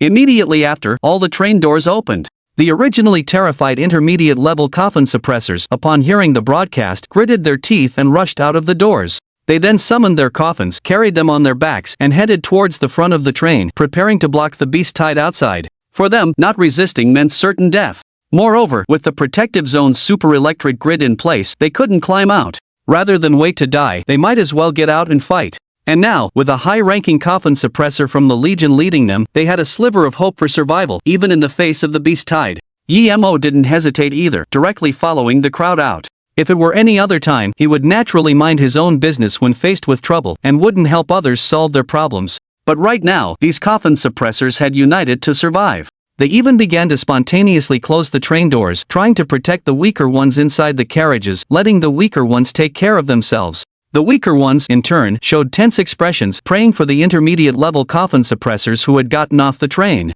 Yi-Mo saw all of this. A few seconds later, Yi-Mo arrived at the front of the train with everyone. Looking at the beast tide, made entirely of black giant wolves over 2 meters tall in the distance, everyone's faces were deathly pale, their bodies trembling, but not a single person retreated. And the Legion commander at the very front, Zhou Tong, wore a calm expression, having long ago cast aside the fear of life and death. Brave warriors, the beast tide is nearly 500 strong. It will be either us or them that dies. Please fight to the death to block them. Chapter 66, Despair.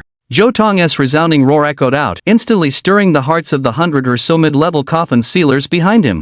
All the coffin sealers roared in unison, summoning their respective coffin spirits. Fight! Cowards are the ones who fear death. Brothers, if any of you survive, remember to collect my corpse. I've only been a mid-level coffin sealer for less than a week, and I'm already facing a level 25 ferocious beast. I'm going to peel the skin off a ferocious beast and taste the thrill of defeating something above my level. In an instant, all the panic disappeared. The fighting spirit soared to its peak. Zhou Tong looked at the mid-level coffin sealers behind him, their fighting spirit ablaze, having already thrown caution to the wind, and clenched his fists tightly, his heart surging with excitement. Immediately afterwards, he summoned a 2-meter-tall death swordsman, clad in black armor and emitting black mist, wielding a giant sword. Then he roared, "Warriors! Take your coffin spirits and charge with me. Use your skills to smash them hard." At his words, all the coffin sealers charged their coffin spirits towards the wolf pack without hesitation. In an instant, countless skills rained down on the dense black mass of wolves, causing a series of explosions. The most striking of them all was the death swordsman under Zhou Tong's command. The death swordsman charged into the fray like a tiger among sheep, spinning his long sword rapidly. The death swordsman was like the Grim Reaper. The outer edge of his spinning sword created a blue-black whirlwind several stories high, howling through the wolf pack. These whirlwinds were terrifying, accompanied by continuous sword chi, reaping the black giant wolves within a radius of dozens of meters. However, this skill of the death swordsman seemed to consume an abnormal amount of Zhou Tong's spiritual power. After a few minutes, it was already showing signs of weakening. The smell of blood permeated the air, and the black giant wolves had also unleashed their ferocity, charging towards the crowd fearlessly. A moment later, limbs and corpses littered the ground, with only half of the hundreds of black giant wolves remaining. Most of the dead wolves were slain by the death swordsman. Only a small portion was killed by the coffin spirits of the 100 or so mid-level coffin sealers. At this point, Zhou Tong was breathing heavily, with a trace of cold sweat on his face. The rapid loss of spiritual power was making it difficult for him to sustain the death swordsman's skill consumption. Now, he could only have the death swordsman use ordinary slashes to fight the black giant wolves. But this efficiency was extremely slow, and the death swordsman was already feeling weak under the onslaught of dozens of black giant wolves. There were even countless hideous wounds all over its body, and one of its arms had been torn off. The coffin spirits of the other mid-level coffin sealers were naturally not faring much better. After one round, they were almost all wounded by the energy attacks released by the black giant wolves. It should be known that most of these coffin spirits were below level 25, and facing a single black giant wolf was already a losing battle. Not to mention, they were facing a torrent of around 200 remaining black giant wolves. How could they possibly withstand it? If this dragged on for another few minutes, the defense line formed by the coffin spirits of the mid-level coffin sealers would likely collapse, and everyone here would be buried in the mouths of the ferocious beasts. Damn it! I just happen to not have any teammates here, and I run into this kind of situation. There's also a leader secretly hiding in the beast tide. It seems I'm really going to die here today. Jotong cursed in his heart, frowning, feeling somewhat unwilling. For him, just one more high-level coffin sealer would be enough to change the current situation. If his teammates were here, killing off the remaining half of the black giant wolves would be no problem at all. But now, Jotong was the only high-level coffin sealer among this group, and his spiritual power was already nearing depletion. All that can be done now is to bring the half-dead Death Knight back to the rear, start cheering loudly, and command everyone to defend and hold back in an orderly manner. Brothers, contract a line of defense. Continue to bombard these guys with ranged attacks. Give me another 5 minutes and I can recover some spiritual power, allowing the Death Knight to unleash that ultimate move again. Jotong roared, his eyes red. Everyone hearing this was overjoyed, frantically mobilizing all the spiritual power within their bodies, letting their coffin spirits unleash their skills wildly. The black giant wolf pack in front, feeling the bombardment of countless skills, seemed to receive some kind of command, and actually began to scatter and dodge gradually. They were no longer charging mindlessly forward as before. Ha ha! I've killed a level 25 monster for the first time. So satisfying. A level 25 monster is nothing more than this. If only we had twice as many people. Ha, these monsters are probably scared. They actually dare not charge. Seeing the wolf pack in front somewhat hesitant, countless people burst into laughter. For a moment, they felt that the beast tide was not as terrifying as they had imagined. At this moment, at the very back of the crowd, Yemo watched this scene with a solemn expression. He did not make a move, only letting Tyrant and Chi-Chi stay by his side. It wasn't because he was cold-blooded, but because he was certain that in a beast tide of this scale, there must be a leader in charge. If the leader wasn't killed, these black giant wolves would become even more difficult to deal with. Jotong, a high-level 5-star coffin master, exhausted his spiritual power and still couldn't force out the wolf pack's leader. It seems I can only wait a little longer. Yemo muttered to himself, a glint flashing in his eyes. If he rushed up now to kill the black giant wolves, he could certainly kill hundreds of them, thereby delaying the battle. But the leader of the wolf pack obviously possessed high intelligence. If it took all the remaining wolves and ran away, then notified other groups to follow the armored train, then everyone's end would still be death. As a wave of skilled bombardment ended, suddenly, an extremely long wolf howl rang out. All the giant wolves, hearing this sound, instantly had their eyes bloodshot, emitting a murderous light. The wolf pack, which had been hesitant, suddenly became extremely violent, charging towards the crowd without any regard for their lives. Seeing this, Jotong's face flashed with a solemn expression. At this time, he had clearly seen a giant wolf in the pack, larger in size and with silver-gray fur, glaring at him with a provocative look. This was the leader of the wolf pack, with a level as high as 30.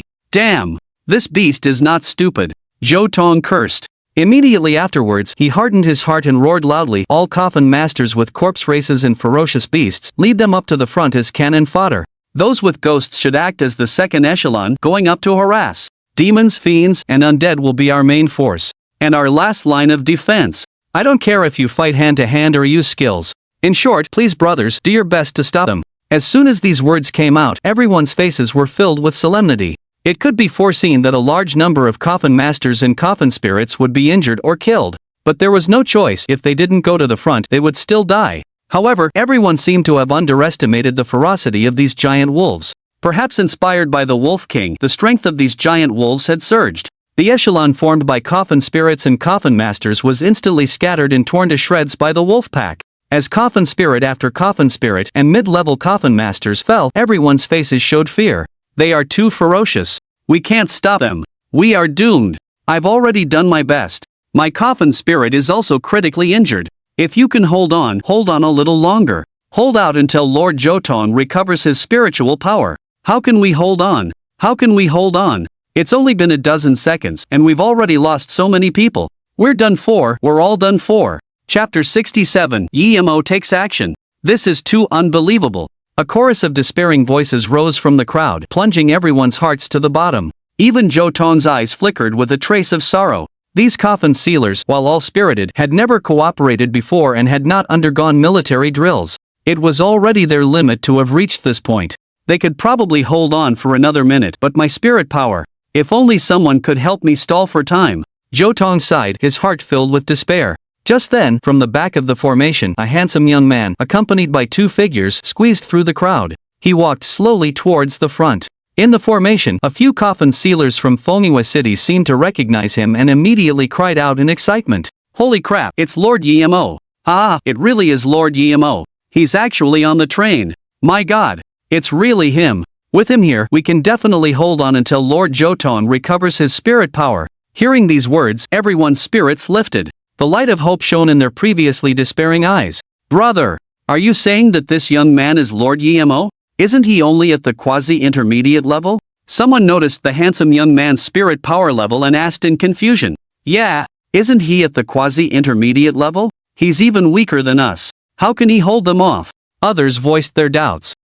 You haven't seen Lord Yemo's strength, so you naturally underestimate him. Let me tell you, although he's only at the quasi-intermediate level, he can kill an advanced coffin sealer in one strike. A coffin sealer from Fonghua City shouted loudly, clearly worshipping Yemo. Upon hearing this, everyone gasped, their gazes shifting to the handsome young man in front of them. Their eyes were filled with disbelief. What had they heard? One strike kill? The young man before them could actually kill someone 10 levels higher in one strike. How was this possible? 10 levels higher? Brother, are you telling us a joke to cheer us up before we die? Someone questioned. If you don't believe it, just wait and see. He's the super genius of our Fonghua base city. Hearing this, no one argued anymore. Their eyes were filled with anticipation. They wanted to see if this young man would become their savior. Jotong, hearing the coffin sealer's conversation, also looked up in confusion, examining the young man walking towards the first formation. However, after a glance, his eyes flickered with a hint of sadness and he smiled, shaking his head. This young man seemed to have a great reputation. But it was a pity. How could he possibly hold off 200 giant wolves? Jotong said in despair. However, in the next second, a figure wearing a leather jacket and wielding a giant blade leaped into the air. He directly unleashed an incredibly terrifying blade aura carrying lightning. The blade aura shot out suddenly, emitting a piercing sound as if tearing through the air, instantly slashing into the oncoming wolf pack. An explosion sounded. Several miserable howls echoed from the wolf pack. More than a dozen black giant wolves were cleaved in half by the blade aura, blood spraying everywhere. The coffin sealers from Fonghua City, upon seeing this, pointed at the tyrant and roared, Did you see that? That's Lord Yemo's coffin spirit. We're saved. Everyone, upon seeing this, immediately brightened up, their hearts filled with shock. This quasi-intermediate level young man had indeed cultivated an incredibly terrifying coffin spirit. If this coffin spirit could unleash a few more strikes, killing half of the giant wolves, they could definitely hold on until Jotong recovered. Little brother, go for it. Brother, you must hold on. Whether we live or die depends on you. With the chance to live right in front of them, everyone cheered for the young man from the bottom of their hearts. However, Yemo's current plan was not to just hold on. The Wolf King had already been locked onto by him. As long as we kill the Wolf King, the other giant wolves will be at a loss. By then, we will exterminate all these giant wolves. The experience Yemo gains will definitely be an incredibly terrifying number, enough to level up several times. Now that the Wolf King has appeared, I will kill it. And then exterminate the remaining wolves. A flash of excitement crossed Yemo's eyes. He narrowed his eyes, frantically stimulating the spiritual energy within his body. A cold voice rang out from the front of the crowd, Tyrant, charge into the wolf pack and kill the Wolf King directly. 7-7, go with Tyrant. Don't let any giant wolves escape. As soon as the words left his mouth, Tyrant's physique suddenly grew to over 5 meters, emitting an intense sense of oppression. He stepped using the flame light step, transforming into a fiery afterimage as he charged into the wolf pack. Meanwhile, 7-7 used a blink step, her body radiating icy blue cold air as she followed close behind. Soon, tragic cries of anguish constantly echoed from within the giant wolf pack. Tyrant seemed like a god of slaughter, his body surrounded by an icy blue soul, rapidly recovering from any attacks. One slash of his blade directly shattered a giant wolf. 7-7 was equally as strong, drawing various incantations and calamity-dispelling runes out of thin air, throwing them into the wolf pack, setting off rounds after rounds of explosions. Ding! Your Coffin Spirit Tyrant's experience has doubled, gaining 3,000 experience points. Ding! Your Coffin Spirit 7-7's experience has doubled, gaining 3,000 experience points. Ding! Your Coffin Spirit Tyrant's experience has doubled, gaining 400 experience points. Ding! Your Coffin Spirit. Countless experience notifications flooded the screen, making Emo a little numb. Unknowingly, Tyrant and 7-7 had already killed the Wolf King. The other giant wolves were like chickens and dogs, easily slaughtered. The number of giant wolves rapidly decreased at a visible rate. Moreover, as Tyrant and 7-7 leveled up, the spiritual power fed back to EMO also increased, seemingly inexhaustible. Fantastic! This is just fantastic! A faint smile hung on the corners of Yemo's mouth as his heart was filled with excitement. Meanwhile, the group of mid-level coffin guardians behind him, as well as Zhou Tong who was recuperating, were clearly too shy to speak, looking at Yemo with ghost-like gazes. There was no sound amongst the crowd. Their own coffin spirits were also stunned in place, as silent as ghosts. Only the continuous tragic howls of the giant wolves came from the distance at this moment. Only one thought remained in everyone's minds: this is really just a quasi-mid-level coffin guardian? This is just too outrageous, right?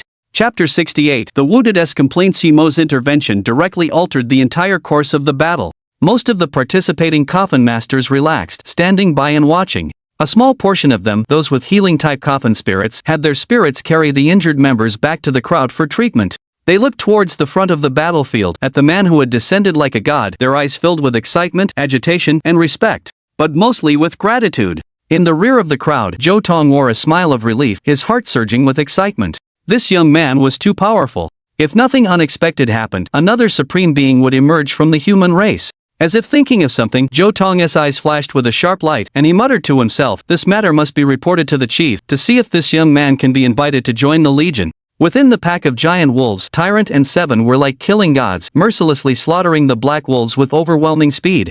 In just a few minutes, the black wolves fell like harvested wheat. The protected area of the railway had become a mountain of corpses and a sea of blood. It had to be noted that level 25 monsters posed virtually no challenge to them. Not to mention 7's indestructible body, even Tyrant's enhanced body after absorbing the virus could withstand most of the damage from the black wolves. Thus, it was clear that as long as Yemo's spiritual power could sustain their fight, no matter how many more wolves came, it would be useless. Ding! Your coffin spirit, Tyrant, has gained double experience, receiving plus 250 experience points. Ding! Your coffin spirit, 7, has gained double experience, receiving plus 250 experience points. Ding! Your coffin spirits, Tyrant, 7, have been upgraded to level 24 Guardian class, with 015840 experience needed for the next level. Hearing the system's prompts, Yemo was stunned for a moment.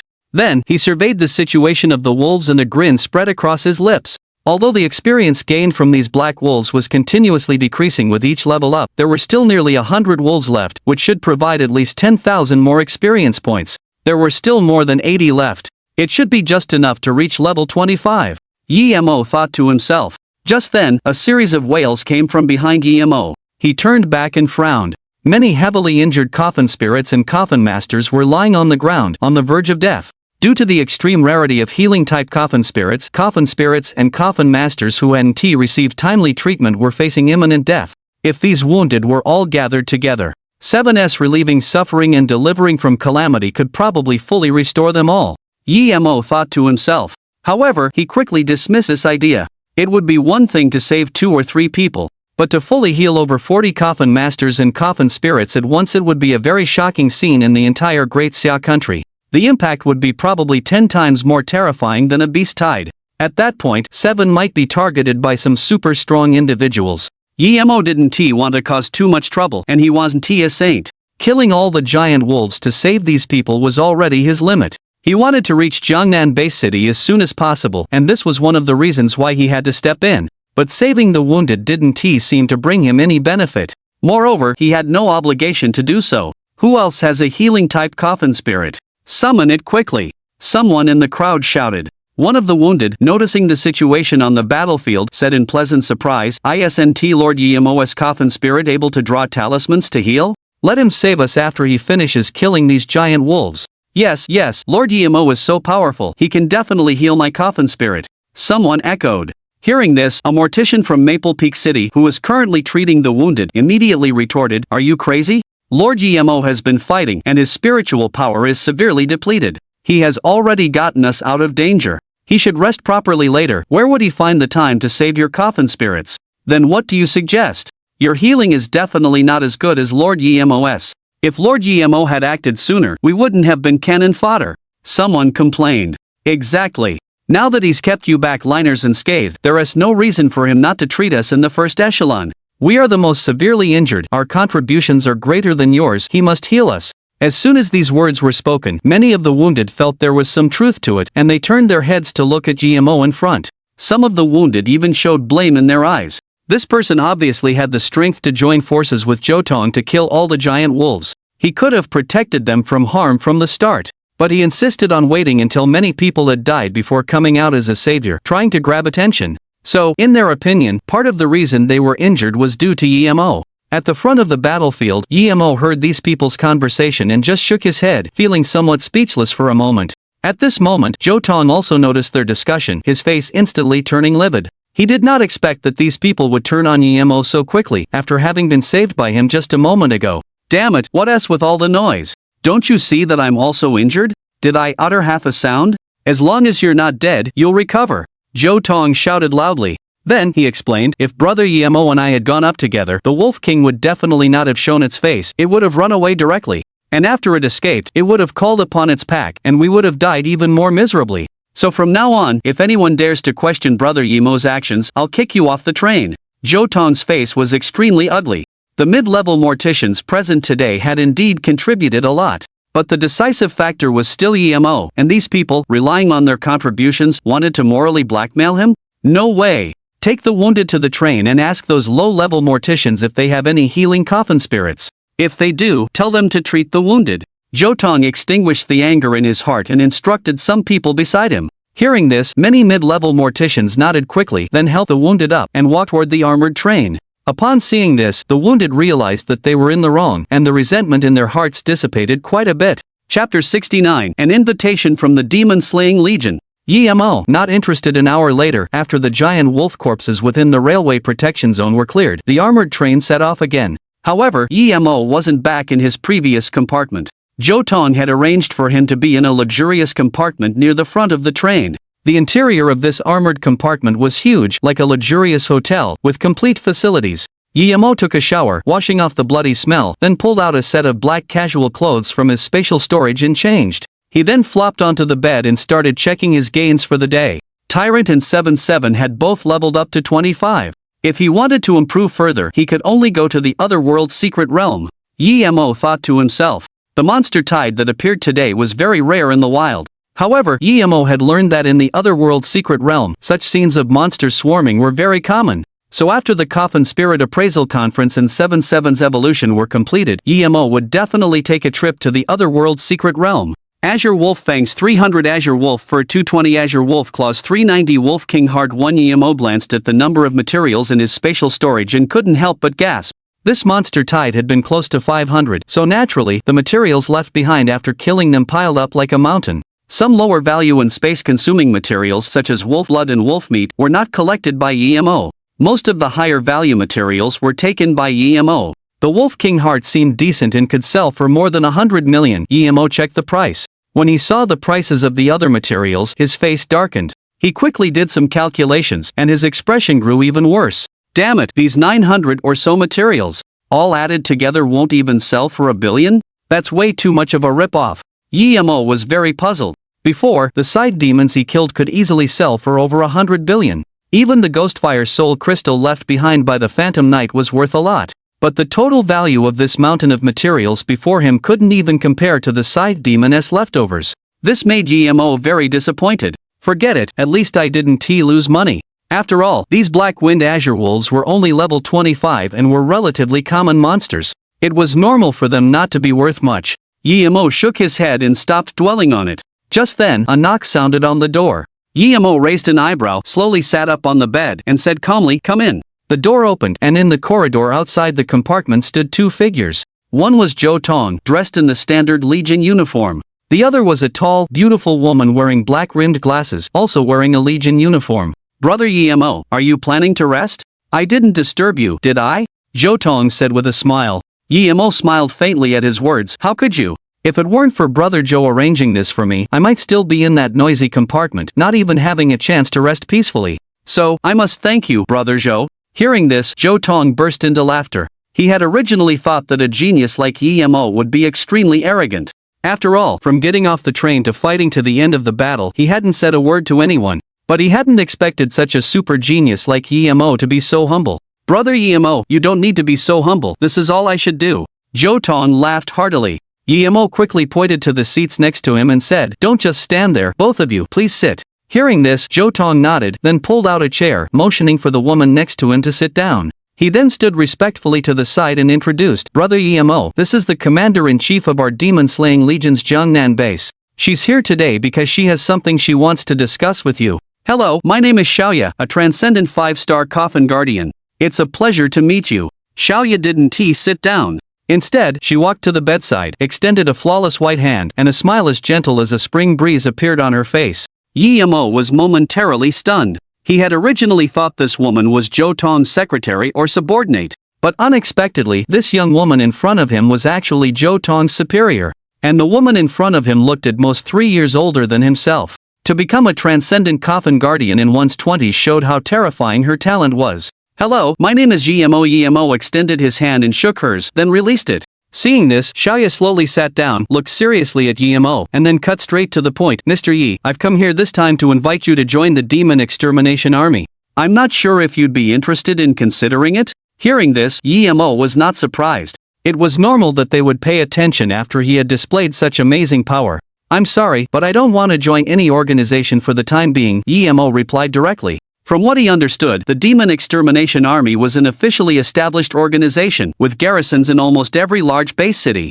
Joining it would certainly grant him a more transcendent status than the Snow Shadow group, but correspondingly, he would have many more responsibilities. For example, during today's Beast Tide, a high-level 5-star coffin guardian like Jotong could have completely escaped on his own. But he chose to stay and protect the weak, willing to face death. That was one of his responsibilities. If tasks such as demon attacks on the city, rescue missions, guarding defense lines, or suppressing violent dangerous areas arose, the Demon Extermination Army would always be at the forefront. And these things happened almost every day. This meant that once he joined, he would be subject to various constraints. "Mr. Yi, don't be so quick to refuse," Xiaoya said gently. Then, a glint flashed in her eyes, and she said seriously, "Do you know why I became a transcendent 5-star coffin guardian at the young age of 24? As soon as she said this, Jotong quickly found a reason to leave the room. At this time, a hint of curiosity flashed in Yemo's eyes, and he asked, "Why?" 100 years ago, our Demon Extermination Army excavated a secret realm of another world near the ancient capital. We call it the Emperor's Mausoleum. The spiritual energy in this sacred ruin is abundant and extremely suitable for coffin spirits to cultivate. Moreover, it contains countless rare treasures that can improve a coffin guardian's talent and physique. And the Demon Extermination Army has 10 spots every year, allowing young people with exceptional talent within the army to go in for 2 months of cultivation." Xiaoya said with a look of longing, "Do you know? 2 years ago, I was just a mid-level 2-star coffin guardian. But after spending a total of 6 months inside, my coffin spirit leveled up from level 22 to level 45. With your talent, as long as you join the Demon Extermination Army, you will have a high chance of obtaining a cultivation spot next year. So, consider whether you want to join us," Xiaoya said with a gentle smile and a sincere invitation. Let me think about it first." Hearing this, Yemo didn't immediately refuse, but began to think seriously. It wasn't that he was very interested in obtaining a cultivation spot, but rather that he was very interested in this Emperor's Mausoleum. Because, according to his understanding, this mausoleum must contain an Emperor's corpse. When he became stronger in the future, he would have to go and take a look, perhaps he might even dig up an Emperor's corpse. Yemo thought to himself. At this time, Xiaoya was still smiling gently, waiting for Yemo to make a decision, and she believed that Yemo would definitely join the Demon Extermination Army. Because it was equivalent to her having become a transcendent 5-star in just 3 years. For people in this world, that was already an extremely terrifying speed of improvement. After weighing the pros and cons, Yemo would absolutely join without hesitation. However, how could she know that Yemo had a cheat? Not to mention 3 years, even just 1 year, Yemo's strength could very likely surpass hers. At this moment, Yemo seemed to have made up his mind and spoke directly, "I've thought it over." Hearing this, Xiaoya was instantly delighted and said with a smile, "Yemo, welcome to join the Demon Extermination Legion. We'll be colleagues from now on." However, Yemo's next sentence made her expression freeze. "Well, what I've thought over is that I'm not joining." "What did you say? You don't want to join after all? Do you know that with your talent, entering the Saint Ruins is the fastest way to grow?" Xiaoya said in surprise. "Well, I really don't want to join." Yemo calmly nodded, and then added, "But I have someone I can recommend to you. Her talent is also extremely terrifying." "Who?" "Go to Fengyue City and look for Yi Xiaoyao. She has super tier talent, possesses a Class A coffin spirit, and is a coffin guardian of the Hellfire Demon." Chapter 70. Arriving at Jiangnan Base City, Xiaoya and Yemo talked for a long time. In the end, they still couldn't come to an agreement about him joining the Demon Extermination Legion. This made Xiaoya secretly feel it was a pity. After she walked out of Yimo's luxurious room, she looked at Zhou Tong, who was waiting outside, and a trace of sadness flashed across her face. "Commander? How did the talk go?" Zhou Tong asked, puzzled. Hearing this, Xiaoya revealed a forced smile and said, "He's not willing to join our Demon Extermination Legion." As soon as these words came out, Zhou Tong's face instantly became incredibly surprised, and his voice trembled slightly as he said, He refused? Yeah. Xiaoya nodded. Damn, this brother Yimo is too capricious. That's a spot to cultivate in the Emperor's mausoleum. He actually refused directly. This is too outrageous. Zhou Tong's eyes widened as he exclaimed in shock. Perhaps he's not confident in his own strength. After all, those who can get into the top 10 spots all have at least super-grade talent, and some even have contracted S-grade coffin spirits. Xiaoya sighed softly. Hearing this, Zhou Tong immediately retorted, "Commander, you haven't seen how exaggerated brother Yimo is. I'm sure none of those people are stronger than him." Xiaoya, upon hearing this, just revealed a faint smile and didn't argue with him. At this moment, she seemed to have thought of something and quickly said, "Alright, Lao Zhou. I have to go to Fengyue City to take care of some things. I won't continue to stay on the train. Before I came, I already checked the routes ahead, and there shouldn't be any problems later. You can rest easy and let your coffin spirit recover." "Alright. Then, Commander, please come back soon," Zhou Tong nodded and said. Xiaoya responded, then walked to the door of the armored train and directly pressed the switch to control the door. After the door opened, a violent gust of wind rushed in, ruffling her long hair. She sunk her legs and leapt out of the door. Then, like a wild goose, she soared into the air, spiritual power surging under her feet as she stepped on the air and flew away, disappearing at high speed. Yimo didn't know how many hours he had slept. He only woke up leisurely from the bed. After stretching his limbs, he got out of bed and pulled open the curtains by the window. Outside the window, the sun was now blocked by the distant mountains. The setting sun was like blood, and the afterglow dyed the sky a fiery red. "It's evening? We should be arriving at Jiangnan Base City soon," Yimo yawned, appearing extremely leisurely. The speed of the armored train wasn't fast, but for many coffin masters, it was safe. This journey, including the beast tide they encountered earlier, had taken Yimo nearly 10 hours. Fortunately, nothing similar happened afterwards, otherwise, it would probably be late at night before they arrived at Jiangnan City. Just then, a knock on the door sounded. Zhou Tong's voice came from outside the door. "Brother Yimo, are you awake?" Hearing the sound, Yimo turned around and went over, opening the door. Upon seeing Yimo, Zhou Tong's face immediately showed a smile, saying, "Brother Yimo, we'll be arriving outside Jiangnan City in 5 minutes. Do you have any plans after you get off the train?" Hearing this, Yimo's face showed a puzzled expression as he thought, "Not for now. Any plans will have to wait until tomorrow." "Ha, if that's the case. How about we go eat and drink together later?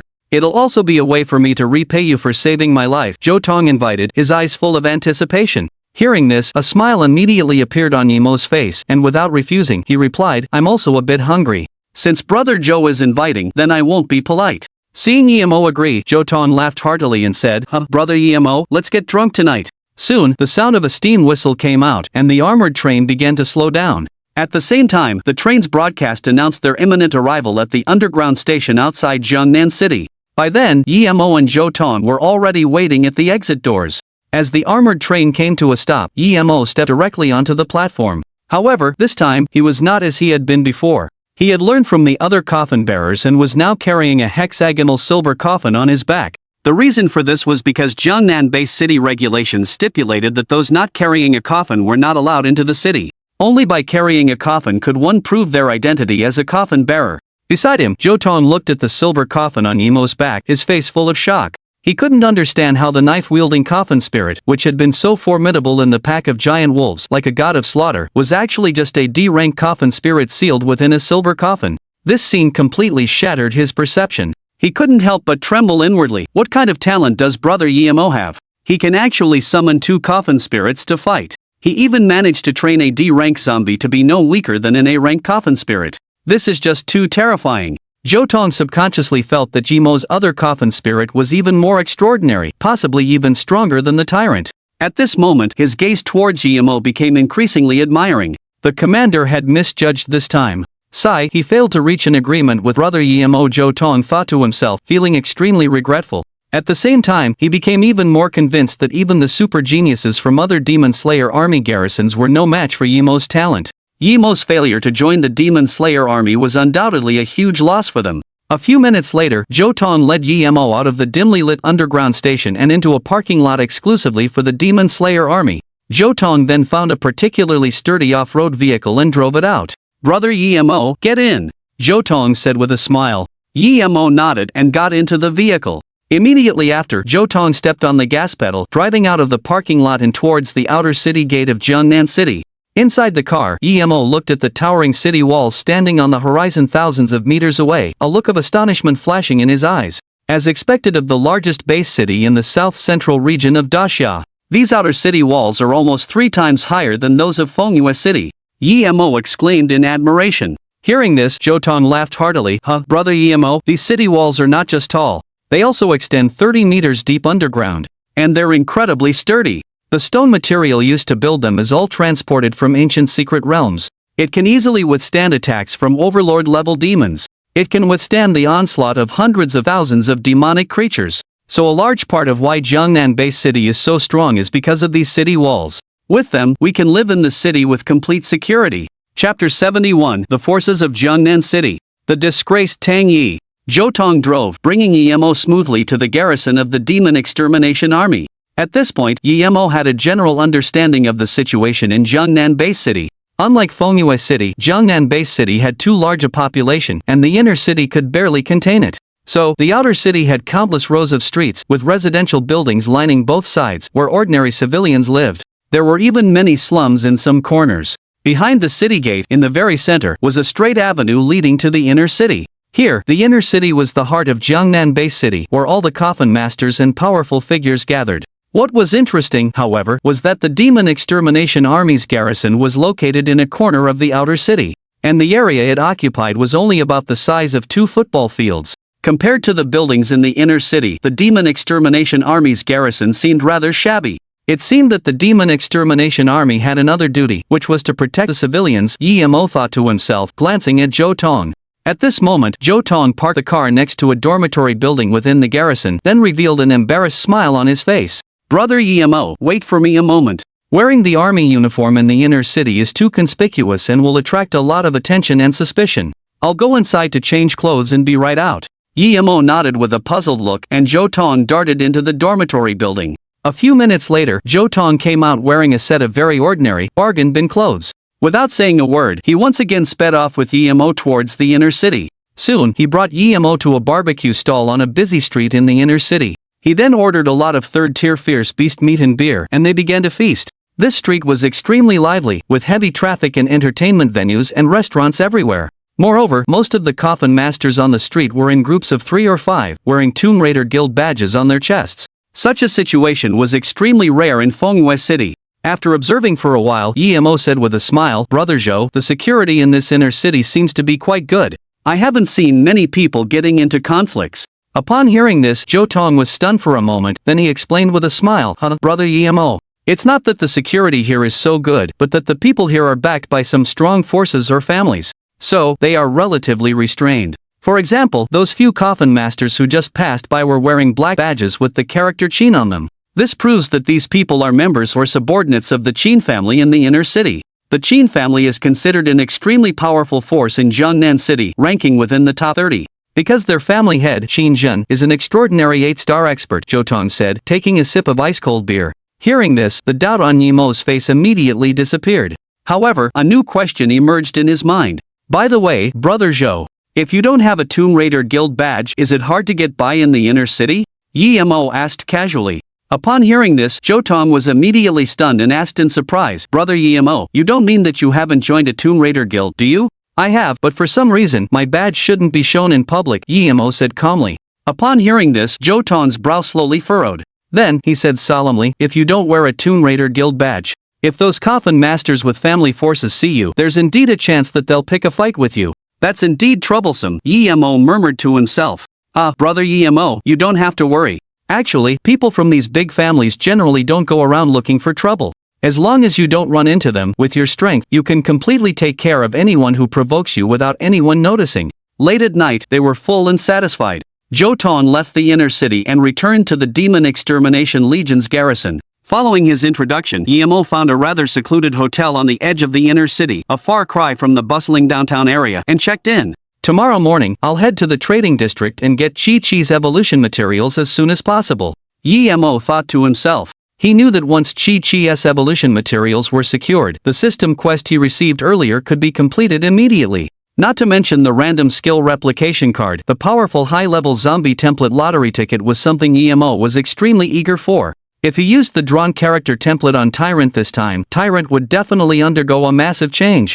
Although the potential improvement was limited, only raising Tyrant to C grade potential level was merely a measure of the Coffin Spirit's early combat power for a Divine Corpse Raiser. Because as long as Yi-Mo didn't fall, he would have a chance to raise the potential of all Coffin Spirits to the highest level in the future. Thinking about the appraisal meet in a few days, a surprised glint flashed in Yi-Mo's eyes again. If I managed to get an S-grade Coffin Spirit at the appraisal meet, wouldn't it become SS grade after using a template? The thought made Yi-Mo gasp. Chi-Chi's ultimate move was already terrifying. It was obvious. If he had a Coffin Spirit 1 grade stronger than her, wouldn't he become invincible? The thought made Yi-Mo even more thrilled. He immediately turned off the lights, lay down on the bed, and prepared to sleep. Meanwhile, on the dimly lit street outside the hotel, a middle-aged figure, clutching his shoulder, was staggering along the street, trying to flee. Seemingly being chased, his mouth was smeared with blood, and his eyes were bloodshot, making him look extremely wretched. Looking at his missing left arm, a fierce look appeared in the middle-aged man's eyes, before he spat out a mouthful of blood. "Damn it! You people from the Qin family, just you wait," he roared. "If I don't avenge this, I'm not Tang Yi." Tang Yi growled. He came to Jiangnan City this time, naturally to help Yi-Mo buy the evolution materials he needed. But he never expected the news of his spending hundreds of millions to purchase 2 zombie evolution treasures to leak out. It caused him to be targeted by those with ulterior motives, even attracting the pursuit of the Qin family's playboy. And now, he had already thrown out the Netherine cold marrow to divert a portion of the Qin family's pursuers. However, a first-star extraordinary coffin master still refused to give up, intent on killing him. Helpless, he could only fight him. As a result, Tang Yi's coffin spirit was slain, and he himself was severely injured. "Little Yi, it's my fault this time," Tang Yi murmured, filled with regret. "I shouldn't have taken it upon myself to come and buy the materials in advance." He had originally wanted to give Yi-Mo a surprise and improve his own status at the same time. But in the end, he had only caused trouble. Not only had he lost the evolution materials Yi-Mo needed, but he had also suffered a double loss. These materials were extremely important for Little Yi, and this was the only copy in Jiangnan City. "I've really let him down," Tang Yi thought desperately. Just then, a sound of wind rose from not far away. A black-robed figure was seen stepping on the walls of the tall buildings on both sides of the street, pursuing Tang Yi. "Haha, a guest from Maple Mountain City's Wanbao Pavilion. Where do you think you're going?" The black-robed man said with a laugh, his tone filled with arrogance. "Why not come with me to the Qin family and discuss the ownership of Wanbao Pavilion?" Tang Yi's heart skipped a beat upon hearing this. At this moment, he realized the goal of these people wasn't the 2 zombie evolution treasures in his hand, but Maple Mountain City's Wanbao Pavilion. Chapter 72. Tang Yi's past. Tang Yi looked at the transcendent 1-star coffin master in front of him, his eyes flashing with monstrous hatred. Then, enduring the pain, he said coldly, "I don't seem to have any grudges with the Qin family of Jiangnan City. When did you start targeting me?"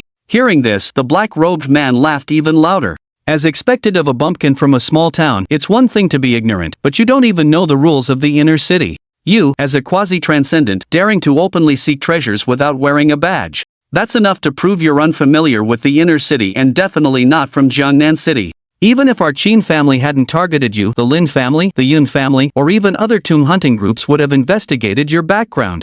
So, you should obediently hand over the Wanbao Pavilion in Maple Peak City. The black-robed man's tone was cold, with a hint of confidence in his eyes. To the Qin family, Maple Peak City, although a small town compared to Jiangnan City, the Wanbao Pavilion, as the largest trading shop in Maple Peak City, was definitely of considerable value.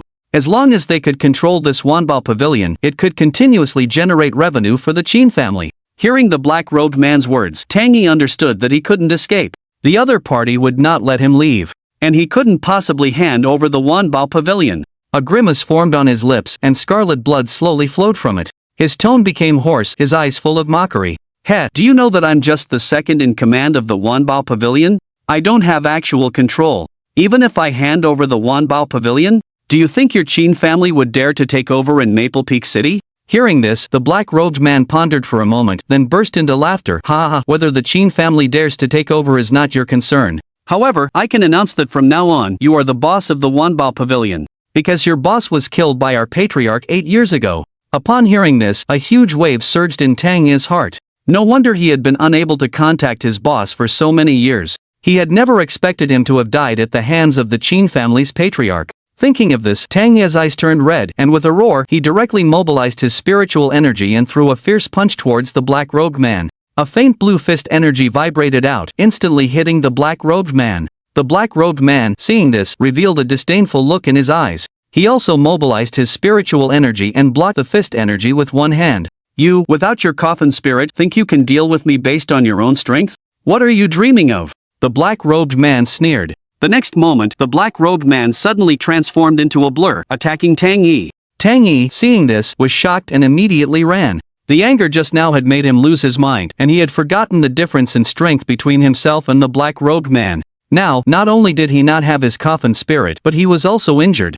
How could he possibly defeat the other party and his coffin spirit? No, my death doesn't matter. But the 1,000-year moon essence on me cannot fall into their hands, Tang Yi thought. Immediately, he suddenly activated the spiritual energy throughout his body, concentrating it under his feet, directly turning into a gust of wind, leaving the black-robed man far behind. He then ran towards an alley on the side of the street. 2 minutes later, Tang Yi sealed the 1,000-year moon essence in an ancient wooden box and hid it in a sewer in an inconspicuous location on the northwest corner of the street near the city wall. At the same time, he took a picture of the location where he hid the 1,000-year moon essence, attached a message, and sent it to Emo in his friend list. Brother Yi, Tang is ashamed of you. Tang intended to purchase the item you required as a gift, but was unexpectedly ambushed by treacherous people. Now the 1,000-year moon essence has been hidden by Tang here, while the netherine cold marrow has been seized by the Qin family of Jiangnan City.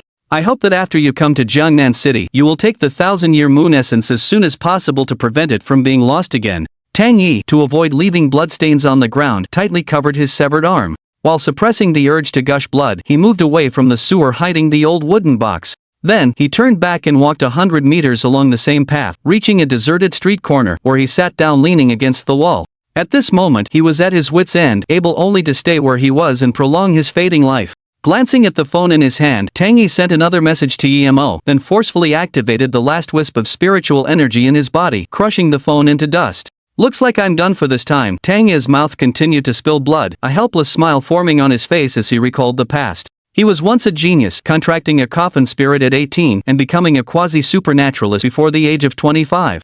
Because the owner of Wanbao Tower was his master and had raised him, he took over Wanbao Tower after his master left. Due to his single-minded focus on business and his long-term lack of venturing outside the city, he had been depleting his potential over the years, causing his strength to stagnate. In Fengyue City, President Chen was undoubtedly the number one, and the supernatural coffin suppressors of Fengyue City had already suffered a break in their ranks. Tang Yi, this quasi-supernaturalist, had naturally become one of the most honored figures in Fengyue City. So, he had always held a nonchalant attitude towards his own strength. After all, in his view, money could also attract people. Being at peace for too long, he had forgotten how dangerous the outside world was. If only I had one more chance, perhaps I could also become a legendary powerhouse. Tang Yi gave a self-deprecating laugh. Just then, thud thud thud, a series of heavy footsteps echoed from the corner of the street. Upon hearing this, Tang Yi's expression turned extremely gloomy. These footsteps were like death knells, ringing in his heart, leading him step by step towards the abyss of death. Thinking that his opponents were from the Qin family and of their actions, Tang Yi's heart was once again filled with anger. How can I die so pathetically at the hands of the Qin family? My master's revenge is not yet taken. And the materials that Brother Yi needs were also seized by them. I am not reconciled, I am not reconciled. Just then, something suddenly occurred to him. That was when he bought zombie treasures in the Jiangnan City trading zone. He had also purchased several vials of 6th-order zombie virus solution, intending to give them to Emo. At the same time, the trading zone's manager, seeing that he was a generous buyer, had given him a black corpse pearl that exuded a chilling aura, a byproduct of a 1,000-year-old moon essence. Chapter 73, The Mutant Corpse Demon's True Form. Special notice from the Enforcement Department. Without antiviral agents, even Transcendents, after being infected with a Tier 6 zombie virus, would turn into zombies within half an hour. A strange glint flashed in Tang Yi's eyes as he took out the black bead in virus solution from his space backpack. He wanted to find an opportunity to use these viruses on the black-robed man. But soon, he realized the other party wasn't stupid and abandoned the idea. Even if infected, the other could use many means to eliminate the virus. And he himself would ultimately not escape death. Perhaps I can use it myself. With my strength, as long as I'm infected with these viruses, I'll definitely mutate in less than half an hour. A trace of surprise flashed in Tang Ye's eyes as he looked excitedly at the virus solution in his hand. As for this black corpse bead, it should be the corpse poison of a 1,000-year-old zombie. Thinking of this, a manic smile appeared on Tang Ye's face. Without any hesitation, he endured the pain, bit open the test tube containing the virus solution, and drank all the viruses down. Then he put the test tube back into his space backpack and picked up the corpse bead in his hand, throwing it into his mouth and swallowing it directly. At this moment, Tang Ye only felt his throat being cut with a knife, his whole body's nerves being gnawed by millions of ants. The terrifying energy produced by the corpse bead and the virus solution mixed together, making him wish he were dead. The blood vessels that had been flowing with blood became stiff, gradually stained with black. However, he still forced a calm expression on his face, trying not to let the enemy see anything unusual. At this time, the black-robed man arrived at the street where Tang Ye was. He looked at Tang Ye leaning against the wall, dejectedly hanging his head, looking somewhat desperate, and couldn't help but sneer. "Ha, Boss Tang, so you were hiding here. Why don't you run anymore? Go on, run." Hearing this, Tang Ye ignored the other party, still enduring the intense pain in his body. Seeing this, the black-robed man's eyes narrowed. He then directly activated his spiritual power and punched Tang Ye, sending him rolling several meters. "You're quite tough." Seeing that Tang Ye didn't say anything, the black-robed man's face became increasingly gloomy. To him, torturing someone so stubborn only dampened his spirits. He preferred to give people hope, make them beg for mercy, and then betray them, giving the final blow of despair. Heh, how boring. In that case, just put a fingerprint on this document and go die. The black-robed man took out a transfer document and said indifferently. With that, he drew a knife from his waist and rushed over, slicing off Tang Ye's head with one stroke. Immediately after, he swung his knife again and chopped off the other's arm. At this time, the black-robed man glanced at Tang Ye's corpse and added a few more slashes. Then, a look of excitement appeared in his eyes. He bent down, picked up the blood-stained arm, and pressed a fingerprint onto the document. "Ha, the Wanbao Pavilion is mine. The family head will surely reward me this time." A smile curled on the black-robed man's lips, and then he turned and left. Late at night, Jiangnan City became even quieter. The blood moon rising in the sky emitted a strange light, shrouding the entire city in a layer of blood. At this moment, in the corner of the wall on a street in the northwest of the inner city, lay a headless male corpse with wounds all over its body. Suddenly, a strange black mist poured out of the male corpse. Numerous dark flesh tentacles appeared at the wounds of the male corpse, instantly repairing the wounds on his body. And the severed parts of his arms and head were being repaired at an extremely terrifying speed. After a few seconds, the corpse regenerated. However, its appearance was completely different from when it was alive. The skin of the corpse was pale and covered with strange black patterns. Its black hair had also turned white, and its hands had grown bizarre sharp nails, making it look extremely sinister. "Ha ha ha, I, Tang Ye, am not dead." Tang Ye slowly opened his eyes, revealing sharp teeth as he laughed strangely. At this moment, his eyes were incomparably dark and hollow, his pupils turning a blood red, looking extremely cruel and violent. "A mutated corpse demon mother? Is this me?" Tang Ye narrowed his eyes slightly, looking at the changes in his own body with doubt. "Ha ha ha, immortality and regeneration? Devouring to strengthen? Corpse demon zombie poison? My talent? Infection manipulation? Thousand-faced disguise? What kind of powerful force is this?" Tang Ye's face was twisted as he laughed to the sky. Immediately after, he pushed off with his legs, his whole body transforming into a streak of white light, instantly appearing on top of the inner city wall. He looked around the urban area on both sides of the city wall. He stuck out his long tongue and licked his cheek, his eyes radiating endless greed. "So much flesh and blood. As long as I devour it all, then my revenge can be taken. So you all become my nourishment." As soon as he finished speaking, the mutated corpse demon instantly transformed into the appearance of an ordinary person and leapt down towards the outer city, disappearing in the blink of an eye. The next morning, Yi Mo got straight out of bed. He had firmly kept in mind what Zhou Tong had told him last night. He now had the Snow Shadow badge, but he could not wear it casually. After all, the Sword Court was the largest power in Jiangnan City. Its members were everywhere, and once these people saw the Snow Shadow badge, they would probably attack him together. However, as long as he kept a low profile and tried to have as little contact with others as possible, then everything would be fine. Just then, a phone rang. Yi Mo turned to look. It was Zhou Tong calling. "Hey, brother Yi Mo. I'm really sorry. I can't accompany you to the inner city trading area today. Some bad things happened in the outer city last night and I have to go and investigate it." An urgent voice came from the other end of the phone. Yi Mo heard this, a flash of curiosity in his eyes, but he didn't ask much. "Brother Zhou, don't worry, go and do your work. I can take care of myself. If I encounter trouble that I can't handle, I'll contact you." "Okay. I'll finish up as soon as possible."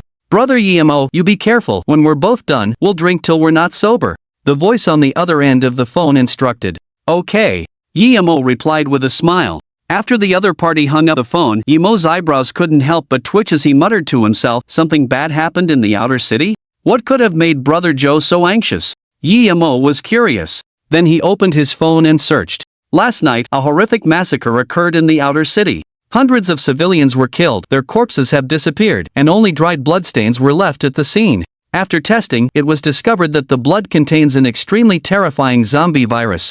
According to experts, this incident is suspected to be the work of outsiders deliberately releasing zombie coffin spirits. Yemo saw this, a look of shock flashed in his eyes. This news made him faintly feel that Jiangnan City might become unsafe in the next few days. And just then, a few more pop-up messages appeared. Special notice from the Jiangnan City Law Enforcement Department. Please all coffin suppressors from other regions who have contracted zombie coffin spirits, immediately go to the Law Enforcement Department in the inner city for self-certification. Special notice. Those who do not comply with the previous notice, the Law Enforcement Department will forcibly eliminate them. Chapter 74, Shutdown? Check chat messages. A coffin keeper from another region who contracted a zombie? I didn't expect the Jiangnan-based city to be so exclusive. Looking at these two notifications, a cold glint flashed in Yemo's eyes. As a large city, Jiangnan-based city sees thousands of coffin keepers coming and going every day.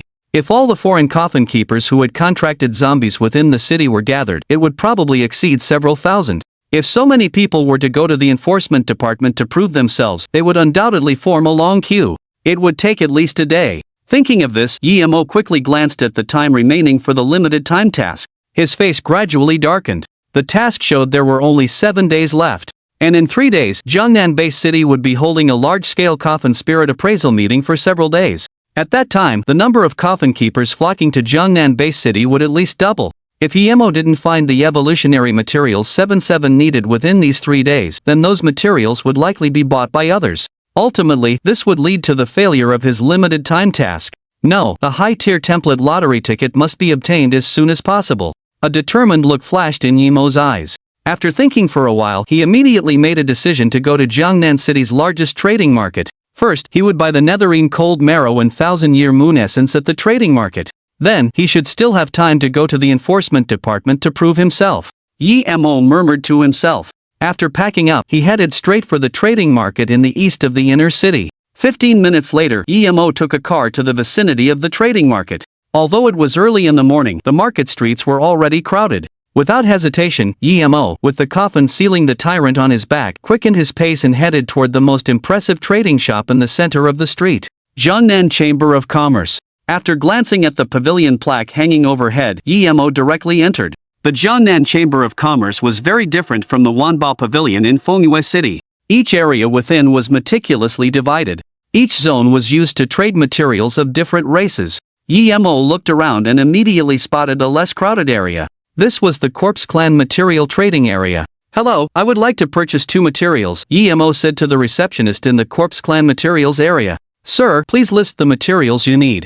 I'll go get them for you," the beautiful receptionist said with a smile. She then handed paper and pen to Yemo. Yemo took the paper and pen and immediately wrote down 1000-year moon essence and netherine cold marrow. However, when the beautiful receptionist saw the materials Yemo had written down, her brow furrowed. Her tone became a little awkward. "Sir, could you perhaps change to other materials? These 2 materials have already been sold." Hearing this, Yemo's heart tightened and he quickly asked, "Already sold? When were they sold?" "They were bought yesterday at noon," the beautiful receptionist explained. Hearing this, Yemo's face turned extremely unpleasant. "Could you tell me the name and appearance of the person who bought these 2 materials?" Yemo asked. The beautiful receptionist was startled and quickly shook her head. "I'm sorry, sir. I cannot tell you that. Our Chamber of Commerce does not allow the disclosure of customer information." "Tell me. I'll give you 50 million, Yemo said softly. He was determined to get these 2 materials, so he wasn't stingy. 50 million was just a matter of killing a few demons for him now. But for the beautiful receptionist in front of him, who was at the beginner level, 50 million was a fortune. As expected, when the beautiful receptionist heard Yemo's words, her eyes lit up and her smile became extremely charming. She quickly approached Yemo and took his hand, leading him toward a corner. "Sir," the beautiful receptionist winked at Yemo, hinting. Yemo, hearing this, directly pulled out a card from his spatial storage. This card was from the spatial backpack of the boss of the Doomsday Town before he hadn't used it, and now it could come in handy. Take a look, Yi-Mo said, handing over the card. The beautiful receptionist, seeing this, immediately checked it. When she realized that Yi-Mo was indeed so lavish, she became even more excited. Then, she grabbed Yi-Mo's hand and used her finger to write a few words in his palm. Fengyue City, Tangyi. After leaving the Jiangnan Chamber of Commerce, Yi-Mo felt extremely happy. He hadn't expected that the one who bought the materials was actually Tangyi. As for what purpose he needed these materials for, Yi-Mo didn't even have to think about it. He knew that he was buying them in advance to help him. So it was Brother Tang. He really was thoughtful. Yi-Mo shook his head and smiled. Actually, when he was checking the prices of the materials on the armored train, he had already discovered that one Bailu had increased the prices of the materials he wanted to sell fivefold. This meant that Tangyi had already done him a great favor. And now, when he heard about the materials he needed, he had directly set off for Jiangnan City. This kind of strong support touched Yi-Mo somewhat. Brother Tang, you're making me owe you such a huge favor. Yi-Mo's face showed a wry smile. Immediately after, he picked up his phone and called Tangyi. However, after 10 seconds, a prompt came from the other end of the phone. The number you have dialed is switched off or not in the service area. Yi-Mo was immediately a bit stunned. Then he made a few more calls, but it was still the same prompt. Seeming to think of something, he quickly called Tangyi's assistant, Yashi. Sister Yashi, do you have a way to contact Brother Tang? I've made many calls, but it keeps saying his phone is off or not in the service area, Yi-Mo asked directly. Hearing this, the other end of the phone paused for a moment, then quickly explained, Tangyi is off? That's impossible. He said that as long as I'm still alive, he would never turn off his phone. Then he might be on his way back to Fengyue City.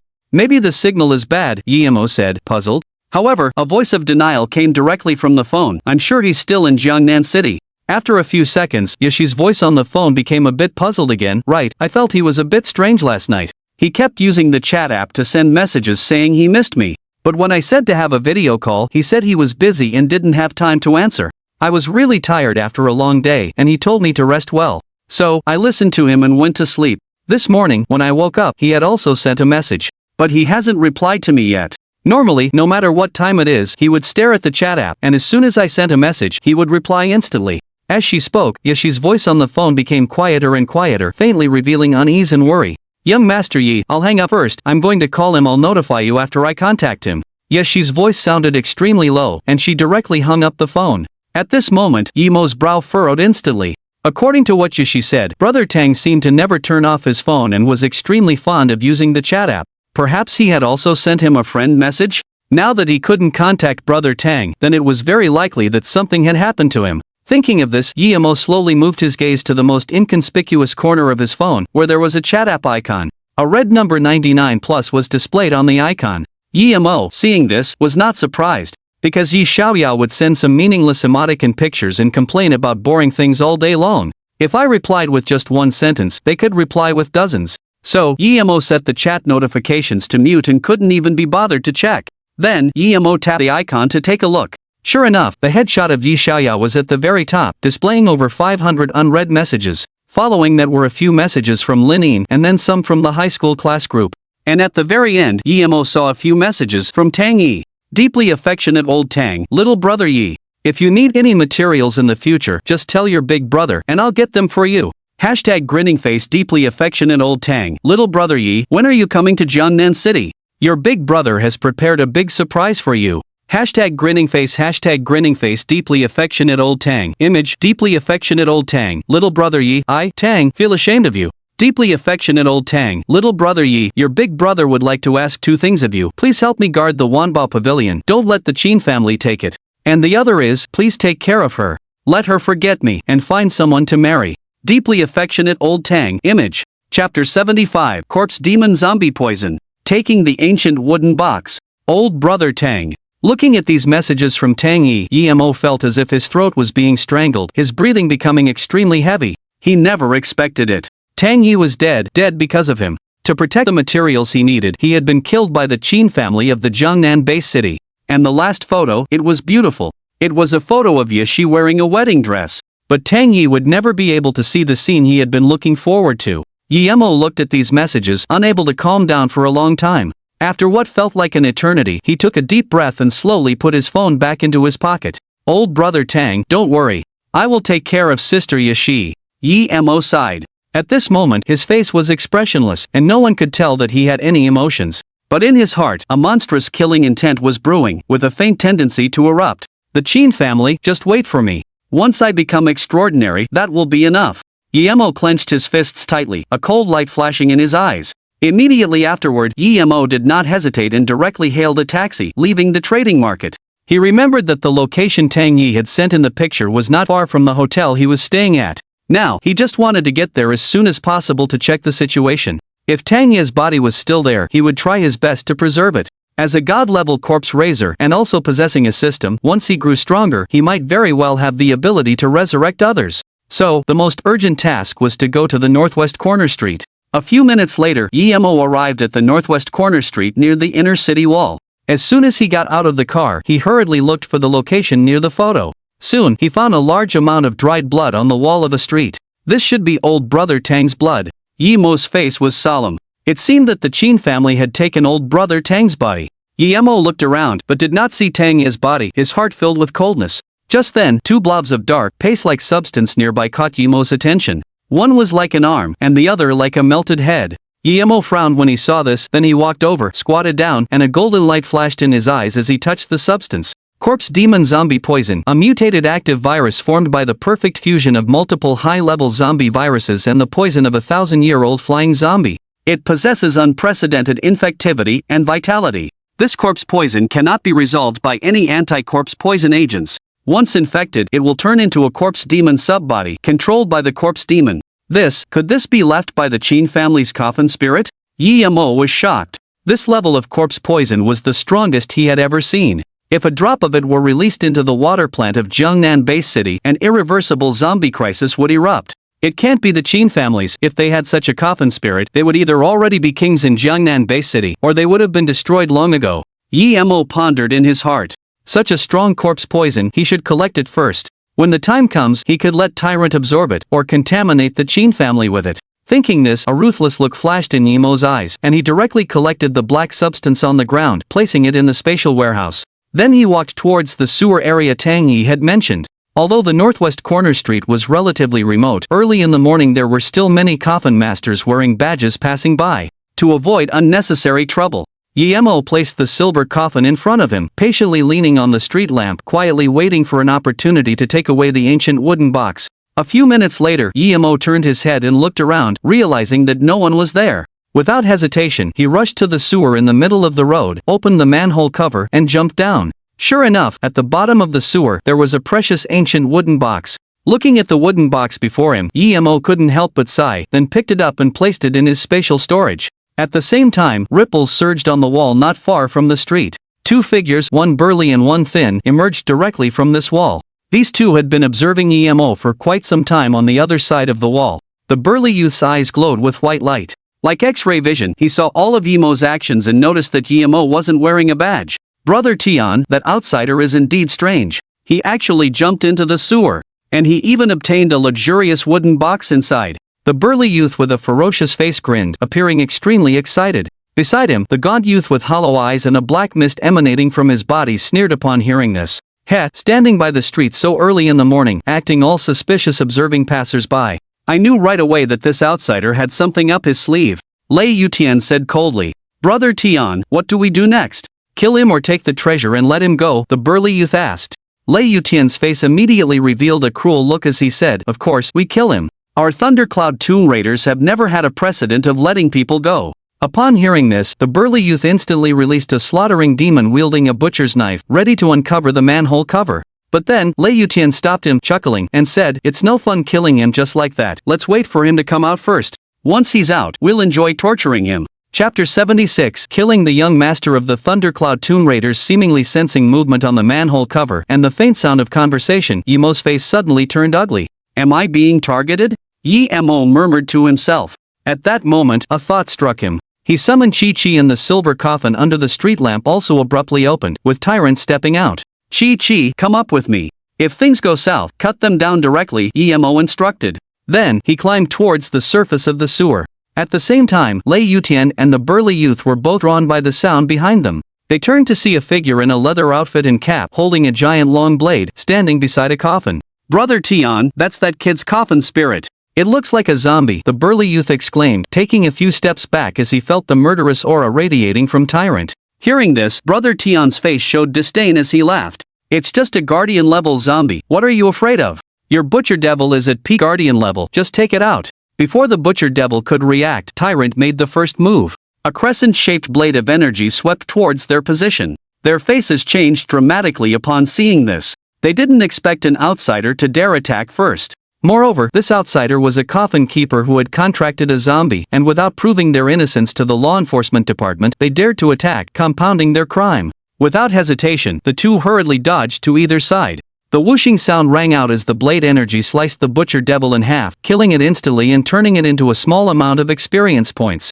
The blade energy, with undiminished power, flew at high speed towards the inner city wall across the street, creating a large gap several meters deep and causing a violent explosion. Nearby on the streets, many coffin keepers were surprised by the sudden explosion.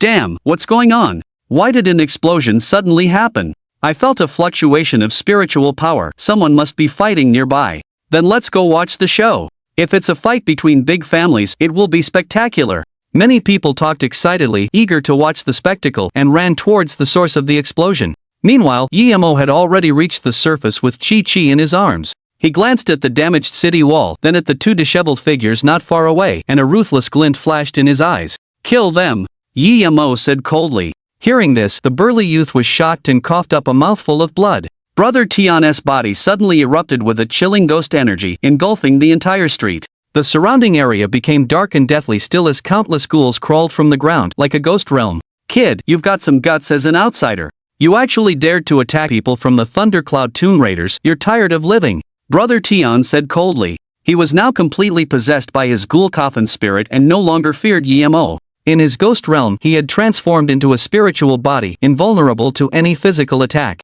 This was a unique ability of his ghoul, allowing him to shift between the material and spiritual planes. In the material state, he had a powerful recovery ability, not as strong as demons and fiends, but as long as no vital points were hit, he could fully recover. In the spiritual state, a ghost realm would form, locking him and his enemies inside, preventing them from leaving. Not a bad zombie you've raised, but it's just a great potential, and a weak one at that. To think it could hurt me is wishful thinking, Brother Tion sneered. Emo looked at him with the pity in his eyes, like he was an idiot. He knew that both Tyrant and Chi-Chi had various types of damage abilities, like ice and thunder. The other side chose not to run, and even locked themselves together, which was no different from courting death. At this moment, Emo had no desire to argue with them. As if sensing Emo's emotions, Tyrant and Chi-Chi attacked simultaneously. A streak of icy blue sword energy and a streak of thunderous blade energy shot straight towards Lei Yutian. The speed of the two strikes was terrifying, and the other side didn't even have time to react before being cut into several pieces on the spot. And the evil spirits that crawled out of the ground didn't even have time to attack before they turned into wisps of black smoke and dissipated. Ding! Chi-Chi successfully killed a LV.30 Earthbound spirit. Ding! Your coffin spirit Tyrant's experience has doubled, gaining plus 1,500 experience points. Ding! Your coffin spirit Chi-Chi's experience has doubled, gaining plus 1,500 experience points. Ding! Current coffin spirits Tyrant Chi-Chi level is LV.25 Guardian. Experience required for next level 2,217,000. The system notification rang, making Emo slightly stunned. He didn't pay much attention to the strength of the youth he killed, only feeling that he was very weak. But he didn't expect the other party to actually be a quasi-high-level coffin master. But it was a bit of a pity that, as his own strength increased, the experience he gained from killing a level 30 monster had been reduced by half. On the side, the burly youth looked at Emo's two coffin spirits in horror, feeling a bit of scalp tingling. They thought Emo was just an ant that could be easily crushed, but they never imagined that he would actually be a god who could kill beyond his level. You're finished, you actually killed Tianji. Do you know that he's the young master of the Lei Yun Tomb raiding group? The burly youth said in horror, instinctively threatening him. Thunder, what group? Emo frowned and said coldly, never heard of it. Our Lei Yun Tomb raiding group is an appendage of the Qin family. You've heard of the Qin family, right? One of the major families in the inner city. I advise you to let me go quickly, otherwise, the Lei Yun Tomb raiding group and the Qin family will definitely not let you go. The burly youth roared. An appendage of the Qin family? Yemo's eyes turned cold, and a murderous aura erupted from his body. What is the strength of your Lei Yun Tomb raiding group's leader? Hearing this, the burly youth immediately breathed a sigh of relief, thinking that Emo had begun to be wary. Then, his face lit up with joy as he said, "Our leader is a transcendent 5-star powerhouse."